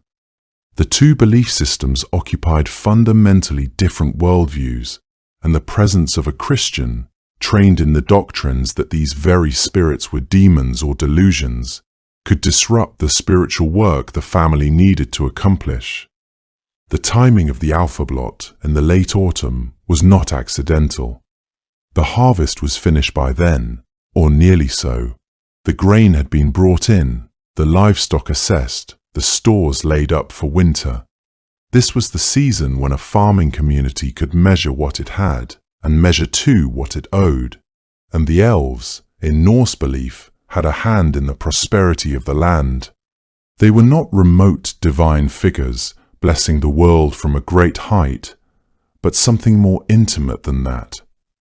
Spirits connected to the fertility of the soil, to the health of crops and animals, to the continuation of the family line itself. To neglect them after the harvest would have seemed, to those who held these beliefs, something like ingratitude toward the very forces that had made the harvest possible. The elves' influence over prosperity was not abstract or poetic in the minds of those who believed in them. A bad crop could literally mean starvation in winter. The loss of a cow or pig represented wealth vanishing from the household. In a society where survival was perpetually uncertain and depended on factors beyond anyone's control, the weather, the soil, the health of animals, The elves represented an explanation for forces that otherwise seemed random and terrifying. By performing the ritual, by giving proper honor and offerings to these spirits, a family was doing what it could to ensure that the elves would remain favorably disposed toward their land in the year to come. This was not charity towards supernatural beings, but rather a form of cosmic reciprocity. We acknowledge you, we honor you, and in return we ask that you let our land flourish. There is a deeper layer to all of this, and it has to do with how the Norse people understood the relationship between the living and the dead. Scholars have noted that the Alfar, in certain strands of Norse belief, were associated with the spirits of male ancestors, men who had been revered in life, and who retained some presence and influence after death. The Old Norse word for a burial mound, haugur, appears frequently in connection with Alfar, and in some saga passages, the distinction between a venerated dead ancestor and an Alfar who watches over the family farm becomes genuinely difficult to draw. The Ynglinga saga, one of the earliest sections of Snorri's Heimskringla, contains a passage describing how the Norwegian king Olafur Geirstadalfra was, after his death, worshipped as an elf by the people of his region, who made sacrifices at his burial mound in hopes of gaining his favor. He had been their king in life. In death he became something more, or perhaps just something different, a presence in the land itself. This association between the Alfar and the ancestral dead gave the Alfabloat a particular emotional weight that no amount of Christianization could easily dislodge. When a family performed this ritual in the privacy of their home in late autumn, they were not simply appeasing vague nature spirits. They were, in a very real sense, tending their relationship with the people who had come before them. The grandfather who had cleared this particular field, the great-uncle who had built the barn, the grandmother whose knowledge of the land had kept the family alive through hard winters. The elves and the ancestors had merged, at least partially, into the same category of being.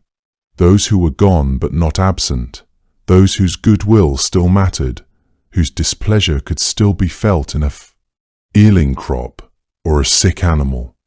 This is why the Alfabloat was a household matter rather than a public one. A community did not collectively venerate each other's dead.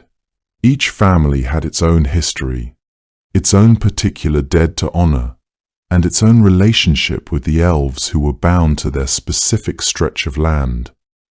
The ritual was as personal as memory itself.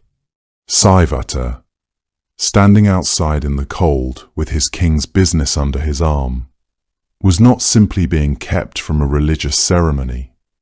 He was being kept from something closer to a family gathering, one that included members who were no longer living.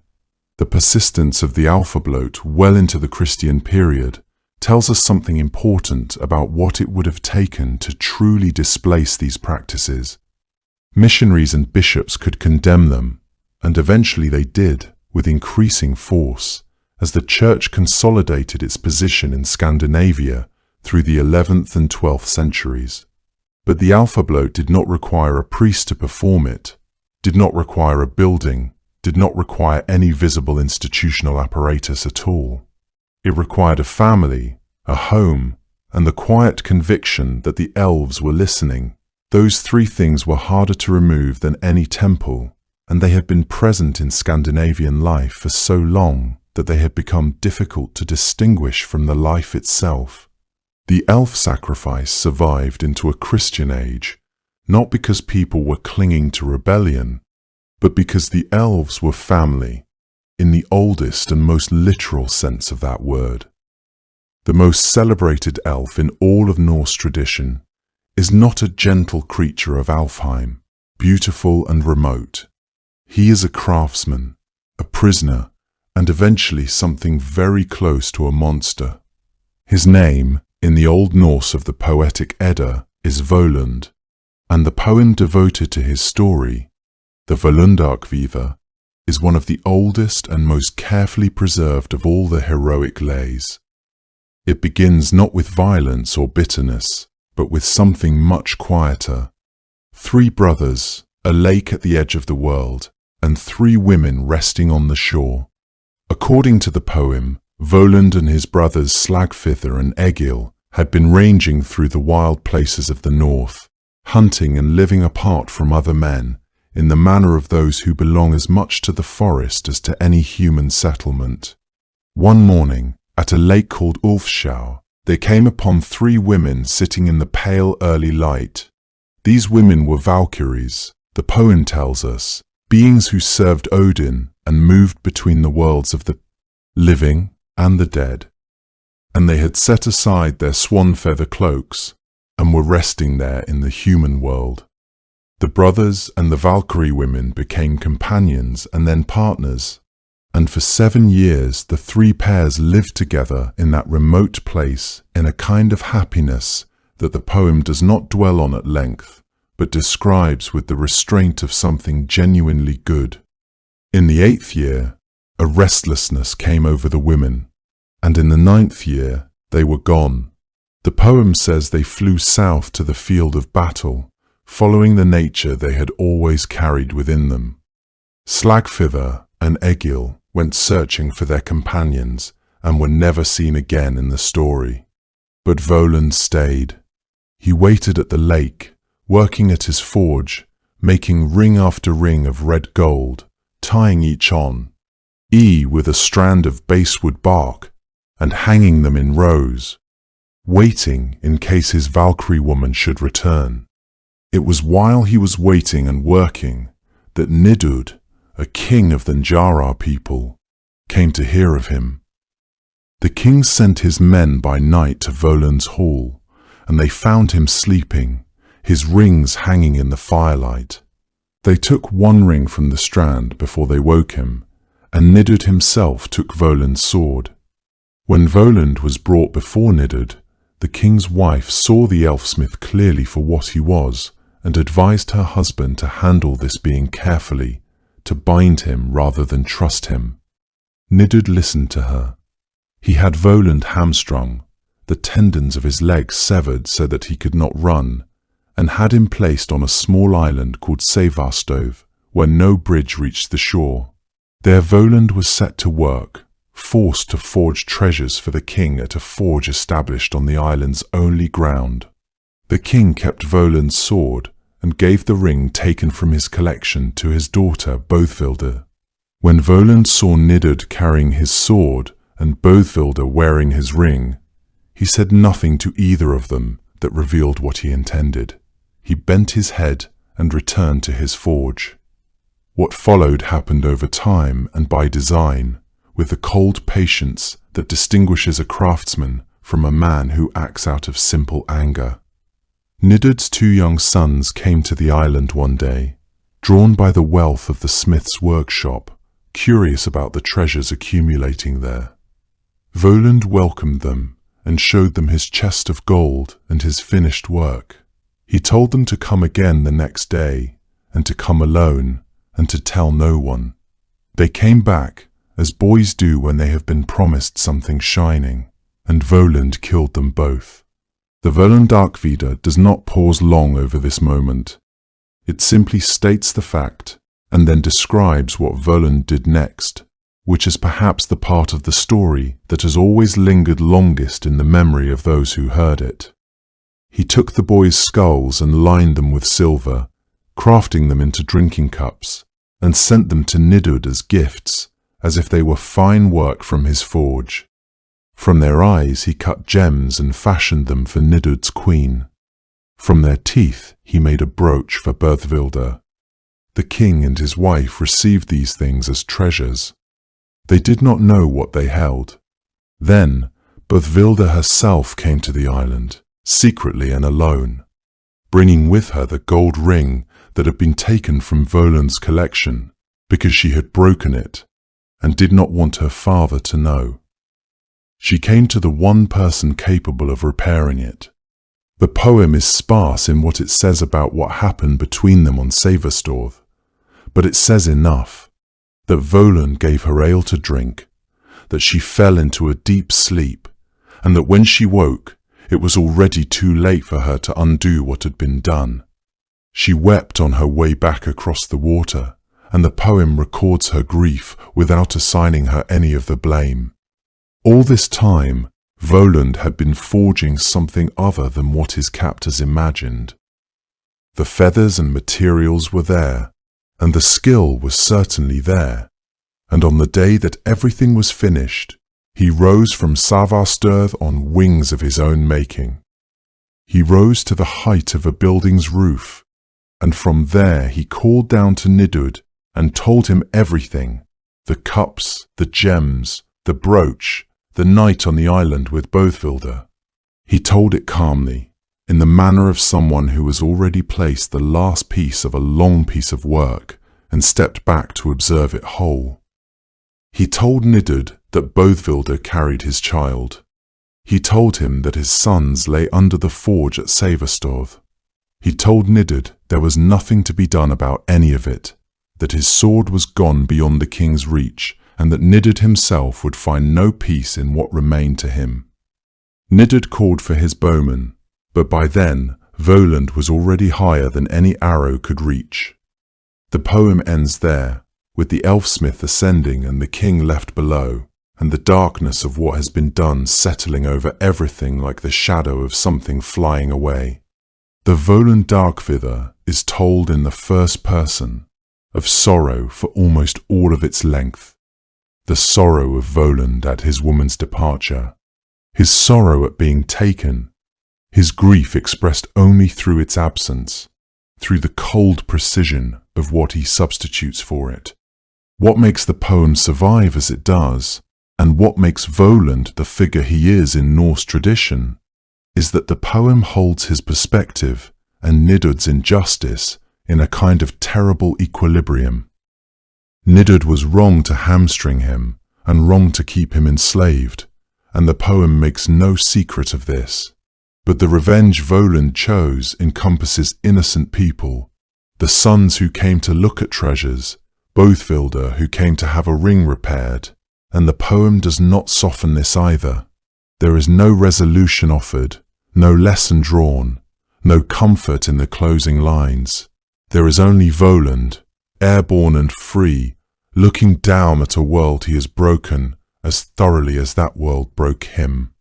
This is the elf at his most complete in Norse myth, not the luminous, compassionate presence near Alfheim's gardens, but something older and harder, a being of almost inhuman craft who has been pushed past the boundary of what can be forgiven and has crossed it without hesitation. Some sources, older and fragmentary, describe Voland as a lord of the elves, which places his story at the very summit of what the Norse imagination believed that kind of being was capable of. The craftsmanship, the patience, the memory that does not dim with time, the capacity for beauty and for ruin in equal measure, all of these are elf qualities in their most concentrated form, and Voland contains all of them. He rose into the sky and was never brought down again, the greatest elf the Norse world ever named, and the most terrible. Of all the creatures that walked the Norse world, none was quite so deeply unsettling as the Draugr, not because it was alien or incomprehensible, but because it was not. A troll was something other. It lived in the mountains and the deep forest, in places where human beings were already uncertain of themselves, and it looked nothing like a person, and wanted nothing that a person would recognize as desire. An elf occupied a luminous elsewhere, at Alfheim near the gods, radiant and removed. Even the most frightening elf was a being apart, something categorically different from the men and women who sacrificed to it in their farmsteads each autumn.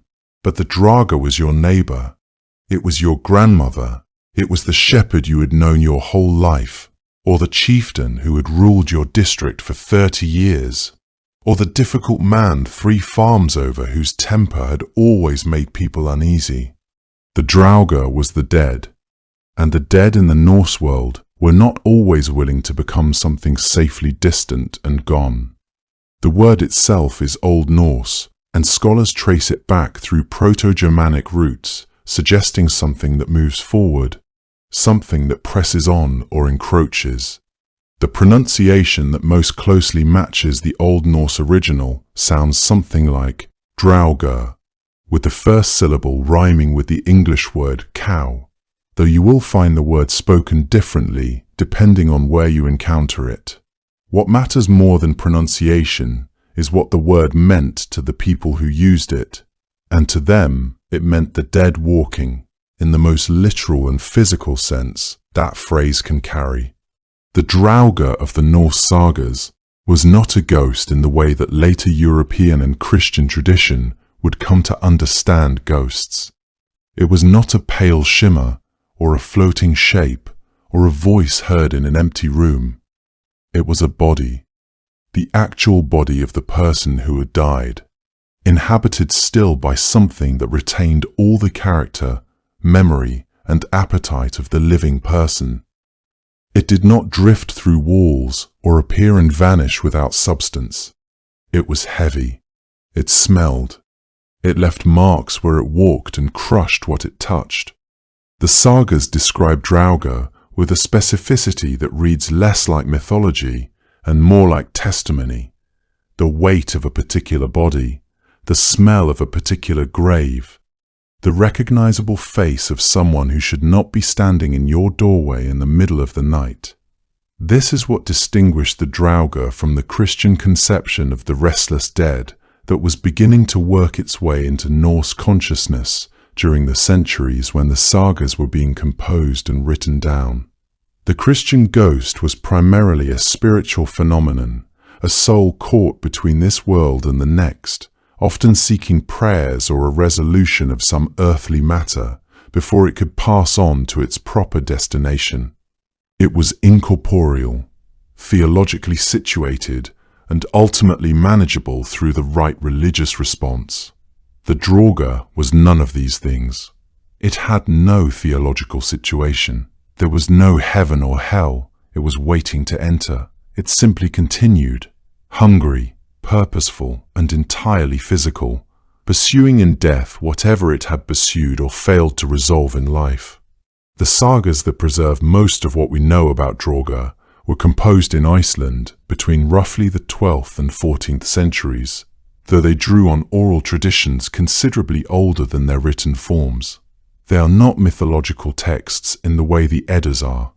They are prose narratives, often describing events their authors framed as historical, set in specific landscapes with named characters and documented genealogies. When a draugr appears in a saga, it appears alongside real-sounding farms, real-sounding families, and the kind of practical detail. How many horses died, which fields were abandoned, who was brave enough to try to confront it, that reads as something the teller believed, or at least wanted the listener to believe. Within the broad category of draugr, the saga literature recognizes something close to two distinct types, though the boundaries between them were not always sharply drawn. The first is the haugbúi, a compound word combining haugr, meaning burial mound, with búi, meaning one who dwells. The hogbúi was the mound dweller, a being that remained within or very close to its burial site and did not typically range outward into the living world unless provoked or disturbed. It stayed with what it had been buried with, its treasure, its weapons, its accumulated possessions, and the danger of encountering a hogbúi usually arose when someone came too close to or attempted to enter the mound. In some saga episodes, challenging a hogbúi was a recognized act of heroism, a way for a young man to prove his courage and perhaps gain the weapons or wealth interred within, though the encounter was genuinely dangerous and not always survived. The second type, and the one the word draugr most often designates in common usage, was a more actively threatening figure. This draugr did not stay peacefully near its grave. It moved through the landscape, entering farmhouses, killing livestock, crushing the farmhands who encountered it, sitting on the rooftops of the buildings it haunted in a practice the sagas describe with a specific word, riding the roof, until the timbers groaned under its weight. It returned to the places it had known in life, sometimes seemingly unable to release its attachment to a particular farm or district, and in doing so, it made those places uninhabitable for the living. Farms were abandoned. Entire districts were sometimes said to have been affected by a particularly powerful or persistent drauga. What unified both types was the retention of selfhood. The Haubui remembered who it was and what it owned. The wandering drauga remembered its grievances, its habits, its feelings about the people and places it had known. This is perhaps the most genuinely chilling aspect of the concept, that death, in this tradition, did not erase personality. It warped it and stripped it of whatever constraints the living world had placed on it, but it did not replace it with something blank and impersonal. The drauga that returned to haunt a family farm was still, in a meaningful sense, the person who had lived there. That recognition, I know who this is, made the encounter something qualitatively different from stumbling across an unknown monster in the dark. The fear of the drauga was, at its root, a fear of the specific dead, of the people you had already known and lost. It was a fear that losing someone did not necessarily mean they were finished with the world, or finished with you. The Norse understanding of death was layered and complex. The soul, in various traditions, was not a simple single thing, but a collection of aspects and capacities that might disperse and continue in different ways. That the drauga stood at one particular end of that complexity, where the dead person's will and appetite and attachment to life were so strong that the body itself continued to express them. This was not, in the Norse framework, a random or arbitrary misfortune. Certain kinds of people were more likely to become drauga than others, and the community had specific knowledge about who those people were and what precautions to take. It is worth sitting with that for a moment. The idea that the Norse people who told these stories were not simply entertaining themselves with horror. They were describing what they genuinely believed could happen, and they were drawing on a shared understanding of how the living world and the dead world pressed against each other in ways that required care and attention and, sometimes, considerable bravery to manage. The drauga was not a legend at one comfortable remove, a story about distant heroes and long-ago times. It was a practical concern, something that shaped how the dead were buried, how the grieving spoke of the departed, and how an entire community behaved in the weeks and months following a death. The drauga was, in every terrible respect, still the person who had died, sent stripped of whatever it was that had once made that person human. Not every person who died in the Norse world became a drauga, and understanding why some did and most did not tells us a great deal about what the Norse people feared in both the living and the dead. The condition was not random, and it was not merely a matter of ill fortune. Reading across the sagas and the older layers of Norse belief, a clear picture begins to emerge. The drauga was, in most cases, a person who had already been difficult in life, someone whose grip on the world around them had always been a little too tight, whose appetites ran a little too strong, whose relationships with neighbours and kin had been marked by quarrel, greed, or a kind of stubborn self-will that death alone could not easily dissolve. A man known in his village for hoarding wealth and refusing to share. A woman whose grievances never found resolution. A shepherd who died alone on a hillside in a way that left too many questions behind. These were the people whom the living watched most carefully in the days following their death, waiting to see whether the ground would hold them. The Norse understanding of what made a person dangerous after death was, in a deep way, a reflection of what they valued in the living: generosity, community, the willingness to let go. The Draugr, by this logic, was simply a person who had never learned that last lesson, and who carried their failures into the darkness with them. The causes that the sagas identify are worth dwelling on, because they reveal the texture of Norse anxiety around death with remarkable specificity. Dying with unfinished business was one such cause.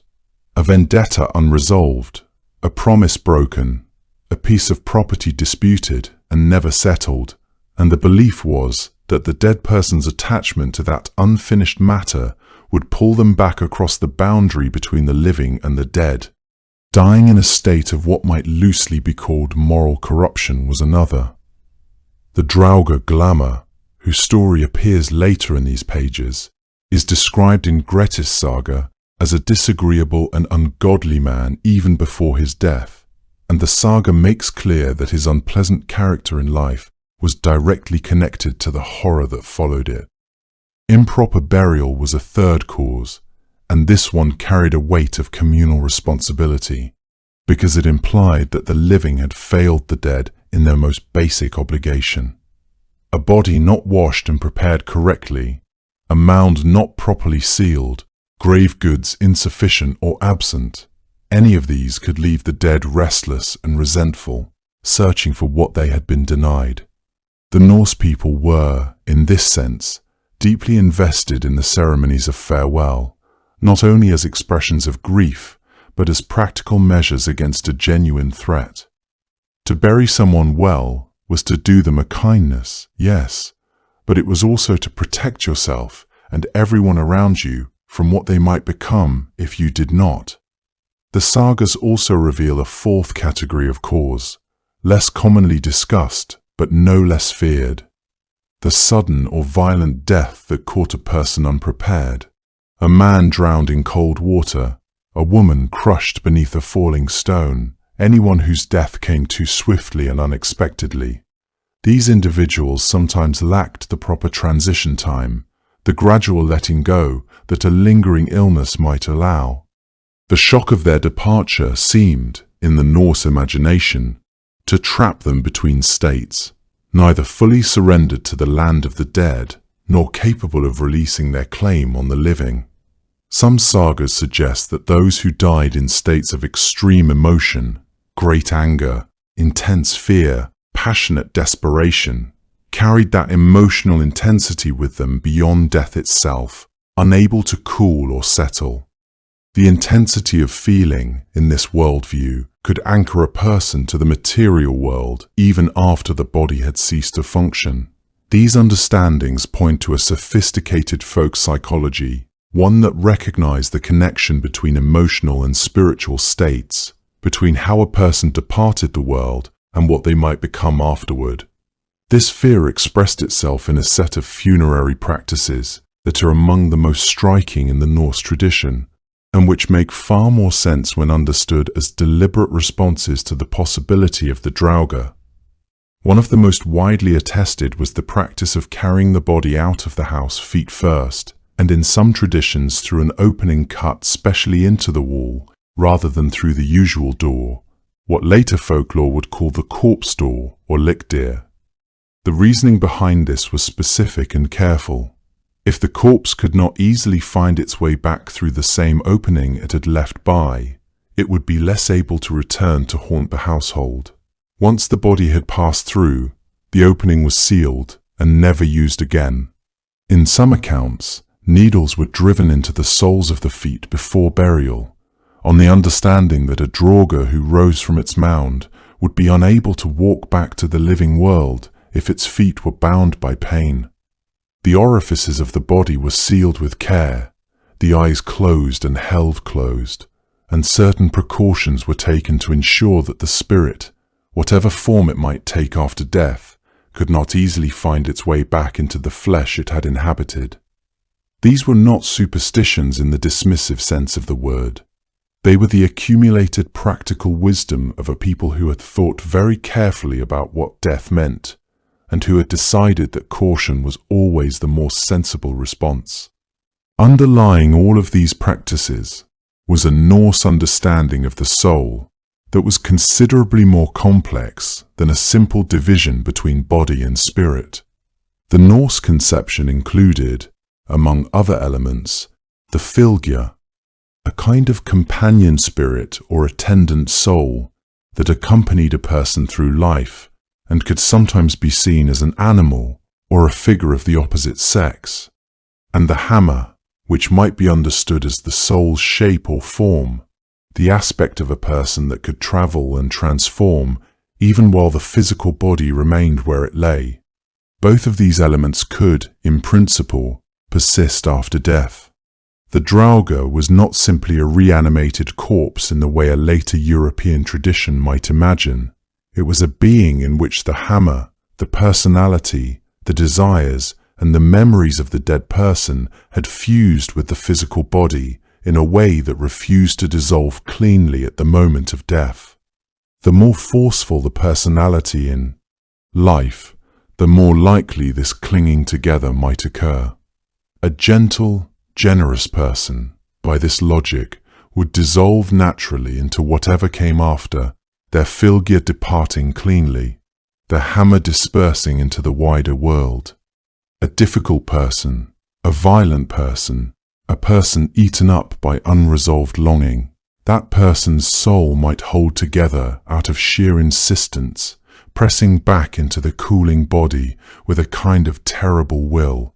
Every precaution taken at the deathbed was, in its way, a conversation with the dead, a quiet negotiation asking the departed to please, this time, stay gone. The Draugr of the Norse sagas was not diminished by death. In many accounts, it was made stronger.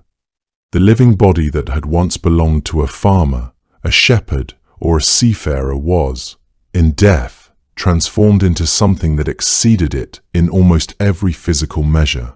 The sagas describe Draugr as possessing a strength so far beyond what they had known in life that even the mightiest men who encountered them were thrown across rooms, crushed against door frames, or dragged through snow as though they weighed nothing at all.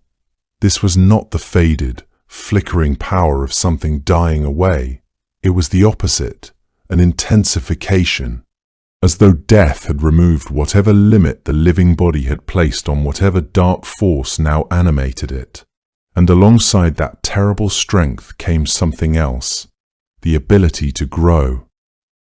Several saga accounts describe a Draugr swelling in size as a confrontation continued, the body expanding and darkening until it filled a doorway or pressed against a ceiling, becoming something less like a man and more like the heavy, shapeless weight of a bad dream given physical form. The flesh of a Draugr, the sagas tell us, was not the pale grey of a fresh corpse. It was darker than that, a deep, bruised blue or the black of old wood soaked through with water. The colour was one of the first signs that something had gone wrong. Those who recognized it in the features of someone recently buried understood immediately that the burial had not held. Together with that discoloration came a smell that the sagas describe with uncomfortable specificity, an overwhelming, pervasive rot that preceded the Draugr like a herald and clung to everything it touched. The stench was not merely unpleasant, it was reported to linger for days in any space a Draugr had occupied.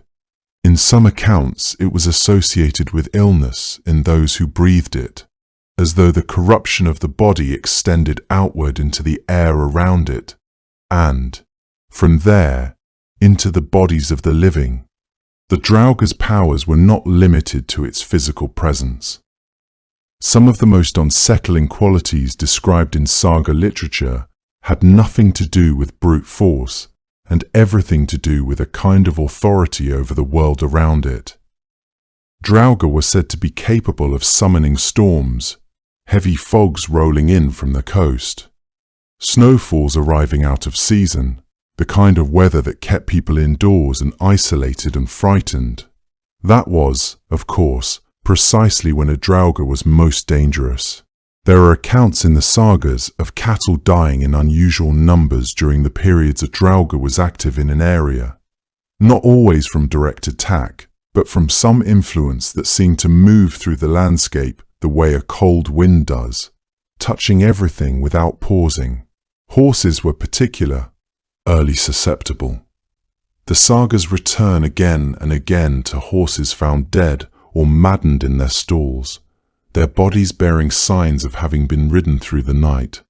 And in the Norse tradition, this night riding was specifically associated with the Draugr, a creature that in some accounts could take animal form, becoming a seal, a horse, or a great grey cat, moving through a community in a shape that no one would think to fear until it was far too late to protect themselves from it. This capacity for shape-shifting distinguished the Draugr from almost every other dangerous creature in the Norse world. This was because it meant that the threat could not be identified by its appearance. The troll looked like a troll. The Draugr could look like a neighbour's horse grazing at the edge of a feld in the grey hours before dawn. And what made this more troubling still was that the Draugr was not simply following instinct. The way a hungry animal follows a scent. It remembered. It knew who it had been. That meant it knew exactly who the living people around it were. That of them it bore grudges against. That of them had wronged it, and which of them were alone in their houses at night. The sagas are filled with accounts of Draugr who singled out particular individuals for their attention and malice, suggesting a capacity not merely for memory, but for deliberate planning and vindication. A man who had wronged his neighbour in life might find himself the specific target of that neighbour's undead vengeance, pursued with an intensity that suggested calculation rather than mere hunger. The Draugr would remember slights and broken oaths, would recall which sons had failed to honour their father's dying wishes, which wives had hastened inheritance through poisoned food. In some accounts, the Draugr's targeting seemed almost procedural. It would move through a community with apparent method, attending first to old debts before moving on to easier prey. This intelligence extended to the Draugr's understanding of its own vulnerabilities and how to avoid them. The sagas describe Draugr that understood iron and fire, that knew which priests and which warriors had the knowledge and will to destroy them. This was not the behavior of an animal driven purely by hunger or rage. This was something far more complex, a creature shaped by human experience and human malice, given form and strength beyond human limitation.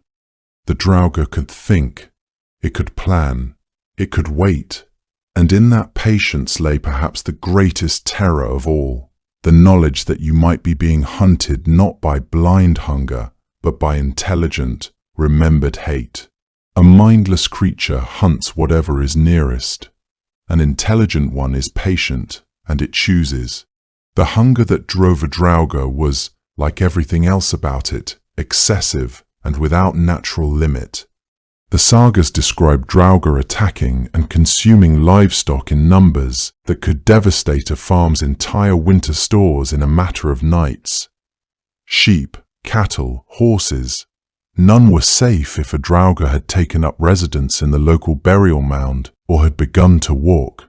Some accounts describe the Draugr feeding on the blood of its victims, others on the flesh itself, others still on something less tangible, on the vitality of the living. That faded in those who spent too long in the presence of the dead.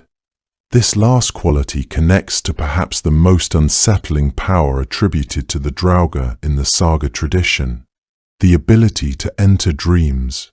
A Draugr did not require an open window or an unbarred door. When it wished to reach a particular person, it could do so through sleep, appearing in dreams that the sagas describe, not as vague night terrors, but as vivid and specific. The Draugr speaking, threatening, delivering pronouncements that the dreamer would wake remembering with horrible clarity. In Grettir's saga, this dream haunting is presented as entirely real as a physical encounter. The consequences of it are treated as seriously as the consequences of a midnight attack. The drauga in the dream was not a symbol of guilt or grief wearing the face of the dead. It was the dead, reaching through the membrane between sleep and waking, because that membrane was, for a creature like this, no barrier at all. A creature that could walk through your walls in a dream was a creature that no lock, no matter how heavy, could keep out. Of all the drauga stories preserved in the sagas, the tale of Glamour from Grettis saga is the one that settles deepest in the mind. It begins not with a monster, but with a man, and a disagreeable one at that. Glamour was a Swede, large and strange-looking even in life, with pale eyes that people found unsettling, and a disposition that inspired no particular warmth in those who met him. He came to Iceland to work as a shepherd at a farm called Þorhólstaðir, in the northern part of the island, a remote and wind-worn place where the winters came hard and the darkness lasted a long time. The farmer who hired him, a man named Þorhólfur, was glad enough to have someone willing to tend the flocks in such a place, and Glamour was certainly capable of the work. But there were things about him that troubled people from the start. He had little patience for the customs and observances that his neighbors held important. He refused to fast during the weeks leading up to Christmas, dismissing the practice with contempt. He showed no reverence for the holy days, and no interest in the kind of quiet piety that gave ordinary people a sense of protection and order in a difficult world. He was, in the estimation of those who knew him, someone who carried a kind of darkness around with him, even before the darkness found him in return. On Christmas Eve, he went out alone to tend the sheep in weather that had turned wild and threatening. When he did not come back that evening, no one went looking for him right away. The storm was too fierce and the night too black. It was only the following morning, when the sky had cleared and the snow lay still over everything, that they found him. He was lying some distance from the farm, lat on his back in the cold, his face turned upward toward a sky he could no longer see. He was dead, and the manner of his death was not clear, though the ground around him bore signs of a violent struggle. His body had already begun to change, darker than a man ought to be, swollen in a way that made those who found him step back instinctively, as though some part of them already understood that something had settled into him that was not going to leave. A priest was brought, and it was decided that Glamour could not be buried in consecrated ground, which was itself a kind of judgment on the man and on whatever it was that had happened to him out there in the snow. A cairn was raised over him instead, a modest thing, a heap of stones in the open country, and the people of Þorhólstaðir hoped that would be the end of it. It was not. Within days the farm had begun to feel it. Horses were found dead near the stable with no apparent cause. A farmhand who went out to check on the animals was found the next morning, barely alive, and dead before another day had passed. The shepherd who had been hired to replace Glamour lasted only a short time before he too was found dead in circumstances no one could satisfactorily explain.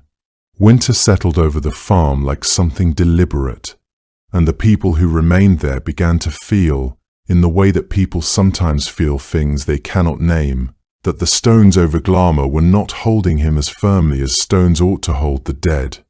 The haunting grew worse as the season deepened. There was noise on the rooftops at night, a weight moving back and forth above the rafters, slow and heavy, as though something immense was walking there and had nowhere better to be. The walls of the farm shuddered. Animals died in greater numbers. Men who had lived in that valley for years packed what they could carry and left without looking back, and word began to spread through the district that Þorhólstaðir had become a place to avoid, that whatever walked there after dark was beyond the management of ordinary people, and perhaps beyond the management of any living person at all. This was the world into which Grettir Asmundarson arrived, and it is worth understanding something about who Grettir was before the story moves any further. He was, by the time this encounter took place, already an outlaw, a man of extraordinary physical strength and something close to extraordinary stubbornness, someone who had spent years living outside the protections of ordinary society because of a series of violent acts that the law could not overlook. He was not a gentleman, and he was not a particularly wise one, but he was almost certainly the strongest person in Iceland at the time, and he was the kind of person who, upon hearing that a Draugr had made an entire district afraid, felt something stir in him that resembled curiosity more than fear. He came to Thoralstaðir on a winter evening and asked if he might stay the night. The farmer received him with the mixture of gratitude and anxiety that people showed toward Grettir in Theng. O's years, glad of the company, uncertain what it would cost them, Grettir settled himself inside and waited for whatever the night would bring. He waited in the way that someone waits when they have decided not to be afraid of something, which is a different thing from not being afraid, and the distinction is important. The farm was quiet for a while, and then it was not. There was the sound of movement on the roof, that slow, crushing weight moving overhead, and then the door gave way, and Glama was inside. He was enormous. The saga takes care to describe what Grettir saw in that moment, a figure of terrible size, dark-faced, with eyes that caught what little light there was and gave back something worse. Glama moved through the doorway and into the hall, and the hall seemed smaller for his presence in it, the way a room seems smaller when something wrong enters it. He reached for Grettir, and Grettir met him. What followed was a wrestling match of a kind that the farm had not been built to contain. They went through the interior of the house the way a storm goes through a structure it has decided to pull apart, benches overturned, timbers cracking, the furniture of an ordinary domestic life scattered and broken around them as these two enormous forces worked against each other. Grettir had fought men before, and he had fought things that were not quite men, and he was not a person easily moved from where he had planted himself. But Glama was stronger than anything living ought to have been, and stronger perhaps than anything living was. The Draugr hauled him toward the door with a steadiness that was more terrible than fury would have been. Not rage, not desperation, just the inexorable pull of something that had already decided how the night would end. Grettir braced himself against door frames and walls, and they came apart around him, and then they were outside, under the sky, in the moonlight that had broken through the clouds and was lying across the snow in long pale bands, and Glama stumbled backward, and Grettir fell on top of him, and for one moment the advantage had shifted. He drew his sword. He had been waiting for this, the moment when the Draugr was down and the blade could find the right angle, and he used it. He cut off Glama's head, and then, because the saga tradition understood very clearly that a Draugr must be completely and thoroughly destroyed, the body was burned, and the ashes were buried in a place where livestock would not pass and people would not walk. But the burning came after the curse, and it is the curse that has outlasted everything else about this story. In the moment before Grettir's sword fell, Glama spoke. The pale eyes found Grettir's face in the moonlight, and the Draugr said what he had to say. He told Grettir that his strength would not grow beyond what it was in that moment, that the great power Grettir had used against him would be as great as it would ever be, and that it would not be enough for what was still coming. And he told him something else. He told him that from that night forward, those eyes, Glama's pale, terrible eyes, would be with Grettir in every dark place he ever entered, and that the darkness would never again be simply darkness for him, but would always contain that gaze, and that the fear of it would never leave him, and that this fear would eventually be what brought him to his end. The saga records that these things proved true. Grettir lived many more years as an outlaw on the Icelandic landscape, hunted and alone, and he was by all accounts still formidable, still capable of feats that ordinary men could not match. But he could not be in darkness without it pressing in on him in a way it had not before, and the fear grew rather than diminished as the years went on, and it shaped his choices and his movements, and the quality of his life, in ways that could not be undone. He kept fires burning through the night wherever he slept. He avoided caves and enclosed spaces when the light was gone. The man who had walked into that farm on a winter evening without flinching had walked out of it, carrying something he had not carried in, something Glamour had given him along with the victory, a parting gift from the dead to the living that proved more durable than either of them. Grettir won that night by the farmhouse, but Glamour, in his way, won everything else, and the outlaw spent the remaining years of his life sleeping with the light burning beside him, unable to bear the dark. Glamour's story is the most famous, but the sagas are full of the dead who refuse to settle quietly into the earth. Across the breadth of the saga literature, the Draugr appears again and again, each time carrying its own particular character, its own particular grievance, its own particular shape of menace. These were not interchangeable creatures drawn from a shared template. They were individuals, or had been. Once, and the nature of what they became after death was shaped by the nature of what they had been in life. To read through the sagas with this in mind is to encounter not a single recurring monster, but something more unsettling. A long gallery of difficult, restless, unfinished people, each one continuing, in death, the very tendencies that had made them troublesome among the living. In the Eyrbyggja saga, that concerns itself with the settlement of the Snæfellsnes Peninsula in western Iceland, and the complicated, often violent lives of the people who lived there. One of the most elaborately described Draugr of all the sagas makes his appearance. His name in life was Thorolf. He was known even before his death as Thorolf Twistfoot, a name that speaks to a physical deformity, but also, in the way such names worked in saga literature, to something crooked in his character more broadly.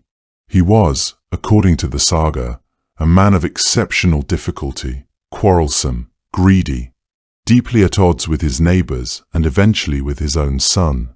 He died in a state of what the saga makes clear was unresolved and unresolvable anger. Whatever that anger had been in life, it did not diminish when he crossed into death. It grew. The first signs came to the animals. Livestock that grazed near Thorolf's burial mound began dying in numbers that could not be explained by natural illness or accident. The oxen that had worked his land were found dead with expressions. The saga notes with uncomfortable specificity that suggested they had been terrified before they died. The shepherd who tended the fields in that area was discovered dead not long afterward. His body, when it was examined, bore the marks of having been crushed by something of enormous strength. The people of the Snæfellsnes Peninsula were not strangers to hardship, and were not, as a rule, a people given to easy alarm. But Thorolf's activities after death were of a scale and persistence that began to make the farms in the area genuinely uninhabitable. Farm workers refused to sleep in buildings near the burial mound. Families packed what they could carry and abandoned holdings that had taken generations to establish. Walking away from fields and structures and everything they had built because remaining meant dying, and they knew it. What the Eyrbyggja saga conveys with particular force is the communal dimension of Thorolf's haunting. This was not one person's private encounter with the supernatural, managed quietly and then forgotten. It spread. The fear moved from farm to farm the way a disease moves. The disruption it caused was economic as much as spiritual. Fields untended, animals dead, labor impossible to find because no one would come to work in a place that belonged, in some functional sense, to a drauga. It took legal proceedings, physical confrontation. Finally, the exhumation of Thorolf's body. Found, the saga says, undecayed and enormous, dark in colour, as hard to move as a boulder, before the community could begin to address what he had become. He was reburied, and the haunting continued, and it was not until a later generation took more definitive action that Thorolf Twistfoot was finally, and with considerable effort, put to rest for good. The Egil saga, which is the life story of the remarkable and difficult Egil Skallagrimsson, touches on the restless dead in a different register. Egil's own father, Skallagrimr, was buried with great ceremony in a mound on the Icelandic coast. There is throughout that saga a sense that the dead inhabit their mounds with a presence that is not quite passive, that they remain, in some fashion, aware of and connected to the family in the land above them. The saga does not present dramatic Draugr encounters in the way that Grettis saga or Eyrbyggja saga do, but it carries the same underlying assumption. The burial mound is not an ending, it is a different kind of residence. The Laxdæla saga, similarly, contains moments in which the boundary between the living and the recently dead is depicted as permeable in ways that reflect this same persistent Norse conviction that death relocated a person more than it extinguished them. It is worth drawing a careful distinction here between the kind of Draugr that Thorolf Twistfoot represented and another category of the restless dead that the sagas also describe, the Haugbúi, a word that translates most directly as mound dweller, where Thorolf wandered, terrorizing the surrounding countryside with an apparently limitless appetite for destruction. The Haugbúi was a different kind of presence, one that stayed close to its burial mound, that did not, as a rule, go looking for people to harm. But that was extraordinarily dangerous to anyone who came looking for it. The Haugbúi was territorial in the most literal sense possible. It guarded what had been buried with it, that in the case of prominent or wealthy individuals could mean weapons, jewelry, silver, objects of considerable value. It regarded the contents of its mound as still, in every meaningful sense, its own property. For a hero in the saga world, the Haugbúi presented a particular kind of challenge and a particular kind of opportunity. The treasure inside a burial mound was not accessible through any ordinary means. You could not simply dig it up without consequence. This was because the inhabitant of the mound would respond. The response would be physical and ferocious. To take what was buried, you had to be willing and able to fight for it. To fight a Haugbúi inside its own mound, in the dark, in a space that belonged completely to the dead, required a degree of courage and physical capability that the sagas treated as genuinely exceptional. Several saga heroes are described undertaking exactly this kind of confrontation as a means of demonstrating their worth, entering a mound, wrestling with whatever met them there, emerging either with the treasure or not at all. The outcome was not guaranteed, and the sagas do not pretend otherwise. What distinguished these encounters from the more chaotic terror of a wandering Draugr like Glamr or Thorolf was the quality of containment. The Haugbúi had, in a sense, accepted the condition of its death in a way that the wandering Draugr had not. It stayed where it had been put. It did not come looking for the living. It waited, attended its gold, and destroyed anyone who presumed to take what it still considered its own. There was something almost comprehensible in this, a persistence of the values that Norse culture itself held in high regard, the defense of property, the unwillingness to be dispossessed, the refusal to surrender what had been earned. The Haugbúi was monstrous, but it was monstrous in a way that followed a kind of logic. You knew where it was, you knew what it wanted, If you left it alone, it would, in most accounts, leave you alone as well. The wandering Draugr offered no such clarity. Thorolf Twistfoot did not stay near his mound. He moved through the landscape with what the saga depicts as an almost purposeful destructiveness, as if the anger he had carried in life had been freed of the last social constraints that life had placed upon it. In death, there was nothing to moderate him, no community standing that could be lost, no relationship that required maintenance. There was only the anger itself, the extraordinary physical power the sagas attributed to the Draugr, and the darkness. Between these two forms, the mound dweller and the wanderer, the sagas managed to account for most of what the Norse imagination feared about the dead. The mound dweller stayed with his gold. The wandering dead went looking for whatever it was they could not release in life, and in neither case was the living particularly safe from either. Defeating a Draugr was not a matter of simply driving a weapon through it. The sagas are consistent on this point, and their consistency is itself a kind of testimony to how seriously the people who told these stories took the problem. An ordinary weapon, a sword, a spear, even a blade of considerable quality, could wound a Draugr, could slow it, could knock it back. What it could not do was end the matter. The Draugr would simply rise again, just as it had risen from the burial mound in the first place, no more troubled by iron than it had been by the cold earth packed over it. This was a creature that had already passed through death once, and come out the other side, still moving, still hungry, still possessed of the full and terrible weight of its former self. To kill what was already dead required something different, a method that addressed not just the body standing in front of you, but the deeper arrangement of things that had allowed it to stand there at all. The first requirement, as the saga literature describes it again and again, was physical. A Draugr had to be physically overpowered, grappled with, wrestled to the ground by human hands and human strength. There is something significant in this, the insistence that no distance was permitted, that you could not simply stand at arm's length and dispatch the thing cleanly. You had to put your hands on it, feel the cold and unnatural weight of it, and hold it down through the pure exertion of your body against its body.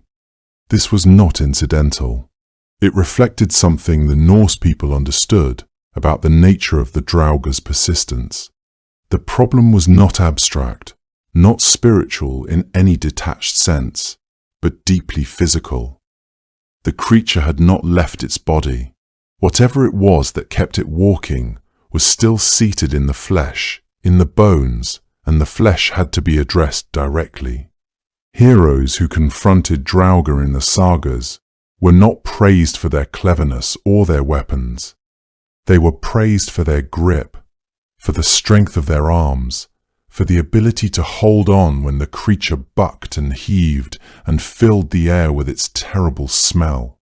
Grettir's wrestling match with Glamour is only the most celebrated example of a pattern that recurs throughout the literature. The grappling was not optional, it was the method itself. Once the Draugr was brought down and held, beheading was essential. Cutting the head from the body, and specifically placing that head against the thighs or at the feet of the corpse, rather than leaving it where it fell, appears across multiple saga accounts as a deliberate step in the process. The logic, while not always explained in the texts themselves, seems rooted in the Norse understanding of how the body and the animating self related to one another. A Draugr retained its intelligence, its will, and its memory, qualities that had to be unmade rather than simply stopped. Separating the head was a way of disrupting that terrible continuity, of imposing a break where the creature's own nature refused to allow one. It was a statement, in a sense, an insistence that this particular arrangement of flesh and will was over, that the boundary which death had failed to enforce would now be enforced by other means. the separation of head from body was not itself sufficient to guarantee the Draugr's final destruction.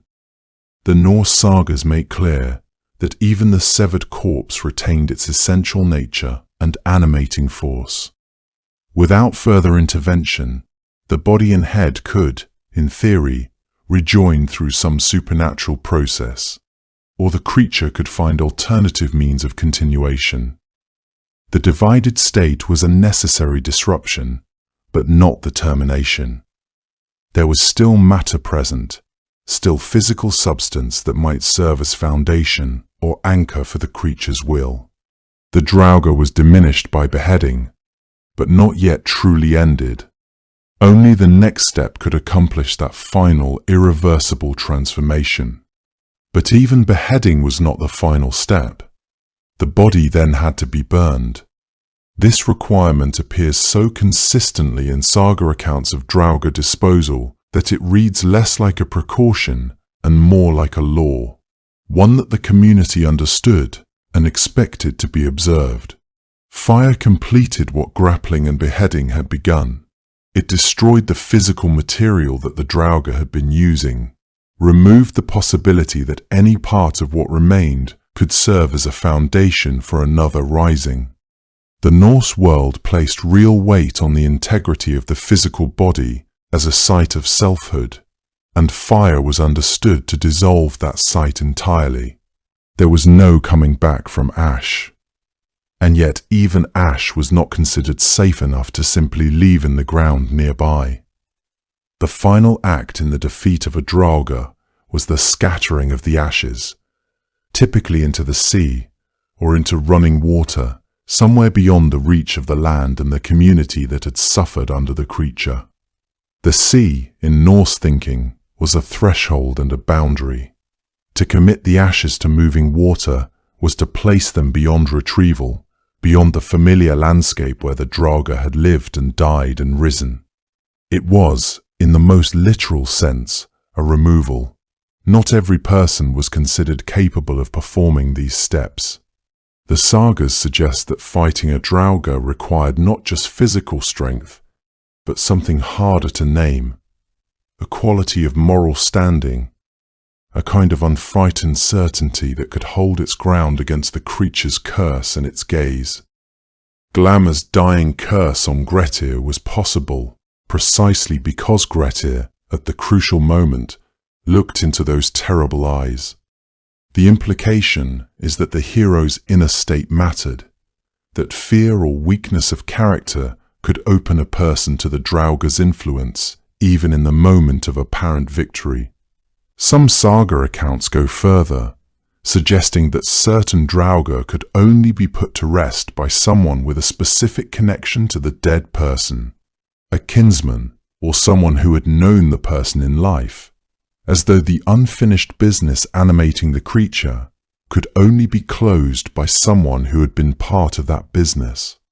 The community's role in all of this was not passive. Draugr confrontations in the sagas were rarely private matters. They took place against a backdrop of collective suffering, abandoned farms, dead livestock, farmhands too frightened to sleep, and the resolution, when it came, was understood as a communal one. Sometimes these proceedings took on a quasi-legal character. The Draugr was accused, witnesses were called, and the sentence of removal was passed as formally as any other judgment. There is something deeply Norse in this, the insistence on procedure even in the face of the genuinely uncanny, the desire to bring even the problem of the restless dead within the framework of law and community obligation. Only when the ashes were gone, scattered on moving water, carried out beyond sight of land, could the community finally exhale and call the thing finished. Spend enough time with these three kinds of beings, and you start to see the shape of the world they all inhabited. A world with no truly empty places, no unclaimed wilderness, no darkness that did not already belong to something. The troll lived in the mountain and the deep forest, in the places where the trail ended and the snow never fully cleared. The elf resided in Alfheim near the gods, or underground in shadow, or invisibly alongside the farmstead in a relationship so intimate it required its own seasonal ritual. The Draugr lay in the burial mound at the edge of the settled land, or walked the lanes between farms on winter nights, still carrying whatever it was that had made it restless in life. 3 different kinds of beings, 3 different relationships with the human world. Yet, when you place them side by side, certain shapes begin to emerge from the comparison. All 3 lived at the edges of things. All 3 occupied what might be called the threshold, the cave mouth, the mound, the tree line, the boundary between the tended field and the untamed ground beyond it. Norse people were acutely aware of these thresholds in their daily lives, and it is not accidental that the beings they feared most tended to cluster there. The troll did not walk into the village square. The Draugr haunted the land around the burial site before it began to wander further. Even the elves, for all their closeness to the gods, were approached with careful ceremony rather than casual familiarity. There was always a border, always a protocol for crossing it, and the consequences of ignoring that protocol were vivid and well documented in the stories people told each other across long winter evenings. The threshold itself was sacred space in Norse consciousness. It was not merely a physical boundary, but a liminal zone where normal rules gave way to older, stranger ones. The farmer marking his field knew he was drawing a line between his ordered world and the wild beyond it. A door sealed behind a corpse was not just a practical necessity, but a barrier meant to contain the restless dead. These boundaries required constant attention and respect. The Norse maintained them not out of mere superstition, but because they understood that certain places demanded different behavior and acknowledgement. The protection of the home depended on vigilance at such edges. The security of your household relied on these lines. Everything depended on maintaining those boundaries. There is also a quiet commonality in how the Norse tradition managed these beings, through behavior that was always specific, never vague. You did not simply hope the troll would ignore you. You avoided its territory, particularly at night, and you made sure your iron was close at hand. You did not simply hope the elves would be kind. You observed the alpha blot at the right season.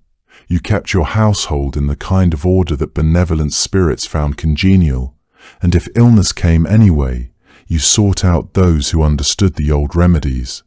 You did not simply hope the Draugr would stay in its mound. You buried the dead with the proper care. You carried the body out feet first through a door that would be sealed behind it. And if a Draugr rose regardless, you found someone strong enough, and brave enough to wrestle it down and see the fire finish what death had started.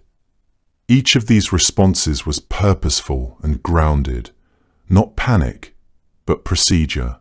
That procedural quality tells us something important about how the Norse people actually lived with these beliefs. They were not paralyzed by a world full of dangerous presences. They developed, over long generations, a sophisticated body of practical knowledge about how to navigate those presences, how to show the appropriate respect, and how to act decisively when respect was not enough. The vulnerability that trolls and dark elves shared, that particular susceptibility to sunlight, the way direct light could reduce them to stone, fits neatly within this framework. Darkness was the element in which dangerous things gather, ed their strength and light. Whether the dawn or the fire or the lightning of Thor was one of the few forces that could meet them on equal terms. The Draugr, too, seemed most powerful in the dark hours, most dangerous in the long Scandinavian winter nights, most fearsome in the moment before the pale dawn returned. Light was not merely symbolic in the Norse world, it was operational. It worked. and the knowledge that it worked gave people something to hold on to when the darkness pressed in from all sides. This practical knowledge was not stored in written codex, but lived in the stories people told and the warnings passed from parent to child. A child growing up in medieval Scandinavia would have absorbed these distinctions naturally. The particular way to behave in the forest, the rhythm of seasonal observances, the knowledge of dangerous nights, these came as narrative lessons. Such lessons were embedded in stories rather than delivered as rules. They shaped behavior through example and the accumulated weight of tradition. Rules remembered in stories tend to stay remembered. The effect was profound. A population equipped with both knowledge and caution. People knew how to act because they had been taught how to face their fears. What connects the troll, the elf, and the draugr most deeply is not any single physical characteristic or shared origin, but rather the attitude the Norse world took toward all three of them, an attitude of serious, clear-eyed acknowledgement. These were not beings to be dismissed or rationalized away. They were beings to be understood, respected, and, when necessary, confronted. The universe the Norse people inhabited was one that made constant demands on its human population. It asked for attention, for ritual, for courage, and for the kind of careful observation that could tell the difference between a dark elf's territory and a troll's territory, between a hogbui content to guard its mound and a wandering draugr that had already begun to kill. That discrimination mattered. Getting it wrong had consequences.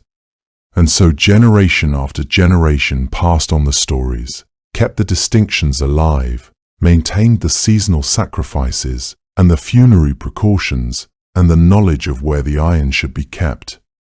The troll, the elf, and the draugr were each, in their different ways, answers to the same ancient question: what lives out there in the dark, and how do we face it? Christianity did not arrive in Scandinavia and simply erase what it found. The process was slower and stranger than that. A long negotiation between the new faith and the creatures, practices and fears that had already settled so deeply into the landscape that they had become, in a very real sense, part of the ground itself. Missionaries came, churches were built, and kings were baptized, but the trolls still lived in their mountains, the elves still worked their quiet influence over the harvest, and the dead still occasionally refused to stay where they were put. What changed was not the creatures themselves, but the meaning assigned to them, and that shift, accumulated over generations, left its mark on everything that came after. The trolls fared perhaps the most visibly in this transformation. In the oldest Norse sources, they existed as wild and dangerous forces of nature. Fearsome, certainly, but not invested with any particular moral theology. With the coming of Christianity, that changed. The troll became something closer to an embodiment of pagan darkness itself, a creature explicitly opposed to the Christian order. The aversion to church bells, which appears across Scandinavian folk tradition, is almost certainly a product of this period. The sound of consecrated metal was understood to physically repel a creature that the new faith had repositioned as an enemy of God. The same logic extended to crosses and to prayer, where an earlier storyteller might have understood the troll as simply dangerous terrain, made animate. A medieval Christian storyteller understood it as something that the church had the power to drive back. This was, in its way, a kind of promotion for the troll.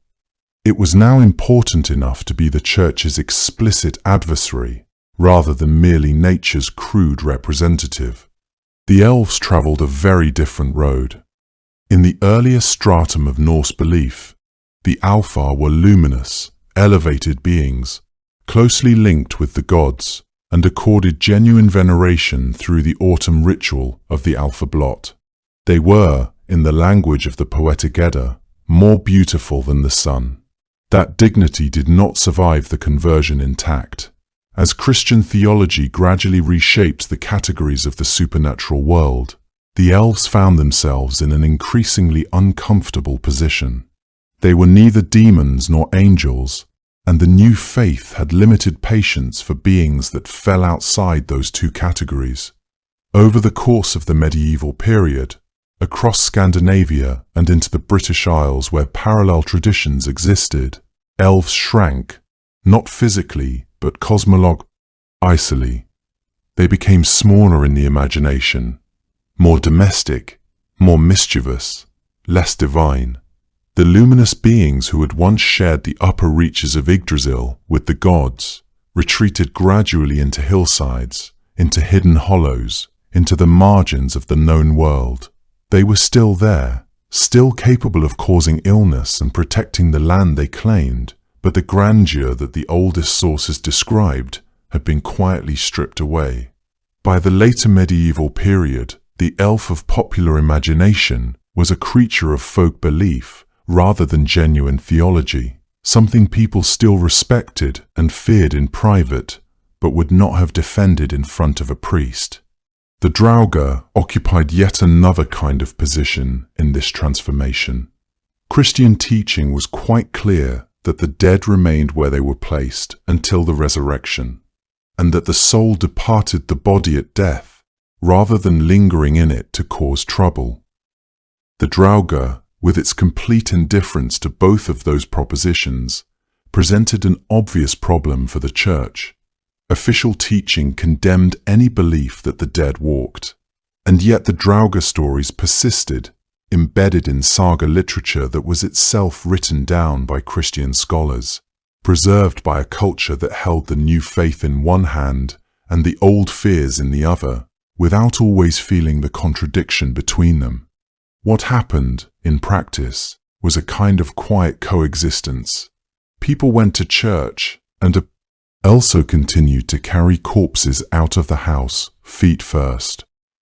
They were baptized and also continued to observe certain precautions at a deathbed that had nothing to do with Christian theology and everything to do with keeping the dead from coming back. The Church could reshape the meaning of the troll and diminish the status of the elf, but the Draugr touched something too close to home.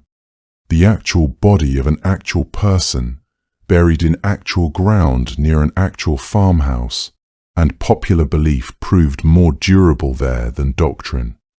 The 19th century changed everything again, though in a different direction.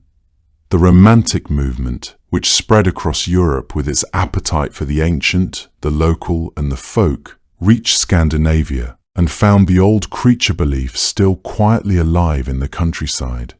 Peter Christian Asbjørnsen and Jørgen Moe spent years travelling through Norway in the 1830s and 1840s, collecting the folk stories that ordinary people still told, the tales of bridge trolls and mountain folk, of clever youngest sons and stolen brides, of beings that lived just past the edge of the settled world. Their collection, published beginning in 1841, did something that neither the medieval church nor the centuries between had managed to accomplish. It fixed the troll in a form that would endure. The troll, of Asbjørnsen and Moe, are the trolls that most people still carry in their minds. Large, stupid, and dangerous, but defeatable by a quick-witted human who understood their weaknesses.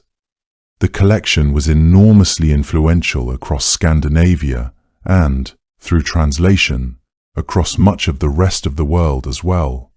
The comparative mythologists who followed, scholars working in the tradition of Jacob Grimm, who had done similar work for German folklore, brought academic attention to what Asbjørnsen and Moe had gathered and began connecting these Scandinavian traditions to the older Norse sources, tracing the troll of the fairy tale back to the Jotun of the Eddas, the elf of local gossip back to the Alfar of Freyr's realm.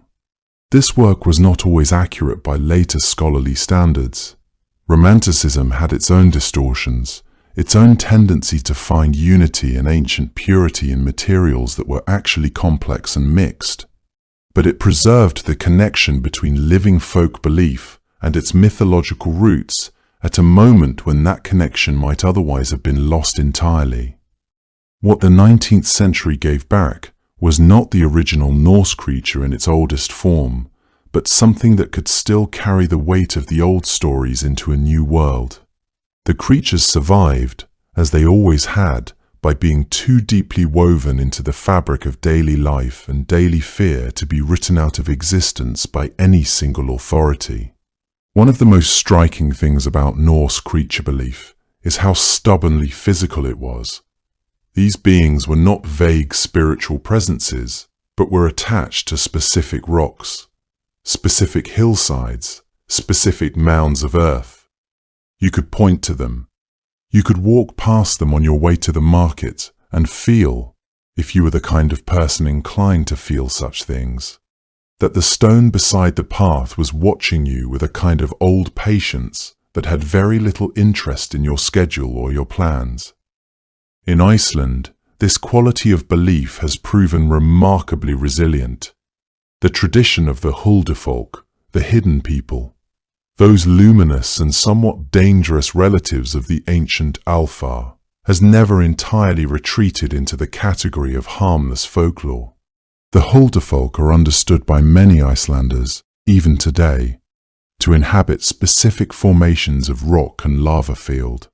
There is a long and well-documented history of construction projects being rerouted or delayed because the proposed path of a road ran directly through a stone or outcropping that local knowledge identified as a home of the hidden people. These were not decisions made by people who necessarily described themselves as believers in the old mythology, but rather by people who understood that certain places carried a kind of weight, a sense of occupancy that it seemed unwise to disturb without good reason. What is perhaps most remarkable about these modern interventions is that they represent a continuity of practice that spans over 1,000 years. The decision to route a highway around a particular boulder in 21st century Iceland echoes the caution with which medieval settlers would have approached the same landscape, reading the terrain for signs of prior habitation and invisible guardianship. The engineers and planners who make these decisions are often educated in the sciences, trained in rational methodologies, yet they find themselves deferring to something that cannot be measured or quantified on any official map. The specificity of the belief system, the fact that it is not a generalized anxiety about nature, but rather a detailed knowledge of which particular rocks matter and why, gives it a kind of practical resilience that abstract philosophical systems often lack. Where folklore might be dismissed as mere superstition, the accumulated geographic knowledge contained within these traditions proves difficult to ignore when it manifests as engineering challenges and the legitimate concerns of local communities. The Icelandic term for the house spirits most closely related to this tradition, the húsavatur, or household spirits, describes beings that were even more intimate than the Huldufolk. Small presences understood to dwell within the structure of a home itself, tending it in quiet and invisible ways, requiring only that the family treat the house with a certain basic respect. These were not the grand luminous elves of Alfheim, but the smallest and most domestic expression of the same very old idea, that inhabited space was never inhabited by humans alone, that the land, in all its forms, had already been claimed long before any particular family arrived to build their walls and light their fire. In Norway, the same quality of geographic specificity expresses itself through the landscape of troll belief. There are mountains, promontories, stone formations across the country whose names preserve, with complete matter-of-factness, the memory of the trolls said to have been caught there by the rising sun and turned, mid-stride, into the rock that hikers now climb on summer afternoons. The Trolltindin, or Troll Peaks, rise above the Romsdalen Valley, with a kind of massive, indifferent authority that it is not difficult to understand, even now. As something other than simple geology, those enormous vertical faces of Gabbro do not look like mountains so much as they look like something that stopped very suddenly and never started again. Trollveggen, the troll wall, is the tallest vertical rock face in Europe. It has carried its name for as long as anyone has thought to record such things. The creature embedded in the geography as firmly as the stone itself. The Norwegian examples reveal a particular sophistication in how landscape features were encoded with narrative meaning. The transformation of a troll into stone was not merely a fantastic explanation for unusual geological formations, but rather a mnemonic device that anchored memory into the permanent features of the land itself. When a traveller encountered the Trolltindine, or any other troll-marked location, they were not simply seeing a rock formation, but were encountering a story written into the terrain in such a way that it could never be forgotten or displaced. The names themselves functioned as compressed narratives, readable by anyone familiar with the tradition, turning the geography of Norway into a vast library of preserved memories and cautionary tales encoded in the permanent landscape. The Drauga geography of Scandinavia worked somewhat differently, being tied not to dramatic natural formations, but to the quieter, more intimate terrain of burial mounds and coastal inlets, the low green rises in a field that a farmer's family had walked past for generations, knowing, without needing to say so, that the mound belonged to whoever lay inside it, that the compact between the living and the dead required that the land around it be treated accordingly. Specific fjord sites in western Norway retained, well into the medieval period and beyond, reputations connected to particular draugar of local legend, so that a stretch of water or a particular headland carried a name or a warning that pointed back to a specific story about a specific dead person who had not, in the end, been willing to leave. What all of this suggests, taken together, is that the Norse relationship to these creatures was never primarily a lie, terrary or theological one. It was a relationship conducted in real places, between living people and the presences they understood to share their particular corner of the world. The stories were, in a sense, secondary to the geography that made them necessary in the first place. It is a long way from the Villandakvidda to a modern Icelandic road survey. Somehow, by way of stone and story and the stubborn persistence of very old ideas, the elves made it every step of that journey. There is a sound in Irish folklore so particular, so deeply threaded into the memory of the people who grew up with it, that it has no satisfying translation into any other language. It is not quite a scream. It is not quite a song. It belongs to a figure whose name most people have heard and whose true nature very few have ever stopped long enough to consider. She is called the Banshee. For centuries upon centuries she has moved through the stories of Ireland, not as a monster lurking in the dark, but as something far more particular and far more human than either of those things. She is a herald. She is a mourner. She arrives not to cause harm, but to bear witness to it, to stand outside the window of a grieving family and give voice to what the living cannot yet bring themselves to say. And that distinction between something that causes death and something that simply knows it is coming is the whole key to understanding her, to understanding why she has persisted in Irish memory for so long, outlasting empires and upheavals and centuries of change, still recognizable, still present, still carried in the mouths of people who may no longer believe in her the way their great-grandparents once did, but who have never quite managed to forget her either. She is, at her core, a spirit from the world that the ancient Irish believed existed alongside this one. not above it or below it, but woven into it, present in the hills and the water and the soft, shifting mist that gathers over low ground on autumn mornings. Her name in Irish is Bín Sidhe. That means, as precisely as language can manage, woman of the fairy mound. The fairy mound is not a whimsical thing in the tradition she comes from. It is a burial hill, an ancient place where the boundaries between the living world and a world of the unseen grow thin enough to feel. The Irish did not experience the spirit world as a distant destination, somewhere a soul travelled to after death and never returned from. They experienced it as a presence, immediate, adjacent, breathing just on the other side of a membrane so fine that in certain places, at certain times, you could almost press your hand through it. And the banshee moved between those places as naturally as weather moves across open ground, carrying knowledge that no living person could possess. Arriving at the homes of those she had watched over, sometimes for generations, to do the only thing she knew how to do, which was grieve. What makes her endure is not the terror of the cry, though the cry is terrible enough in the accounts that have survived. What makes her endure is the grief behind it.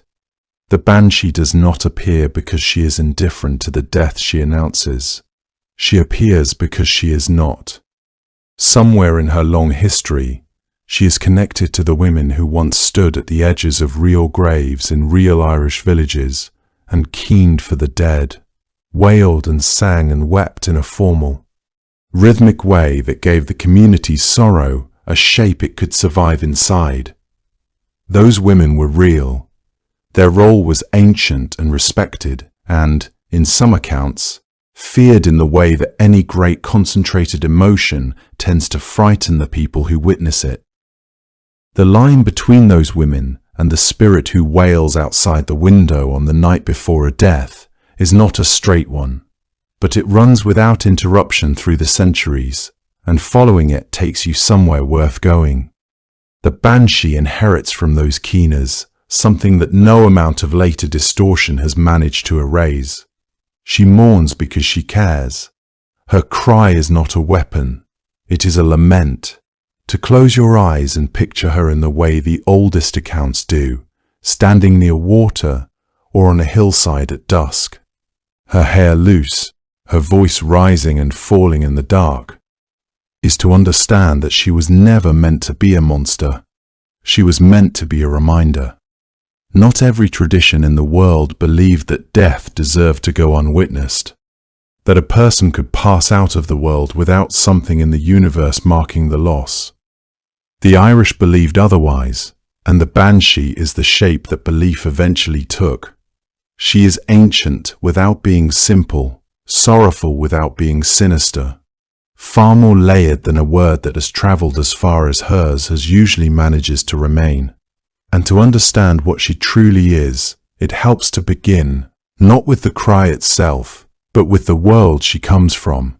The ancient Irish did not imagine the world of the spirits as something far away.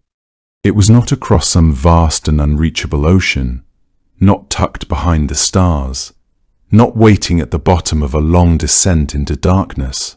It was here, close enough that you might brush against its edge on an autumn evening when the light failed early and the mist came low across the hills, close enough that certain places, old hills, river crossings, the grassy crowns of burial mounds rising from otherwise flat ground, were understood not as ordinary landscape features, but as doors left slightly ajar.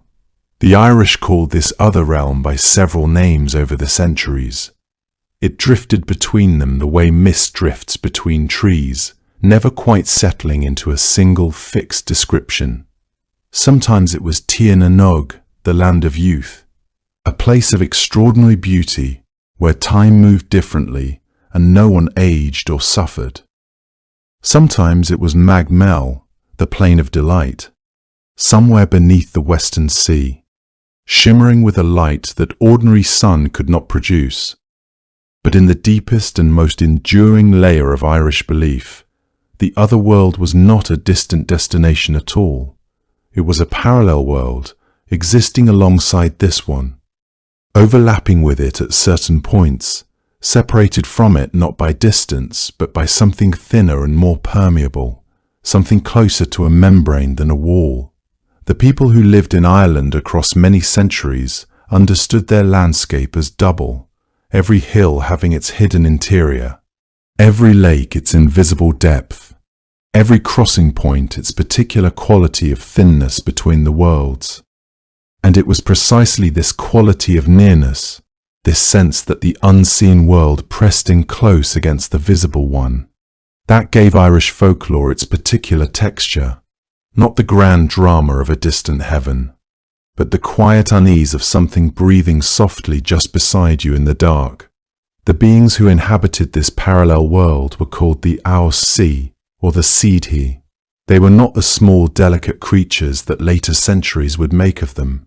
They were ancient, powerful, in many accounts deeply beautiful, remnants, in some traditions, of the Tuatha De Danann, a divine race who had once ruled Ireland openly and who had eventually retreated beneath the earth when a newer people arrived and claimed the land above. The great mounds of Ireland, Newgrange, Knocknarea, the hills scattered across the Midlands and the West, were believed to be their homes, their palaces sealed beneath the soil, occupied by beings who had not vanished so much as withdrawn, who still moved through the landscape, but in ways that ordinary eyes could only occasionally perceive. The Seedhi were not benevolent by any simple measure, nor were they malevolent in any straightforward way. They operated according to their own customs, their own hierarchies, their own sense of obligation and territory. They took a keen and particular interest in the affairs of the living, especially in matters of birth, sovereignty, and death. They were known to cross over into the human world at certain times of year, when the boundary grew especially thin, to move between the realms in ways that left traces, a sound heard from an empty hillside, a light seen where no fire had been lit, a voice that came from no visible direction, and then dissolved back into the wind. The Banshee belongs to this world entirely and specifically. She is not a wandering ghost, unmoored from any particular place or purpose, drifting through the human world without direction. She is a member of the spirit world with a defined role, a specific function, a territory of obligation that passes from generation to generation as surely as any human inheritance. When she crosses into the visible world, she does so with intention, drawn by the approach of a death she has long been watching for, moving through a boundary that the Irish always understood as porous, always understood as close. It was into this world, this shifting border between the seen and the unseen, that the Banshee properly belongs. The word Banshee comes from the Irish bean sidhe, which translates, simply and precisely, as woman of the fairy mound. Each part of that phrase carries its own weight, and when you hold the two words together, you find that they do not merely name the creature. They locate her, explain her nature, and place her within a whole understanding of the world that the Irish once held as simply true. Bean is the Irish word for woman. It appears in the language constantly, woven into place names, into proverbs, into daily speech across the centuries. It is a plain word, unadorned, and its plainness matters here. The Banshee is not described as a goddess, not as a demon, not as a monster or a shade. She is a woman. Whatever else she may be, however far she has travelled from the ordinary human world, the name insists on her fundamental nature as female, as someone who weeps and watches and belongs to the intimate life of a family. That choice of word was not accidental in a tradition where language carried enormous precision. She is being, woman, first and always. The second part of the name, Seedhi, is where the geography enters.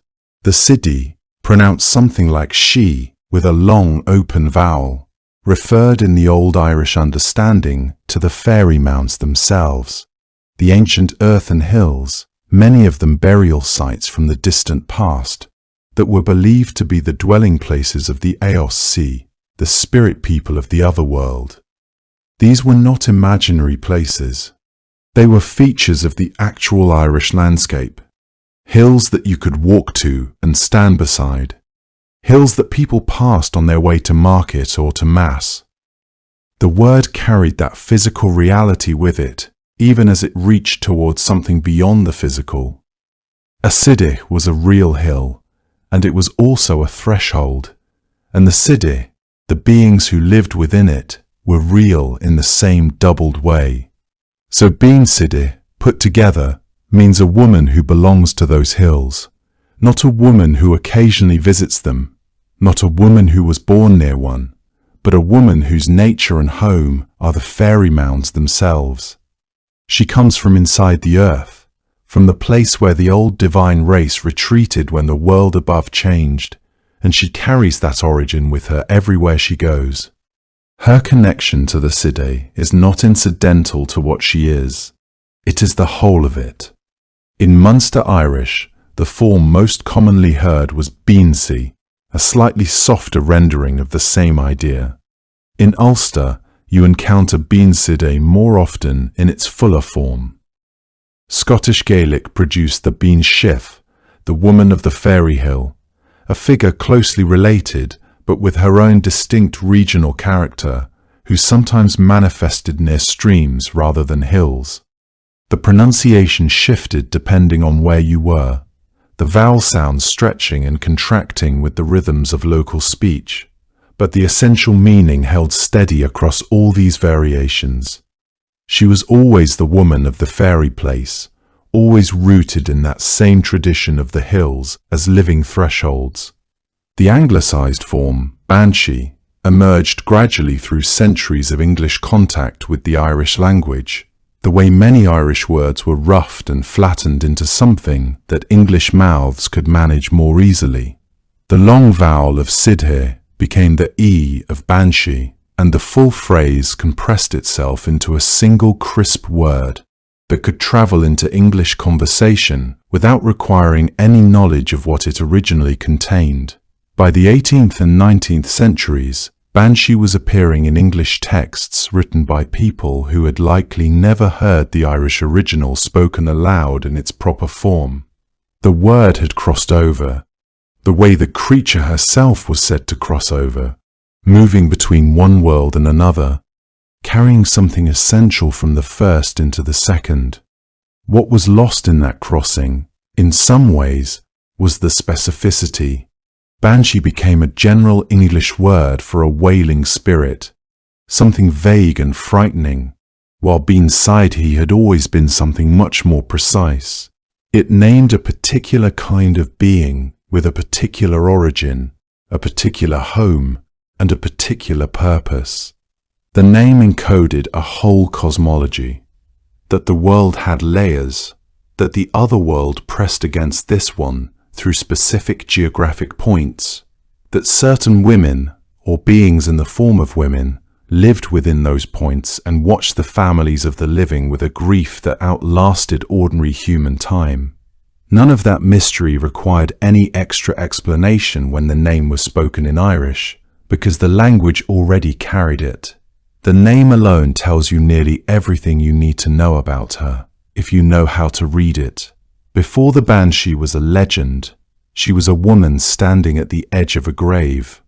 In the ancient Irish tradition, long before Christianity reshaped the rituals of mourning, and long before the Church began to quietly insist on a more restrained relationship with death, there existed a practice so old and so elemental that it was believed to have been performed first not by any human woman at all, but by a goddess. A cry so essential to the Irish experience of grief that a community without it felt the loss of something that could not be named but was unmistakably absent, a kind of silence that said the dead were going unmourned and unacknowledged, and therefore somehow incomplete in their passing. as though the grief had to be given voice before the soul could properly begin its journey. And the woman who gave it that voice was called the Banshee, which translates simply as the keening woman, though that simple phrase hardly contains the full weight of what she was: the hired mourner, the professional griever, the woman whose voice could move between lamentation and something almost like song, whose cry carried the sorrow of a whole family into the open air and made it real, made it witnessed, made it part of the world, rather than something locked inside the chest of people too stunned by loss to speak.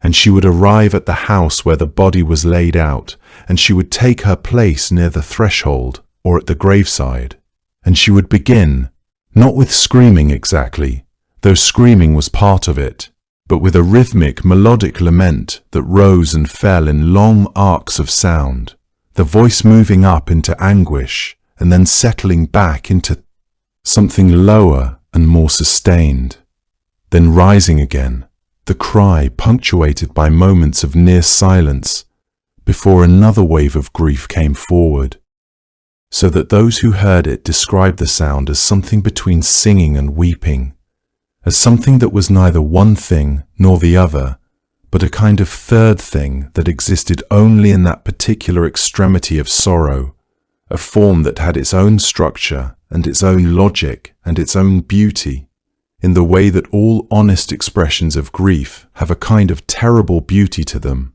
And the best of the keening women were known across wide stretches of the country for the particular quality of their cry, for the power and the depth of it, for the way it could open something in the chest of everyone who heard it and let the grief pour out of the living, even as it honored the dead.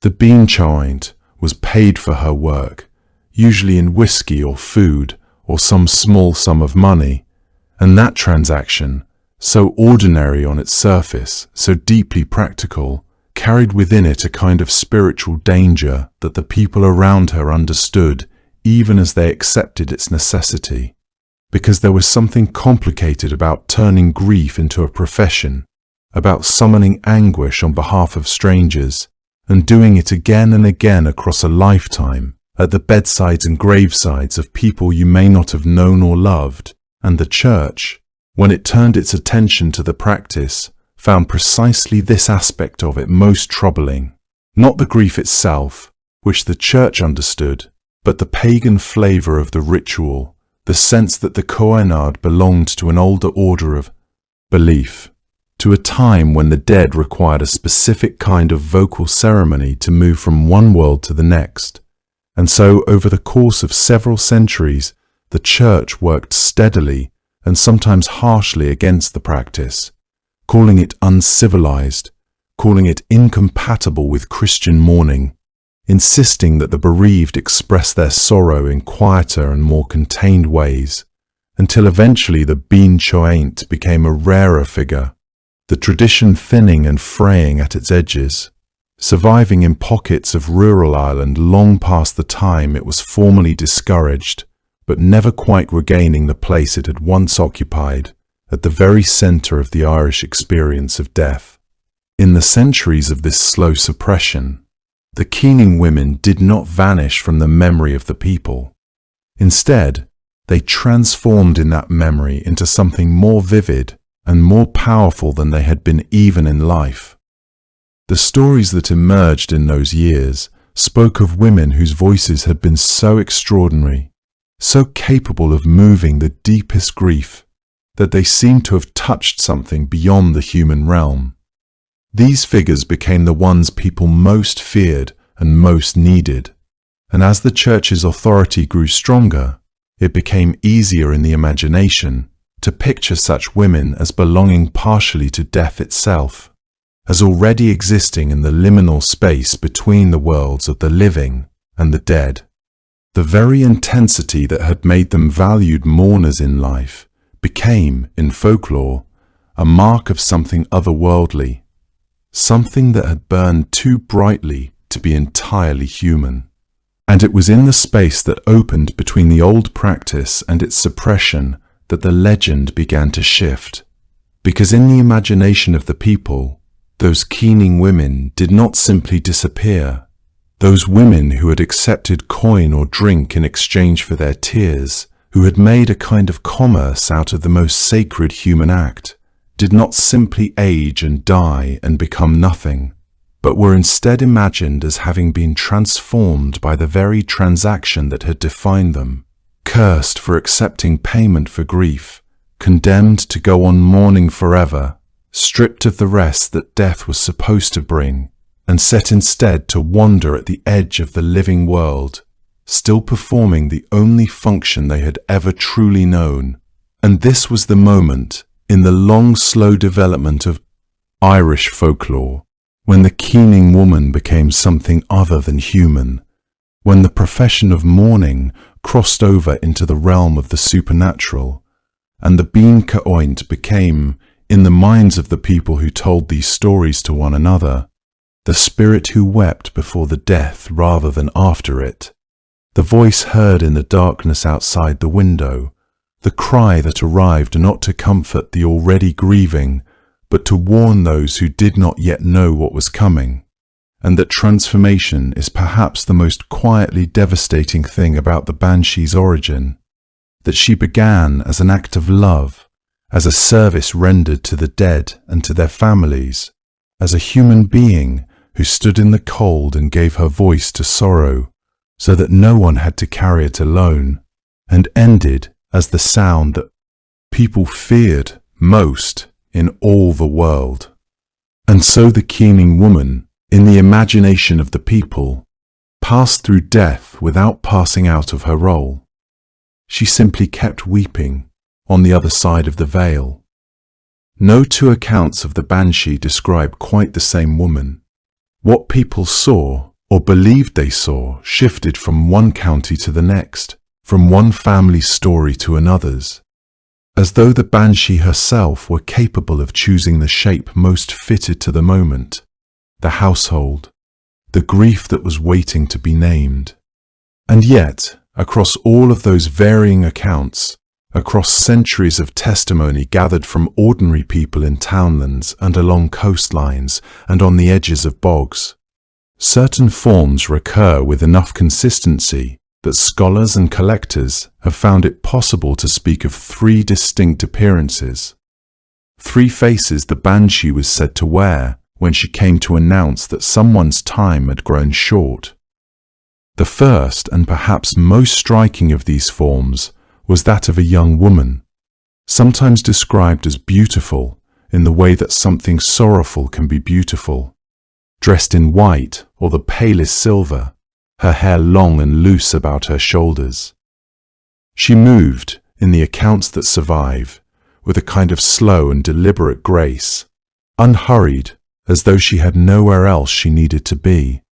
Her face, in some tellings, was turned slightly away, as if she could not quite bear to look directly at the house she was approaching. In others, her expression was simply one of open grief, unconcealed and quiet, like someone who has already wept until weeping no longer required effort. Her clothing caught the light in ways that ordinary cloth did not. Witnesses who described her from a distance often said at first that they had mistaken her for a neighbor, a young woman walking alone in the dark, until something about the way she stood or the sound that followed her made clear she was neither a neighbor nor alone in any ordinary sense. The second form was older, a woman of middle years, composed rather than agitated, wearing darker clothing, sometimes grey, sometimes a deep and unremarkable green. She carried herself with a kind of stillness that people found almost harder to bear than outright terror. This was because there was in it the suggestion of someone who had done this before and would do it again. Someone to whom the announcement of death was not a crisis, but a duty. Some accounts placed her seated near a stream in the last light of the evening, her hands folded, her face calm and resigned, already mourning in the measured way of someone who understood that grief was not something to be rushed through, but something to be kept company with for as long as it required. The third form was the one that settled most deeply into the popular imagination, perhaps because it was the most immediately strange. The old woman, the kayak of the fairy world. Her hair a wild white that seemed to move even when there was no wind. Her eyes hollow and pale as waterstones. Her cloak grey and tattered at its hem where it dragged along the ground. She was not threatening in any active sense. She carried no weapon, made no menacing gesture. Her terror was entirely her presence, the sense she gave of something that had existed for a very long time and had spent all of that time in proximity to loss. People who described this form often noted her teeth, which were long, her fingers, which were thin, the way she seemed to be watching the house rather than approaching it, as though she preferred to remain at the edge of things, at the boundary between the firelight and the dark. Beyond these three, there existed a rarer and considerably more unsettling tradition, accounts concentrated in certain regions, of a headless woman who carried before her a vessel, sometimes described as a bowl or basin filled with blood. This was not the most common version of the Banshee. Many communities had no such story attached to her at all, but in the places where it was told with the same matter-of-fact gravity as everything else in the tradition, neither embellished nor apologized for. Simply recorded as one of the shapes she could inhabit, one of the more extreme expressions of the same essential announcement. The geographic distribution of these various forms revealed intriguing patterns that scholars found worthy of detailed study. The young woman in white appeared with greater frequency in the eastern and southern counties, where written records were more plentiful and Anglo-Norman influence had been longer established. The matron figure seemed concentrated in the Midlands and along river valleys, suggesting perhaps a connection to agricultural cycles and the seasonal patterns of rural life. The crone, wild-haired and ancient, dominated accounts from the western counties, particularly Galway and Mayo and the rocky edges of Connaught, where older traditions seemed to hold stronger purchase on the collective imagination. The headless variant, mercifully rare, appeared most often in the northernmost reaches, preserved in the careful records gathered by folklore collectors in the early 20th century. What was remarkable was not merely that these forms varied by region, but that they varied with such consistency, as if each landscape had somehow shaped the Banshee into the form most suited to its own character and history. Some scholars, looking at all three primary forms together, the young woman, the matron, the crone, have observed that they correspond rather neatly to the structure of the Celtic triple goddess, the ancient pattern of maiden, mother, elder that appears throughout the mythology of the Irish-speaking world. If that correspondence is intentional, if it was ever consciously felt rather than simply accumulated by accident across many generations of storytelling, then it carries a significant implication, that the Banshee was not simply one spirit performing a single function, but something larger, something that contained within herself all the stages of a woman's life, and therefore all the stages of life itself, every age at which a person might be taken. Whether or not that interpretation holds in any strict theological sense, it gives shape to what is otherwise a bewildering variety of appearances, and it suggests that the differences between the forms were not contradictions, but dimensions, each one revealing something the others left in shadow. Accounts varied enormously, and any single community's understanding of what the Banshee looked like was colored by geography, by family history, by the particular deaths that had already marked a household, by the time of year and the state of the light and the degree of fear that had preceded the encounter. The form she chose to wear, it seems, said something about the death she had come to announce, or perhaps something about the person unlucky enough to see her. More than any visual description, More than the white cloak or the long unbound hair, it is the sound that has kept the banshee alive in Irish memory. Appearances vary so widely across accounts and family traditions and regional tellings that a person could read 100 stories and never settle on a single image. But the sound is always there, and it is always the same kind of thing, even when the words used to describe it fall apart under the weight of what they are trying to convey. People who tried to describe it in the old accounts reached, almost universally, for the same problem. It was like a woman's voice, and yet it was not like a woman's voice. It was like weeping, and yet it was something that moved beyond weeping into a register that ordinary grief does not reach. Some said it began low, nearly beneath hearing, a moan that seemed to come up from the ground itself rather than from any throat or mouth. Then it would build, slowly, with a patience that made it worse, rising through the pitch of a sob, through the pitch of a scream, until it reached something that had no clean name in any language, and then it would fall again, settling back into that low, terrible moan, before beginning its rise once more. The rhythm of it was part of what made it so unbearable to hear.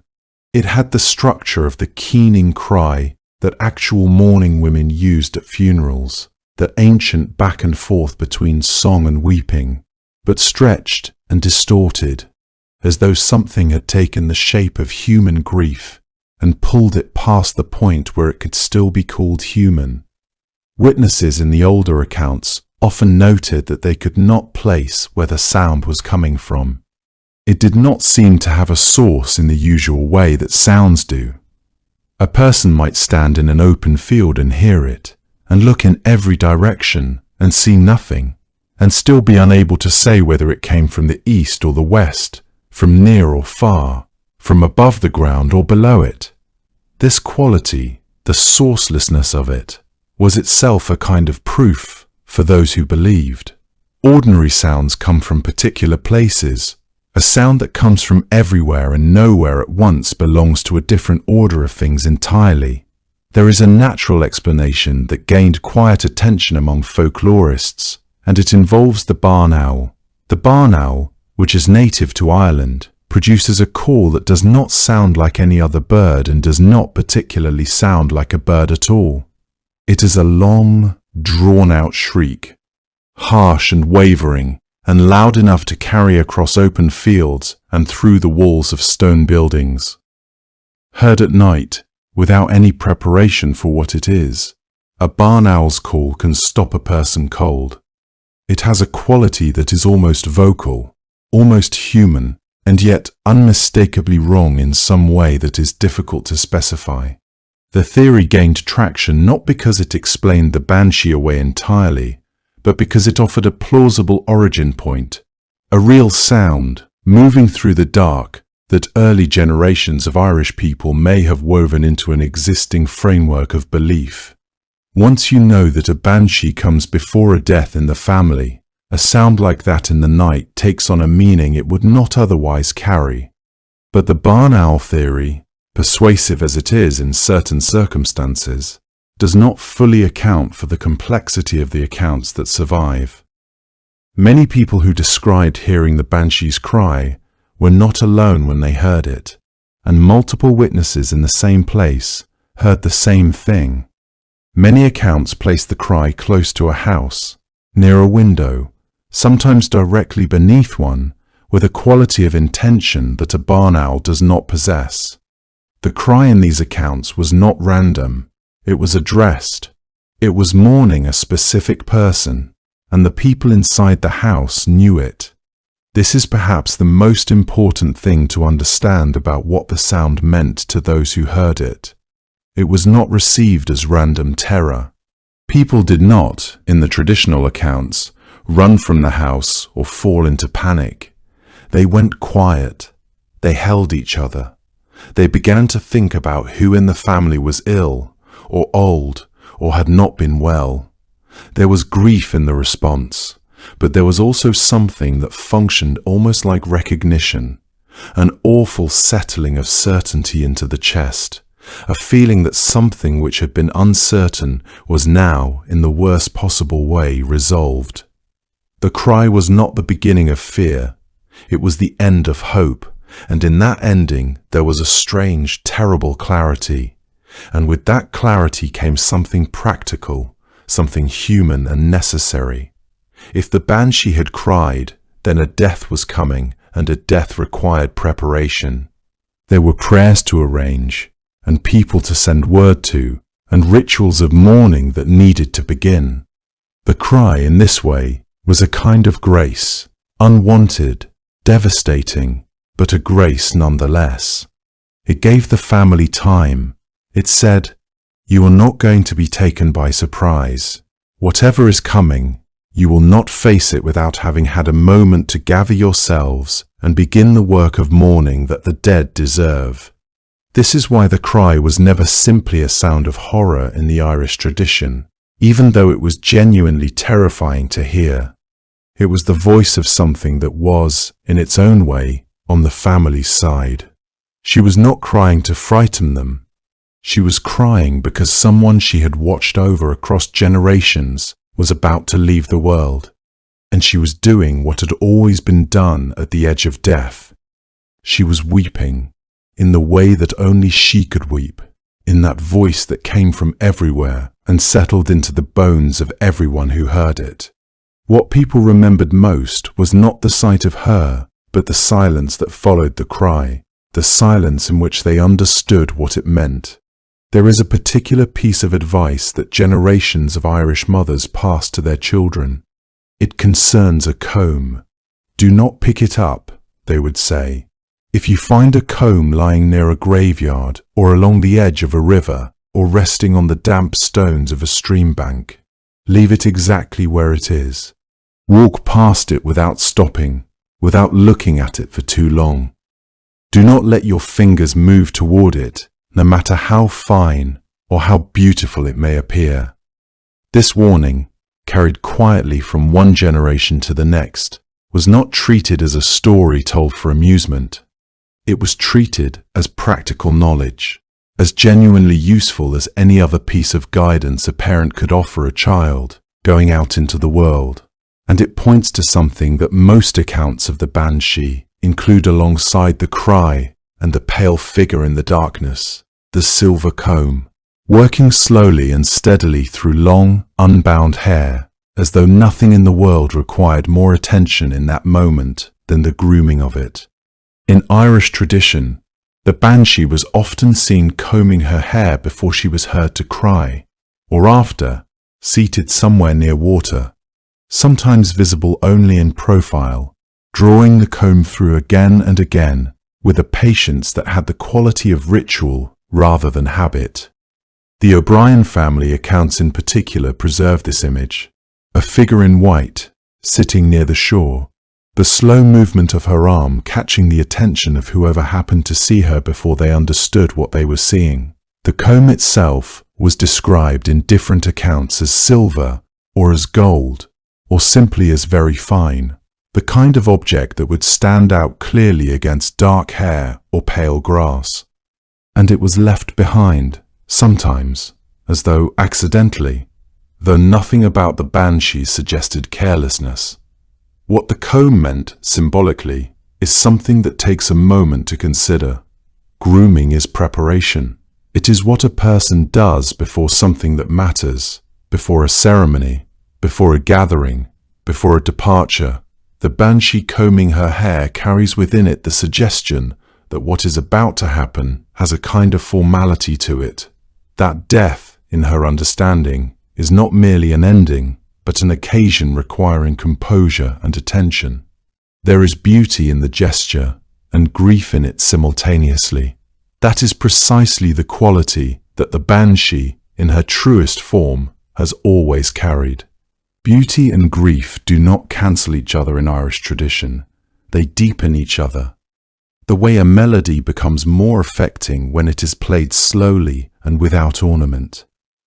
The warning not to take the comb carried weight because the banshee's response to having it stolen was understood to be severe. She was not indifferent to what belonged to her, and the comb, whatever else it was hers. Some accounts described her turning toward the person who took it with a fury that bore no resemblance to the grief she had been expressing a moment before. The mourner and the spirit suddenly becoming something sharper, older, more dangerous. This is consistent with how the broader tradition understood the fairy folk in general. Gentle, or at least neutral when left undisturbed, but capable of a response that had nothing gentle in it when their boundaries were crossed. The comb sitting on the ground near a grave was, in this sense, a kind of boundary marker, a signal of presence that asked only to be respected and left alone. Other signs of the banshee's nearness took different forms. Water drew her consistently. Rivers, streams, the edges of lakes, the shoreline at dusk. People reported seeing a dim figure crouching at the bank of a stream, washing something dark in the current, wringing it slowly between her hands. This image connects the Irish banshee to a related figure known in Scottish Gaelic tradition as the bean nigg, the washing woman, who was said to be found cleaning the burial clothes of those about to die. The bean nigg and the Irish banshee are not quite the same figure. Their traditions developed separately. The bean nigg in Scotland carried her own distinct qualities, including the belief that encountering her could, in certain circumstances, allow a person to ask her questions or extract a wish from her, that the Irish banshee did not typically permit. But the connection between both figures and running water is striking and likely ancient, rooted in something older than either tradition in its current form, the understanding that water was a threshold, a place where the boundary between the visible and invisible worlds grew permeable. Lights were also noted, small moving ones that had no obvious source, seen near hedgerows or along field edges, late at night, in the days before a death in a household. In the Irish countryside, these were sometimes called will-o'-the-wisps and attributed to various causes, but in the specific context of a family who had reason to expect the banshee's attention. A drifting light in the dark was not simply a curiosity. It was read as part of a gathering of signs, the comb, the water, the light, then eventually the sound, each one a quieter version of the announcement the cry would finally make. As though the banshee arrived, not all at once but in stages, as gently as something so terrible could manage. The comb was not an ornament, it was a warning. Leaving it where you found it was the wisest thing a person could do. Not every family in Ireland had a banshee.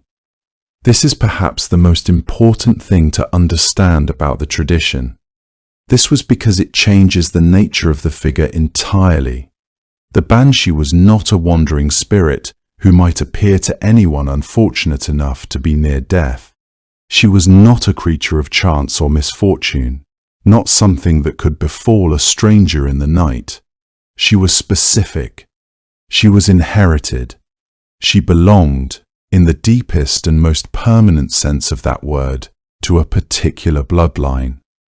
She would follow that bloodline through every generation, mourning each of its members in turn, as faithfully and as inevitably as the seasons.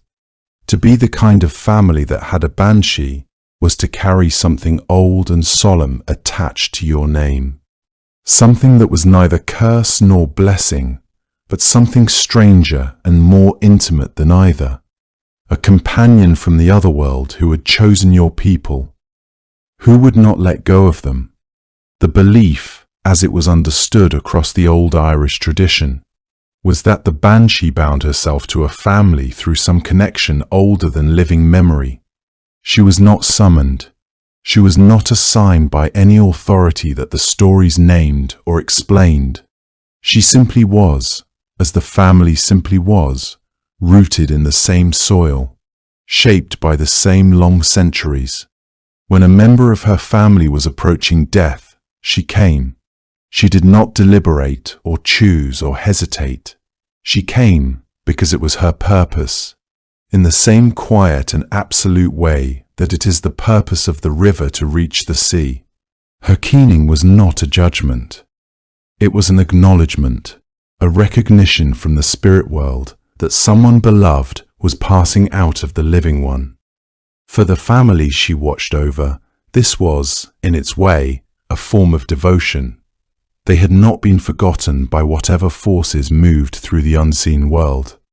They were known there, they were mourned there, and that knowledge, however frightening its arrival, carried within it something that resembled care. The families most deeply associated with this tradition were the great Gaelic bloodlines of ancient Ireland, the O'Neills, the O'Briens, the O'Gradis, the O'Connors, and the Kavanaghs. What distinguished these families in the eyes of the tradition was not simply that they were old, though they were extraordinarily old. Their genealogies reaching back into the early centuries of Irish history and beyond into the mythological past. What distinguished them was that they were royal. Each of these families carried the memory of kingship, of high kings and provincial kings, of warriors and chieftains whose names had shaped the land itself. The O'Neills traced their descent from Niall of the 9 Hostages, a high king whose influence extended, in the old stories, far beyond the shores of Ireland. The O'Briens were heirs to Brian Boru, whose victory at Clontarf in 1014 remained one of the great landmarks of Irish memory. The O'Connors had produced their own high kings in Connacht. The Kavanaghs carried the lineage of the kings of Leinster. The O'Gradis, too, held their place among the noble houses of Munster, their name woven into the fabric of that province's history for generations beyond counting.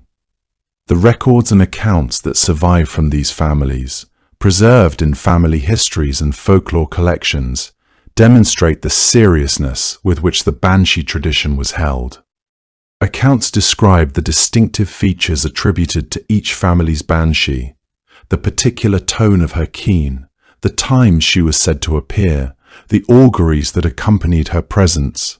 Some families spoke of their Banshee appearing not only before death, but at moments of great significance for the bloodline, births of heirs, marriages that would forge new alliances, departures to war or exile. The O'Neill Banshee was said to possess a voice of particular piercing quality, one that could be heard across distances that seemed to defy natural explanation. The O'Brien account spoke of a figure sometimes glimpsed as well as heard, a woman in grey who appeared at the windows of great houses.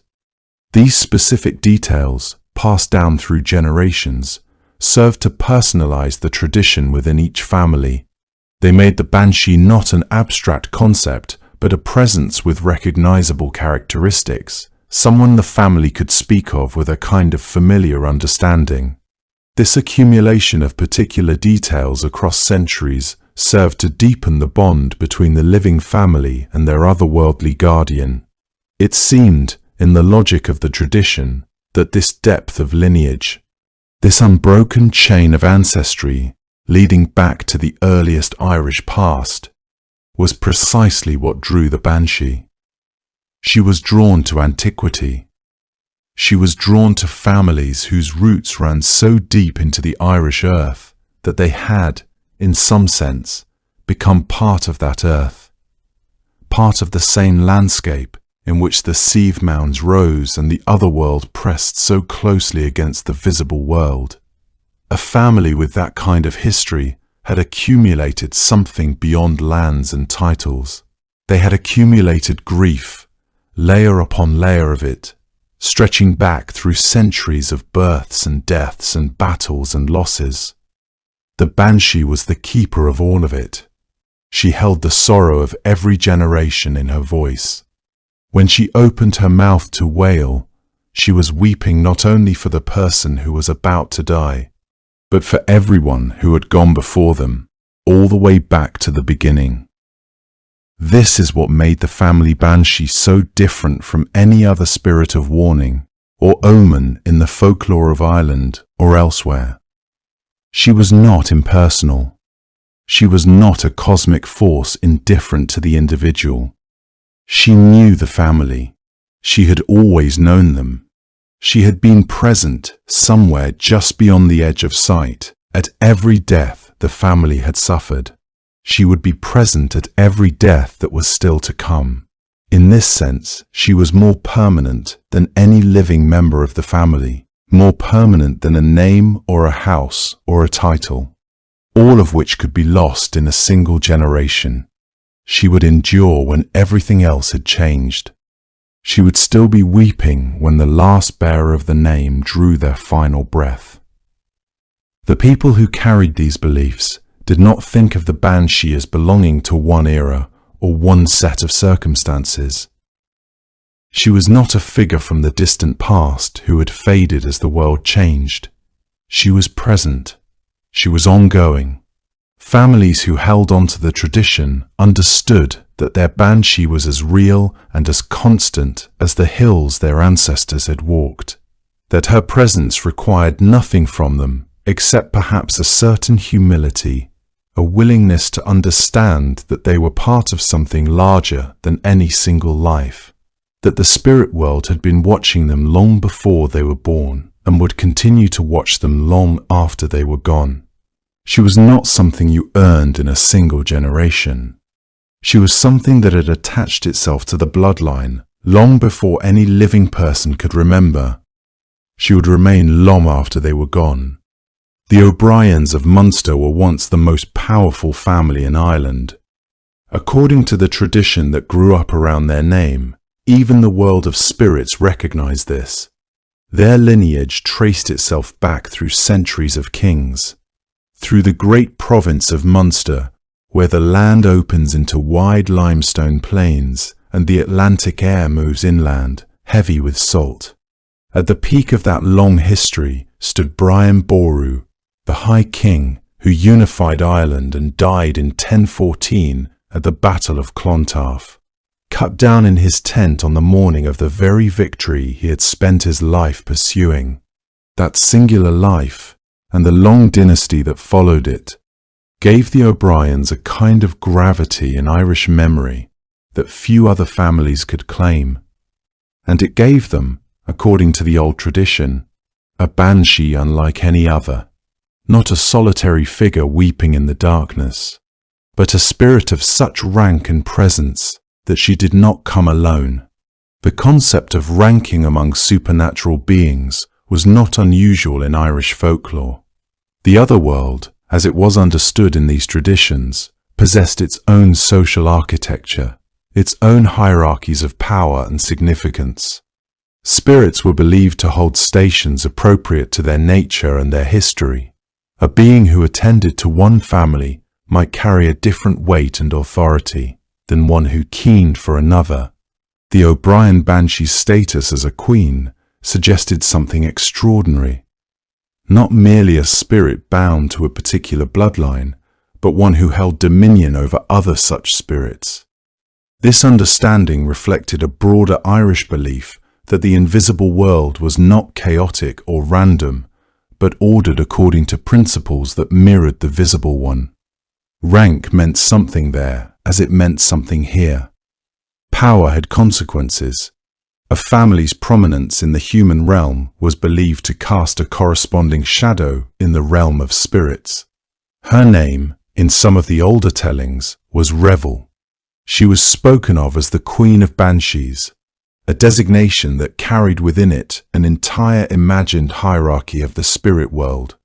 There are also accounts that connect the O'Brien tradition to Cleodna, a figure who appears elsewhere in Irish mythology as a sovereignty goddess of Munster, a being whose domain was the southern coastline and the ancient hills above it, whose beauty was said to be the kind that belonged more properly to the other world than to any place the living could reach. The layers of tradition surrounding such figures often accumulated over generations, each retelling adding texture and detail. Scholars of Irish mythology have noted that certain divine or semi-divine beings appeared under multiple names and in multiple contexts, their stories shifting and recombining as they were told and retold across different regions and different centuries. A goddess of one era might become a banshee of another. A figure associated with sovereignty in one account might merge with a figure associated with lamentation in another. This fluidity was characteristic of oral tradition, where the boundaries between different stories and different beings remained permeable. The distinction between historical record and spiritual narrative was similarly blurred. What mattered was not necessarily factual precision, but thematic truth, the sense that certain beings and certain stories captured something essential about a place or a people. Whether these two figures were understood as the same being or as separate spirits whose traditions overlapped and blurred over time is difficult to say with certainty. What the stories agree upon is the essence of the thing, that the O'Briens were mourned in death by something far grander than a single keening spirit, that the distinction was felt to be entirely appropriate given who they were.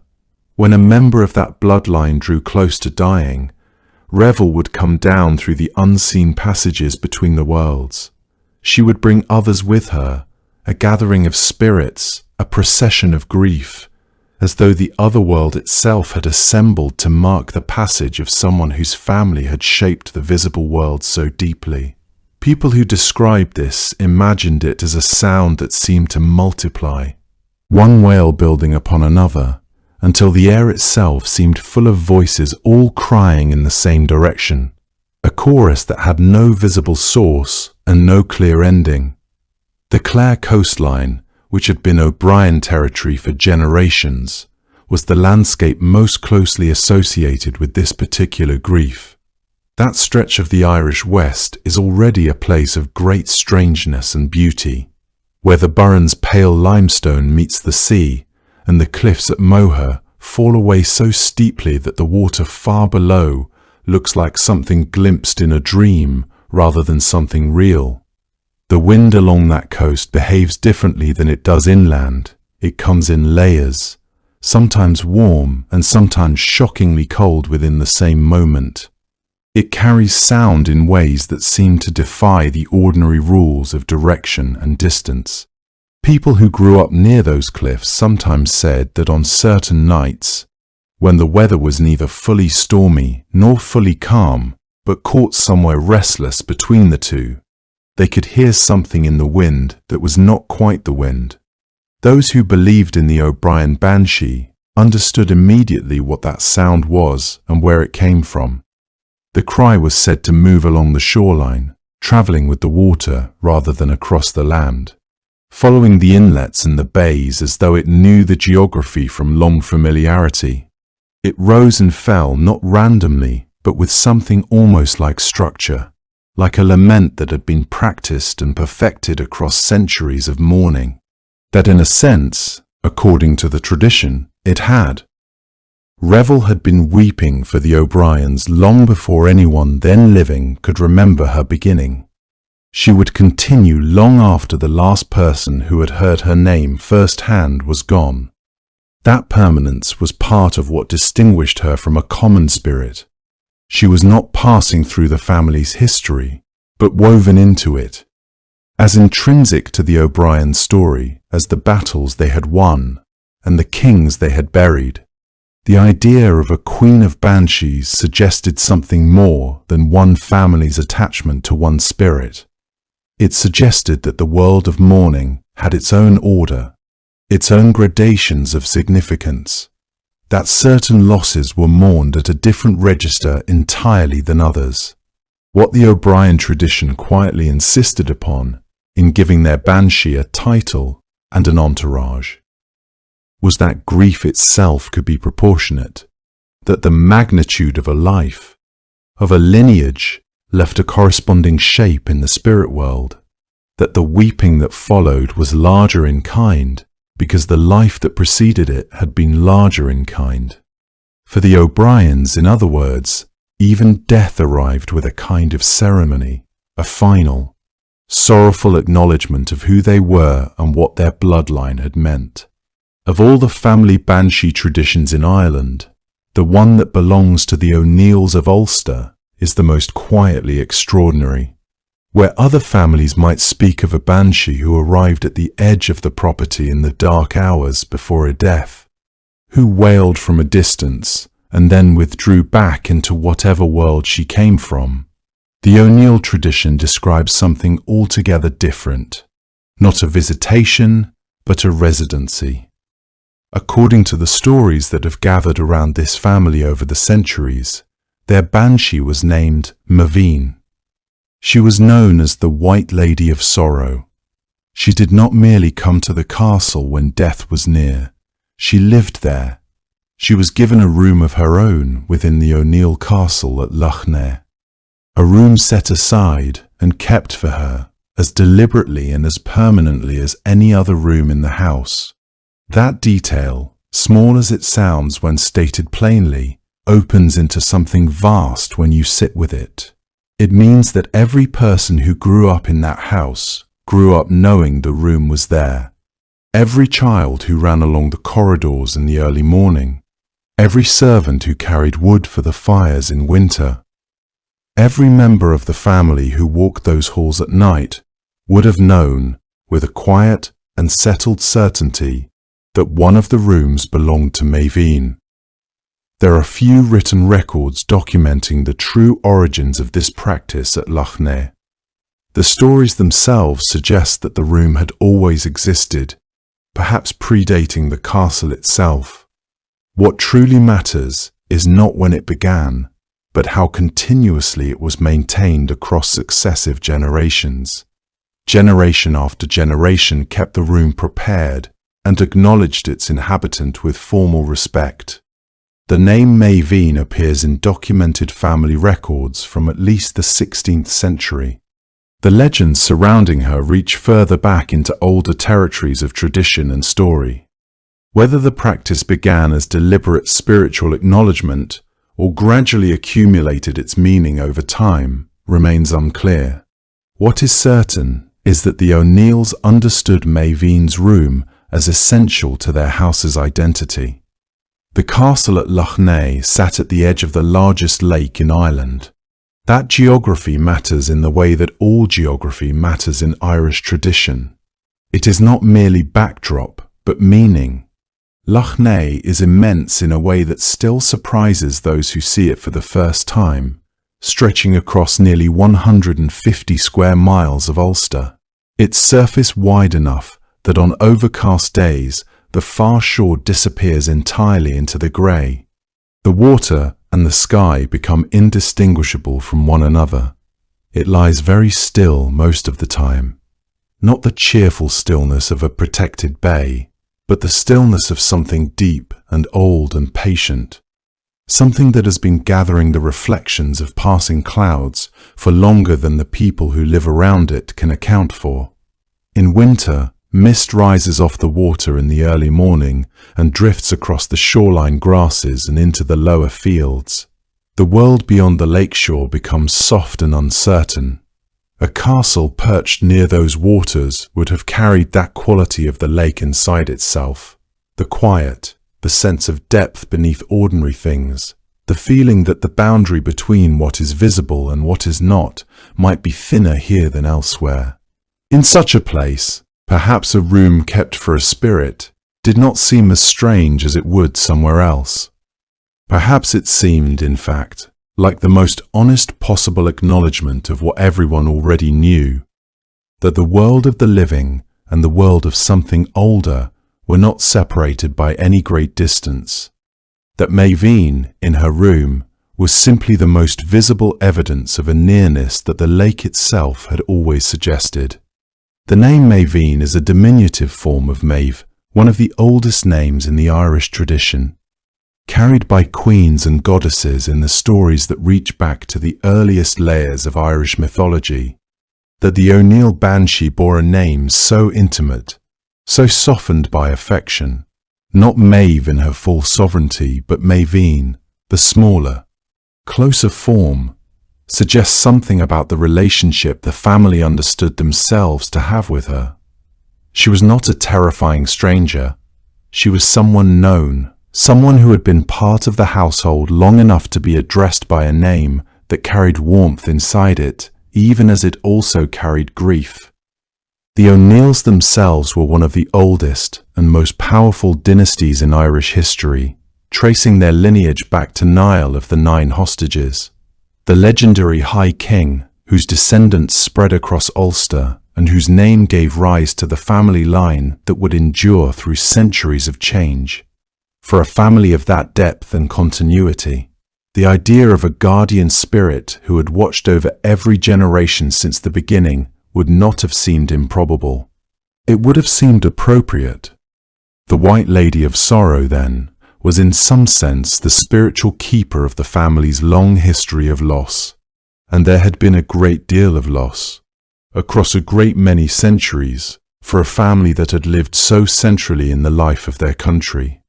To set aside a room for her was to acknowledge that loss formally, to give grief its own dedicated space within the architecture of the house, the same way a chapel might be set aside for prayer, and to grow up in that house, knowing the room was there, would have been a particular kind of education in the nature of mortality, not frightening exactly, but never entirely escapable either. The O'Neill children would have understood from an early age that death was not something that arrived from outside without warning, but something that already had a place in the household, something patient and permanent and known by name. Maveen in her room would have been a quiet presence beneath the ordinary sounds of the house, the voices in the great hall, the movement of people through the courtyard, the creak of wood in the cold night air off the lake. She would have been there through all of it, as she had been there before any of them were born, as she would be there after. She was not a visitor who came and left. She was always there, in the room at the end of the corridor, waiting with the patience of someone who had all of time. The O'Donnell family of Ulster had their castle at the edge of a cliff, and their Banshee, it was said, lived at the edge of that same cliff. Dunluce Castle sits on the Antrim coast of Northern Ireland, balanced on a shelf of dark basalt rock that juts out above the North Atlantic as though the land itself leaned forward to look into the water below. On three sides, the cliff drops sharply down to the sea, and the sea does not let you forget it is there. The wind comes in off the water at almost every hour, carrying salt and cold and the low, continuous sound of waves pressing themselves against the rock face beneath the castle walls. Below the promontory, there is a sea cave that locals have long called the Mermaid's Cave, a dark passage through the basalt that the tide fills and empties on its own schedule, independent of any human concern. It is a place that was already strange before any story was ever told about it, the kind of place that asks something of you simply by existing, that makes the ordinary sense of the world feel, for a moment, less certain than it usually does. The O'Donnells were a formidable family, lords of Tyrconnell, the territory that now makes up County Donegal, and one of the great powers of Ulster during the long medieval centuries when Gaelic Ireland still governed itself by its own laws. They were seafarers and warriors, people whose lives were shaped by the coastline as much as by the land behind it. Their history was full of campaigns and losses, alliances and betrayals, and the particular kind of grief that comes to families who have wagered everything on the sea and on battle, and have not always won. The tradition that grew up around them said that their Banshee understood this, that she had been watching over the O'Donnell bloodline long enough to know how often tragedy arrived by water. She was said to appear on the cliff tops near Dunluce, sometimes seen as a pale figure standing at the edge of the rock, her hair loose and moving in the wind, her face turned toward the open sea. Whether she was heard more than she was seen is difficult to say now, since the accounts that survive tend to describe a sound rather than a clear vision, a wailing that rose from somewhere near the cliff's edge and mingled so completely with the ocean noise that listeners found themselves unable to say where the wind ended and the cry began. That uncertainty was part of what made it so unsettling. A sound you can identify and name has edges to it, a shape you can place in the world. But when a grieving cry becomes part of the landscape itself, woven into the wind and the surf until it seems to come from everywhere and nowhere, there is nothing to point at, nothing to dismiss.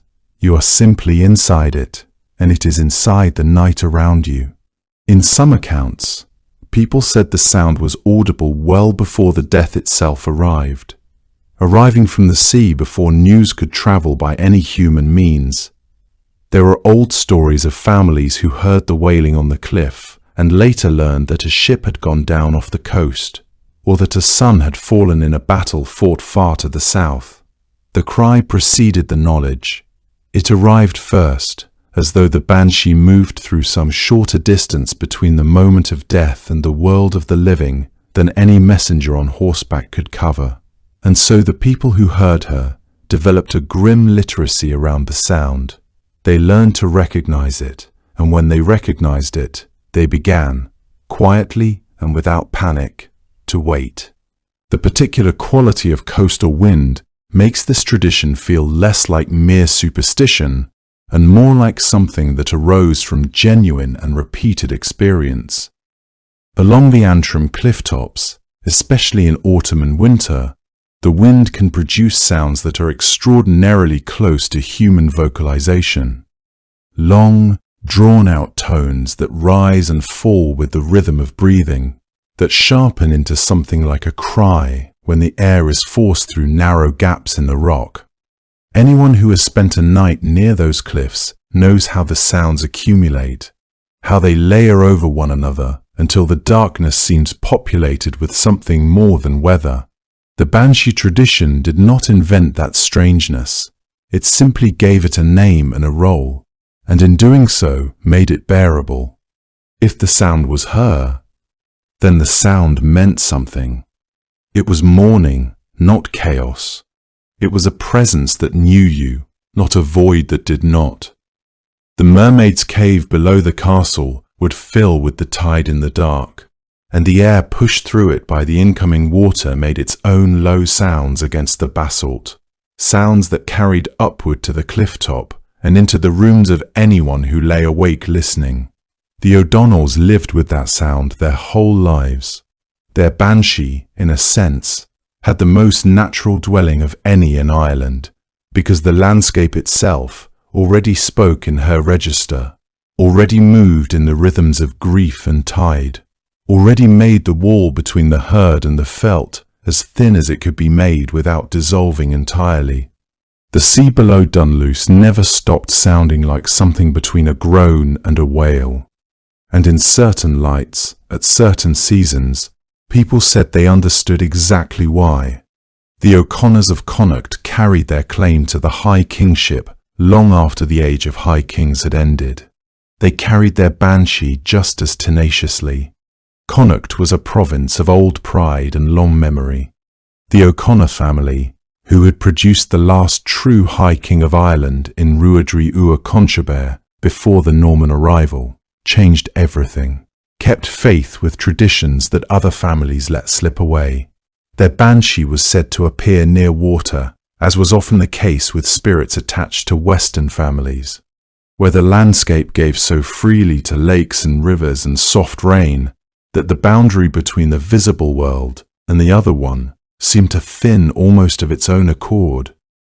She was not described with the elaborateness of the O'Brien's revel, nor the quiet domestic particularity of Maeveen at Loch Ness, but she was consistent. A presence felt before a death was known, a sound heard at the edge of hearing, somewhere between the wind over the Shannon and something that did not belong to wind at all. The O'Connors had lost a great deal across the centuries. Perhaps that accumulated grief was precisely the kind of sorrow that called a banshee into being and kept her close. The O'Gradys, too, were counted among the old families who had their own spirit guardian. Though their tradition was quieter in the surviving accounts, less adorned with named figures or specific geographies. What remained consistent across the stories told about them was the same principle that governed all the great family traditions. She came before the death, not after. She came whether the family wished it or not, as faithful to her role as she had ever been. The Cavannas of Leinster rounded out the 5 families most commonly named in these traditions, a family of ancient lineage whose banshee was described in terms that echo the wider folklore. A woman heard more often than seen, her cry moving through the darkness before a death that sometimes came quickly and sometimes came slow, but always came. These 5 families formed the backbone of the recorded Banshee tradition, the ones whose accounts appeared most frequently in the folklore collections and family histories that accumulated over centuries. Their credentials were impeccable. Their genealogies reached back into the mists of early Celtic Ireland, their names appearing in the oldest manuscripts and chronicles. They represented a continuity of power and presence that stretched across the medieval period and into the modern age. In their stories, the banshee seemed less an anomaly than a natural accompaniment to nobility itself, as essential to the great houses as their lands and titles and hereditary claims. What is striking about these 5 families, set alongside the broader landscape of Irish nobility, is how the tradition remained stable across such different circumstances and geographies, from the Atlantic coast to the Midlands to the Eastern Province. The same belief held its shape. The same spirit, or the same kind of spirit, was said to keep her vigil. And then there were the families who should not, by the oldest definitions of the tradition, have had a banshee at all. The Geraldines, the great Fitzgerald family, descended from Norman knights who arrived in Ireland in the 12th century, were not of Gaelic blood. Yet by the time their roots had grown deep enough into Irish soil, they came to be associated with a banshee of their own. You can imagine what that meant, not as a technicality of folklore, but as a human thing, that a family had been in a place long enough, had buried enough of their dead in a particular ground, had wept enough seasons of grief into a particular landscape, that the spirit world had taken notice of them. The Bunworth family of County Cork, Anglo-Saxon in descent, settled in a place where the old traditions ran thick, even if the family's origins did not, were documented in remarkable detail by the folklorist Thomas Crofton Croker in the early 19th century. Their banshee encounter described with a precision that suggested not imagination, but memory, not embellishment, but faithful recollection of something genuinely heard and genuinely feared.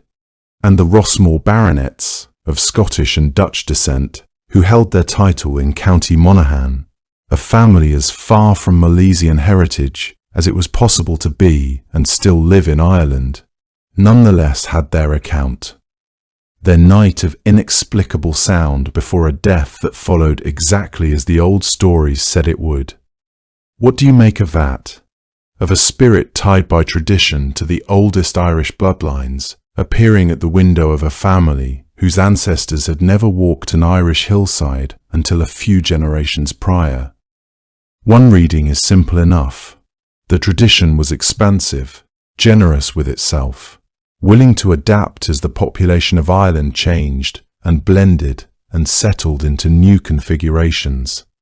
Another reading goes a little deeper and suggests that the banshee was never truly about purity of ancestry in the first place, that what mattered was not who your great-grandparents were, but how much of yourself and your family your particular patch of Irish ground had taken in over the years. How many bodies it held, how many winters of grief had been spent looking out at the same hills. There is something in that reading that feels more honest to the spirit of the tradition than any genealogical accounting could manage. The banshee, by this understanding, was not a reward granted to the noblest lineages, nor a privilege of blood alone, but something that grew naturally out of long habitation, out of the slow accumulation of loss in one place, the way a family might find, after several generations, that it had become part of a landscape, and that the landscape had become part of it in return. It seemed, in the end, that the Banshee was less about blood than about belonging, that what she mourned was not lineage alone, but the long accumulation of loss that came from living and dying in one place across many generations. When Irish families crossed the Atlantic in the 19th century, they brought the Banshee with them, or perhaps she followed on her own. The 19th century was a time of enormous and often brutal upheaval for Ireland. The famine years of the 1840s drove more than 1 million people from the island in a span of less than a decade, and the decades on either side of that catastrophe sent hundreds of thousands more, to Boston, to New York, to Philadelphia, to the Australian colonies, to wherever a ship was going and a passage could be found or borrowed. These were not people who had chosen to leave in any comfortable sense of the word. They left because the land could not feed them, because the political arrangements of the century had made ordinary life impossible, because they had watched their neighbours die and understood that staying meant following them. They carried very little that was material, but they carried their stories, their prayers, their sense of who they were and where they belonged. And among those things, quietly and persistently, they carried the Banshee. What is remarkable, and what the folklore collectors of the 19th and early 20th centuries began to document with increasing interest, is that the Banshee did not remain in Ireland when her families left. Accounts gathered from Irish communities in America describe the cry being heard in circumstances that should, by any ordinary logic, have severed the connection entirely. A woman in a tenement in Boston would wake in the night to a sound she could not explain, a wail that seemed to come from no particular room and no particular direction, something between grief and wind, something that reminded her immediately of what her mother had described back home. And within days, sometimes within hours, word would arrive from Ireland that a relative had died. The timing was close enough, in account after account, that the people who experienced these things did not consider it coincidence. They considered it the Banshee, doing what the Banshee had always done, across whatever distance happened to lie between her and the family she was bound to. The belief encoded in these accounts is a precise one. It was not that the Banshee haunted a particular hillside or river valley back in County Clare or County Cork, and that leaving those places meant leaving her behind. The attachment, as the tradition understood it, was to the bloodline, to the family itself, to the living thread of a particular lineage, wherever that thread happened to run. An ocean was not an obstacle. A generation born on foreign soil was not a disqualification. If the blood was there, the Banshee was there, or could find her way there when she needed to be. For the emigrants themselves, this belief carried a complicated emotional weight. On one hand, the idea that the Banshee had followed them across the sea was not a comforting one in any simple sense. Her presence still meant death, still meant loss, still meant the particular anguish of hearing a cry and knowing what it foretold. But on the other hand, there was something in the persistence of the tradition that spoke to a deeper need. These were people who had been separated from everything familiar, from the landscape they had grown up in, from the communities that had shaped them, from the graves of their parents and grandparents. The Banshee, in this context, was a strange form of continuity. She was proof that the connection to Ireland had not been entirely broken, that the old world had not simply let them go, that something remembered them and their dead. It is worth sitting with that for a moment. The Banshee is a figure of mourning, but she is also a figure of loyalty. Her function is not simply to announce death, it is to mourn it. to mark it as a loss that the spirit world itself recognizes.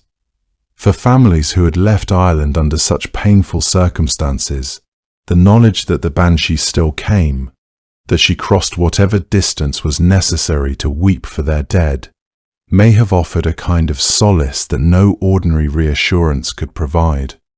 The world they had come from still knew their names. It still grieved for them. There are accounts, too, of the Banshee being heard not by those who had emigrated, but by those who remained behind, crying before the news arrived that a family member had died in America or Australia, far from home and far from any proper funeral rite. In these stories, the Banshee functioned as a kind of messenger in both directions, acknowledging a death that the living had not yet learned of, collapsing the distance between two worlds that were in every practical sense enormously far apart. By the late 19th and early 20th centuries, as Irish communities established themselves more firmly in cities across America, the Banshee tradition became part of the inherited cultural memory that distinguished Irish American identity from its surroundings. It was told to children not always as literal belief, but as a story that carried something true about where they came from and who they were, about the particular relationship between their families and death, between their bloodlines and the old country, between the people they were now and the people they had been for generations before the crossing. What the stories suggest, quietly, is that the Banshee was never tied to any particular hill or harbour. She was tied to something that travelled with the people themselves and could not be left behind. The Morrigan appears in the oldest surviving Irish mythological texts as a goddess of war, fate, and death, a being whose nature was neither wholly unified nor wholly separate, but triple in its expression. Different texts name her component aspects differently, and it's worth holding that uncertainty gently rather than resolving it too neatly. In some accounts, the three faces of the Morrigan are Badby, Macha, and Nemain. In others, the Morrigan herself is one aspect within a broader triple grouping. What the texts agree on is this: she was a shapeshifter. She was connected to the battlefield as intimately as the ravens that gathered there, and she knew the fates of those who went to war before the war had finished deciding them. She could appear as a crow or raven circling above the fighting. She could appear as a beautiful woman and speak to a warrior directly, offering him her love or her enmity. She could appear as a withered, ancient figure, washing the armour and weapons of those who are about to die. A vision so particular that it carries its own name and its own long afterlife in Celtic tradition. If you encountered her in any of these forms before a battle, the message was essentially the same, whatever form it arrived in. The encounter meant something about what was coming, and what was coming was not good. It is Badba, among her aspects, who reaches most clearly toward the Banshee. Badba's name is usually translated as something close to battle crow or scold crow, and her role was precisely what you might expect from a name like that. She was present at the great mythological battles of Ireland, circling above the slaughter, and her cry, her wail, her shriek, was understood as a harbinger of the killing that was either already underway or soon to begin. The connection between Badby's cry and the Banshee's keening is not merely symbolic. I think it's worth pausing on this for a moment, because it helps explain something that can otherwise seem puzzling. Why a spirit whose function is to mourn the dead would be described in such frightening terms? Why her sound could stop a person's heart with something more than ordinary grief? The Banshee inherited that terror from Badby, from the understanding that this particular cry meant something was ending that could not be recovered. Badab's wail was not a sound of comfort, even if it contained within it a kind of strange recognition, the acknowledgement that what was happening was real and that something larger than the human world had noticed it. As the centuries passed, and the mythological tradition moved away from formal observance and into the fabric of everyday culture, Badab's cosmic role began a long process of transformation. The distinction between her function in the great battles of the gods and her function at the threshold of ordinary death gradually dissolved. Warriors and families needed a language for sudden loss, a way to understand the premonitions that sometimes came before sorrow, and the terrible certainty that arrives in moments before the irreversible happens. Bab, in her various manifestations, provided that language. What had been knowledge of the fate of nations slowly narrowed into knowledge of the fate of individuals. The wail that had once announced destiny on the battlefield began to announce destiny at the bedside. This was not a weakening of power, but a transformation of it, a focusing of ancient force on the most intimate of human experiences. The scale of Bab's concern had contracted, but the intensity of her presence had, if anything, grown sharper and more immediate. There is a detail in southeastern Irish tradition that makes this connection unusually explicit. In parts of Leinster, the word used for the banshee was not bean seedhe, but a form of the name bodbe, a variant of Badbe herself, the battle crow carried down through the centuries from mythology into local folklore. That kind of linguistic trace is remarkable when you find it, because it means that ordinary people in those communities were, without necessarily knowing it in any formal sense, using a name drawn from divine mythology to describe the spirit they heard outside their windows on the nights when death was near. The mythological and the folkloric were not two separate systems for them. They flowed into each other, the way the oldest stories always do when they are genuinely alive in a culture rather than preserved behind glass. What shifted over the long passage of time between the mythological age and the world of family banshees and keening women was the scale of the thing. The Morrigan moved through wars, through the fates of kings and heroes, through battles that determined the shape of the entire world. Her concern, if you could call it that, was with the grand and terrible arc of events.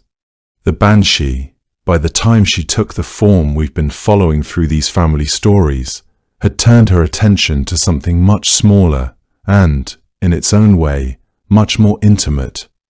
The death of a grandmother in a farmhouse in Clare, the loss of a young son to fever in an Ulster winter, the passing of a patriarch whose family would feel his absence for the rest of their lives. She had moved, in other words, from the battlefield to the threshold. She had moved from sovereignty to tenderness. That is a long journey, and it took a long time, and it passed through many hands and many tellings before it arrived where we find it. But the thread connecting Badby's shriek above the bodies at Mag Tweed to Maeveen weeping softly in her room above Loch Ness is a real one, if you follow it carefully enough. The Morrigan may have been a goddess of the battlefield, but in her wake walked a figure who would eventually leave the battlefield entirely and come instead to stand beneath the windows of ordinary homes. The significance of this moment in Irish tradition extends far beyond the confines of the battlefield itself. In the mythology of pre-Christian Ireland, the keen that Bridget performed was understood as something fundamentally transformative and sacred, an act that transcended mere personal anguish.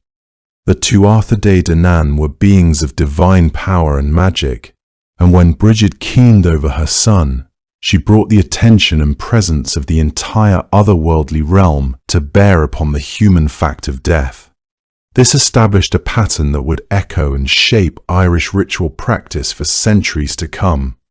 The keen became recognized not as a private expression of sorrow, but as a public and necessary ceremony, a formalized utterance that transformed individual grief into something that honored the boundaries between the living and the dead themselves. There is something in that image. Bridget on the battlefield, her son still and cold beneath the open sky, her voice climbing and falling in that first terrible keen, that carries an enormous weight for everything that came after her. Because what the story establishes, quietly and without ever stating it directly, is that mourning is not merely a human instinct or a social custom, but something woven into the fabric of the divine order itself, something the gods themselves perform, something the highest order of being finds necessary and right and true. Brigid was no minor figure in the mythology of the Tuatha De Danann. She was associated with poetry, with healing, with the sacred fires of inspiration, with the kinds of creative and generative forces that hold a world together. And so when a figure of that magnitude stands over a body and gives voice to grief in a form that is simultaneously weeping and song, the tradition is saying something profound about what keening actually is. It is not excess. It is not mere noise. It is a sacred act, a ritualized form of mourning that honors the dead by refusing to let their passing go unmarked by the world, by insisting that the universe itself pause and acknowledge what has been lost. And when you hold that origin story next to the Banshee, that figure who arrives before death to begin the keening, who mourns not because she is paid or because she is obligated, but because the act of mourning is her very nature and purpose, the connection becomes something you can feel rather than simply understand. The Banshee does not wail because she is frightening. She wails because Brigid wailed first. This was because the first woman in Ireland to express grief in that structured, musical, aching form was a goddess doing what goddesses do, marking the passage of someone loved from one state of existence into another, refusing to let it happen in silence. Every keening woman who ever stood at the edge of a grave and opened her throat to that ancient cry was inheriting something that began on a battlefield in the age of Irish gods. In the moment when a mother found her son among the dead, and the only response adequate to what she felt was a sound that was neither speech nor song, but something older than either one. Brigid's lament for Ruadan was not recorded as a terrifying event, but as a sorrowful and sacred one, the moment the world learned what grief, given voice, could sound like. The Tuatha De Danann were the gods of ancient Ireland before they became its fairies, a distinction that matters more than it might first appear. In the oldest layers of Irish mythological tradition, they were not small or mischievous or merely decorative beings tucked into the margins of the landscape. They were a divine race of immense power, skilled in craft and magic and war, who arrived in Ireland as conquerors and ruled it as gods. According to the tradition recorded in the medieval texts, they came from 4 great northern cities: Phalius, Gorius, Phineus, Murius, and they brought with them 4 sacred objects that had belonged to those cities: the Lia File, the stone of sovereignty that cried out when the rightful king stood upon it, the spear of Lug, which no battle could withstand, the sword of Nuada, from which no enemy could escape, and the cauldron of the Dagda, which left no one hungry. These were not the possessions of minor spirits, they were the tools of divine governance. The beings who carried them were understood to be something far closer to the ordering forces of the world than to the gentlefolk of later fairy stories. The Tuatha De Danann fought 2 great battles against those who held Ireland before them, the Fir Bolg and later the Fomorians. When they had won, the island was theirs. For a time, they were its gods in the fullest sense, present in the land, bound to it, sovereign over it. Then came the Milesians, the ancestors of the Irish people in the mythological tradition, who arrived from the southwest and fought the Tuatha De Danann for possession of Ireland. The outcome of that contest was not the simple destruction of one side by the other. Instead, according to the tradition, a division was agreed upon. The Milesians would hold the surface of the land, its fields and shores and hills under the open sky. The Tuatha De Danann would withdraw below it, into the hollow places, the ancient burial mounds, the Sidhir. They did not vanish. They went inward, and in going inward, they became something different from what they had been, though no less real and no less powerful in the imagination of the people who lived above them. The world had two layers now. The gods lived in the lower one, close enough to feel, close enough to hear, but no longer visible in the ordinary light of day. This is the framework that makes the Banshee possible. She is not a wandering spirit detached from any larger tradition. She is a member of that diminished but still potent divine race, carrying within her the full weight of what the Tuatha De Danann once were and what they became. Her attachment to specific families is not, in this light, a simple piece of folklore about local superstition. It reaches back to something much older, to the concept of the sovereignty goddess, a figure who appears again and again in Irish mythological tradition, and who is, in many ways, the deepest root from which the Banshee grows. The sovereignty goddess in Irish tradition was a being tied to the land itself, to a particular territory, through that territory to the fate of whoever ruled it. She was the one who chose the king, who conferred legitimacy upon him through a ritual union, who withdrew that legitimacy when his time had passed. She knew the fates of those bound to her territory in a way that no mortal could know them. This was because her knowledge was not accumulated through experience, but was simply part of what she was. When a king died, it was the sovereignty goddess who felt it first, who mourned it most completely. This was because his fate had always been braided into hers. The Banshee, attached to a particular bloodline across generations, mourning each of its members at the moment of their passing, is this same essential idea translated into the register of family rather than kingship. She is the sovereignty goddess, narrowed in scope but unchanged in nature, still a divine being who watches over those bound to a particular piece of Irish earth, still the one who knows before anyone else does, still the one whose grief is deeper and older than anything the living can produce on their own.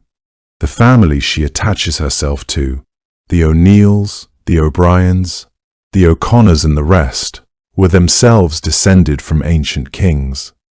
In some sense, the Banshee's attachment to them preserves, in folklore, a relationship between the divine and the royal that once belonged to a much older mythological world. The land had not forgotten what those bloodlines were, even when the political circumstances that once defined them had long since changed. And so the Banshee continued to come, generation after generation. This was because the relationship she embodied was not contingent on power or circumstance. It was something established in an earlier age, in a different kind of world. It simply continued, because that is the nature of things that were woven into the land itself, rather than written into laws that could be unmade. She carried the memory of what the Tuatha De Danann had been, gods who loved and governed Ireland before they were pressed into its earth. And she expressed it in the only way available to her now, in the cry that rose from the hollow places and moved through the night air toward the house where someone's time was ending. She was not a lesser creature. She was an ancient one. The grief in her voice had been accumulating for longer than any living person could reckon. In 1825, a Cork folklorist named Thomas Crofton Croker published a collection of stories he had gathered from ordinary people across the south of Ireland, and among the most detailed was the account of the Bunworth family. Reverend Charles Bunworth was a Protestant clergyman of some standing in County Cork, a man described by those who knew him as gentle, learned, and well regarded by his neighbours of every faith. He was aging and unwell, in the way that aging people sometimes are. Slowly, without drama, in a house that had grown quieter around him over the years. The account Crocker preserved tells of the night the banshee came to that house. It was not a single sudden shriek. Those who were present, members of the household, servants who had been with the family for years, described a sound that seemed to gather outside the walls, moving beneath the windows, rising and falling in long unbroken waves that had the quality of a human voice stretched past anything a human voice could ordinarily sustain. It circled the house. That was the detail that stayed with the people who reported it, not the volume of the sound, not its strangeness in itself, but the way it moved, patient and deliberate, as though it knew every corner of the building and was taking the time to mourn each one. One of the women inside went to a window and looked out into the dark. She saw nothing. The sound continued for some time, and then, as these things apparently did, it ceased, and the night returned to its ordinary silence. The Reverend Bunworth died not long afterward. What made Croker's account so valuable to later researchers was not only its detail, but the manner in which it was given to him. The people who told it were not performing a legend. They were reporting something they had heard. They described the sound with the precision of witnesses, noting its direction, its duration, the way it seemed at certain moments to almost resolve itself into something recognizable before pulling back again into that long, unclassifiable wail. Croker himself was a careful collector, and he recorded what he was told without embellishment, allowing the plainness of the testimony to carry its own weight. The Rossmore account belongs to a different social world, but carries the same quality of quiet, unadorned testimony. General Robert Cunningham, who later became the first Baron Rossmore, was a man of considerable position in late 18th century Ireland, with estates in County Monaghan, and a life that had taken him through military service and political circles far removed from the rural hearths where most banshee stories were first told. The night he died, in 1801, according to the accounts that have survived, he had been attending a gathering in Dublin, where he spent the evening in the company of several guests, among them Sir Jonah Barrington, an Irish lawyer and memoirist, who would later write down what he had witnessed. According to Barrington's own account, he and his wife were staying nearby when, in the early hours of the morning, they were woken by a sound they could not immediately explain. It was a voice, or something shaped like a voice, repeating a name. The name it repeated was Rossmore. The sound, as Barrington described it, was low and rhythmic, rising and falling in the manner of a keen, intimate, in a way that made it more unsettling rather than less, as though whatever was making the sound was not performing grief, but actually experiencing it. Barrington's account says that he and his wife lay still and listened, and that neither of them spoke about what they were hearing until the sound had stopped. In the morning, they received word that Lord Rossmore had died during the night. At approximately the same hour, the wailing had reached them. Barrington was not, by temperament, a man inclined toward credulity. He was a lawyer and a writer, trained in observation and skeptical by habit. His account of the Rossmore Banshee is notable precisely because of that. He did not explain what he had heard, did not reach for a natural cause and settle on it reassuringly. He simply wrote down what had happened, in the order it happened, and allowed the sequence to speak for itself. Other collectors working in the 19th century gathered accounts with similar qualities: ordinary people, specific circumstances, a calm in the telling that was sometimes more striking than the events described. Lady Wilde, writing in her 1887 collection of Irish legends and traditions, preserved several accounts in which the Banshee's presence was noted not as a rupture in daily life, but as a confirmation of something already feared or suspected. In one account she recorded, a family already keeping a bedside vigil for a sick relative heard the cry begin outside, and what they described feeling was not panic, but a kind of sorrowful recognition, the sense that the world beyond the walls had already understood what they had not yet allowed themselves to know. The sound, in that telling, was almost a relief. It named the thing that had been moving through the house without a name for days.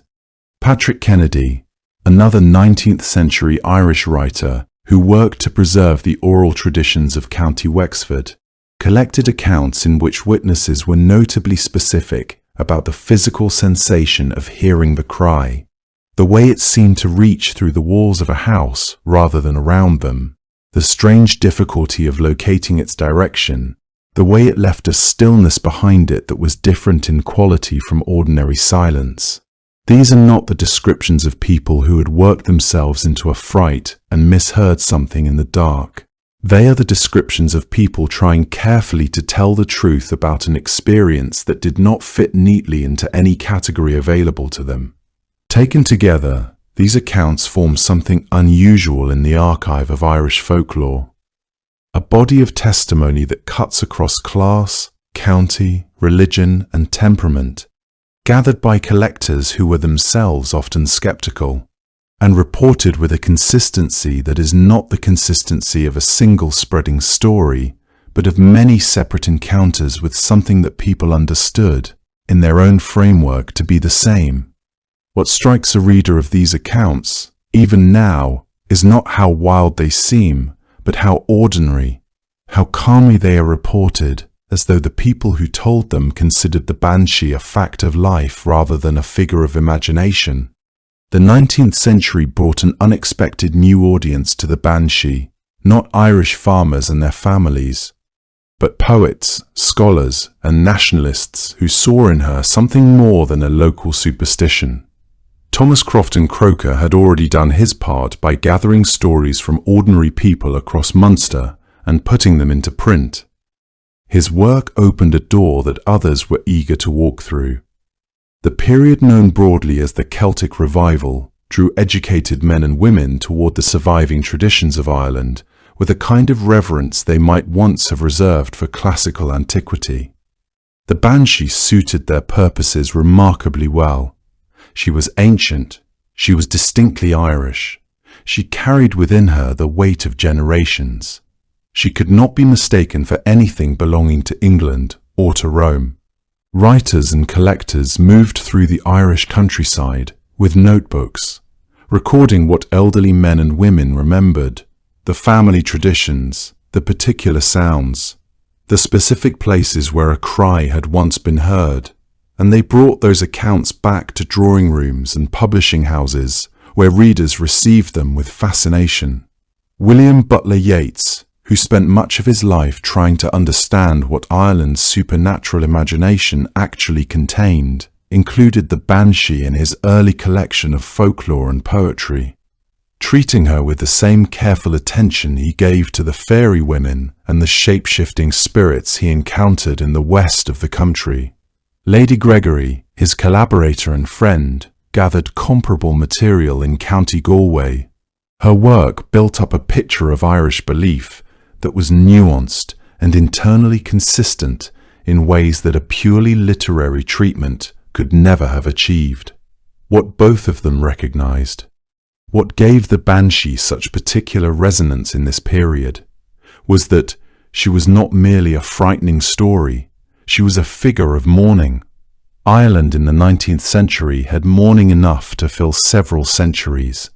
The famine had carved through the population with a devastation that left communities hollowed out, families broken apart, and entire people grappling with losses so vast they could barely be spoken of directly.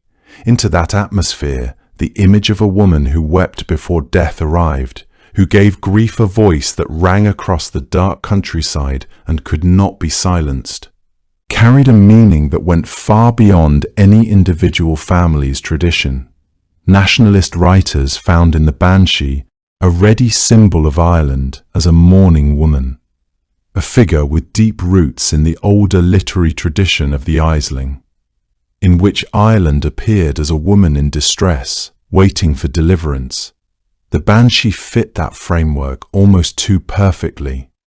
She began to appear in poems and essays, not simply as a supernatural harbinger, but as an embodiment of collective Irish sorrow, a spirit whose cry expressed what ordinary language could not.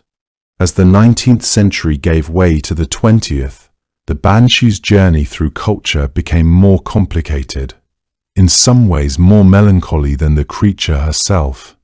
The collectors and scholars who had treated her with genuine respect gave way, gradually, to a popular imagination that was less careful about the distinctions that mattered, less interested in the difference between a family guardian who mourned out of ancient loyalty and a simple monster who screamed at people in the dark. The growth of mass publishing, later of film and television, carried the Banshee far beyond the borders of Ireland and into a world that had no inherited understanding of what she actually was or what she was supposed to mean. In that broader world, the details that made her specific and her tradition coherent were easy to lose. The connection to the Keening women fell away. The attachment to particular bloodlines, with all the cultural weight that carried, became harder to explain in a short scene or a single sentence. What remained when everything else was stripped back was the cry and the association with death. Those two elements, taken alone, were enough to make her useful in stories that needed a frightening sound in a dark corridor. She became, in much of the popular imagination, simply a screaming ghost, terrifying rather than sorrowful, threatening rather than mourning, stripped of the dignity and the grief that had always been central to what she was. The genuine Irish tradition understood the Banshee's wail, not as an attack, but as an act of love, however terrible it felt to hear it. But that understanding required a kind of cultural context that did not travel well across an ocean or survive the transition to a medium that prized shock over meaning. Scholars of Irish folklore noted this drift with some regret. Occasional efforts were made throughout the 20th century to restore a more accurate picture of the tradition through academic publications, through the work of organizations devoted to preserving Irish language and culture, through writers who had grown up inside the tradition and understood what had been lost in translation. Those efforts mattered, and they kept alive a version of the Banshee that was truer to her origins. But the popular image, once established, proved difficult to dislodge. The creature that most people outside Ireland knew by the end of the century bore only the faintest resemblance to the ancient, sorrowful figure who had once kept faithful watch over the oldest families in the land. In the hands of the collectors and the poets, the Banshee became a symbol as much as a spirit, a figure who stood not just for one family's grief, but for the grief of an entire people. There is something in the Banshee legend that has nothing to do with fear, everything to do with the desire to believe that a death does not go unnoticed. When you sit with the tradition long enough, when you move past the wailing and the hollow eyes and the image of a figure standing at the edge of the dark, what you find underneath is something far more tender than terror, a belief held quietly and seriously by generation after generation of Irish families, that the passing of a person from this world into whatever comes after is an event of such gravity that the spirit world itself pauses to acknowledge it, that somewhere beyond the ordinary threshold of things, a being who has known your family across centuries feels the loss and gives it voice. The Banshee, understood this way, is not a punishment or a curse. She is a witness. And in a tradition that took death seriously as a passage rather than simply an ending, the presence of a witness, even a supernatural one, even one whose voice could stop the heart of anyone who heard it, carried within it a kind of solemn reassurance. You were not alone in it. Your family was not alone in it. something older than memory, something that had been watching since before any living person could recall, knew what was happening, and was moved enough to grieve. There is a comfort in that, if you are willing to receive it. The Irish, across many centuries and many kinds of loss, seem to have been willing. What the Banshee tradition reflects, at its most essential, is a particular understanding of where the living world ends and the spirit world begins, or rather, the understanding that it does not quite end at all, that the boundary is more like the shoreline of a lake than a wall, something that shifts depending on the light and the season, something that can be approached and sometimes crossed. The ancient Irish sense of the other world was never distant. It was close, running alongside everyday life the way a river runs alongside a road, occasionally visible through the trees, occasionally audible when everything else goes quiet, and into that nearness the Banshee fits perfectly. This was because she does not arrive from some remote and incomprehensible beyond. She arrives from just next door, from the place that has always been there.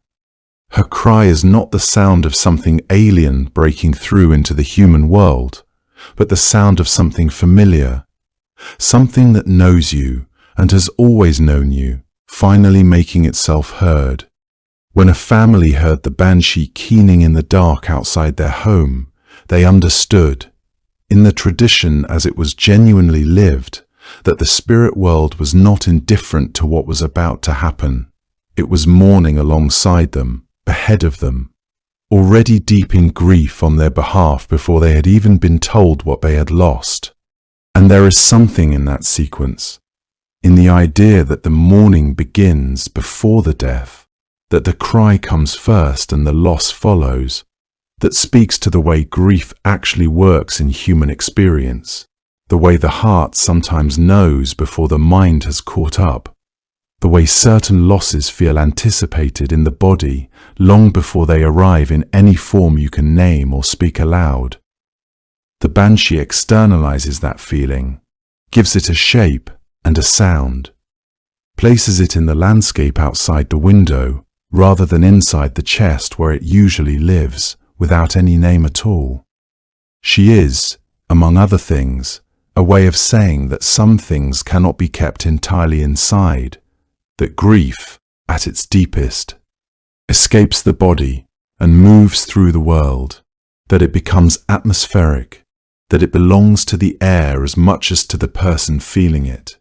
The keening woman who stood at the graveside knew this. She gave the community's grief a voice it could not find for itself.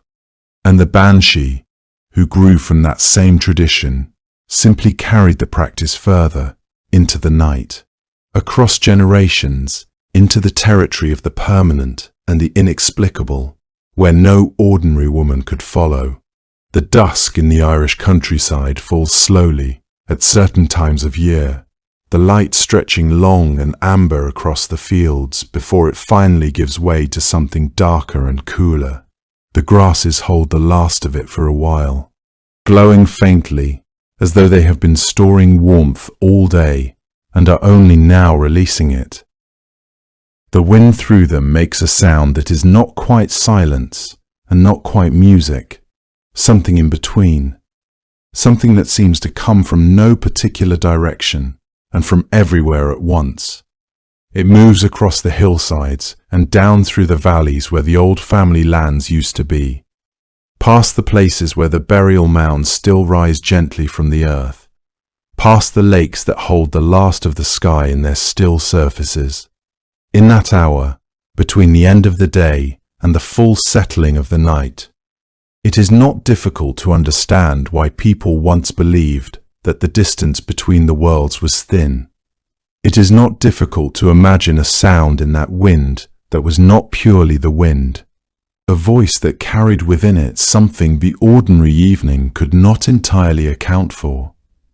And it is not difficult, in that moment of fading light and cooling air, to feel something of what those families must have felt when they stopped what they were doing and listened, understood what they were hearing, not just fear, something older and stranger than fear, the recognition that they were known, that their grief was already shared by something beyond themselves, that the world had registered their loss and was answering it in the only language available, a long, sorrowful, human-sounding cry moving across the dark fields toward their door. And somewhere in the older, quieter part of that tradition, before the stories got strange and the centuries piled up and the sound became just a sound, she was simply a woman who knew your name, who wept because she loved you,